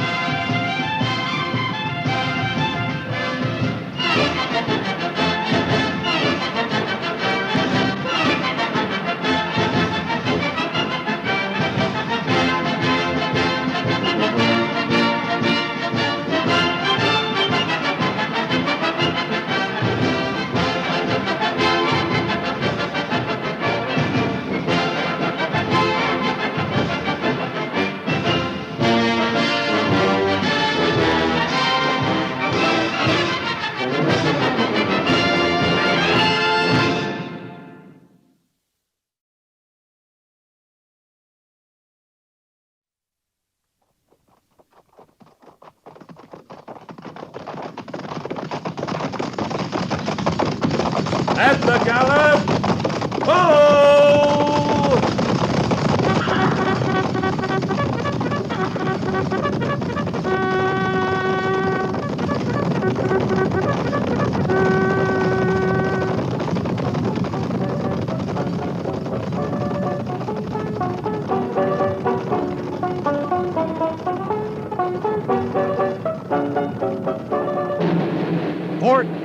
Laramie.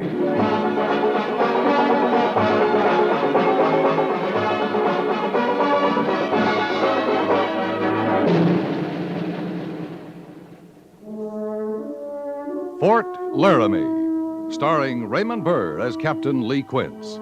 Specially transcribed tales of the dark and tragic ground of the wild frontier. The saga of fighting men who rode the rim of empire. And the dramatic story of Lee Quince, Captain of Cavalry.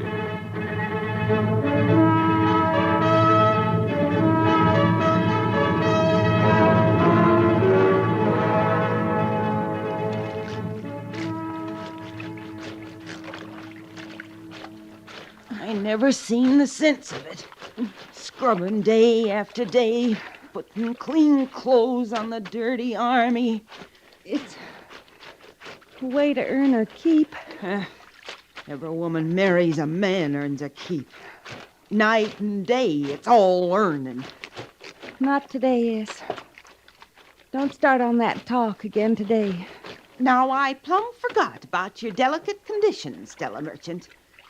I need be minding my manners more. It's just I ain't used to running into royalty on Soapsuds Row. Honest, I ain't. I didn't mean to start you off, Es. I'm sorry. Sorry, are you? Well, you're sorry looking, I'll say that for you. Another day or two and you won't be able to stand in the same room with your washboard. All right, Es, all right. There's a wash tub now, you are.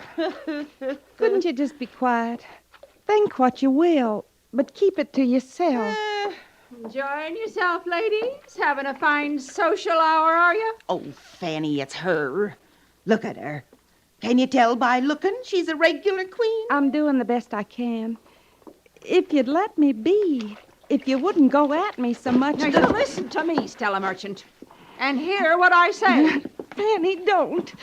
Don't shake me. I'll do what need be. You're not earning your pay. Now you get some elbow grease behind that scrubbing or I'll send you packing with no pay for the month. You wouldn't do that, Fanny. We need the money with the baby coming. We need every cent, Fanny. Then earn it. Scrub. That's the way you get money around here. Please, Fanny. Please, don't. She's going white, Fanny. Nah, ninny. If I could just get some air. Just a little air. Well, now, a little air. Oh, that's what you'll have, Fanny, right before our eyes. You don't get her out of here. All right, Stella. Grab a hold one side this clothes basket. You'll get all the air you need hanging clothes outside. I said grab a hold. All right.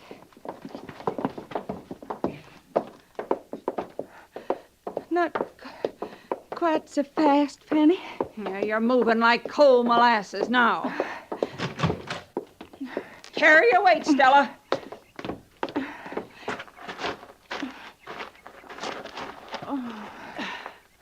Yeah. Pity they ain't some nice shade trees for you. Maybe a hammock. Ain't you the shape for a hammock, though? Oh, maybe I shouldn't try.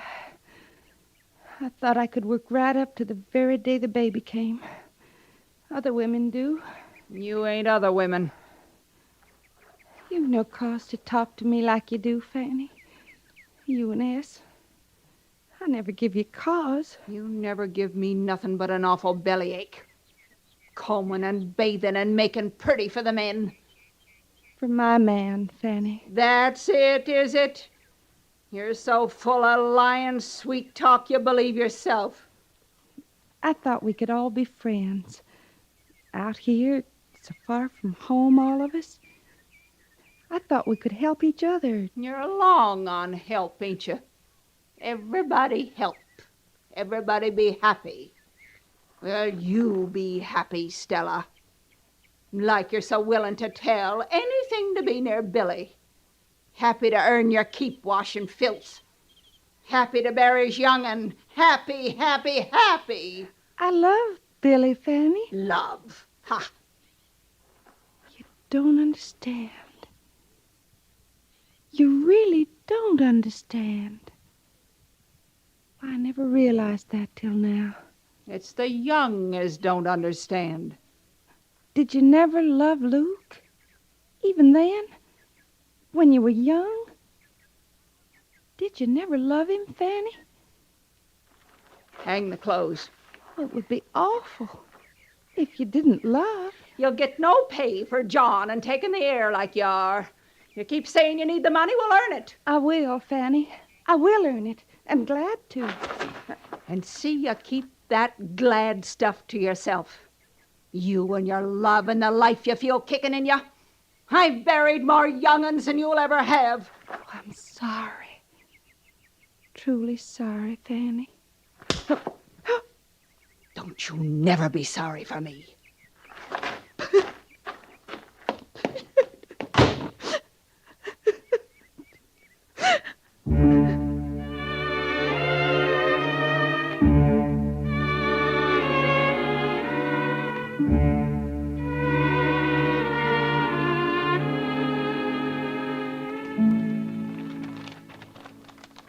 We followed the Laramie all the way till it cut through the range there. We left it and went cross-country, west and north, to a point about here. It's almost to Medicine Bow River. I think their main camp's on the Medicine Bow. But you ran into other camps along the way? Mm-hmm. Old camps, Major. Yeah, the information you got from the settlers in the area would point to that. No Cheyenne in their vicinity since last fall. Isn't that the word? And no Army patrol since last fall. That follows? To me, it does. The settlers have spent the winter in peace since the Cheyenne ran off their horses last fall. The cavalry sends out one small patrol in the late spring, and the Cheyenne mysteriously reappear. But not in numbers. All right. Cheyenne scouts, 8 of them. You could have killed them at any time you were following them. Yeah, just about. Only they were leading us, Major. There's a difference. Only because you were willing to be led. That was our business, reconnaissance.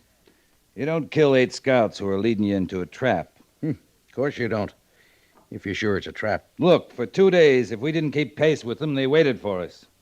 Morning of the 3rd day, they cut off into a canyon that leads straight to the Medicine Bow like we were leading a charge behind them. I know an ambush when I see one. And you don't ride into them with 10 men behind you. I don't ride into them with a company behind me. All right, Captain. I'm sorry, Major. We rode all night. You rode all night for 3 nights. I know that, Lee. I want you to get some rest. I'd like to finish my report, sir. It can wait till morning. I don't think so. All right, Lee. Let's get it all said. I don't like it this way, but one of us has to get a good night's sleep. I'll sleep fine, Major. I will, too, once this is over. Now, from your report, you seem convinced the Cheyenne have their main camp on the Medicine Bow. And I get the impression you think they're getting restless. They'll have to move somewhere. That country had about 1 winter's good hunting left in it. They've had that. If they haven't raided since fall, you're right. We could stop them before they start. They'll move north, maybe as far north as the Montana Territory. Why not south? Other tribes, Utes, Apaches. The Cheyenne would rather face the white man. I know. You know, you're bleeding me pretty dry, Major. How's that? I got a feeling I'm mapping a campaign I'm not going to be part of. You just finished the toughest part of a campaign. A lot of men can lead a charge who can't do successful reconnaissance. Major, I want Captain. You're assigned to quarters till 8 o'clock tomorrow morning. Who's going to replace me, Major? I am. I'd be a fool to question that choice. Yes, you would. That's all, Captain. Dismissed. Yes, sir. Oh, Major, who's going to replace you? Me? Yeah, here, as post commander. You are. Any questions? No, sir. No questions.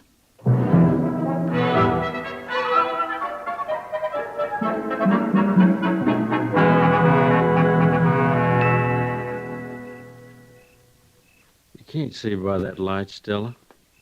Fine enough for this little bit of hand stitching, Billy. Well, best you rest yourself a while. I want to sit in the doorway with me. In a while, honey. It's a fine night, Stella. Slice of moon. Nice bit of breeze off the sweet clover. I can smell it from here. It's like home, ain't it, Billy? Well, it is home, Stella. Only one we ever had together. You ever think of it? Maybe some Injun and his squaw are sitting like we are tonight, looking out at the stars, talking about the papoose they're going to have in no time at all. Billy Merchant. How you think of things like that? They come to me. Well, don't they come to you? You know they do. It's part of what we have together, you and me. But that's not a man thought, is it? Now you sound like Luke and Joe. Sweet Billy, they call me. It's just 'cause I notice a sky or a flower. Don't you mind them, Billy. No, I don't. I don't mind them. Like you don't mind Fanny. Yes, Why you say it that way? 'cause that's the way it is, Stella.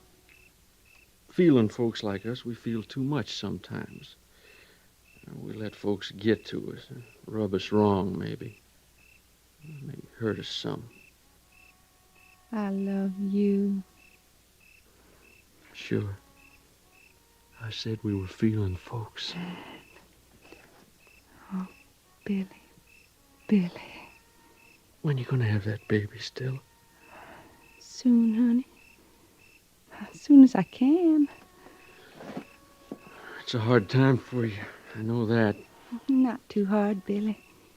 You're fretting some. You got some pain? No, not real pain. Like a catch, you know. Not often enough to matter. Well, it wouldn't be right to lie to me, honey. I don't lie to you. Ever.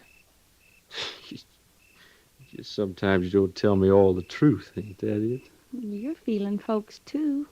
You ought to know good as me. Yeah. Yeah, I oughta. You're fretting some, Billy Merchant. That's who's fretting around here. No man's gonna be a father has all the right. You know, they do say some men take on worse than women folk. You know that, Stella? Swimmy-headed morning times like that? That ain't what's troubling you. No. No, it ain't.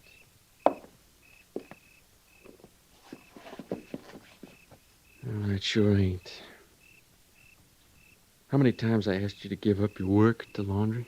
You mean how many times today you ask me? Yeah, and always you tell me it's what you gotta do, no matter what. It is, Billy. It's the same with me, Stella. I got my work to do, no matter what. Now then, I ain't asked you to give up being a trooper. I declare I don't know what B Company'd do without you. I ain't drawed nothing but garrison duty for more than a month now. I just ain't gonna last. Billy? On stable detail today, we were sure ready in those mounts for something more than a parade ground, Stella. You got orders to move out? No, ma'am. No, but Captain Quince's patrol come back on the post today. And when reconnaissance comes back, well, we just gotta be moving out. Be nice if you's wrong, Billy. We gotta face up to it, Stella. You might just gotta have that baby without me. I sure never planned that way.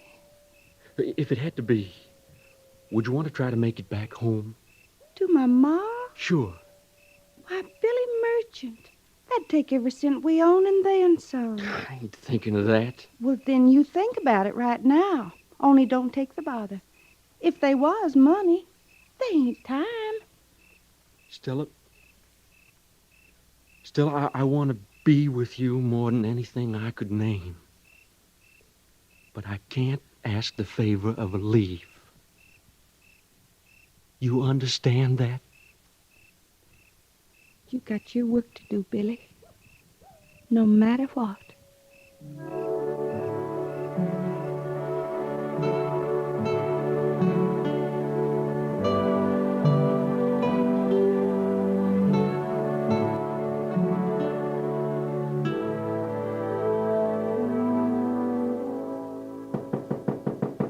Come in.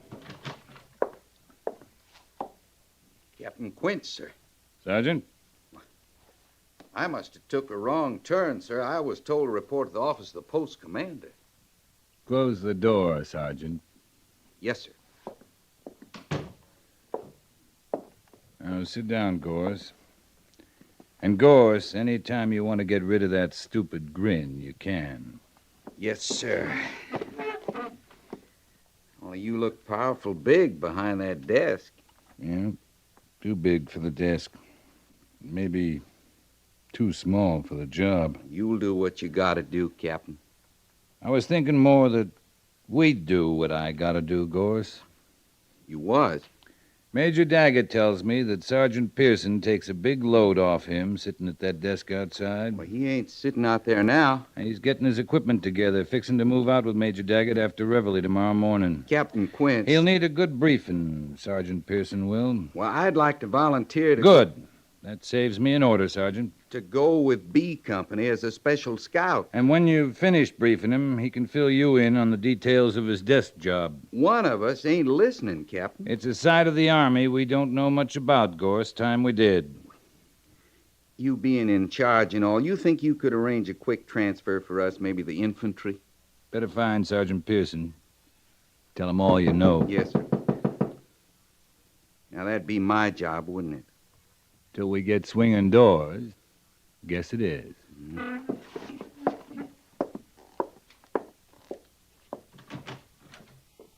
Lieutenant Seibert, sir. Sergeant? Captain Quince, sir? Oh, come in, Mr. Syberts. Your duty begins in an hour, Sergeant. Yes, sir. With the captain's permission, I'd like to offer congratulations, sir.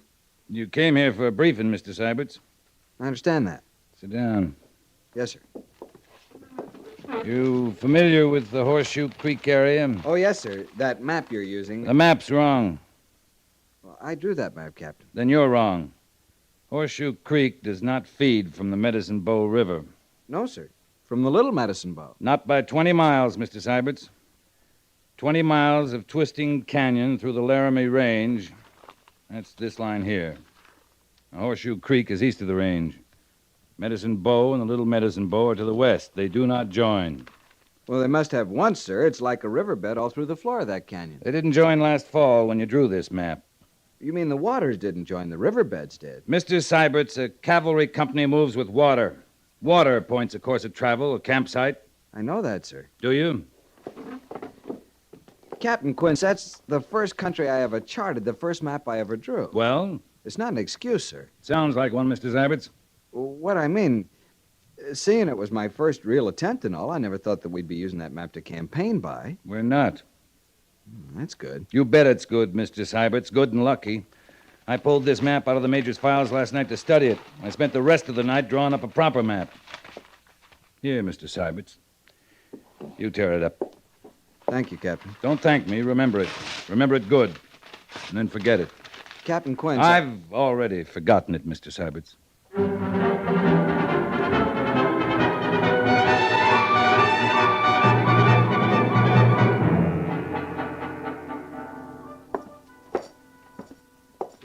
Can't see him now, Merchant. Whatever it is, it's got to wait. Babies don't wait, Sergeant. Trouble here, men? No trouble, Captain. Captain Quince, sir, I'd like That's to... enough, Trooper. Company B's forming fours in the parade ground, Merchant. Yes, sir, Captain. But what I'd No like to... buts about it. Captain Quince, I respectfully request permission for an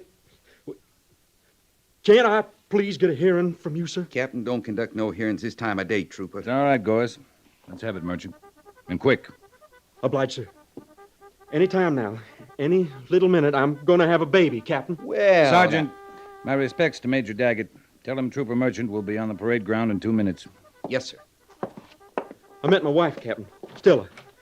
She's having the baby. I'm glad to hear that, Merchant. Now, seeing it's her first, sir, and her being alone, I mean no kinfolk nearby to help or lend a hand. I hope you're not asking me for leave, Trooper. No, sir. I mean to move out with the company. You'll move out with the company. You'll have nothing on your mind but the Cheyenne. I know what you mean, sir. Then all we gotta settle is what you mean, Merchant. Well, sir, It pleased me to tell Stella that the post surgeon was on hand to tend after her.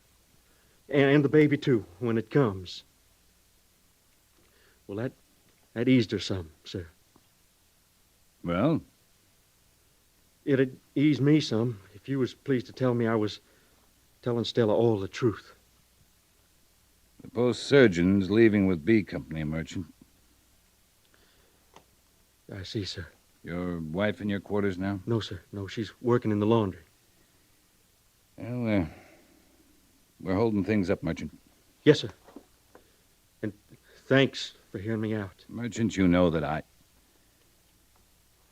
Merchant, women have babies every day. Yes, sir. I'll sure try to look on it that way, sir. Good luck, Trooper.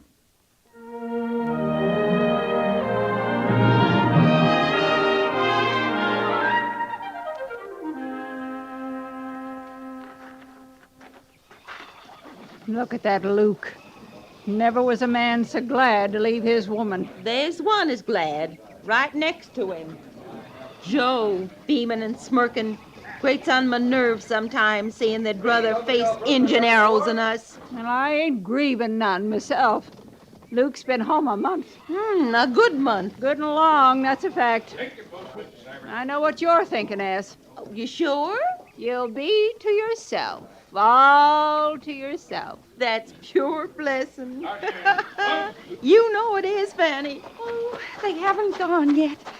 I was most afraid they'd be gone. Well, now, look who's managing a brave little smile. She don't know enough to laugh, Ass. Pay her no mind. I don't see Billy. Could you just point out Billy to me? Use your young eyes. No matter you don't see him. He couldn't stand a chance of missing you, popping clean into the parade grounds the way you are. Could be your sweet Billy's in trouble. He was late for formation. And he come out of headquarters with Captain Quince himself. You can't fret me, Fanny. Say what you will, the two of you, you can't fret me. There ain't nobody can fret me no more. There they go.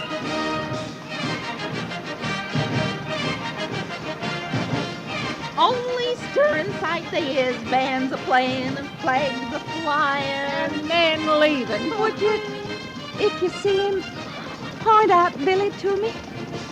I declare I can't see him yet. Well, you're not likely to yet. Them's officers up front. Major Daggett and that Lieutenant Seibert. Who's that other one riding atwixt them? Well, I declare that's Major Trucks. Now, you don't see him riding off every day. Wonder who's tending the hospital with him a-going. Who's Major Trucks? You mean you don't know the post surgeon when you see him? Post Surgeon Lee? Well, you didn't think he'd stay here to look after Ewans now, did you? He must not have known. Billy wouldn't have said. If he'd known. Billy? Billy? Don't you worry none now. Billy? Not a worry. You hear? Oh, come on, Ass, for this turns my stomach good.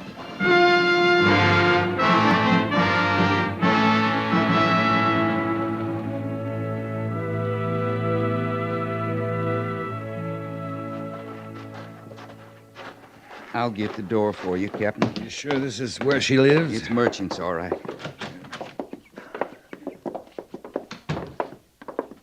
Turn the bed down, Gorse. Yes, sir. It's a mite stuffy in here. I'll get that window. And some water, Gorse. She's limp as a rag. Yes, sir.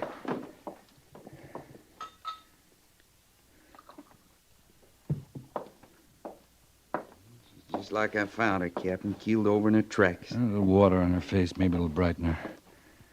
She's breathing quiet enough. Too quiet, Captain? I don't think so. Oh, Billy. Billy. She thinks you're her husband, Captain. Big mistake. Here, ma'am. You drink a little water. You come around. I don't know. You. No, ma'am.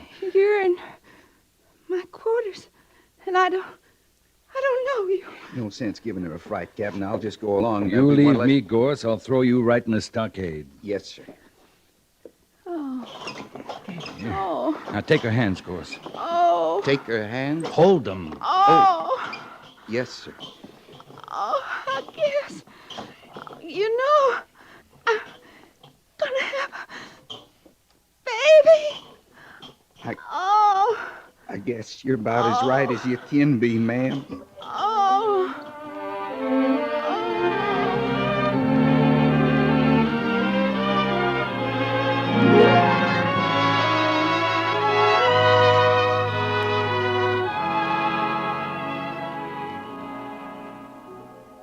Well, go ahead, Captain. Go ahead and what? Hit it. Hit it? It's a girl. No matter. You're supposed to hit it one on its sit-down. Yeah, that's right. It's the first right move we made. Now, don't cry, little girl. Don't you cry. You'll wake your ma. Don't worry, Gorse. I don't think her ma'd mind.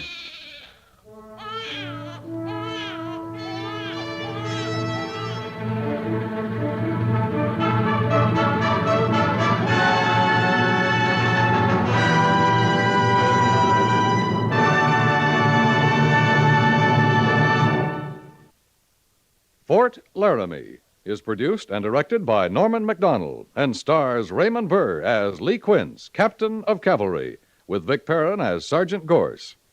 The script was specially written for Fort Laramie by Kathleen Height, with sound patterns by Bill James and Ray Kemper, musical supervision by Amerigo Marino. Featured in the cast were Jack Moyles and Harry Bartell, with Virginia Gregg, Dick Crenna, Helen Klebe, and Ann Morrison.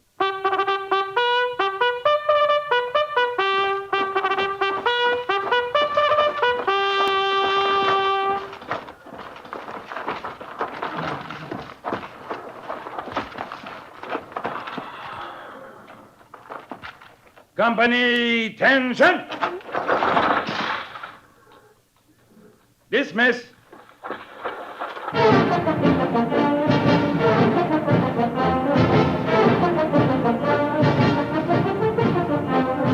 Next week, another transcribed story of the Northwest frontier and the troopers who fought under Lee Quince, Captain of Cavalry.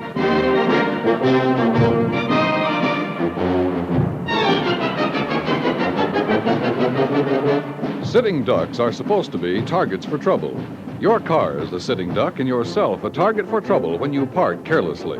These days, problems of finding a parking place lead some drivers to attempt parking in spaces that are too small. They leave parts of the car exposed, jutting out into traffic lanes.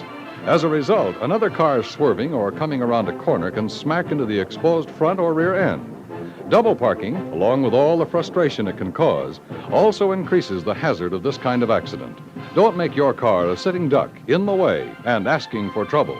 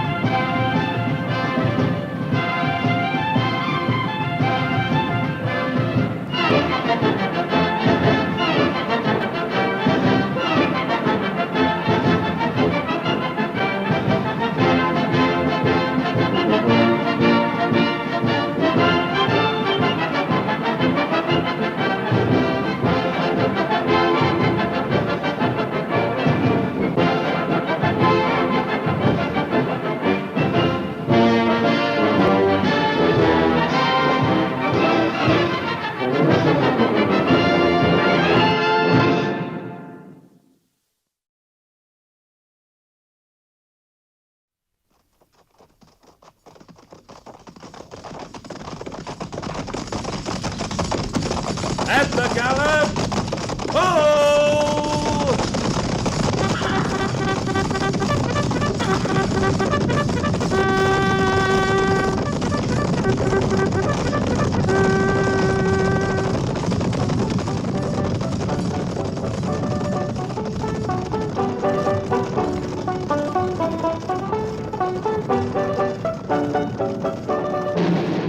Fort Laramie.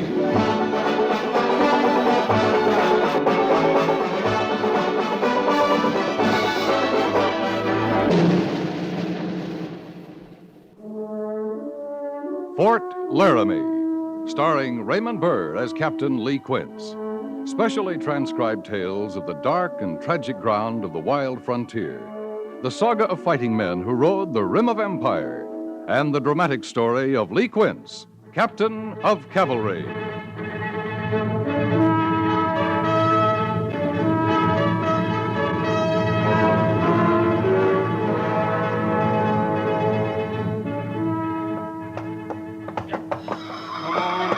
Back up there. Come on. Back up there, you wall-eyed chunk of spavined crowbait. Now, yeah, hold on. Hold. Yeah, come on. Now, stand there easy before I take a notion to stand you with a club. My. You're just a natural-born horseman, ain't you, Yates? Yeah, horses. All right, do squaw chores in the barracks and turn off this blasted stable duty. Now, hold still there. How'd you ever happen to join up in the cavalry anyhow? 'Cause you ride every place, that's what they told me. Sure you ride. Time a man gets through babying up his horse, he's too old, fired, tired to walk. Well, maybe you just ain't doing it right. Currying him the way the sergeant said, now, ain't I? Curry him right down the ground and then clean up their hooves. All right, stand still there, you miserable. Clean up their hooves. Ain't nobody taking care of my feet in this army. Why, there's no call for it, Yates. You ride every place. Yeah, sure, I ride, and then I ride back. And I got the calluses to prove it. You know, if I was... Hey. Look over there at Joby. Joby Turler? Yeah. Oh, he's just talking to his horse again. Well, he's all the time doing that. He must be about half horse himself. Oh, Joby's all right. Hey, Joby, what are you telling her? The one about the Injun princess and the corporal? Oh, I'm sorry, Yates. I guess I wasn't listening. Well, then, how about loaning me a chaw tobacco? I can't. I'm clean out. You sure got out mighty fast. I seen you with a plug of Red Mule in your hand, not more. Oh, that ain't mine. What I mean is, it ain't for me. And who is it for? Well, it's for the mare. It's Belle's. What? She's used to it, Yates. She always gets a chaw after her morning feed. And I only just got enough to last her until payday. A horse. Getting her daily chaw pretty as you please me going without. Well, you know, it's good for her, Yates. It keeps her cleaned out real good. Besides, I'm going without, too. I got none for myself. Just what kind of man are you, Joby? Doing more for a horse than you do for the human race. I'm sorry, Yates. It's no wonder you ain't got a friend in the company. I don't need no friends. Only time I got 'em's when they want some tobacco. Oh, go on, keep your tobacco. Save it for that jug head of yours. Lay off him, Yates. Hey, what you gonna do when they shoot her, Joby? What? First time old Doc gets a good look at her, that's what's gonna happen. You've been long overdue for a remount, Joby. There ain't no vet gonna take Belle. Me and her staying together. He already got his eye on her. If she was trotting lame yesterday, I'm afraid I seen her myself. You shut up, Yates, you hear? You shut your mouth. I'll kill anybody tries to take her. Hoo-wee. Ain't you a fright now? Injuns hear you talking that way, they all gonna vamoose to Kennedy. Come on, Yates. Let's go water the mounts. What if Captain Quince tells you to get rid of her, Joby? You gonna kill him, too? He's not gonna tell me. Now, old Doc, he only makes a report. It's a captain puts out the list. Hey, Joby, what you gonna do if Captain Quince puts you on a remount order? Yates, Yates, there ain't nobody gonna take Belle away.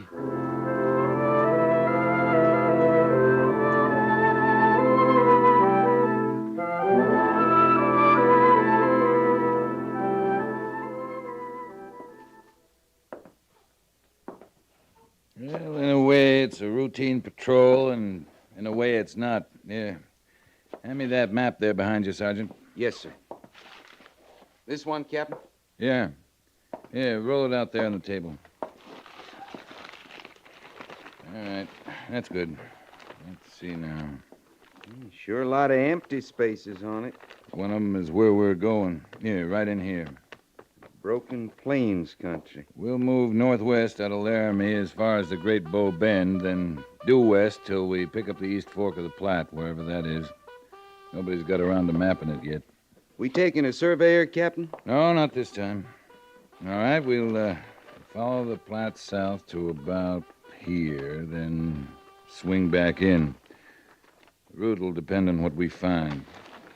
Well, at least we won't find trouble. Not a tribe within miles of there. No. Not now. I don't follow you, Captain. Well, Dove clan is getting restless. They could be fixing to break treaty. If they do, Fort Fetterman can't hold them. They'll come right through the Broken Plains to join up with Limpin' Fox and his Cheyenne and the Black Hills. We might be campaigning in that country before the summer's over, Gorse. Yes, sir. Well, this is reconnaissance. Water holes, nature of the terrain, so on. I'm taking Lieutenant Seiberts, you, Corporal Dittman, and whatever troopers you've picked. Oh, I got the list right here, Captain. Oh, good. We'll move out at dawn. I'm figuring about 6 days. You can't do it, sir. You just can't do it. You come to attention, soldier. I did. Just what are you doing in the orderly room, soldier? Private Joby Turler, I want to talk to the captain. How long you been in the Army, Turley? Sergeant, it's my third hitch. Hadn't anybody ever told you how to request an audience with the commanding officer? Permission of the first sergeant. All right. Then why did you come busting in here this way? Well, there wasn't time, Sergeant. I got to talk to the captain right away. I just got to. Sergeant. Yes, sir. Sergeant, is Private Turler requesting an audience? It sort of seems that way, sir. Then it's granted. Eddie, you, soldier. Yes, sir. Turler. Second platoon, around 10 years service, all in cavalry. That's right, sir. I've always wondered about that first name of yours, Joby. Well, that's scriptural, Captain. It's really Job. Oh, I see. Well, what was it you had to see me about, Turler? Yes, sir. The remount order, sir. The list just been posted. I'm on it, Captain. That so? Well, you just can't do it. Me and her, we've been together since I first come with the second. And Belle, she ain't just another mount. She's a lot more than that. Well, she is to me. I mean, wait a minute. Am I to take it your horse has just been cashiered? Yes, sir. Yes, sir. Bella Shannon. She's on the order, sir. Have you got that vet's report handy, Sergeant? Here you are, sir. Belle Shannon, Chestnut Mare, Stall 84, Breeder, Fort Riley Remount Service, fold in. You know how old that horse is, Turler? Well, she ain't old at all, sir. She's 11. Well, but some horses is different from others, Captain. You ought to see her on the march. She's friskier than a young colt. The report says she was lame on parade this week. Oh, that wasn't nothing but a stone bruise, Captain Quince. Yes, sir. A little rock worked up in the frog. I took it right out. She's as good as ever, sir. There ain't nothing wrong with her legs. No, sir, not at all, sir. Well, she's 11 years old. Oh, but Captain, Captain, you can't send her away. All right, Turler. Understand I'm not promising anything, but I'll take her off the order for the present. And I'll consider the matter further. Thank you, Captain. That's all, Turler. Oh, yes, sir. Sir? Thank you. I had him on that list to go with us, Captain. No, that's fine. But if he's going to How does he get along with the other men, Sergeant? Keeps to himself mostly. He does his job all right. I see.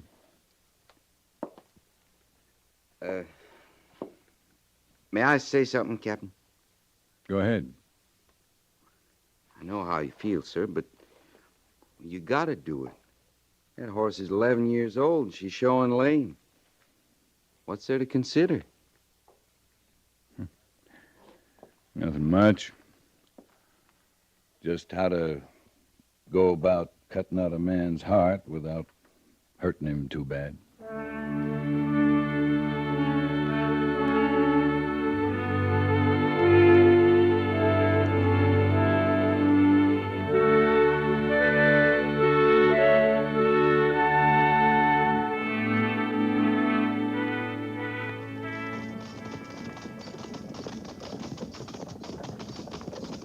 Hey, Creel. Yeah? You ever been in Africa? Sure, I've been in Africa. Been every place there is to be. What do you want to know about it? How hot you get over there? Oh, 120 maybe.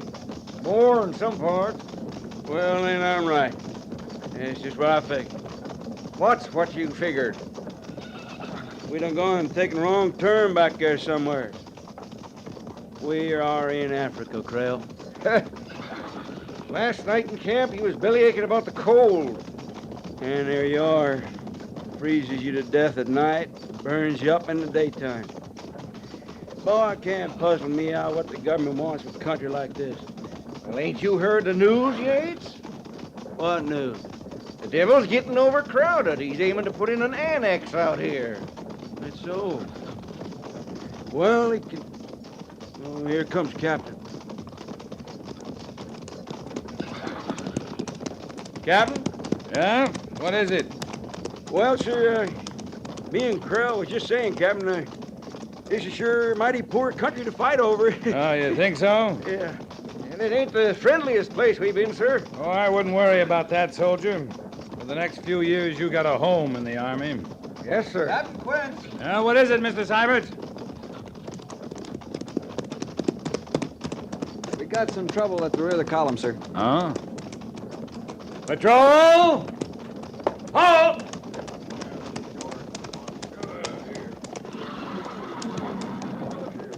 Come on, Gorse. Yes, sir. What kind of trouble, Mr. Seibert? Private Turtler's mount starting to show lame, Captain. I see.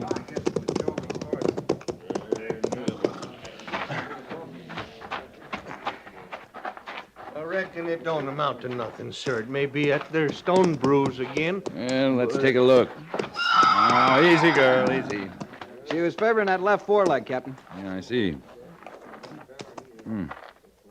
It's hot, fevered. And it's starting to fill. It's a pulled tendon, Captain. There's no question about it. Well, Captain, sir, it ain't so bad. I can wrap that. No, I agree with Sergeant Gorse. It's a tendon, no doubt of it. Mr. Seibert. Yes, sir. How do we stand? Well, steady on the pace, sir. We're an hour and a half from tonight's bivouac, an hour and a half from sundown. I see. Corporal. Yes, sir. Corporal, you were out in the point earlier. What's around us here? Mostly open, a little rolling, a few cutbacks. General Falls to the south, there's a water course there to the west. Yeah, how far? Oh, about 20 minutes, sir. 30 maybe, with a lame horse. Water and forage? Yes, sir, plenty. No steady flow, but a lot of pools. There's a high bank on the far side and a heavy sweetgrass all along the stream bed. Yeah, thank you, Corporal. That's all. Yes, sir. Mr. Seiberts, we'll bear west and bivouac at the watercourse. Right, sir. All right, Sergeant. Move 'em at a walk. Yes, sir. See, I can plaster that leg with mud tonight, Captain. She'll be all right in the morning. Well, we'll see. I'm sorry, sir. So am I, soldier. At the walk! Ho!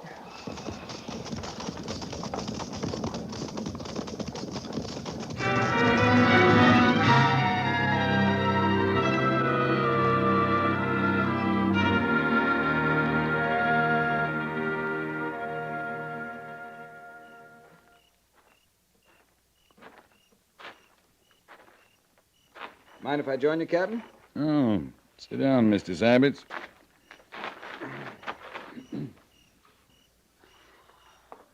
It's a fine night, isn't it, sir? Yeah. About as perfect as they come. Cool, peaceful, clear as a bell. It's funny when you think about it. What is it? Well, the way things work out. This country we're in, 5 days now we haven't seen another soul.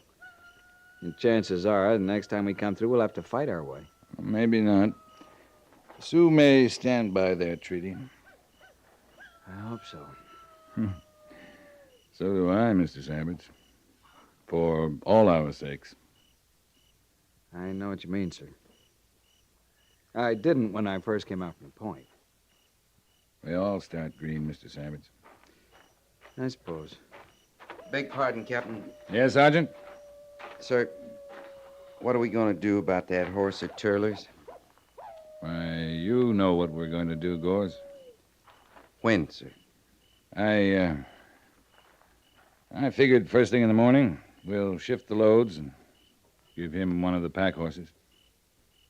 Does he know you're aiming to destroy her? Well, he ought to. He's had 10 years in the cavalry. Well, I don't think he does, sir. Oh?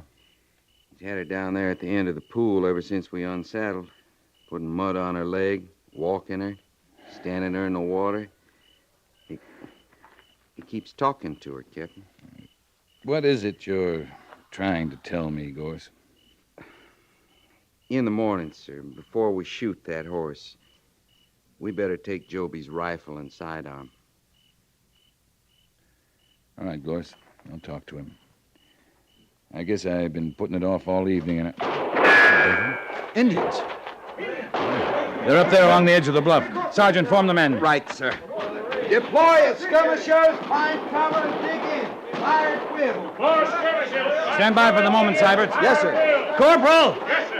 Get those horses under cover. Up against the bank, under that overhang. Right, sir. Check the men's positions, Mr. Syberts. Have them lay their fire along the edge of that bluff. It's the only target they'll have. Yes, sir. And put 2 men at the north end of the pool. It's brushy. They could slip in on us. Right, sir. You think they're Sioux? What's the difference? They're shooting at us. Carry on, Mr. Syberts.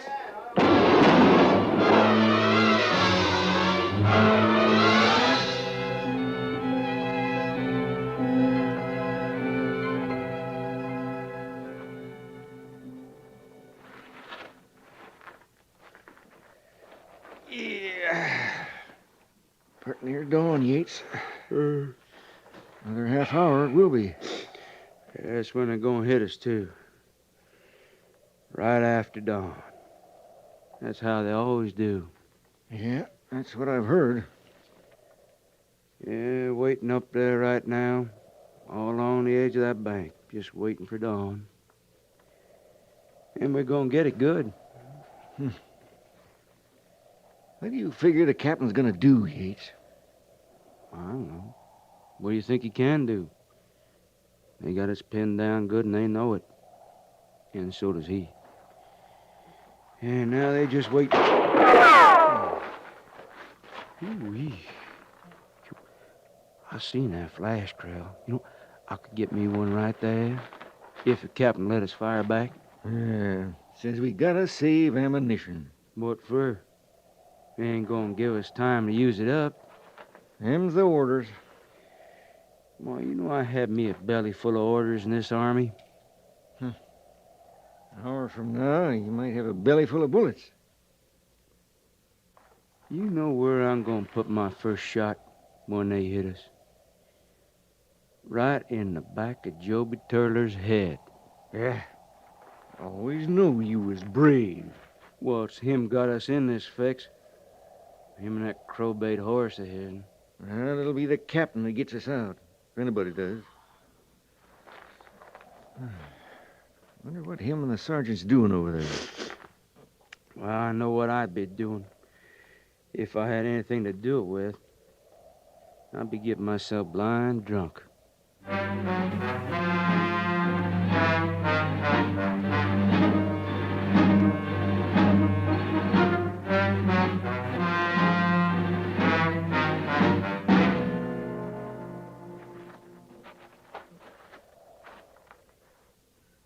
Let's see his face, Gores. Yes, sir.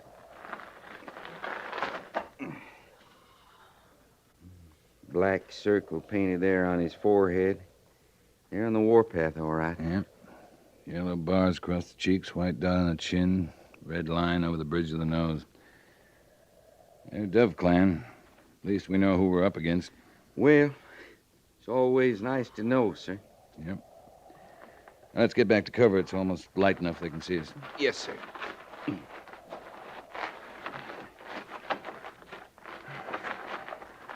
Captain, sir? Yeah? What is it, Turler?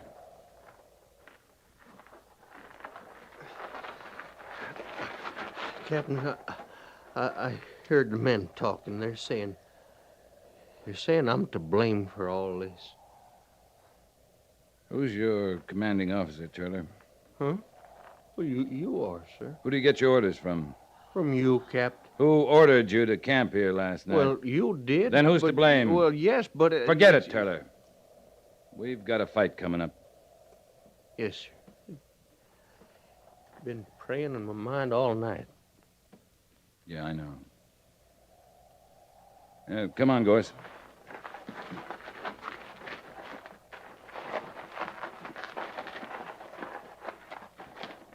All right, hold it here. I figured about 20 of them. No more than 25. They wouldn't even try to stand against us, Captain, if we was up there on the flat. Yeah, but we're not. We've no way of getting there. They got us pinned down tight. A mounted charge? Well, we'd have to mount in the open. Maybe 3 or 4 of us would get in the saddle. The way we stand, it's only a matter of time, sir. Not much time at that.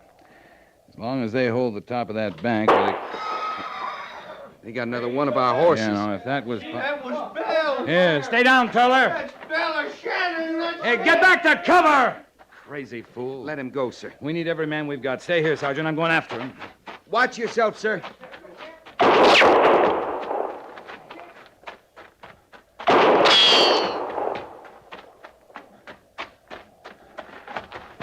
The shotters.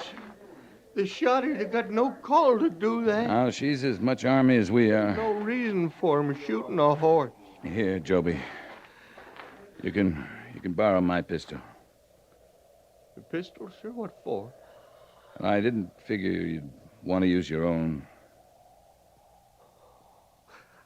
I can't. I can't, sir. She's in pain, Joby. No. Some things a man's got no choice about in this world. Now, if you don't, then I'll have to. All right, Captain. Here you are. Yeah. Well, thank you, sir. Now, Bell. Joby? Yeah, I know, sir.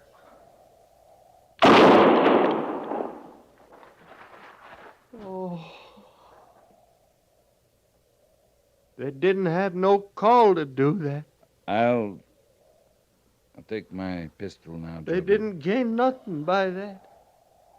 They didn't gain nothing at all. Joby. Dirty killer. Here, come back here. Dirty murder. Joby, come back here. Joby! You all right, Captain? Joby's out of his mind. Well, he's going straight up the slope. They can't keep missing him, sir. No, they're not. He's been hit twice already. Captain, they're up in the open, all along the skyline. He's got 'em worried. Yeah, have the men give him some cover, Sergeant. Right, sir. As skirmishers, fire! Mr. Syberts, have them lay their fire along the ridge. They got targets on the skyline now. Right, sir. Lay your fire. In the name of heaven, what's keeping him on his feet, sir? A heart, Sergeant. Crazy or not, that's a man up there. Look, Captain, they're going to break. They're leaving the ridge. Yeah, you're right. Come on, Gorse. He's still on his feet, and he's right at the ridge. What is it, sir? What's happening? That stunt was just insane enough to panic them, Mr. Syberts. They must think it's a trick. They're breaking, pulling back from the ridge. We got a chance now. We're going up.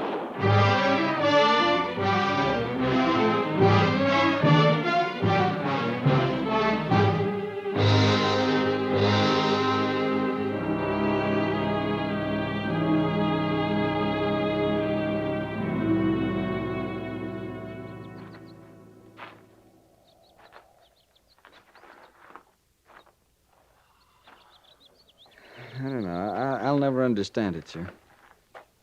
Understand what, Mr. Syberts? How he did it. 13 bullet wounds, and he still got all the way to the top. Well, I guess something takes hold of a man at times like that. But of all the least likely people, mild, meek little Joby Turler. Meek or not, everybody's got at least one thing he'll live for. Or die for. But you'll have to admit, sir, it's usually something more than just a horse. How would you feel, Mr. Syberts, if the one and only friend you'd ever had in this world was lying helpless at your feet? The only thing that you could do for him was to put a bullet in his brain.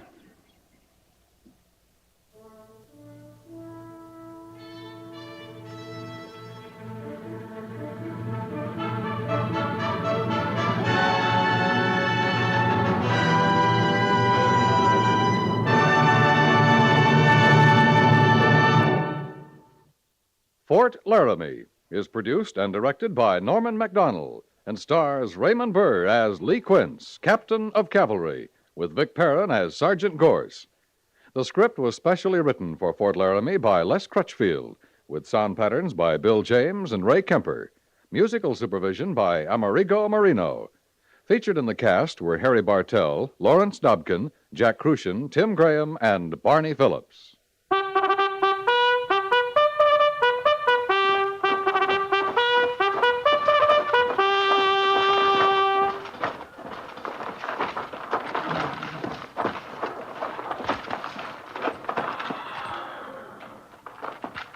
Company, tension! Dismiss.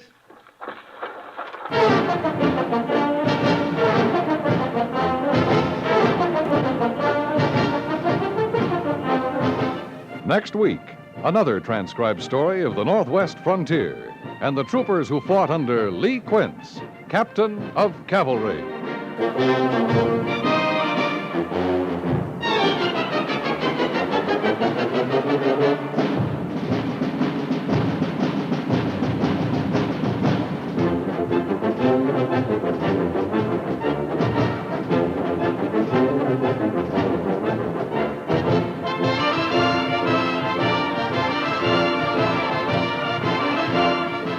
You're not branded as a careless driver only because you zoom at 60 along a crowded highway or because you fail to heed a stoplight or stop sign. You're a bad driver, a careless driver, when your car is standing stock still at the curb, if it's parked in a no parking zone, if it's too close to a fire hydrant, or if it's double parked. Are you a reckless driver even when your car is standing still? Remember, it's kid stuff to try to get away with something.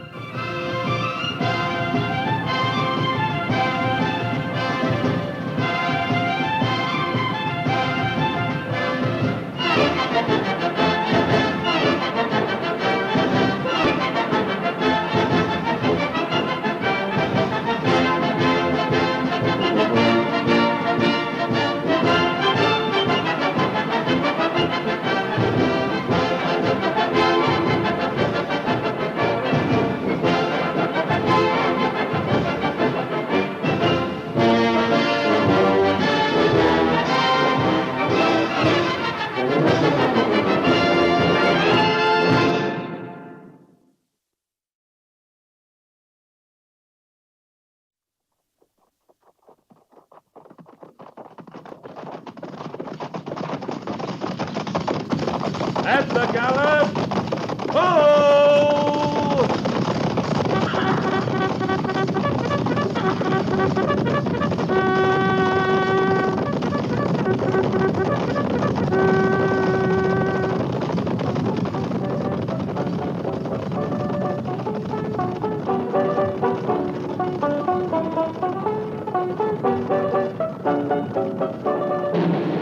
Fort Laramie.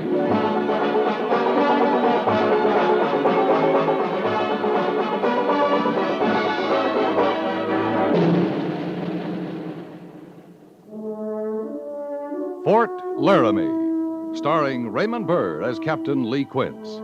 Specially transcribed tales of the dark and tragic ground of the wild frontier. The saga of fighting men who rode the rim of empire. And the dramatic story of Lee Quince, Captain of Cavalry.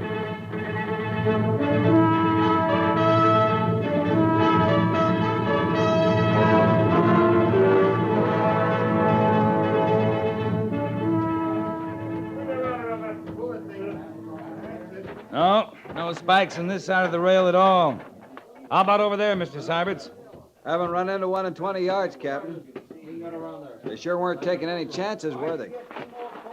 4 telegraph poles across the track, all the spikes removed from the rails, and the track yanked off the roadbed. I'd say they weren't taking much chance, Mr. Syberts. You think it was Cheyenne, sir? Well, it's Cheyenne country.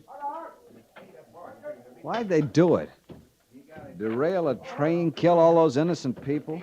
Oh, fear. That's why most men kill. The fear of what? The trainmen were armed, sure, but 20 of those dead back there are women and children. The iron horse makes a lot of noise, Mr. Syberts, and puffs a lot of steam. If you saw it cutting through your country, you might not stop to think it was carrying women and children. They must think it'll discourage folks from coming west on the railroads. If I was standing in the Omaha station waiting to board a train, it might discourage me. Not you, Captain. Things don't seem to bother you. What things? 20 women and children dead, you didn't bat an eye. It's a lot of death all piled together. Any death is a lot of death, Mr. Syberts. You've seen more than I have. Maybe you've gotten used to it. We've a job of burying to do back there. Sir, I can't go back just yet. Doesn't get any better waiting, nor any easier. People die or they get killed. Either way, they got to be buried. Yes, sir. And the train's got to be set right on the tracks where it belongs, and the tracks got to be laid again and spiked so the next train will stand a chance of getting through. Captain, would they have stood a better chance if the Army had been riding with them? Wouldn't that make it safer? Mr. Syberts, this train was derailed by Indians. It wasn't attacked. Nobody was massacred. If half a troop was riding with them, we'd be burying them. I guess you're right. It's just not easy, is it? What drew you to the Army, Mr. Syberts? The uniform? Sergeant Gorse has the first car righted, sir. Yes, I see he has.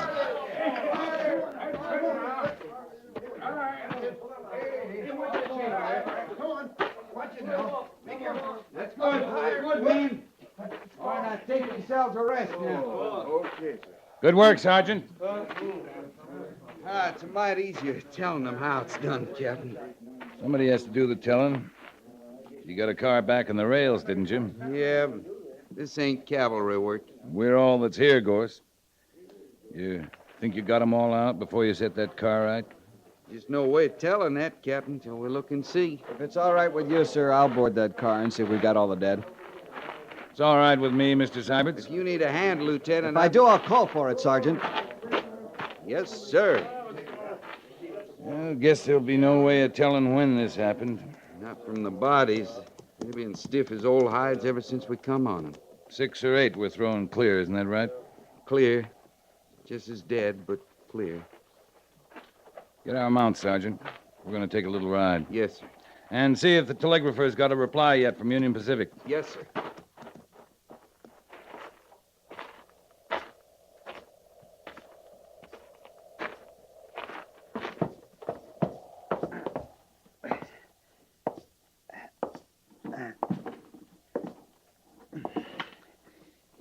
Need any help, Mr. Syberts?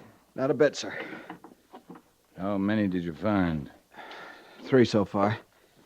I'm leaving you in charge, Mr. Syberts. Sergeant Gorse and I are going to take a little ride. If anyone lived through this, they might have made it to one of the settlers. How could anyone live through this? I don't know. You want to come along and find out? I got a job to do here, Captain. That's right, Mr. Syberts. You have.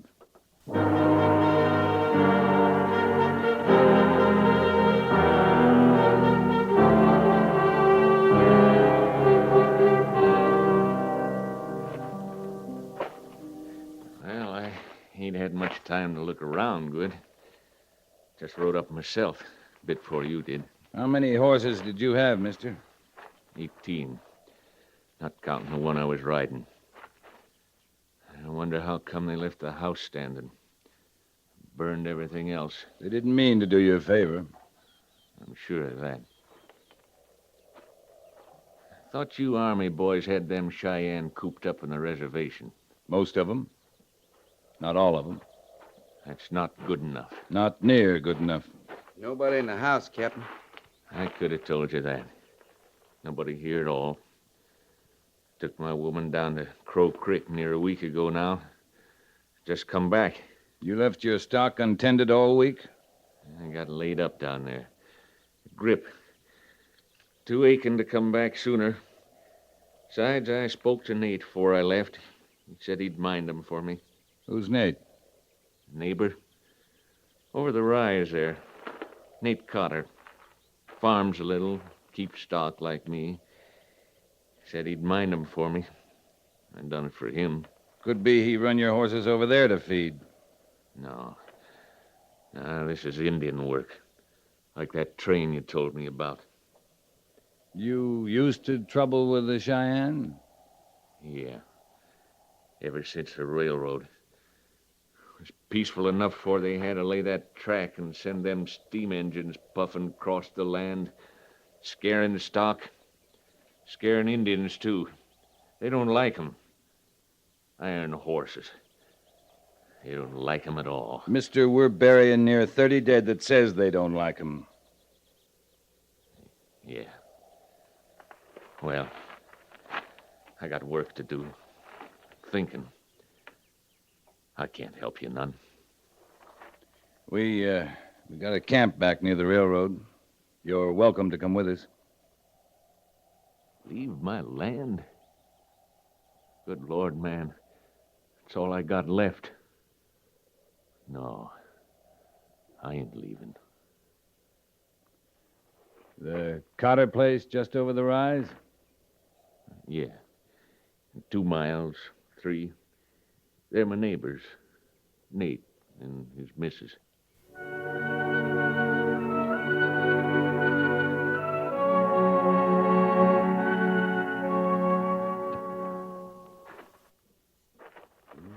Nothing to chance here, Captain. Nothing. And no one. That'd be Nate Cotter. It'd be a man on Nate Cotter's place. Yeah. I guess it's Cotter. Crazy thought I get every time we find one like this. Can't help wondering what they died of first. Of course, it doesn't make much difference. No, sir, it doesn't, but I get the thought just the same. Well, I'll look around for something to dig with, Captain. Guess there's no need to look for his woman. They carried her off, sure. Yeah. Hold it, Gorse. Something else, Captain? Yeah, I thought I heard something. I sure don't. Listen. Over there, where that clump of trees is. Something, maybe only the wind, though. You want I should come with you? No, just keep a sharp eye.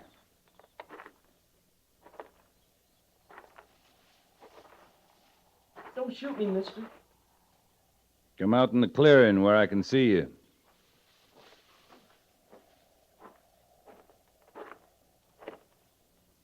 I sure hope you don't aim to shoot. No, I don't aim to. Much obliged, sir. What's your name, boy? Jed, You belong here, Jed? it don't feel like it. It sure don't. How long you been here? Seems like a long time, mister. A long time. No cause to be afraid now, Jed. It's over. The burning, everything. It's all over. Yes, sir. I see it is. Where's he from, Captain? Just the trees, that's all. I ain't done nothing. You better come back to camp with us, Jed. Some hot food, a cot. You'll feel a sight better. You're Army folks, ain't you? Yeah. This is Sergeant Gorse. I'm Captain Quince. Hello, boy. My pa was a sergeant. Was he? You got somebody laying dead over there, Captain? Yeah. You got a ma, Jed? Sure. I got a ma. You better come with us, boy. There's nothing for you here. There sure ain't. There sure ain't nothing.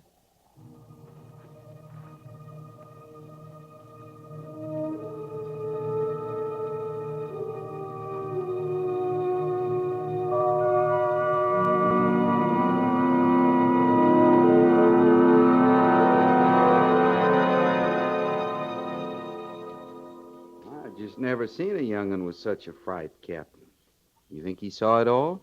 Yeah, he saw it all. Sure would be a fright, watching your pa killed and your ma carried off that way. You won't forget that soon. Of course, he won't forget it ever. He ate like he was starving. I don't know as he'll sleep, though. It's a funny thing. You talk to him, ask him questions, and the answers ain't answers at all, just words. Send him back to me. I'll bed him down here. Yes, sir. Still no word from Union Pacific? No more than we had. They're sending another crew out, but no one says when they'll get here. They hear anything at the telegrapher's tent, I want to know it right away. Yes, sir. I'll get the boy. I was just coming for you, Jed. Captain Quince wants to see you. I want to talk to him, Sergeant. Young fellow wants a hearing, Captain. Oh, come on in, Jed. Sit down. Yes, sir. I thought maybe we could talk. Sergeant? Just leaving, sir. I like him. I like him fine. Best cavalry sergeant I know. My pa was a sergeant. Yeah, you said that. I don't recollect it myself. But he told me lots of times. He was a sergeant in the war. Ma says he never got over it. The war? No, sir, being a sergeant. She meant bossy-like, you know. He'd give orders to her, to me, horses, everything. They're just the three of you? You, your ma, and pa? That's all. Ma laid it on as being a sergeant, telling you what to tote, what to plant, how he wanted things just so. I'm talking too much? No, Jed. It's good sometimes. Talking too much. Yes, sir. Now, Sergeant Gorse, he don't seem so bossy to me. You're not in the cavalry, Jed. I'm a hand with horses. Well, that's a start. You all alone, Captain? How do you mean? You got nobody? Just you? I ain't got nobody. And Sergeant Gorse, he's got nobody. It's a good life, ain't it? For a man alone. Yeah. For a man, Jed. You going by my face, ain't you? I can't help my face. Nothing wrong with your face. Just it looks awful young, Jed. I can't help that. Now, how old are you? I'm big enough, strong enough. Some of them men, when we was eating, I was bigger than them. How old are you? 18. 18? Near 19, actual. Well, a boy that old ought to recollect when his pa was a sergeant in the war. I can't help what I recollect, like I can't help my face. You going by my face, that's all. I want to be in the Army, Captain. Most particular, I want to be a cavalry trooper. Well, you better get some sleep first. Don't set me by that way, Captain. I can't give you no proof about me being as old as I am. It was in the Bible with all the rest. Them as didn't live, and me. Ma read it there herself. Now you know I can't show you that Bible, Captain. Now, easy, Jed, easy. I know you can't. It's what's inside makes a man. My pa said that, and I know it's true. Message from the telegraphers, Captain.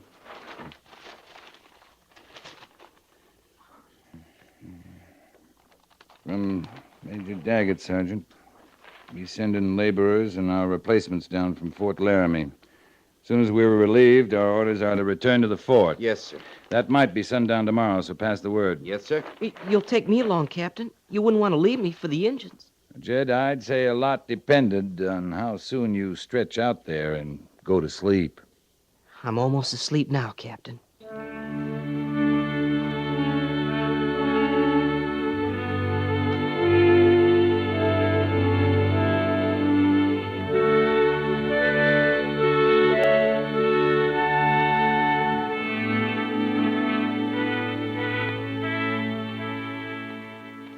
We just had some idea of how many Cheyenne we're up against. A few of them could have done it all. Doesn't take many to derail a train, pull the spikes out of track. A few good riders can run horses off a ranch, fire another, kill a settler, carry off a woman. You think it's a small band, then? I didn't see a single Cheyenne, Major. What do the scouts say? Well, here's the last report. No sign of camps. No Cheyenne activity. I sent Pete Hazen out yesterday morning. Well, if there's still Cheyenne in the west, Pete will find them. When he does, we'll have to engage them, Captain. When he does, we will. That rail line has to stay open. Big shipments of Army supplies have already left the east. It's a matter of days till those trains cross the same spot where this last one was derailed. Any people on these trains, Major? You mean troops? I mean any kind of people. We left nearly 30 graves by that roadbed. It's a little fresh in my mind. You think I don't know that? I just know I know it. That's enough for me. We couldn't have stopped this last disaster, Lee. There's no way. There's one way. We could have been there in time. What kind of scouts we got between here and Cheyenne? Poor ones. You know, we can get some good scouts. Get some squaws off the reservation. You couldn't do worse. All right, Lee, that's enough. We're the best scouts in the world. The Army's not big enough to patrol every inch of rail line to the coast. Remember when they were laying this track? I was on General Augur's staff. The 30th Infantry, part of the 4th, part of the 36th, 4 companies of cavalry, 4 companies of Pawnee scouts, just to protect the grading and working parties. And General Dodge was chief engineer of the road. I know that. Doesn't change a thing. Yeah, I see it doesn't. That all, sir? That's all, Captain. Oh, Captain. Yes, sir? Lieutenant Syberts tells me you brought back a boy, an orphan from one of the ranches. That's right, Major. What do you think of him? He's young, scared. Syberts thinks he'll make a good trooper. Does he? I'm asking what you think, Lee. I turned him over to Sergeant Gorse. If there's any trooper in him, he'll bring it out. Yes. Yes, he will. That's all, Captain. Dismissed. Yes, sir.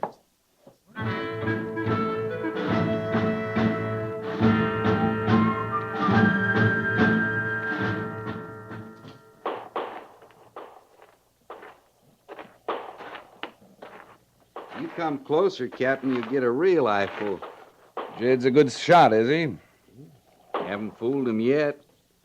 Started him on sidearms, worked up through Springfield, Spencer's. And with a Henry rifle, he just might stand off sitting bull in the whole crowd. He's high on himself about horses. How is he there? Horses he knows. Cavalry saddles or something else again.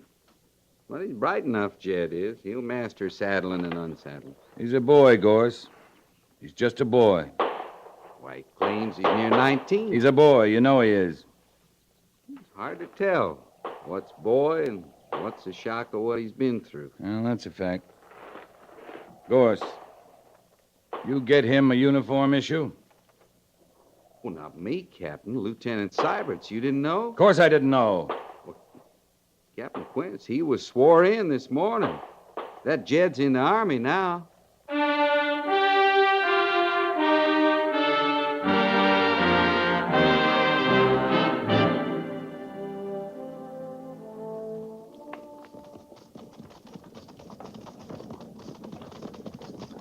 Rendezvous point ahead, Captain.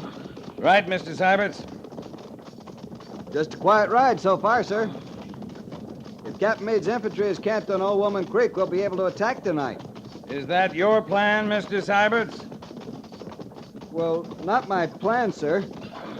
I thought we could surprise them, and if we could, it would be good, that's all. If we can surprise them, it'll be good. Yes, sir. You know this country, Mr. Syberts? Not this part of it, sir. Make out those foothills just ahead? Yes, sir? Full of rocks and crags. Maybe Cheyenne. Those hills are between us and Meade's infantry. But the scouts report put the Cheyenne on the other side of Old Woman Creek. Well, what I mean is they're not supposed to be in those foothills. I hope the Cheyenne know that, Mr. Syberts. Yes, sir. One thing, Captain, this will be good experience for our young trooper.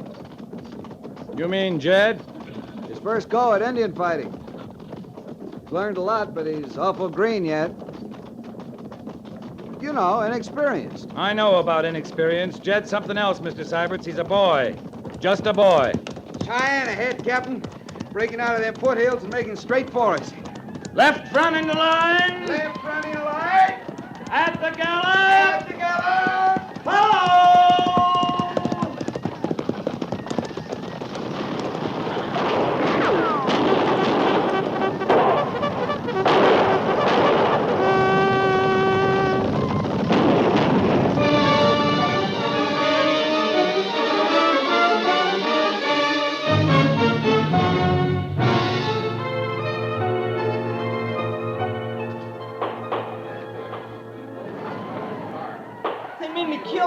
They're meant to kill us all. I don't like it here. I want to get out.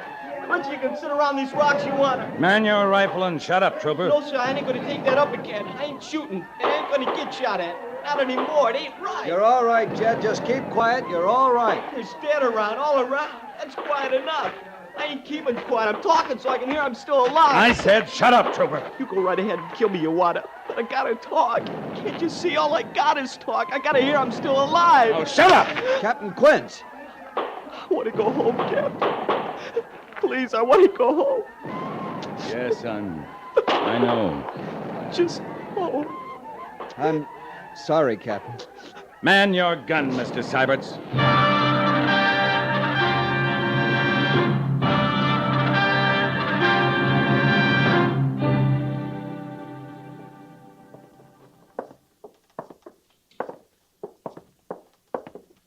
She's here? Right here in the hospital? My mom? Yeah. Another couple of doors, Jed. But I thought... I don't rightly know how she got here, Captain. Well, a couple of Cheyenne braves brought her, thinking to collect a reward. Injuns? Had my ma? Oh, she'll be all right. No cause to worry. You want me to go in first, Jed? Or you rather go in alone? You first, Captain.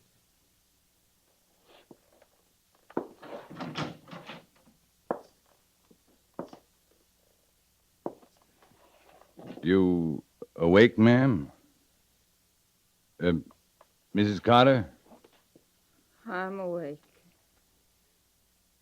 Jed's right outside, ma'am. Jed? Your son, Mrs. Carter. I got no son. Me and the mister, we was alone. I got no son.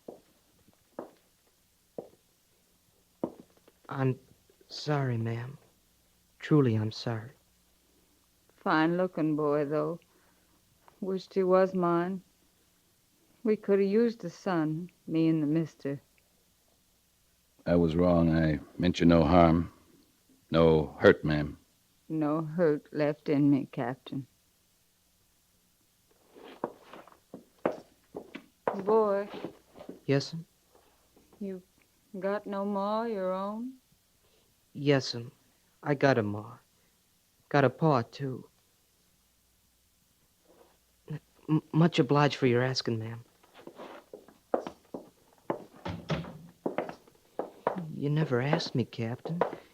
You never come right out and asked. I was scared when you found me. You thought like I belonged there, and I let you. Where do you belong? Illinois. I ran away, worked a spell from my keep along the way, till I got to Omaha. Then I got on that train. The one you found with all them dead. Jed, I don't believe you. Anything you say goes down right hard. It was night when we hit. I was throwed clean out of that train, Captain. I think I must have lit running. I never stopped till where you found me. I didn't lie, Captain. You just took for granted.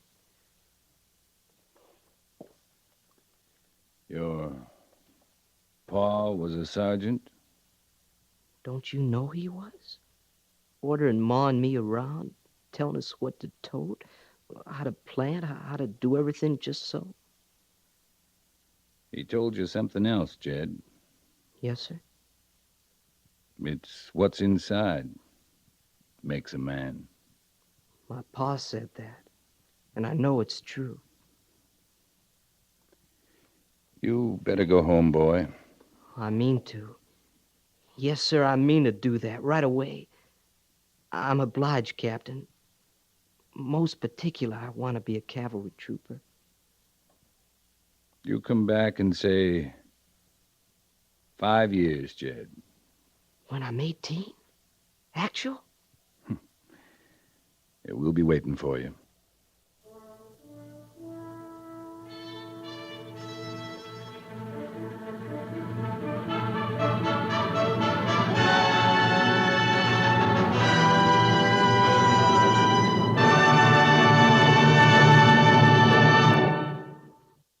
Fort Laramie is produced and directed by Norman MacDonald and stars Raymond Burr as Lee Quince, Captain of Cavalry, with Vic Perrin as Sergeant Gorse. The script was specially written for Fort Laramie by Kathleen Height, with sound patterns by Bill James and Ray Kemper. Musical supervision by Amerigo Marino.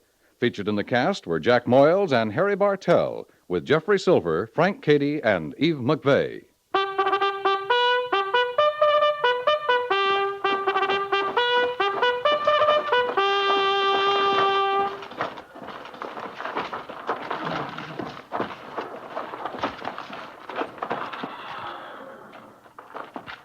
Company, tension! Dismiss.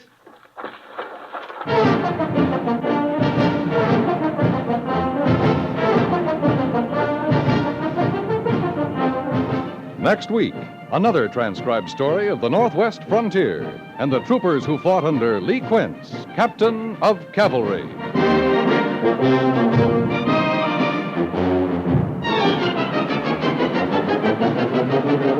Are you satisfied with your savings?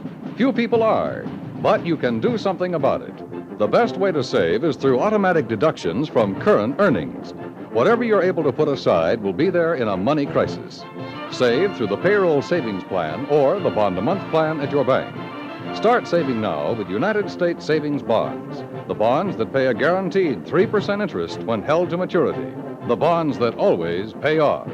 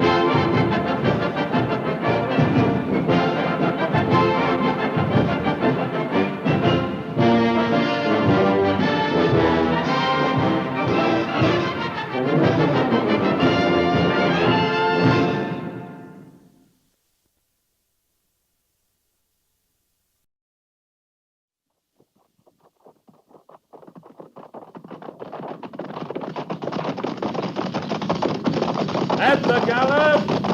Follow!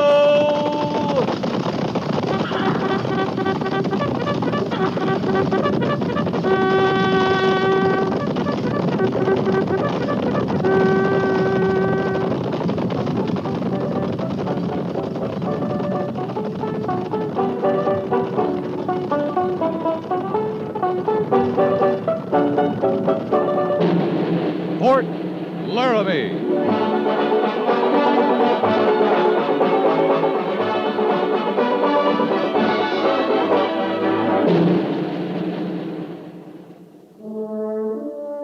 Fort Laramie, starring Raymond Burr as Captain Lee Quince. Specially transcribed tales of the dark and tragic ground of the wild frontier. The saga of fighting men who rode the rim of empire. And the dramatic story of Lee Quince, Captain of Cavalry.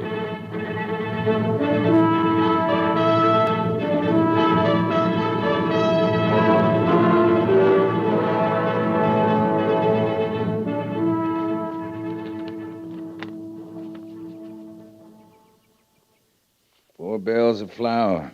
Destroyed? Yes, sir. By weevils. Weevils. At least it wasn't mice this time, Mr. Syberts. No, sir. Well, here you are, Lieutenant. Fill out the rest of it and have Sergeant Gorse drop it off at the AQM stores. Yes, sir. Captain Quince, Mr. Syberts. Major, sir. Morning, Major Daggett. Something especially interesting out that window? Or is it just spring fever? Well, the quartermaster's report was a little boring this morning. I know. It's hard to stay indoors in a day like this. Looks like spring's really here this time. The river's rising, snow melting in the mountains. This warm, we might have a flood like 2 years ago. The water comes up this high on the bluff? Oh, the fort's safe enough, Lieutenant. Trouble comes there, across the river in the civilian settlement. Maybe this year it'll wash those hay ranches right out. And they'd come right back with a new supply of whiskey. Now, if I had my way, they'd be cleaned out for good. That'd cut our guardhouse detail by half. You can't blame the men too much, Major, when payday comes around only once a month. I suppose not.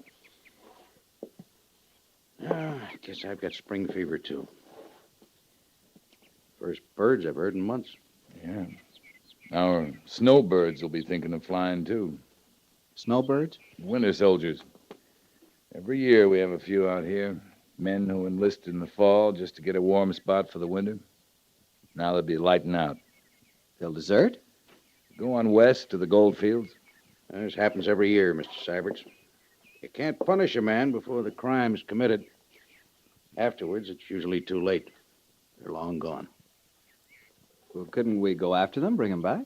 We could, but we usually found more important things to do. Couldn't we take measures to prevent it? Any suggestions? I don't know exactly, sir, but perhaps warn them at morning parade, read the penalty for desertion, double the guard. And send patrols after the ones that slip through? Well, it just seemed to me... Meanwhile, the Cheyenne and the Sioux and the Crow are feeling the spring, too. Riling their blood. I see, sir. You mean there's nothing we can do? Oh, your theory's good enough, Mr. Syberts. I'll have the penalty read. And as for the Indians, we'll send out the usual spring patrols to look them over. Well, this weather can't be too soon, Major. I'd say the Clearwater Patrol should be the first. I'd like to take that one. Mr. Syberts here could handle it. Mr. Syberts could handle these quartermaster reports, too, Major. I'd probably be more useful in the field. On a day like this, I'd like to be in the field, too. That's the price you pay. Why should I relieve you of your responsibility just because you have spring fever? No reason, I guess, Major Daggett. All right. Take the Clearwater Patrol, Captain Quince. Thank you, Major. Well, I guess I'd better finish these reports.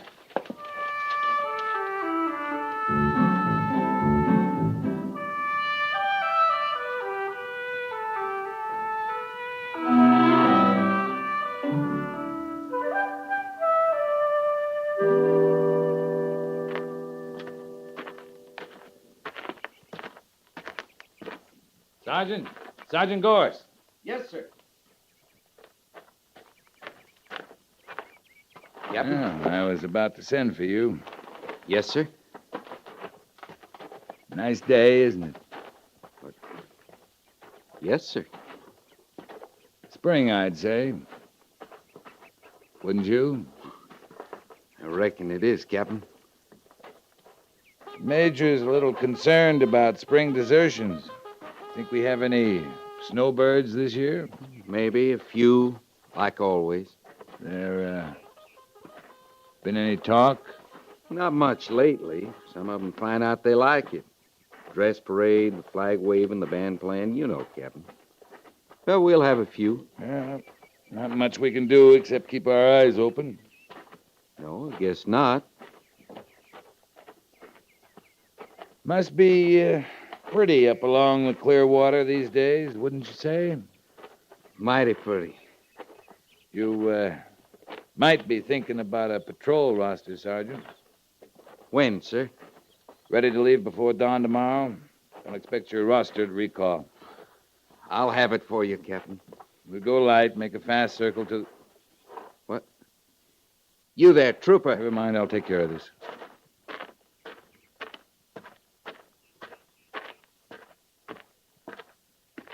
Private? Yes? Oh, yes, sir. Private, a soldier in the United States Cavalry does not sit down on sentry duty. Not even on a lazy spring day. No, sir. Sorry, sir. What's your name? Bland, sir. How long you been in the second? 6 months, sir. You should be a soldier by now, Blant. But look at those boots. How long since you polished them?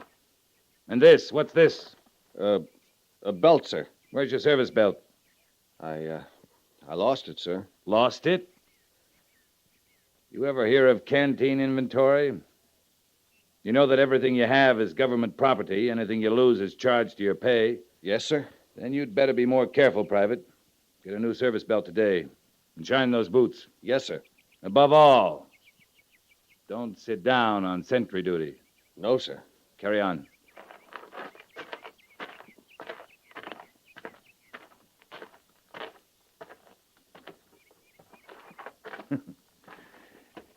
Guess everybody's got spring fever, Gorse. Captain, that fella Blant, What about him?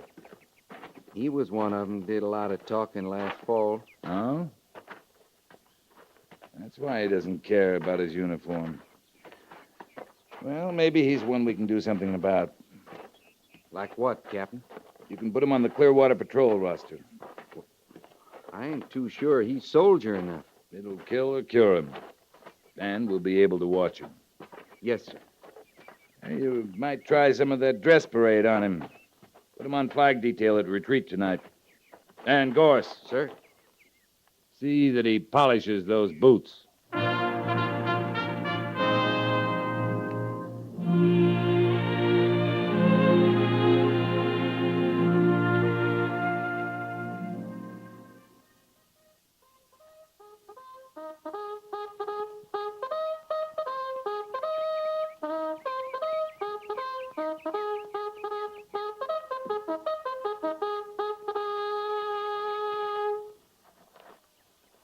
Order!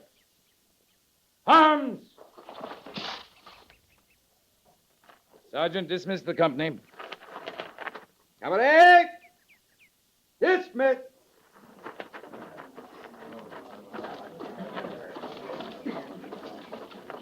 Private Blant, Yes, sir. you don't carry the flag tucked under your arm. That's the emblem of your country. Sorry, sir. I see Sergeant Gorse has you looking like you might make a soldier, but we'll find that out on patrol. All right, move out, Private.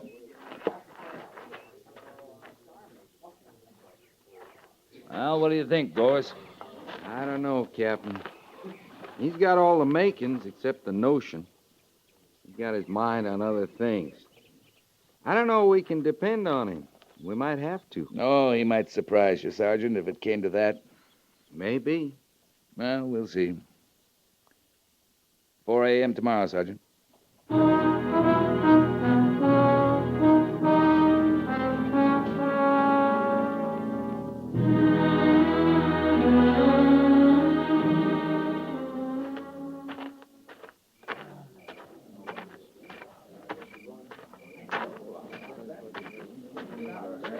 Hands front. Caddies!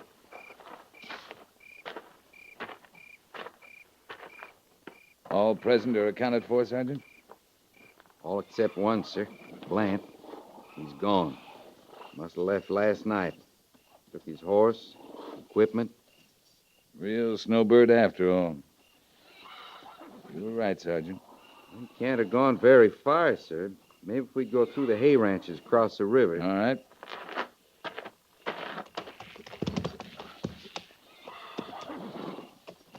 Stand a horse. Lead out. Prepare to mount. Mount. Forward by twos. At the walk. Ho!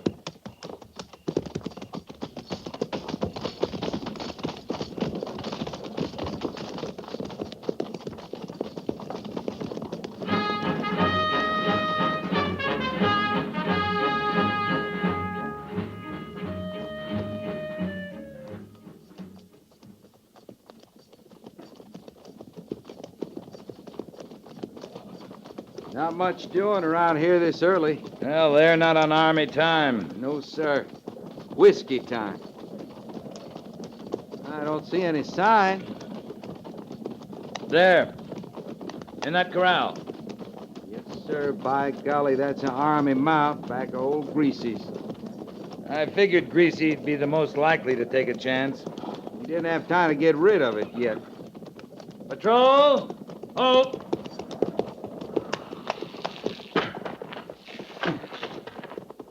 Gorse, come on along. Yes, sir. Jenkins, get that horse and put him with the pack mules. Yes.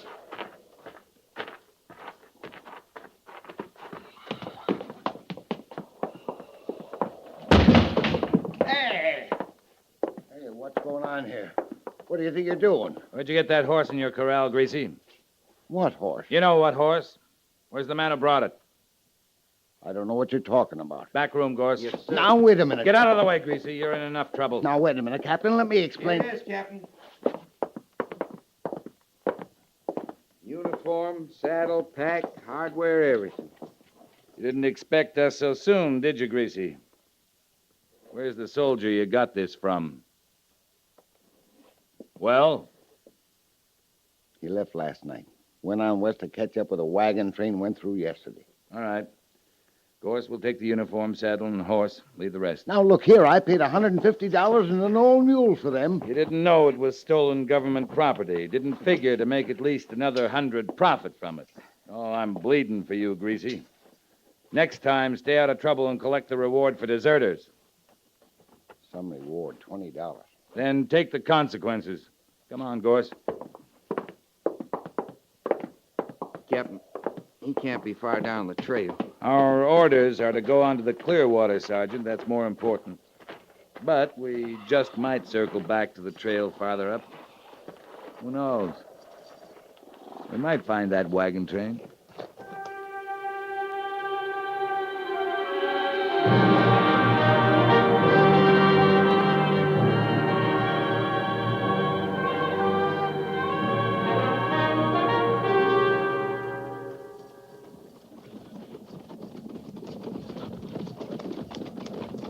You was right, Captain. What about, Sergeant? Sure is pretty up here. Was till now. Look up ahead. Yeah. Patrol, halt!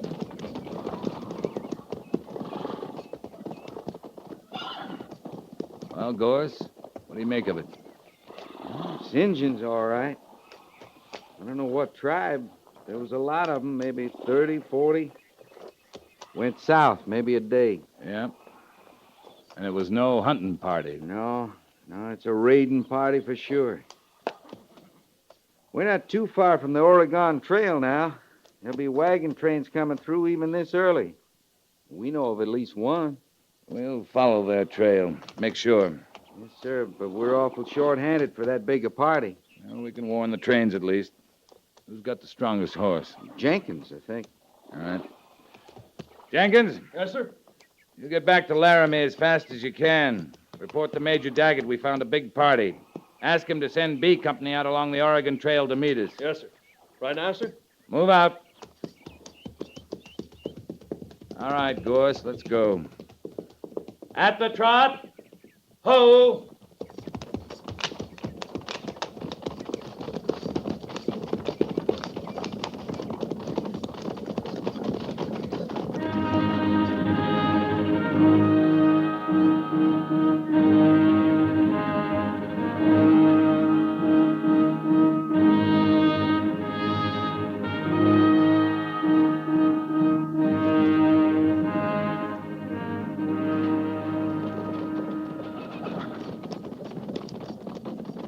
We should be getting close to the Oregon Trail, Sergeant. Yes, sir, any time now. Maybe we better... Wait a minute. Guns, Captain. At the gallop! Ho!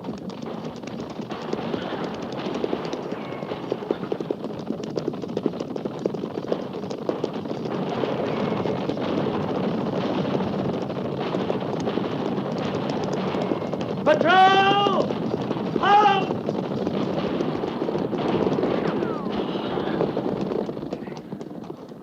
Hey, it's a wagon train, Captain. They're under attack. Surrounded. And them Cheyenne, at least 50. Sure don't stand much chance against that many, Captain. No, but if we surprise them, we might be able to ride through to the wagons. Hold your fire, men. Stay low in the saddle, and we'll ride straight through.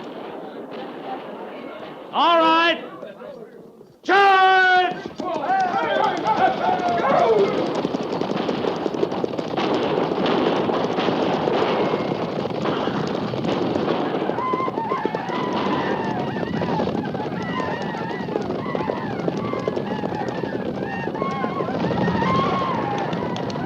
Gorse!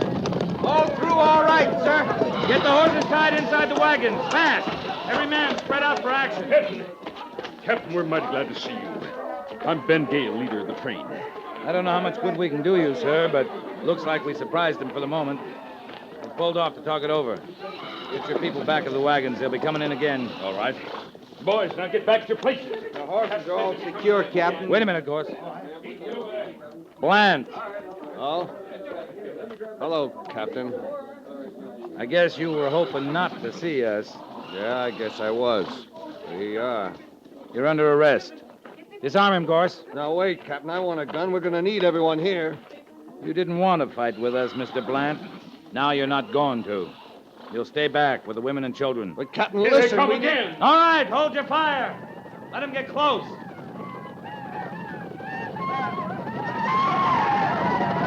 Now! Reload! Fire at will!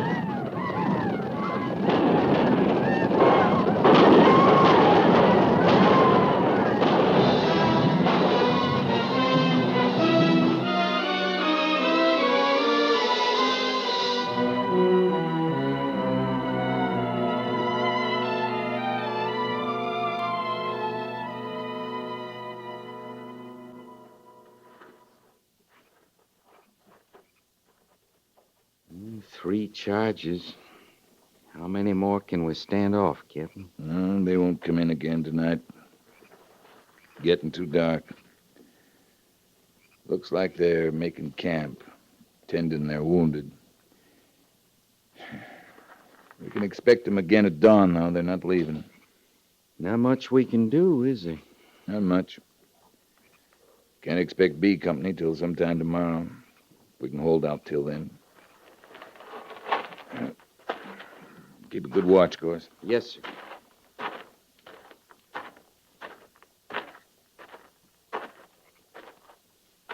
How's Corporal James?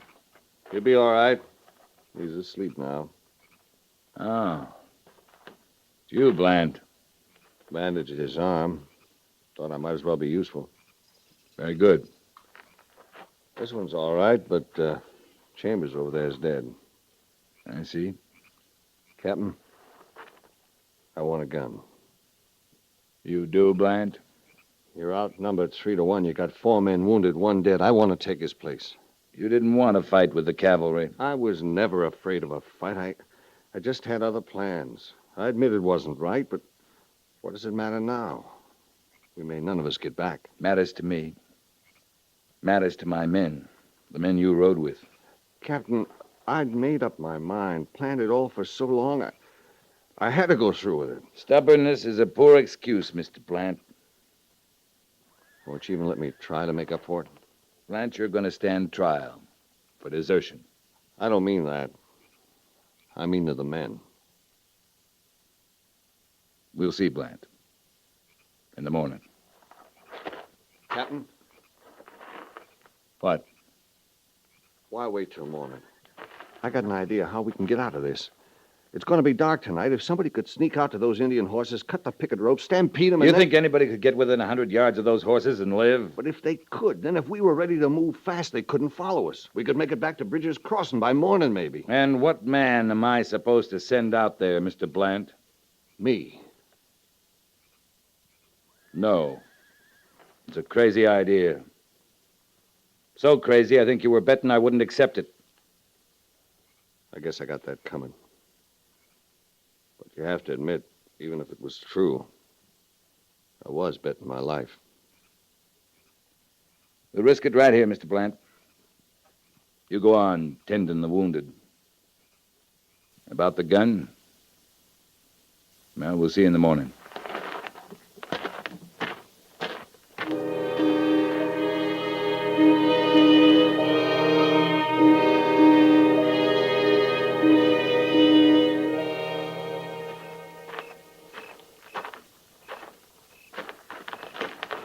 Captain? Mr. Gale, why don't you turn in? We'll keep the watch. I'm leader of this wagon train, Captain. I'll stay. All right. It's kind of mesmerizing, though. Staring at them little fires, winking in the dark. Captain, think we got a chance? Well, if our ammunition holds out, the relief should be here before too many hours. Well, I hope so. I sure do hope so.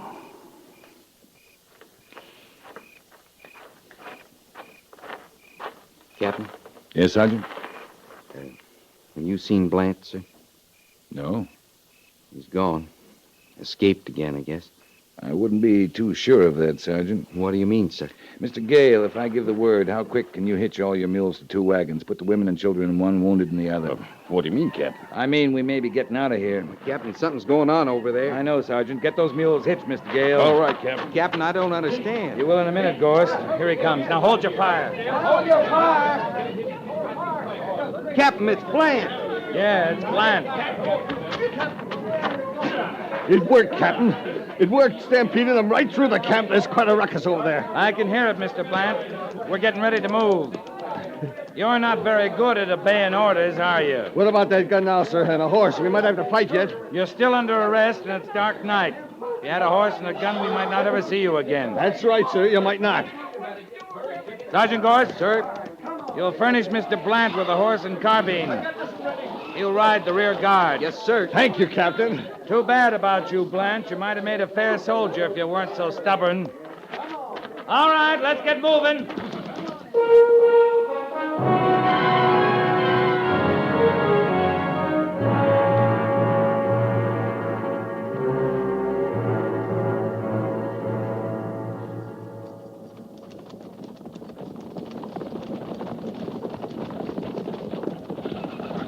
Getting light, sir. Can see pretty good now. What do you see, Sergeant? Well, no engines anyway, and that's the main thing. Look up ahead, Sergeant. Way out, past the crossing. Well, that's a column, Captain. That's Company B. That's right, Sergeant. I think we can pull up now. Patrol! Halt!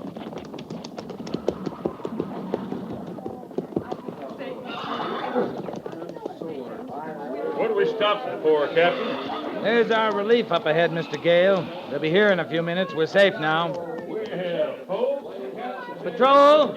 Dismount and pin graze.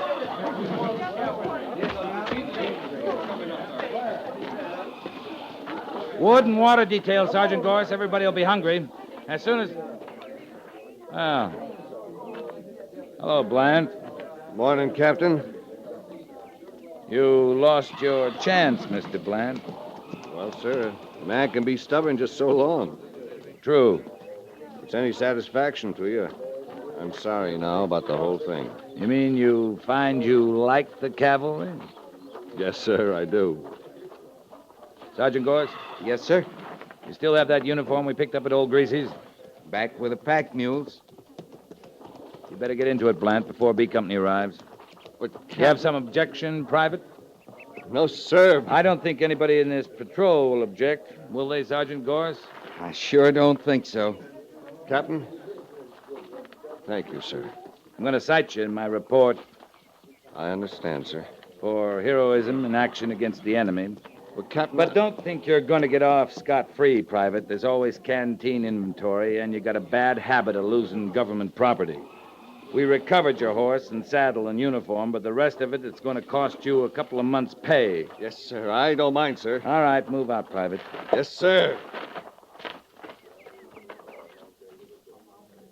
Well, what are you grinning at, Gores? Why, nothing, sir. I don't think the Major would approve, Sergeant, but you and I know how hard it is to find a good soldier. Yes, sir. Now, what about those wood and water details, Sergeant? I'm hungry. Yes, sir, Captain Quince.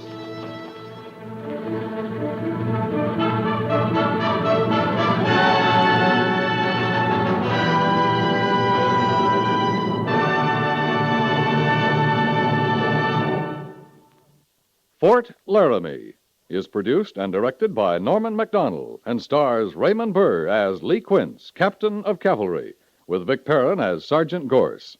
The script was specially written for Fort Laramie by John Dunkel, with sound patterns by Bill James and Ray Kemper. Musical supervision by Amerigo Marino. Featured in the cast were Jack Moyles and Harry Bartell, with Paul Duboff, Howard Culver, James Nusser, and Joseph Cranston.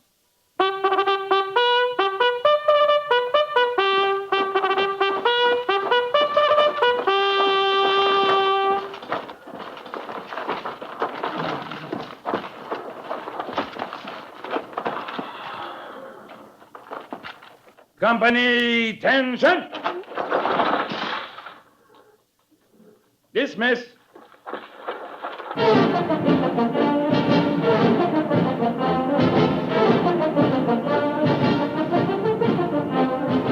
Next week, another transcribed story of the Northwest frontier and the troopers who fought under Lee Quince, Captain of Cavalry.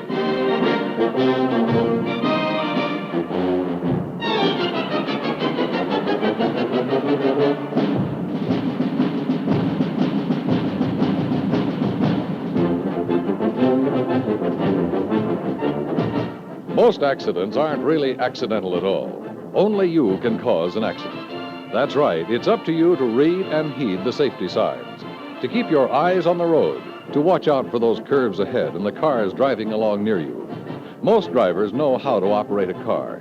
They know the traffic rules. They know that speeding, taking chances, failing to keep to the right of the line are dangerous hazards. Accidents happen because drivers do these things despite what they know. So while you're driving, remember that you and only you are responsible for your life and the lives of those driving with you. Drive carefully.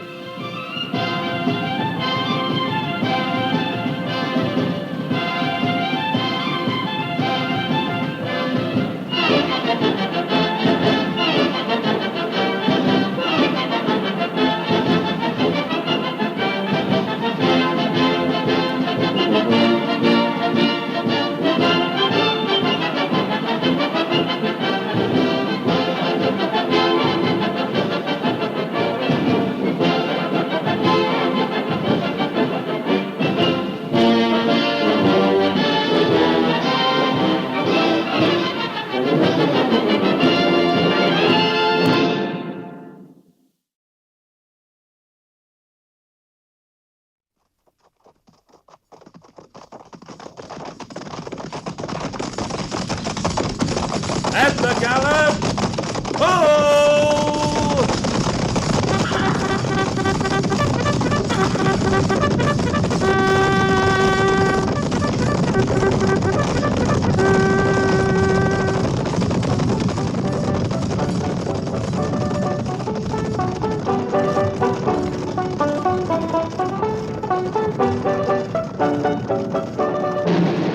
Fort Laramie.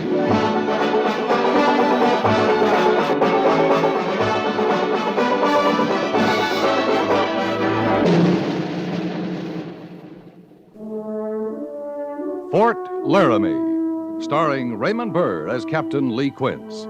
Specially transcribed tales of the dark and tragic ground of the wild frontier. The saga of fighting men who rode the rim of empire.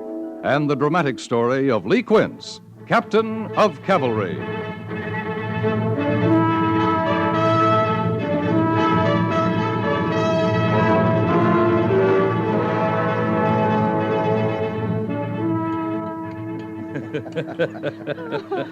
Oh, you want another piece of pie, won't you, Captain? Oh, no, ma'am, I sure won't. Now, Captain. Now, Mary. Just another little sliver. Oh, I thank you kindly, Mrs. Daggett, but I've got no more room. Why, you hardly ate a thing. Mary, Oh, my.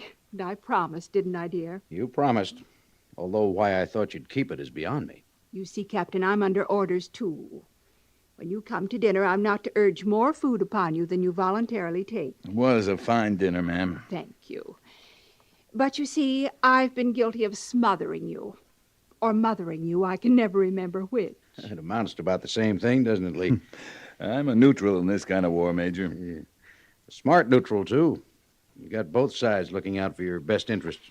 I haven't finished telling you the rest of my orders, Captain. Under the circumstances, I've really behaved with remarkable restraint all evening. Yes, ma'am. I haven't once mentioned the name Willa Burgess. Well, at least you know I tried, Lee. But now that her name has come up, I'd like to say that I think she's a lovely person. Quite lovely, in fact. To me, Willa is an amazing combination of qualities. You should have taken another piece of pie, Lee, and spared yourself this. Well, next time I'll remember. She's warm, feminine, yet she's capable, with great strength of character. And if I were a man... But you're not, my dear. A fact which delights me most of the time. But not now. Emphatically not now. Well, then this must be the time for me to remember the mending I must do, if you gentlemen will excuse me. Let me help you, dear. It doesn't look as if I can avoid it. Miss Daggett? Oh, please come again, Captain. I'll probably be every bit as bad next time, but I do enjoy having you. Oh, it's my pleasure, ma'am. Oh, there's brandy and cigars in the living room. You'll be glad to know I don't care for any. Good night, dear. Good night. Try not to miss me too much. Ah, she's improving, Lee. That's the fastest retreat she's ever staged. Oh, she's all right, sir. Yes. Yes, she is. She said, brandy. Hmm? Brandy. Oh, yes, she did. Oh, I can remember how it was, Lee. When I was a bachelor officer, I thought the worst duty I could draw was a dinner invitation from a ranking officer who was married. Oh, it depends on the officer. And his wife. I didn't suffer tonight, sir. Oh, good. Well, make yourself comfortable, Lee. Sit down. If your belt's tight, your blouse or your boots, undo them. Much obliged. Cigars are in the humidor. Yep. You're smoking better tobacco than you used to. Yeah, I am. Here's your brandy, Lee. Thanks. Cigar, Major? Thanks.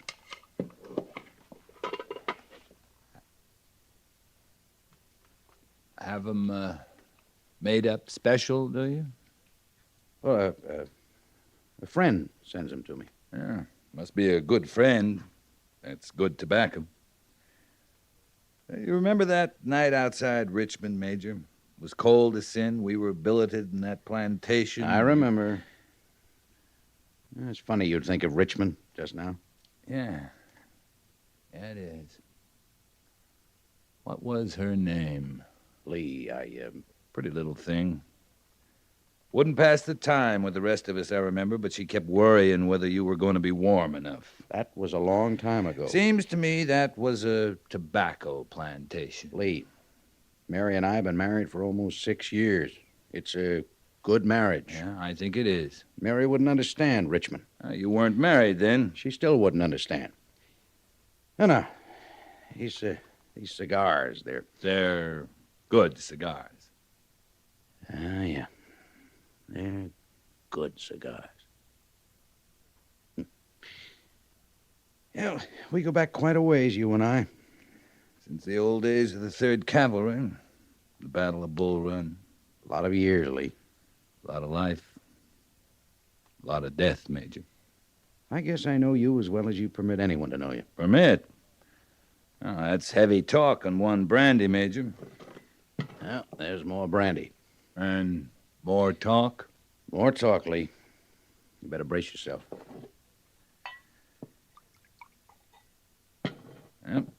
I'm fortified. I took the last 2 patrols out for a purpose. Yeah, I suppose that. Wanted to prove something to myself. I think I have. You know, he's a different man when you're not around, Lee. Who is? Lieutenant Syberts. How different? Well, he's still learning, but he's a good officer. He has judgment. He takes responsibility, makes decisions. And on the whole, they're good decisions. I don't remember passing judgment on Mr. Syberts to you, Major. You never have, and I'm not asking you to now. That's good. But I've watched him when you were around. Had routine reports, strategies, sessions. He freezes up. He acts stupid, bungling, and he isn't. All right, he isn't. He's scared to death of you. You just have one brandy, Major? I know what I'm talking about. No, it isn't your rank. He has a respect for rank, but he doesn't fear it. It's you, Lee. As Mr. Syberts said it was me? He hasn't said anything. I haven't asked him about it. Now, these are my observations. I think they hold up. What do you think? I don't know. Well, think about it. Think about a man being scared to death of me? I don't know how. What do you think of Syberts, frankly?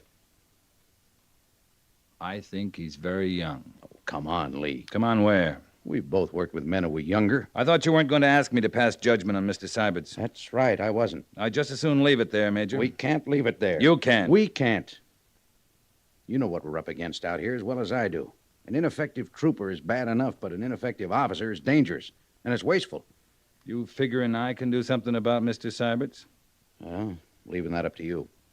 I'm asking you to think about it. I'm asking for your help. I don't know that I'm the one to help, Major. But I'll think about it. It might call for a change in your attitude toward him, Lee. It might. Of course, I'd have to find out first what my attitude toward him is, wouldn't I?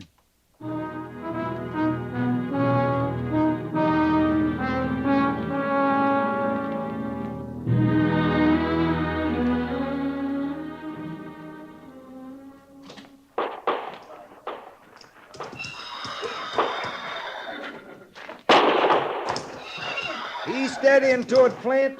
Just you stay with him. Now fire straight away next time. Get closer to his head. Got some new recruits, Sergeant? Morning, Captain. You talking about the men or the horses? Oh, horses. They're new. Flint's training them to stand fire. The horse knows that, does he? I keep saying he does. Some take a little bit more encouragement than others, you know. You talking about men or horses? Excuse me, Captain. All right, Flint. Take him out now, beyond the hay yard. Run him real good and try firing at the gallop a while. He sure was ugly for a while. But Flint'll make a steady goer out of him. Yeah, you can tell about horses. Plungers, kickers, rearers, you work 'em enough. You can tell if it's in 'em to be a steady goer. You know, horses, you can tell. Be helpful if you could tell about a man as easy. A man standing fire? A man standing anything. If you could tell by looking, that sure would be helpful, Captain. Now, that horse Flint's training. He's afraid of that pistol now. He's first afraid looking at it. But mostly it's the sound that scares him. That's it. Sure it is. But we can look at that horse and know he'll train out of it. Is that because we know horses or because we know what they're afraid of? I'd say it was both, Captain. Maybe one thing more. What's that? Well, we can understand the horse would be afraid of the pistol. We figure him to be right from the start. Yeah. Yeah, knowing he's afraid to begin with, that's a lot to know. And then, too, that horse is bound to find out he's got nothing to fear from that pistol. Once he finds out, he ain't afraid anymore. You saying the man ought to face up to his fears? I was talking about horses. Yeah, sure you were. But about a man, well, he ought to face up to his fears. Well, maybe he can't. Maybe he don't know what they are. Or maybe knowing he don't understand them. That way, his fear's got to face up to him. Seems like. Just one thing about it, Captain. Sooner or later, they got to get together.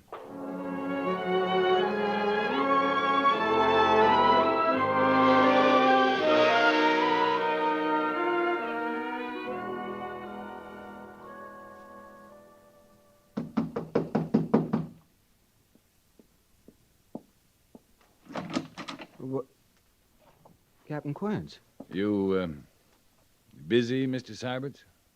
No, sir. I was just... certainly not at all busy, Captain. Mind if I come in? I wish you would.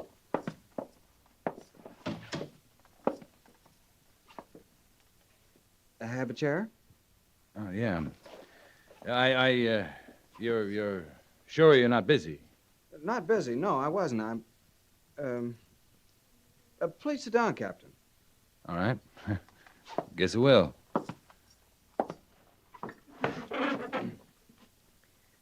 Well, I guess I'll just sit down, too. Yeah. Make yourself at home. I will. Thanks. I guess you were working there at your desk. Oh, nothing important. I keep a journal, Captain. You know, what happens day by day. Just a journal, you know? Yeah, I know. It's just to pass the time. You don't keep one, do you? No, I don't. No, I didn't think so. No, it's all right, though. I mean, the man wants to... Oh, he wants to set things down. Why, he ought to do it. I remember once you said that you didn't keep one because there was a lot you wanted to forget. I probably said that. Well, I know I just took from that you didn't approve of journals. Did I say I didn't approve, Mr. Syberts? No, sir. I just took from that what I thought was... Now, wait a minute. I didn't mean to bark at you. Well, what I mean is, a lot of men keep journals, that's all. It's man wants to do it, it's up to him. It's all right. Yes, sir. Mr. Syberts, do you drink? Drink? Yeah, drink. Whiskey. You know, whiskey. Well, sometimes. I'm not sure I know what you're talking about, Captain. I'm talking about drinking, Mr. Syberts. You and me in a bottle of whiskey. Now? Right now. I'd be proud to, Captain. Yeah. Yeah, me too, Mr. Syberts.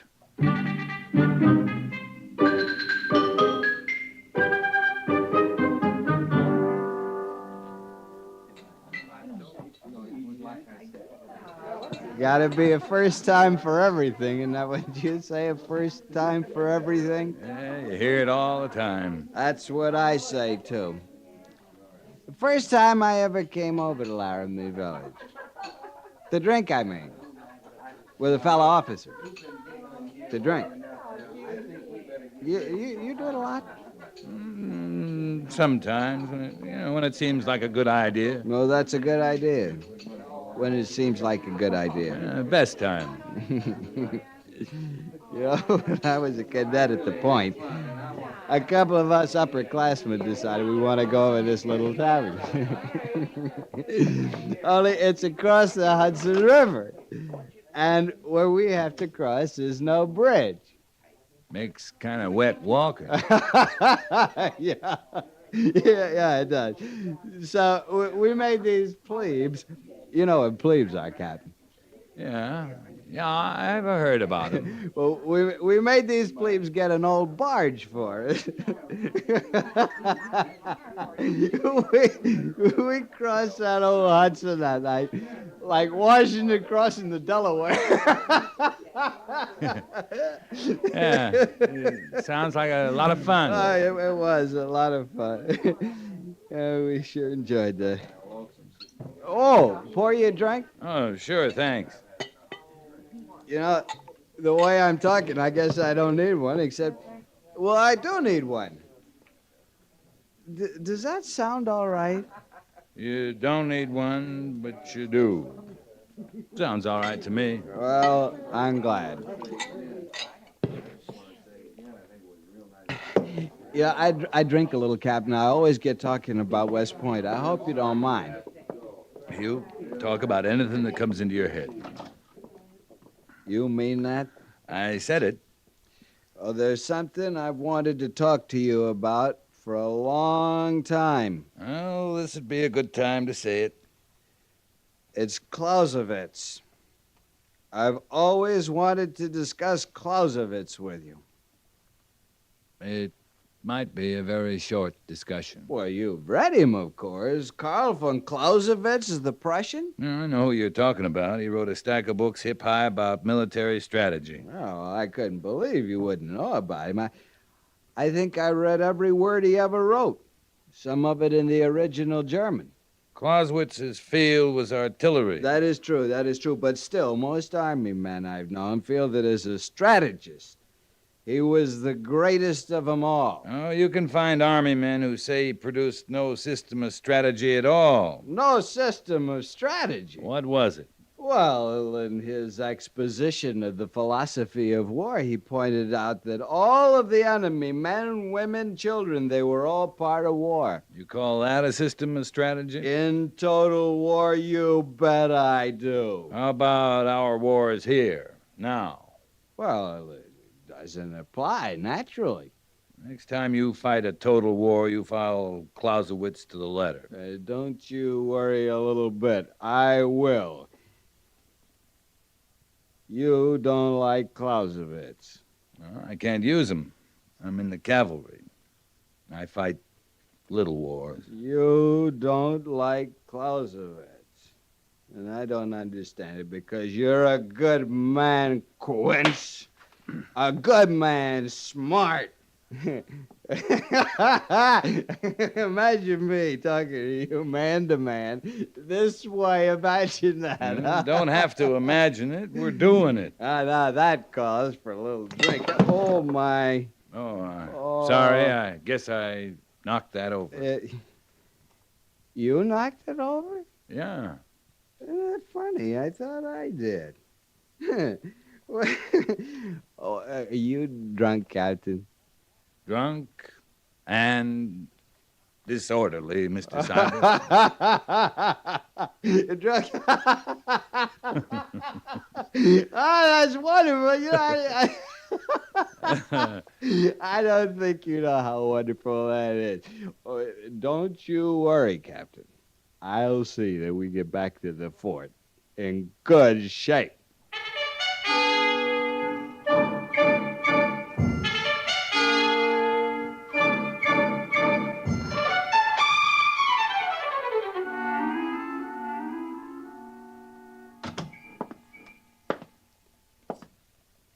Well, morning, Mr. Syberts. Morning, Captain. You look very fit. I feel fine, sir. And you? I'm alive, Mr. Syberts. And that's pure exaggeration. I doused my head in a cold basin a few times. It made all the difference. I left my head in the basin. Oh, about last night, Captain. If I said anything, sir, out of line. Well, I did have quite a bit to drink. And so did I. Might have said a few things myself. I enjoyed it, Mr. Syberts. It was my pleasure. You seen the Major yet? No, sir. I thought we ought to present a united front, Captain. Fine. We'll do that.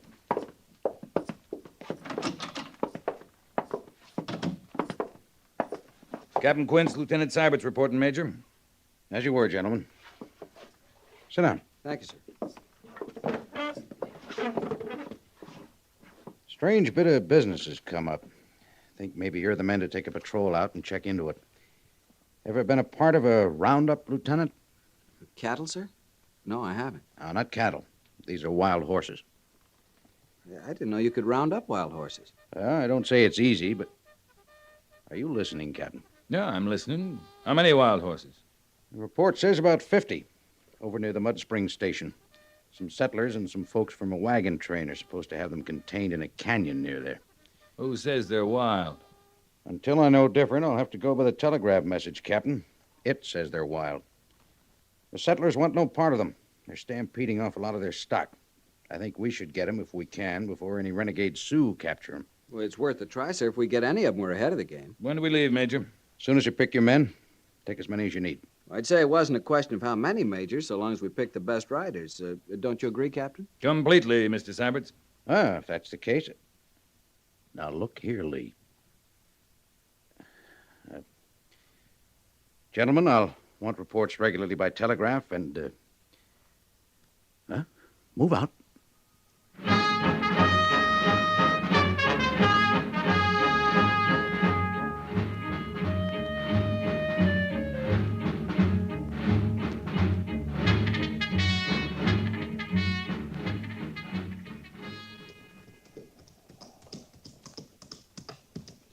This your plan we're working out here, Captain?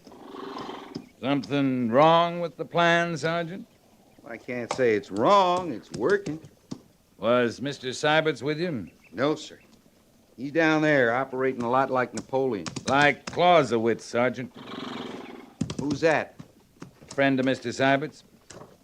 You have any trouble bringing the Indians over from the reservation? Not a bit. You know, they're kind of peaceful-like when you got guns and they ain't. Good idea bringing Indians. Reckon they know more about wild horses than we do. Yeah, reckon they do. Captain, you right sure this is your plan? Mr. Syberts and I discussed it and agreed on it. Any questions, Sergeant? No, sir. None I'm readying to ask. I'm riding down to the mouth of the canyon. Looks like they're cutting them out of there at a good rate. You coming? I was told to hold this position, Captain, as a lookout. Yeah. See you keep a sharp eye, Sergeant. Yes, sir.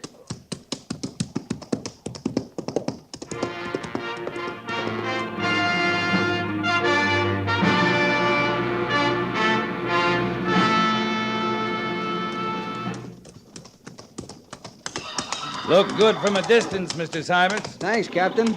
Glad you rode down. It looks even better close up. Yeah, you got some of them on lead ropes already. Borrowed a corral from the next ranch. Some of those Indians can sit them already. Best natural riders in the world, you know, Indians. That's what I understand. Looked to me like you got most of the 50 out of the canyon. Oh, we'll get back to Fort Laramie with at least 40 of them, Captain. Of course, that's a few days off, but we got what we came for. Yeah, that's the important thing. You feeling better? Hmm? Your leg. It doesn't bother you anymore? Oh. Yeah, it's coming right along, thanks.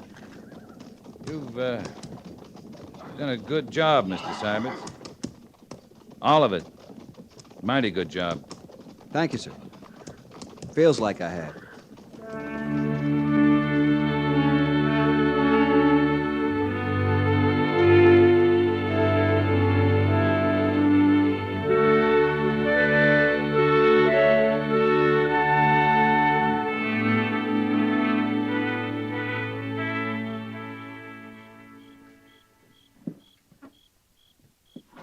Oh, I almost forgot. Brought you some cigars, Captain. Thank you, Major. That's still good tobacco. You come a long way from that smelly hod you used to carry. I'm not the only one that's come a long way, Lee. That so? Lieutenant Syberts around? He left just a few minutes ago. Went down to the post office. They sent word a book he'd ordered had come through. A book? General McClellan's book. On the regulations and instructions for the cavalry in time of war? Yeah. Well, I'll be... I don't know what you did, how you managed, Lee, but you worked wonders with him. I want you to know I'm grateful. I'm no hand at that kind of thing, Major. If the problem's not a problem anymore, you should thank Mr. Syberts. He's a different man. That's all the thanks he needs. It's a big change, Lee. We're welding a tight-knit little force here, men who fight together and live together. Now that you and Syberts are friends... Well, just a minute, Major. I'm a soldier. If I can help lick another soldier's problem, that's fine with me. But you're talking about friends. You don't like Syberts? Like him? Well, that's not my kind of word. You asked me once what I thought of him. I told you he was very young. I took it you meant inexperienced. Young, inexperienced. I'm calling it immature. You can get old with years, you can get experience, but maturity, that's something you earn. It's got to be in you to earn it. Well, I don't believe in miracles, Captain. You and Syberts are night and day. Nothing will change that. No, we're different men, that's all. Syberts has licked a big hurdle with your help. Maybe that's the beginning of maturity. Maybe it is, Major. Maybe. Maybe it is.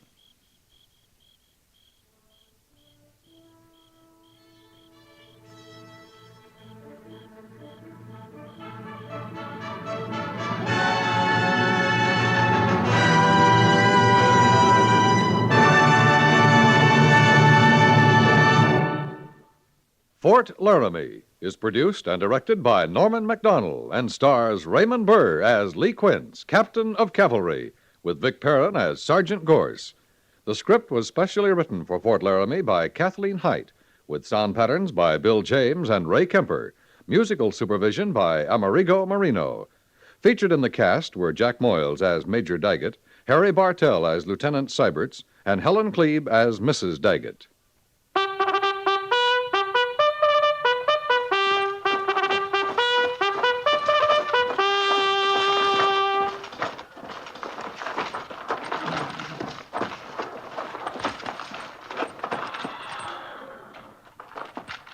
Company, tension! Dismiss.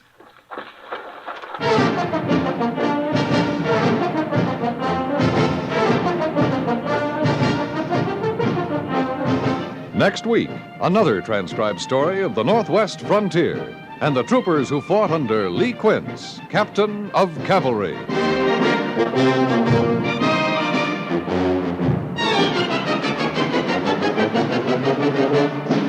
Many a culprit doesn't even know when his cigarette has started a forest fire. You're driving along through a woodland, and out the window goes a live cigarette butt. Would you be apt to connect it with the next day's headlines of property, perhaps human life too, gone up in smoke? When in or near the woods, take personal responsibility for matches and cigarettes. Make certain your matches, cigarettes, and campfires are out before you leave them anywhere.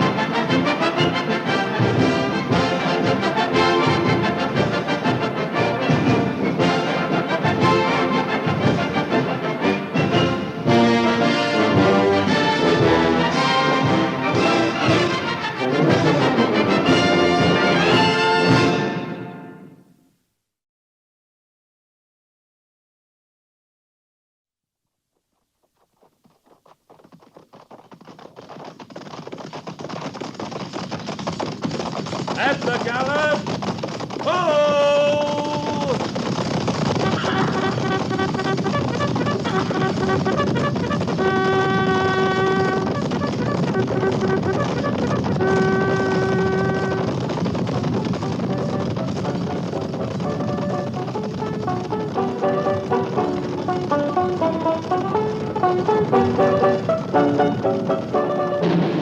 Fort Laramie.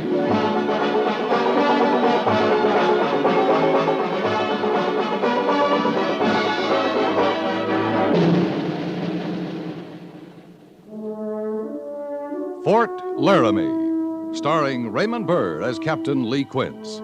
Specially transcribed tales of the dark and tragic ground of the wild frontier. The saga of fighting men who rode the rim of empire. And the dramatic story of Lee Quince, Captain of Cavalry.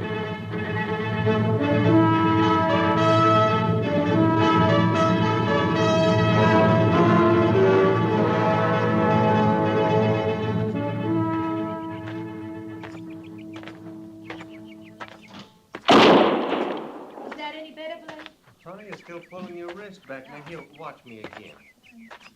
And I see this. If you just squeeze the trigger and hold steady on your target, your wrist won't fly around so. But I'm not a cavalry lieutenant. I'm just his wife. You know. Oh, I know. Oh, my. I didn't know anyone else was watching. Captain Quince. As you were, Lieutenant. Thank you, sir. This is my wife, Hester. It's Captain Quince, honey. Ma'am? How do you do, Captain? Hess she don't take to a pistol, but I'm learning her all I can. It's slow going. Teaching, Blade. Teaching, not learning. Teaching. I was a schoolmarm back home, Captain. And I must say, Blade doesn't take to words any better than I take to a pistol. Well, then you're both teaching, not learning. But that's just it. Just it. I try to tell her maybe she's got more need for a pistol out here for when words don't matter. Well, I just don't see the need, Captain. Well, that's too bad. Seeing it or not, there's need. Now, you mean to tell me that your wife knows about pistols and rifles and riding horses and all kinds of menfolk carryings on? I should have warned you, Captain. My Hess, she riles easy. Well, I'm not riled, Bladestock. I'm asking, that's all. If I had a wife, ma'am, she'd know all I know about living out here. And pistols and rifles and riding are part of the living. And I try to tell her, Captain. I do try. Well, I declare I am not stupid. But everything you say, it's not womanly. It's not womanly country. Meaning women folk don't belong out here? Well, depends on the women folk, ma'am. I'd say you have to want to belong. Afternoon to you. Afternoon, Captain. Well, I like that. He as much as said I belong out here. Hess, honey, what's trouble with you? He said nothing at the time.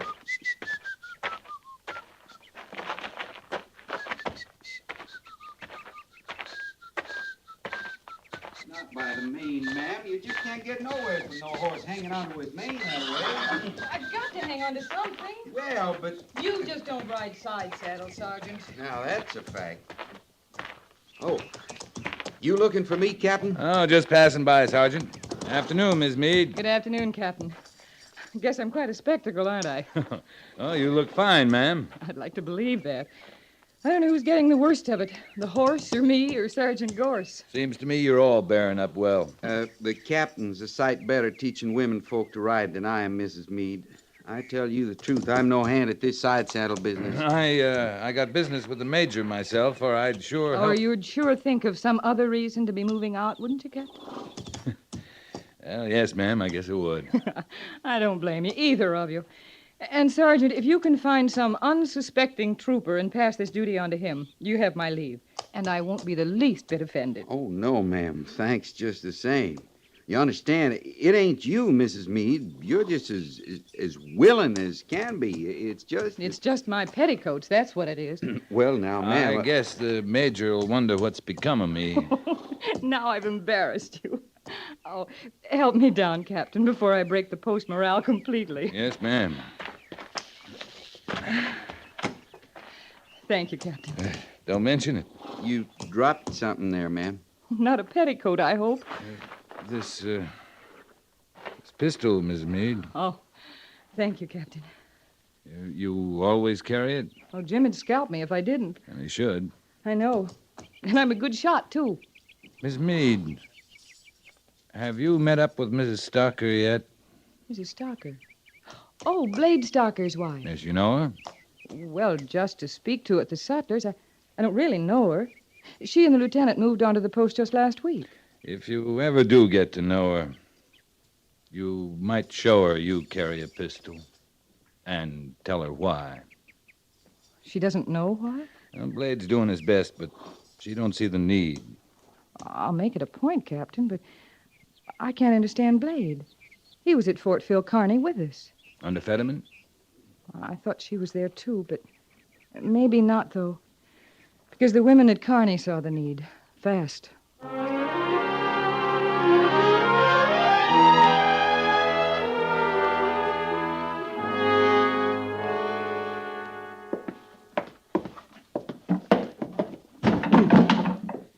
You want any of these boxes open, Mrs. Stalker? Oh, now, don't you bother with that, Lieutenant Sybert. Just moving them in for me is a big help. Glad to do it. Ah, I declare you think they give a body time to move into their quarters. Here it is less than a week, and Blade's already drawn Officer of the Day. That's the Army for you, Mrs. Stocker. You draw the duty, you do it, that's all. Now, you're not going to start lecturing me, too, Lieutenant Syberts. Sorry, ma'am. I didn't mean it to sound that way. Oh, don't mind me. Blade says I rile easy, and I guess I do. But he's all so new to me. And folks from Captain Quince up and down have been mighty free with their advice. Well, they're just trying to help. Well, I'm sure of that. But there's help and help, if you know what I mean. Yes, ma'am. Now you, Lieutenant Syberts, helping me move my books and belongings in. I can appreciate that more. Books, huh? No wonder those boxes are so heavy. Mm-hmm. My school books. I taught the grades back home before I married Blade. Teaching was my whole life, till him. I tell you, I couldn't leave my books behind me. I just couldn't. I can understand that. You can't? Yes, ma'am. I brought a lot of books out myself from West Point. I attended the military academy. My goodness, a real West Pointer. I declare. Mrs. Stocker, are there any more boxes of yours out there on the wagon? Well, not exactly. I mean, not on the wagon. But there are more boxes somewhere. Can you forgive me, Lieutenant Syberts? They're clear down at the post office. Now, I know you don't have the time to go all that way. I'll be glad to, ma'am. Well, I'll be more than grateful. I'll make the nicest cherry tarts, Lieutenant. I'll see you get some soon. I'd like that, ma'am. I won't be long.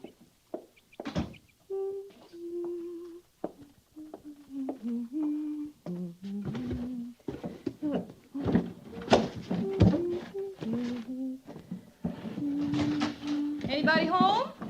Oh, well, yes. Well, come in, won't you?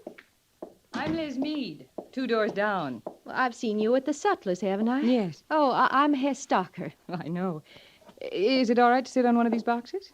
Well, I'm afraid they're all I have to offer right now. I feel like I know you.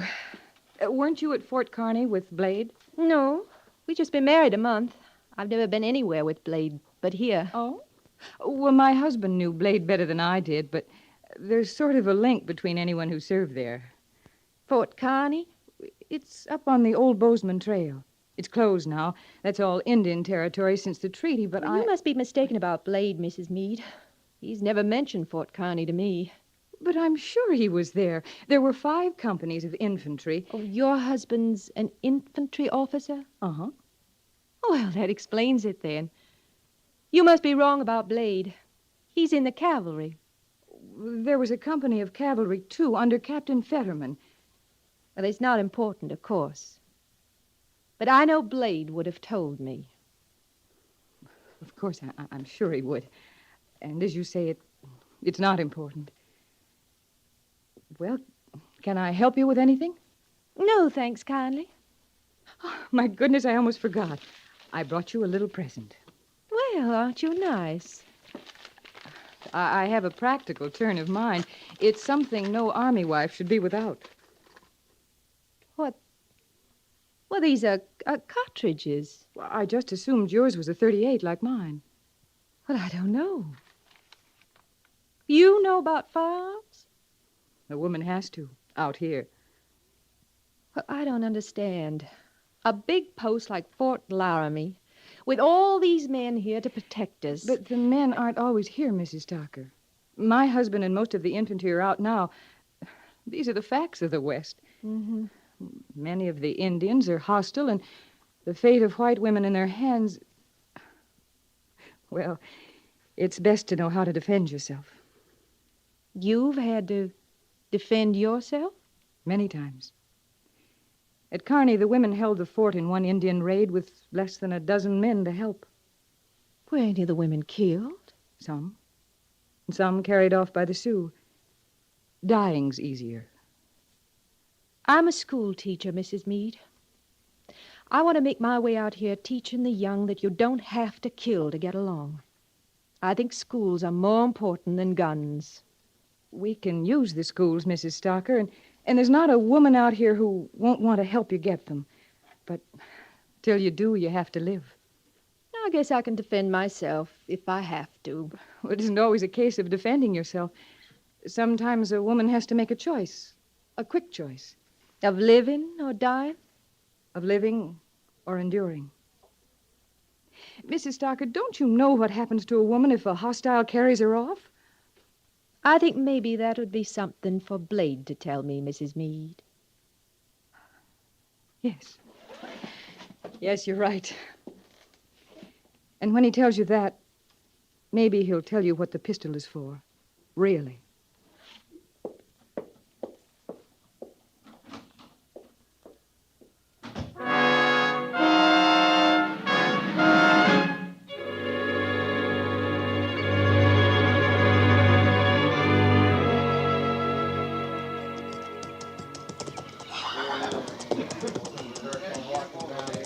Can I talk to you a minute, Captain?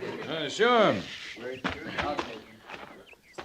Well, what's on your mind? Well, Captain, maybe just off the side here. It's kind of personal, sir. All right.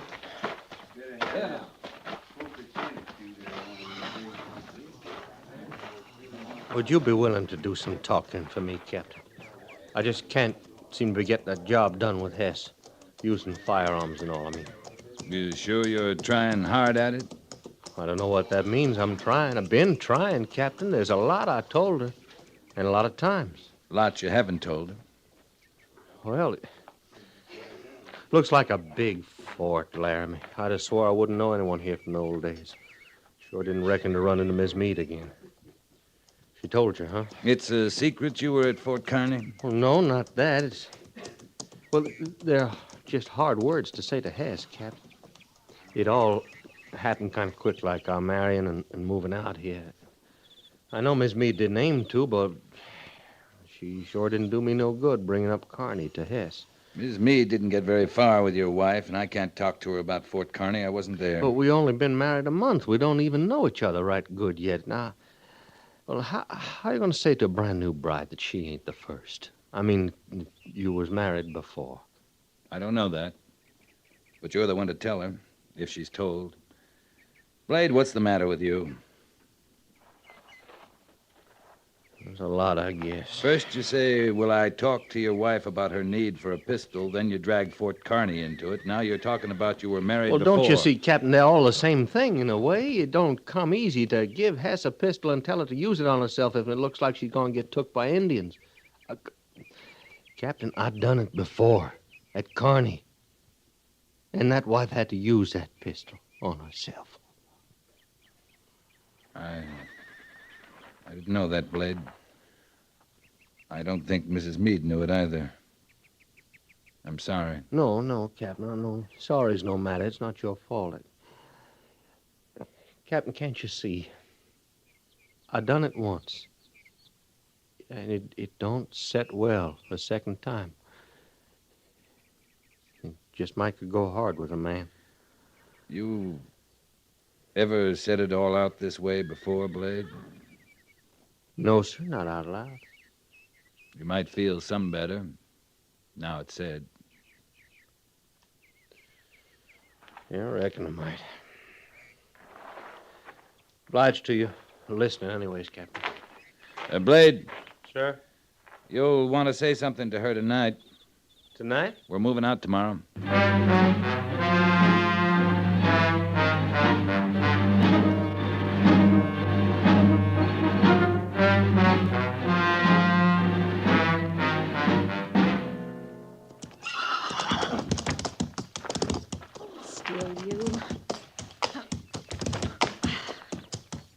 Why can't I do that? Oh, Mrs. Meade. Do what? Mount like that. I'll bet you wear fewer petticoats than I do. Might be I do. Sergeant Gorse says you ride beautifully. I know some about horses. Well, I'm learning. Mind if I ride with you this morning? Oh, well, I'm going quite a way. That is, I have some business to tend to. All right. I just thought with Blade gone a week now, you might be wanting some company. I hope you're carrying your pistol. I'm carrying it. That's good. Well, have a nice ride. I expect to, Mrs. Meade. I'm going over to the Indian Agency. Talk to the agent about setting up a school. You're not riding to the agency alone. Now, don't start telling me the agency Indians are hostiles. Blade told me different. But it's 10 miles from Fort Laramie, and you don't know what you'll run into between here and there. I reckon I can take care of myself. After all, Mrs. Meade, I'm carrying the pistol. Not that I'll have a minute's need for it.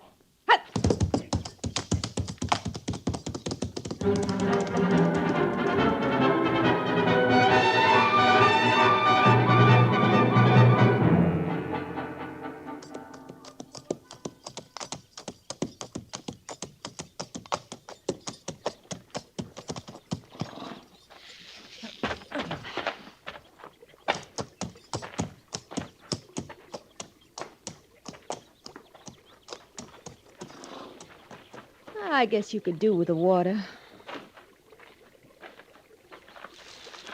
More of a ride than I thought. Oh,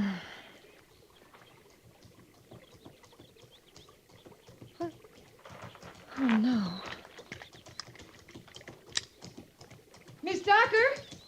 Miss Docker, are you all right? I'm fine, but for you coming on me this way. Do you know how near I came to firing on you? I've been trying to get within earshot of you all the way from the fort. This is a very stupid thing, riding off alone this way. I might have shot you. Seems to me you're the stupid one. I suppose I am, but you've got to realize the dangers out here, Miss Docker. At least with the two of us, we're protection. Wait. What? Wait, it's over there. In that brush near the trees. Something big. Well, how can you tell? I don't see anything. It moves big. Timberwolf, maybe a wildcat. I hope not. I hope that's all it is. You're just trying to frighten me. Hold your pistol steady toward that big tree. And be quiet. It's an Indian. You're not afraid, Hess. Pick up your pistol and show him you're not afraid. And I don't let him. Stop. Stop where you are. We're not afraid of you. If you have something to say, say it and go away. You understand this pistol? Go on. Go away. Leave us alone or I'll fire. You understand?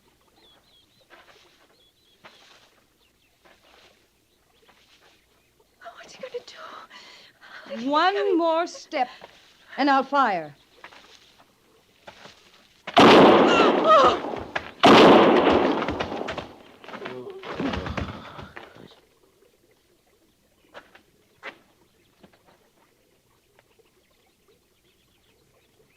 Is he dead? Did you kill him? He's dead. He'd have killed me. If it hadn't been for you, he'd have killed me. No, he wouldn't, Hess. Not for a long time. Let's go home.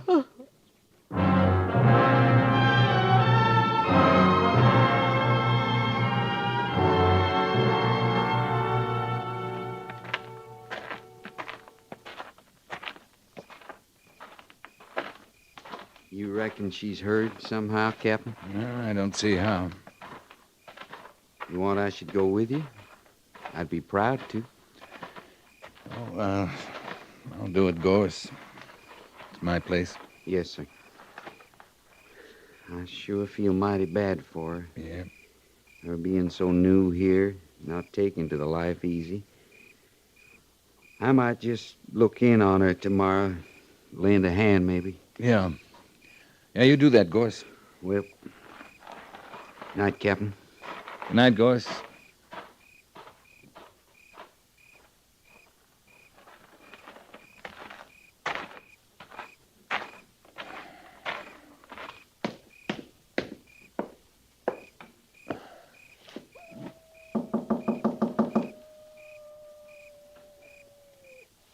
Miss Docker?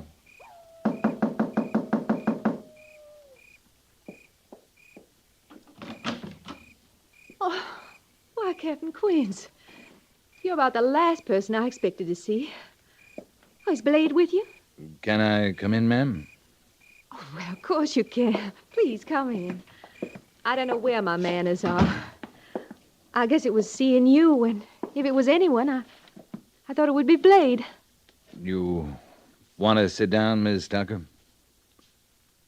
You've come about Blade, haven't you? Something's happened to Blade. He's dead. He's dead? Sometimes it's better hearing it right out. You want to sit down now, ma'am? Yes.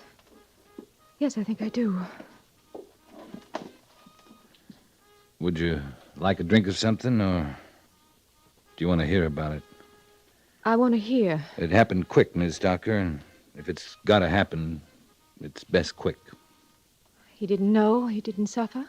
Oh, ma'am, one shot, clean, that did it. I don't know what it'd mean, but Blade would want it just that way. I guess he would. Captain, we didn't even know each other yet. There hasn't been time. Yeah, he said that, too. That night before he left, he kept trying to tell me something. He'd try, and then he'd fret a while, and then he'd try again. Finally, he just threw that blame pistol on the dresser, and he said to me, "Take it, Hess, honey, and know how much I love you." That's the last words he said to me. I think he was trying to tell me something, Captain. I think he told you something, ma'am. Know how much I love you. Oh, Blade. Blade, honey. Miss Tucker, if I can do anything... You can go. Leave me be now. I want it that way for now. You'll be all right alone? I gotta find that out for myself, Captain. Yes, ma'am. I'm right sorry, Miss Tucker. Captain, Yes? you brought him back, did you? Back to the fort? We brought him back. I'm glad.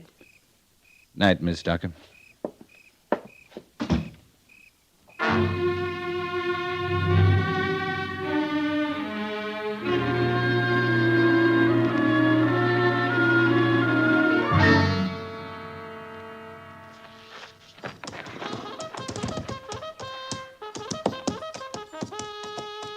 Captain? Captain Quince! Oh, morning, Sergeant. You heard about it, Captain? Mrs. Tucker? What about her? She's gone. Gone? Where? How? I went over there right after reveille, like I planned last night. I couldn't raise her, so I figured she was sleeping heavy. On the way back, the corporal of the guard told me some woman rode through the main gate not 10 minutes ago. Why didn't he stop her? Well, he didn't know her, or what's happened to her or anything. Captain Quince, he knew one thing. She was carrying a pistol like she knew what to do with it. You said 10 minutes? Yes, sir. You gonna find her, Captain?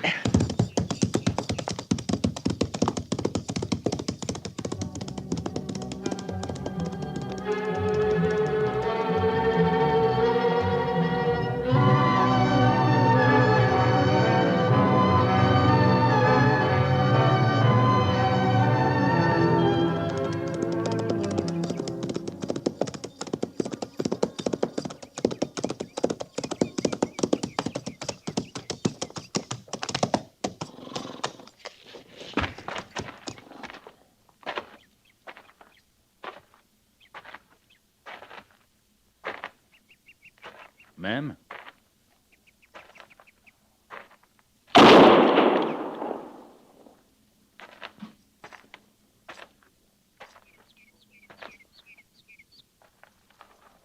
I was too scared to fire it before. You all right, ma'am? I'm all right. I aimed to use it, Captain. Turn it on myself. I was too scared to do that, too. No need for that. No matter, I couldn't do it. It's a pretty morning. It's got no right to be. But it's pretty. It's new. It's a beginning. That's always pretty. We were beginning, Blade and me. And I was beginning on my own. To get a feel like I belonged out here. But you're right, Captain. It's not womanly country. It still depends on the woman. I'm a school mom. Teaching was my life, till Blade. I reckon it's my life again now. You still got a life. Or don't you see the need? Need? Schools. We can use them out here, on the post, on the agency. Someone has to start them. Someone has to want to. Someone who could do some learning while they were teaching. I might fit the bill, Captain. I got a lot of learning ahead of me.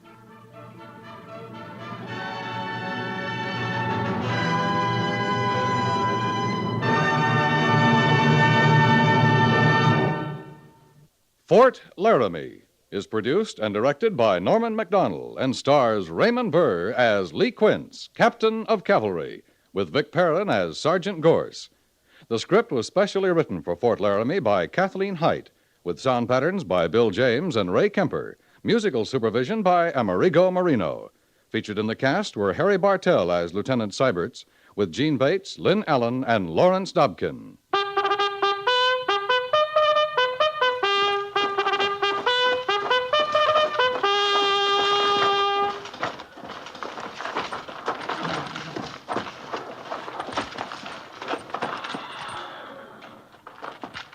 Company, tension! Dismiss.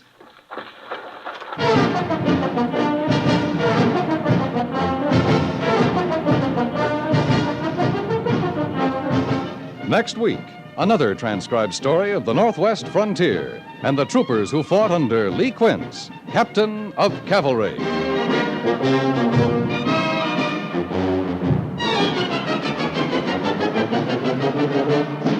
Each of us has an important part to play in defending our own locality as well as our country as a whole. If Los Angeles, Chicago, or Cincinnati is bombed, it will directly affect every farmer in North Dakota or miner in Kentucky. Won't you give a few hours of each week as a ground observer or a worker in a filter center to help your country? Become a Ground Observer Corps volunteer in your community. Write or telephone your nearest Civil Defense Center or write to Ground Observer Corps, Air Force, Washington, D.C.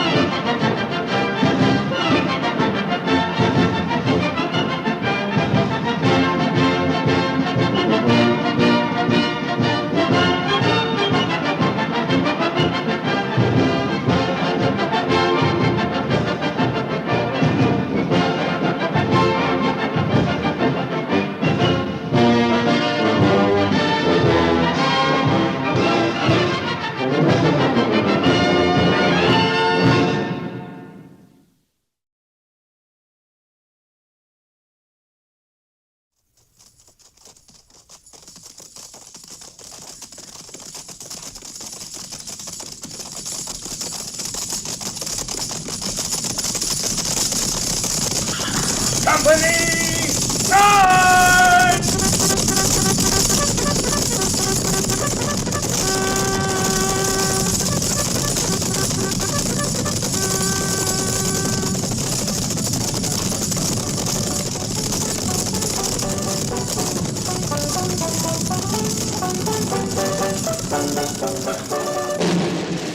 Fort Laramie.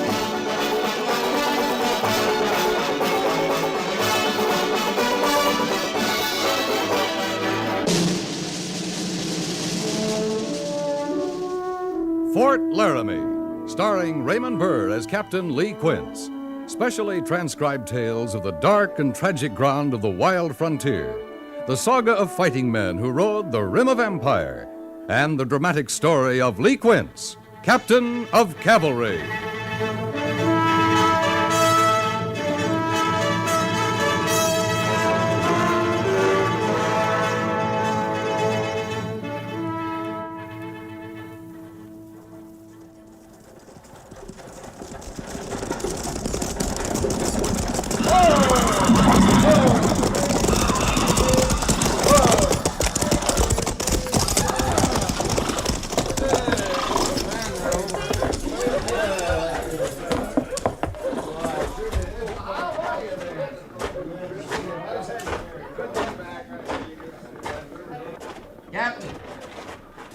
Quince.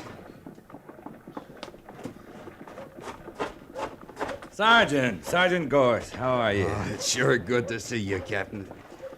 You look kind of funny, though. What do you mean? Well, them clothes, mufti. I ain't used to you out of uniform. I'll be back in uniform at midnight tonight, Sergeant. We'll stay in town till then. And you can buy me a drink. Me? I thought you was going to get rich in St. Louis. Did I say that? Well, you talked about nothing else before your leave come through. Just proves you shouldn't believe everything you hear, Sergeant. Yes, sir. I'll try to remember that. See that you do. And to really fool you, I may go back to St. Louis. Quit the Army? Man can make money there, Sergeant. I don't mean gambling. I mean honestly. In an honest business. Buying things. Selling them. Well, sir, the Army's sure no place for a man who wants to get rich. I'll say that.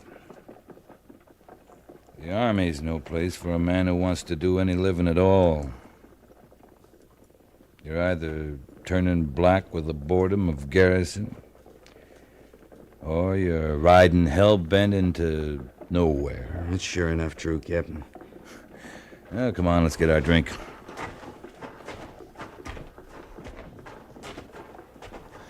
How's B Company, Sergeant? Company's fine, sir. Major Daggett's going to be mighty glad to see you back at Fort Laramie. He isn't going to see me till midnight. He'll be waiting up. Send me into town to tell you. Oh? Something wrong? Yes, sir. Well, what? Arapahoes. They've been raiding for horses. Massacred a whole family over in the basin about 10 days ago.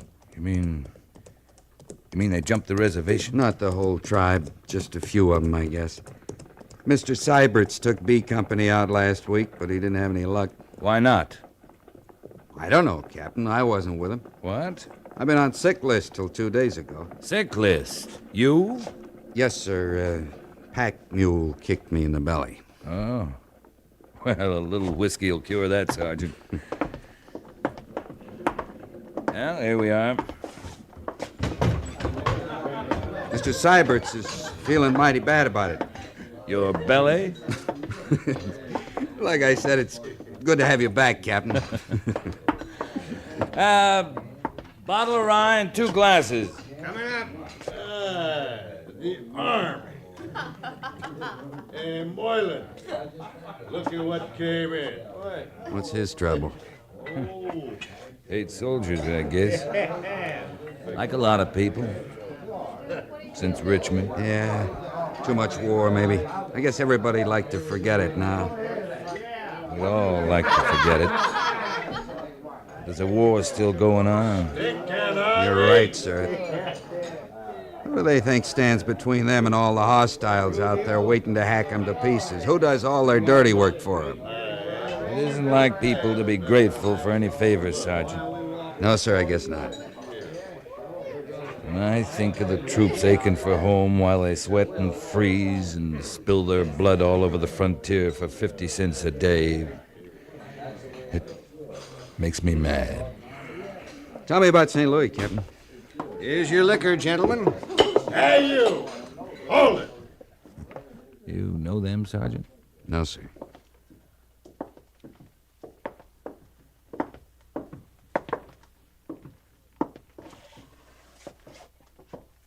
What's your trouble, mister? My name ain't Mister. It's Rudio.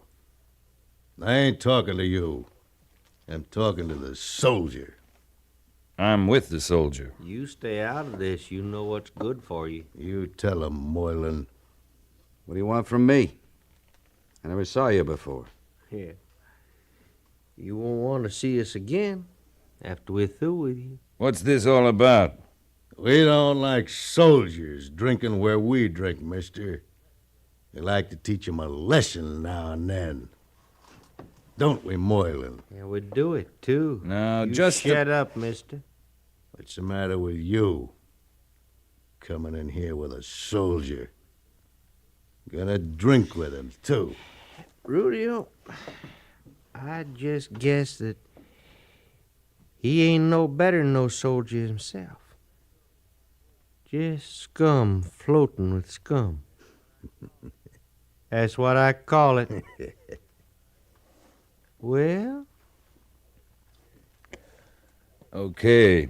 Sergeant Gorse? Yes, sir. You can have Moylan there. Thank you, sir. Move out.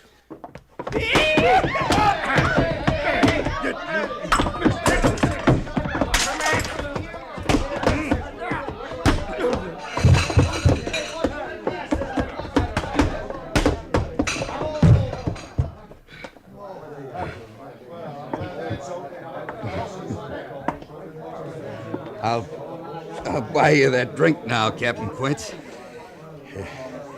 You can buy the first one, Sergeant. Yes, sir.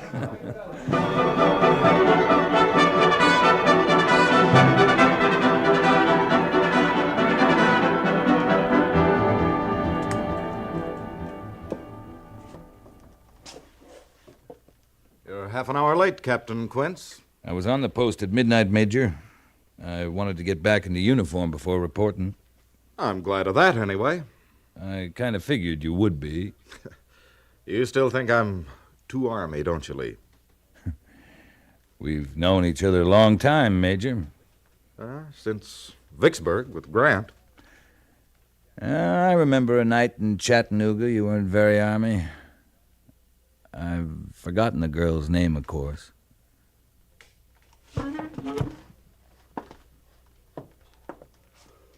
Captain Quince, I trust Sergeant Gorse told you about the Arapaho trouble. Yeah. They're out raiding for horses. They've slaughtered a family over in the basin. It's got to be stopped. Settlers are beginning to wonder what the 2nd Cavalry's doing at Fort Laramie. If this goes on, there won't be any settlers. Hard enough homesteading this country without a man waiting for him and his family to be massacred by renegade Indians. I'll take a patrol out in a few days, have a look around. You'll take B Company out tomorrow morning. May I make a suggestion, Major Daggett? If it's in order. Lieutenant Syberts took B Company out and found nothing. Sure, he's green, but a few Arapaho can hide easy from a whole troop of cavalry beating its way through this country. Give me 12 men. I'll scout those Indians, get them set up. Then I'll come back for the company. No. No, it's too slow. There isn't time. Better let me try it, sir. I said no, Captain. You haven't got very far your way, Major. You have your orders. Yes, sir. Oh, Captain. Yes, sir.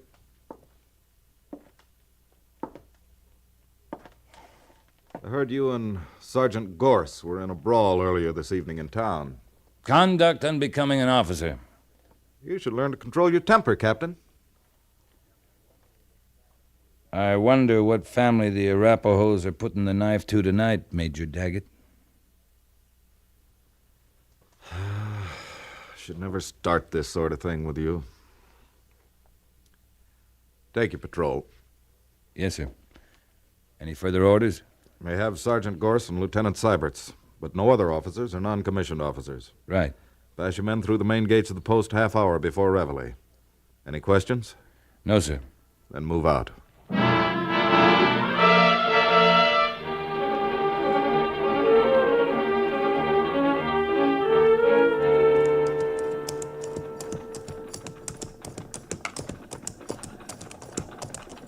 There's a cabin just over this rise, Captain Quince.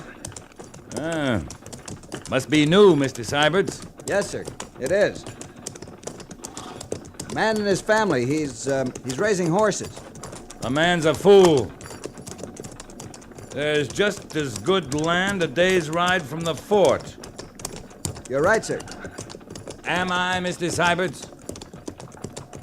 Of course, sir. What if the man likes it out here, away from people? That make him a fool? No, sir. Then I'm wrong. I'm afraid I don't understand, sir. You agree too easily, Mr. Syberts. Better learn to think for yourself. Yes, sir. Now, where's your cabin? Well, you'll see it in a minute, sir. There it... No. Look, it's been burned.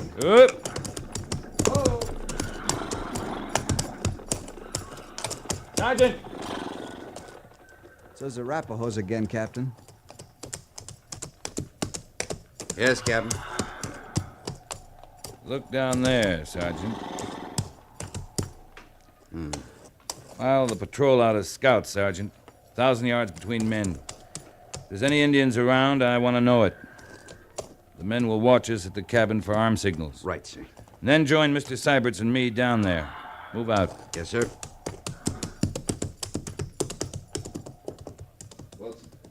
Follow me, Mr. Syberts.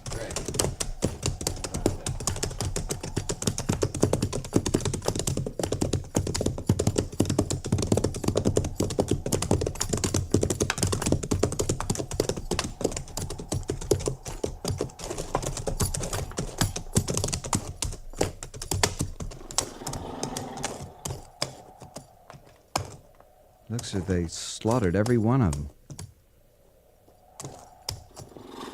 Man, a woman, a young boy. This the whole family, Mr. Syberts? That's all of them, sir. Thank God for that.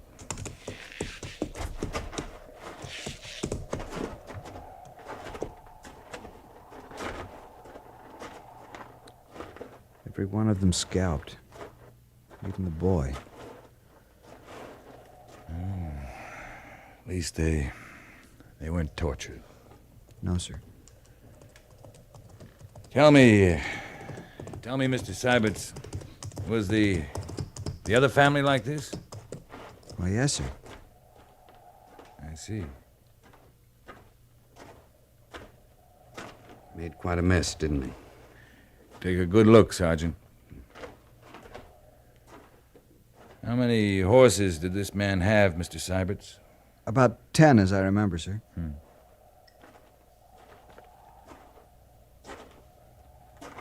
Well, Sergeant? Funny thing. What is? Well, Captain, I don't know how them Arapahoes could have surprised him so fast. What makes you think they did? Not many arrows around. If the man had had a chance to put up any fight at all, there'd be a lot of arrows. Is that all? Yes, sir. You sure? Well, yes, sir. Sergeant Gorse, I excuse Mr. Syberts because of his lack of experience. But you're a disgrace to the cavalry. Ought to clean your sleeve and send you back to stable detail. Yes, sir. Don't stand there gabbing. Use your eyes. I'm looking. Look harder. There ain't no tracks. No tracks? Somebody dragged him out with a blanket. Somebody? Why do you say somebody, Sergeant? I don't know, sir. There's something wrong here. Look, how old's that boy, Sergeant? Maybe 12, 13. Old enough to be a brave in a couple of years if he was an Indian? Yes, sir. Don't Arapahoes usually keep a boy that age and try to make a warrior out of him? They always do. Now, wait. Them tracks, they wouldn't hide their tracks. No, they wouldn't. Captain. Yeah? Now I know why you got so mad. I'm pretty mad myself. Took you long enough. Mr. Syberts. Yes, sir? A man wearing moccasins doesn't care about his tracks. He's got nothing to hide. Wasn't the Arapahoes did this. Wasn't Indians at all. It was white men.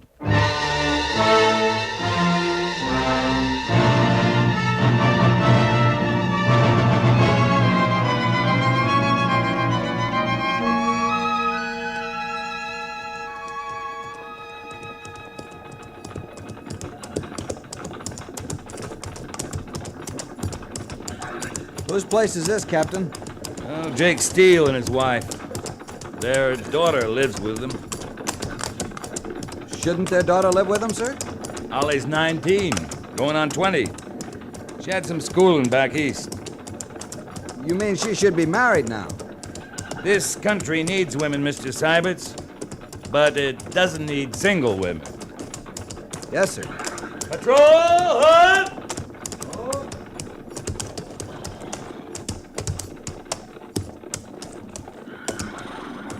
Mr. Syberts. Yes, sir? Dismount and unsaddle. Dry the horses. Turn them into the corral yonder. Cache the saddles over in that brush so they can't be seen. All other equipment the men will keep. Yes, sir. 2 men will stand by for escort duty. Move out. Yes, sir.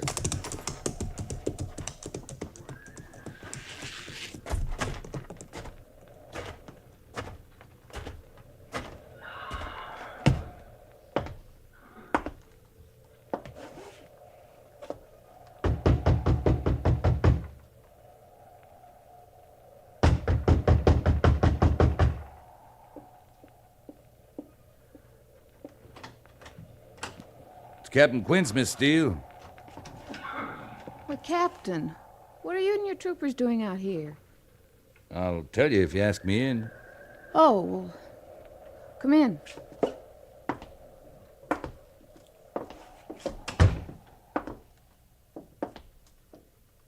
Where's your family? Well, they rode over to the Abbott place.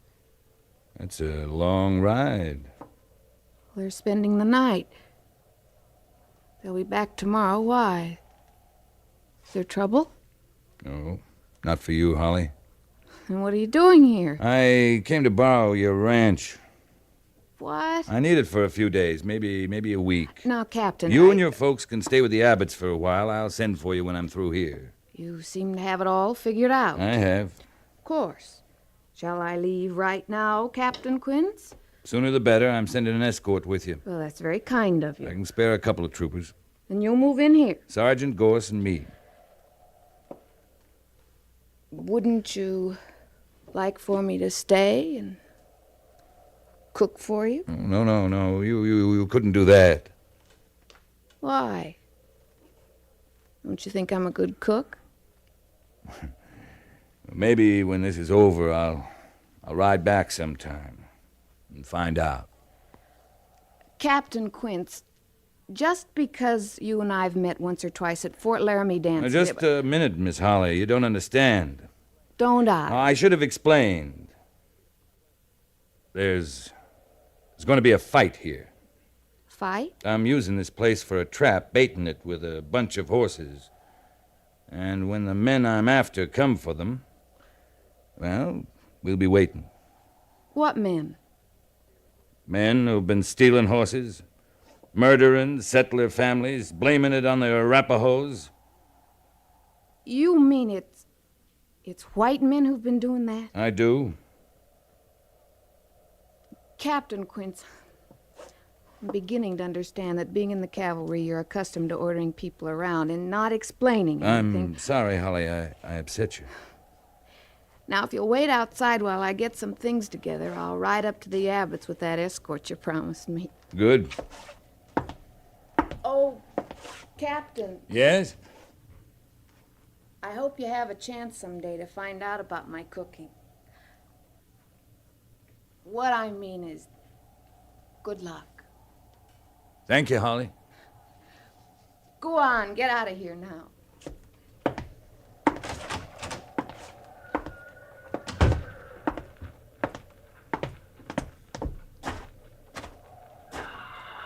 Well, it took me that long to do something. I'd get busted to a private. You can still get busted, Sergeant. Yes, sir. Mr. Seiberts! Right here, Captain. You'll take over the patrol, Mr. Seiberts. I want you to spot the men in a complete circle around this place, half a mile out. They're to dig in. And when they think they're hidden, I'm going to ride that circle. I understand, sir. Heaven help any trooper I can see. Yes, sir. They're to let those men through. But when they hear gunfire from the cabin here, they're to kill anything that tries to get back out. Any questions? No, sir. Move out. Yes, sir.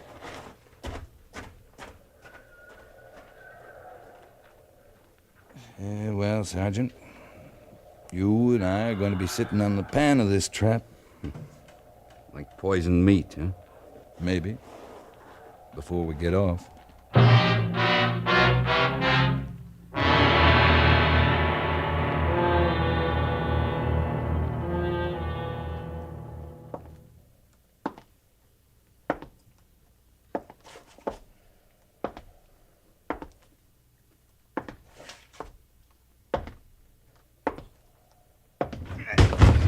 You have to do that, Sergeant. I didn't join the Army to be locked up in this coop for 3 days. Maybe you'd rather be sitting outside with the real men, half buried, afraid to move, with nothing but a canteen of water and a handful of jerky. And no smokes? And no smokes. Captain Quince, I never had it so good, sir. Then shut up.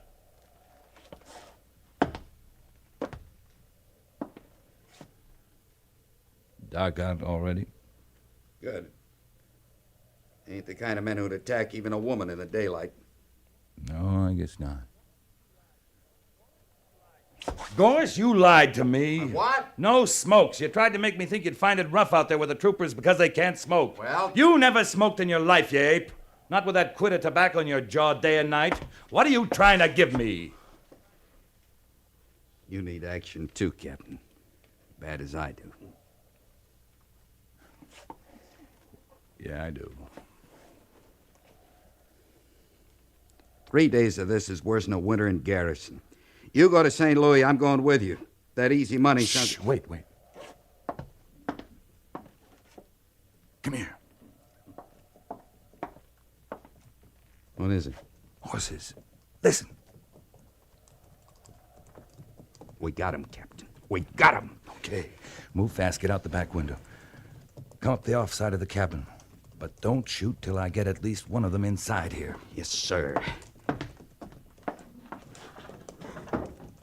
Good hunting, Captain. Same to you, Sergeant.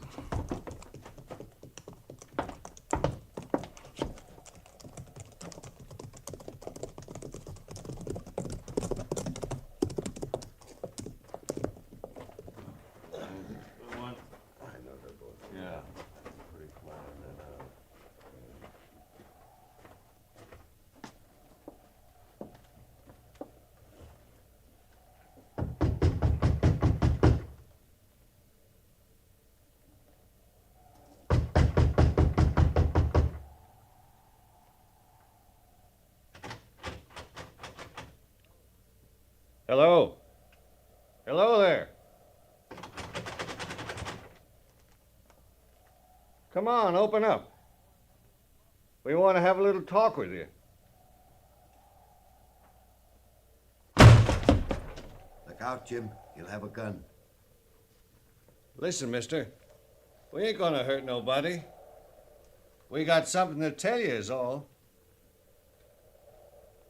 Let's fix them and get out of here, Jim. We're just passing by, mister. Got some news for you. Maybe there ain't nobody home. They wouldn't leave all them horses alone, would they? I'm coming in, mister. Don't shoot now.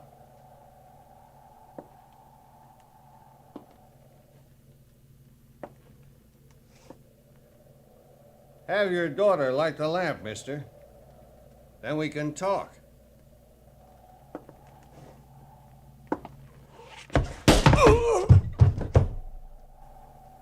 Jim. What happened? You're next, mister.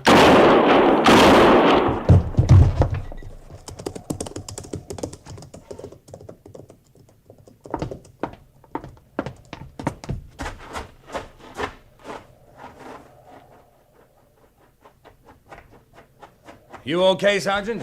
Yes, sir. Well, we got 2 of them anyway. I didn't realize there were more than that. He was holding their horses. Well, the troopers will take care of him. They deserve a little action, too. They sure do. Who are they, do you know? Strangers. One inside dead? I didn't kill him. What? You took an awful chance, Captain. It'll be worth it. Maybe we can find out what they did with all the horses they've stolen. Maybe we can take them back. Yes, sir. But, well, there's 2 families won't never get theirs.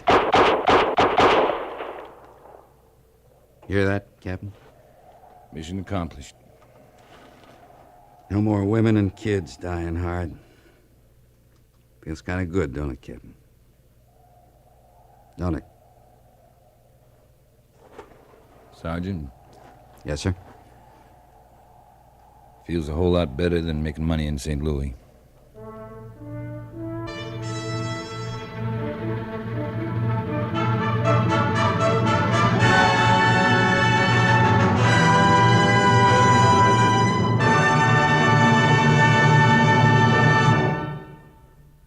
Fort Laramie is produced and directed by Norman MacDonald and stars Raymond Burr as Lee Quince, Captain of Cavalry, with Vic Perrin as Sergeant Gorse.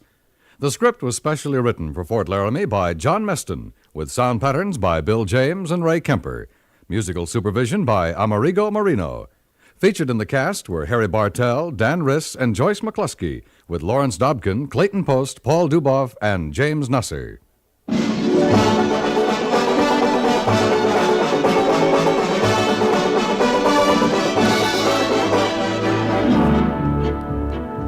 Old Man Trouble takes it on the chin 5 nights a week when Bing begins to sing, which is just dandy for everybody else who's listening in.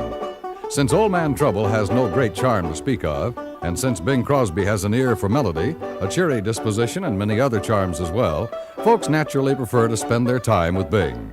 For good company and easygoing songs, hear The Bing Crosby Show Monday through Friday nights over most of these same stations.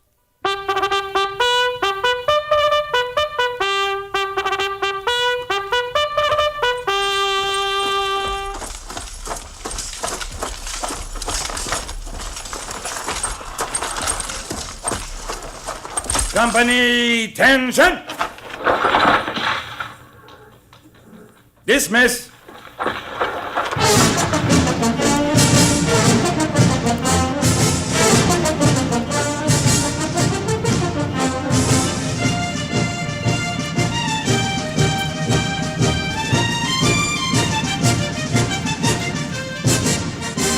Join us again next week for another transcribed story of the Northwest frontier and the troopers who fought under Lee Quince, Captain of Cavalry.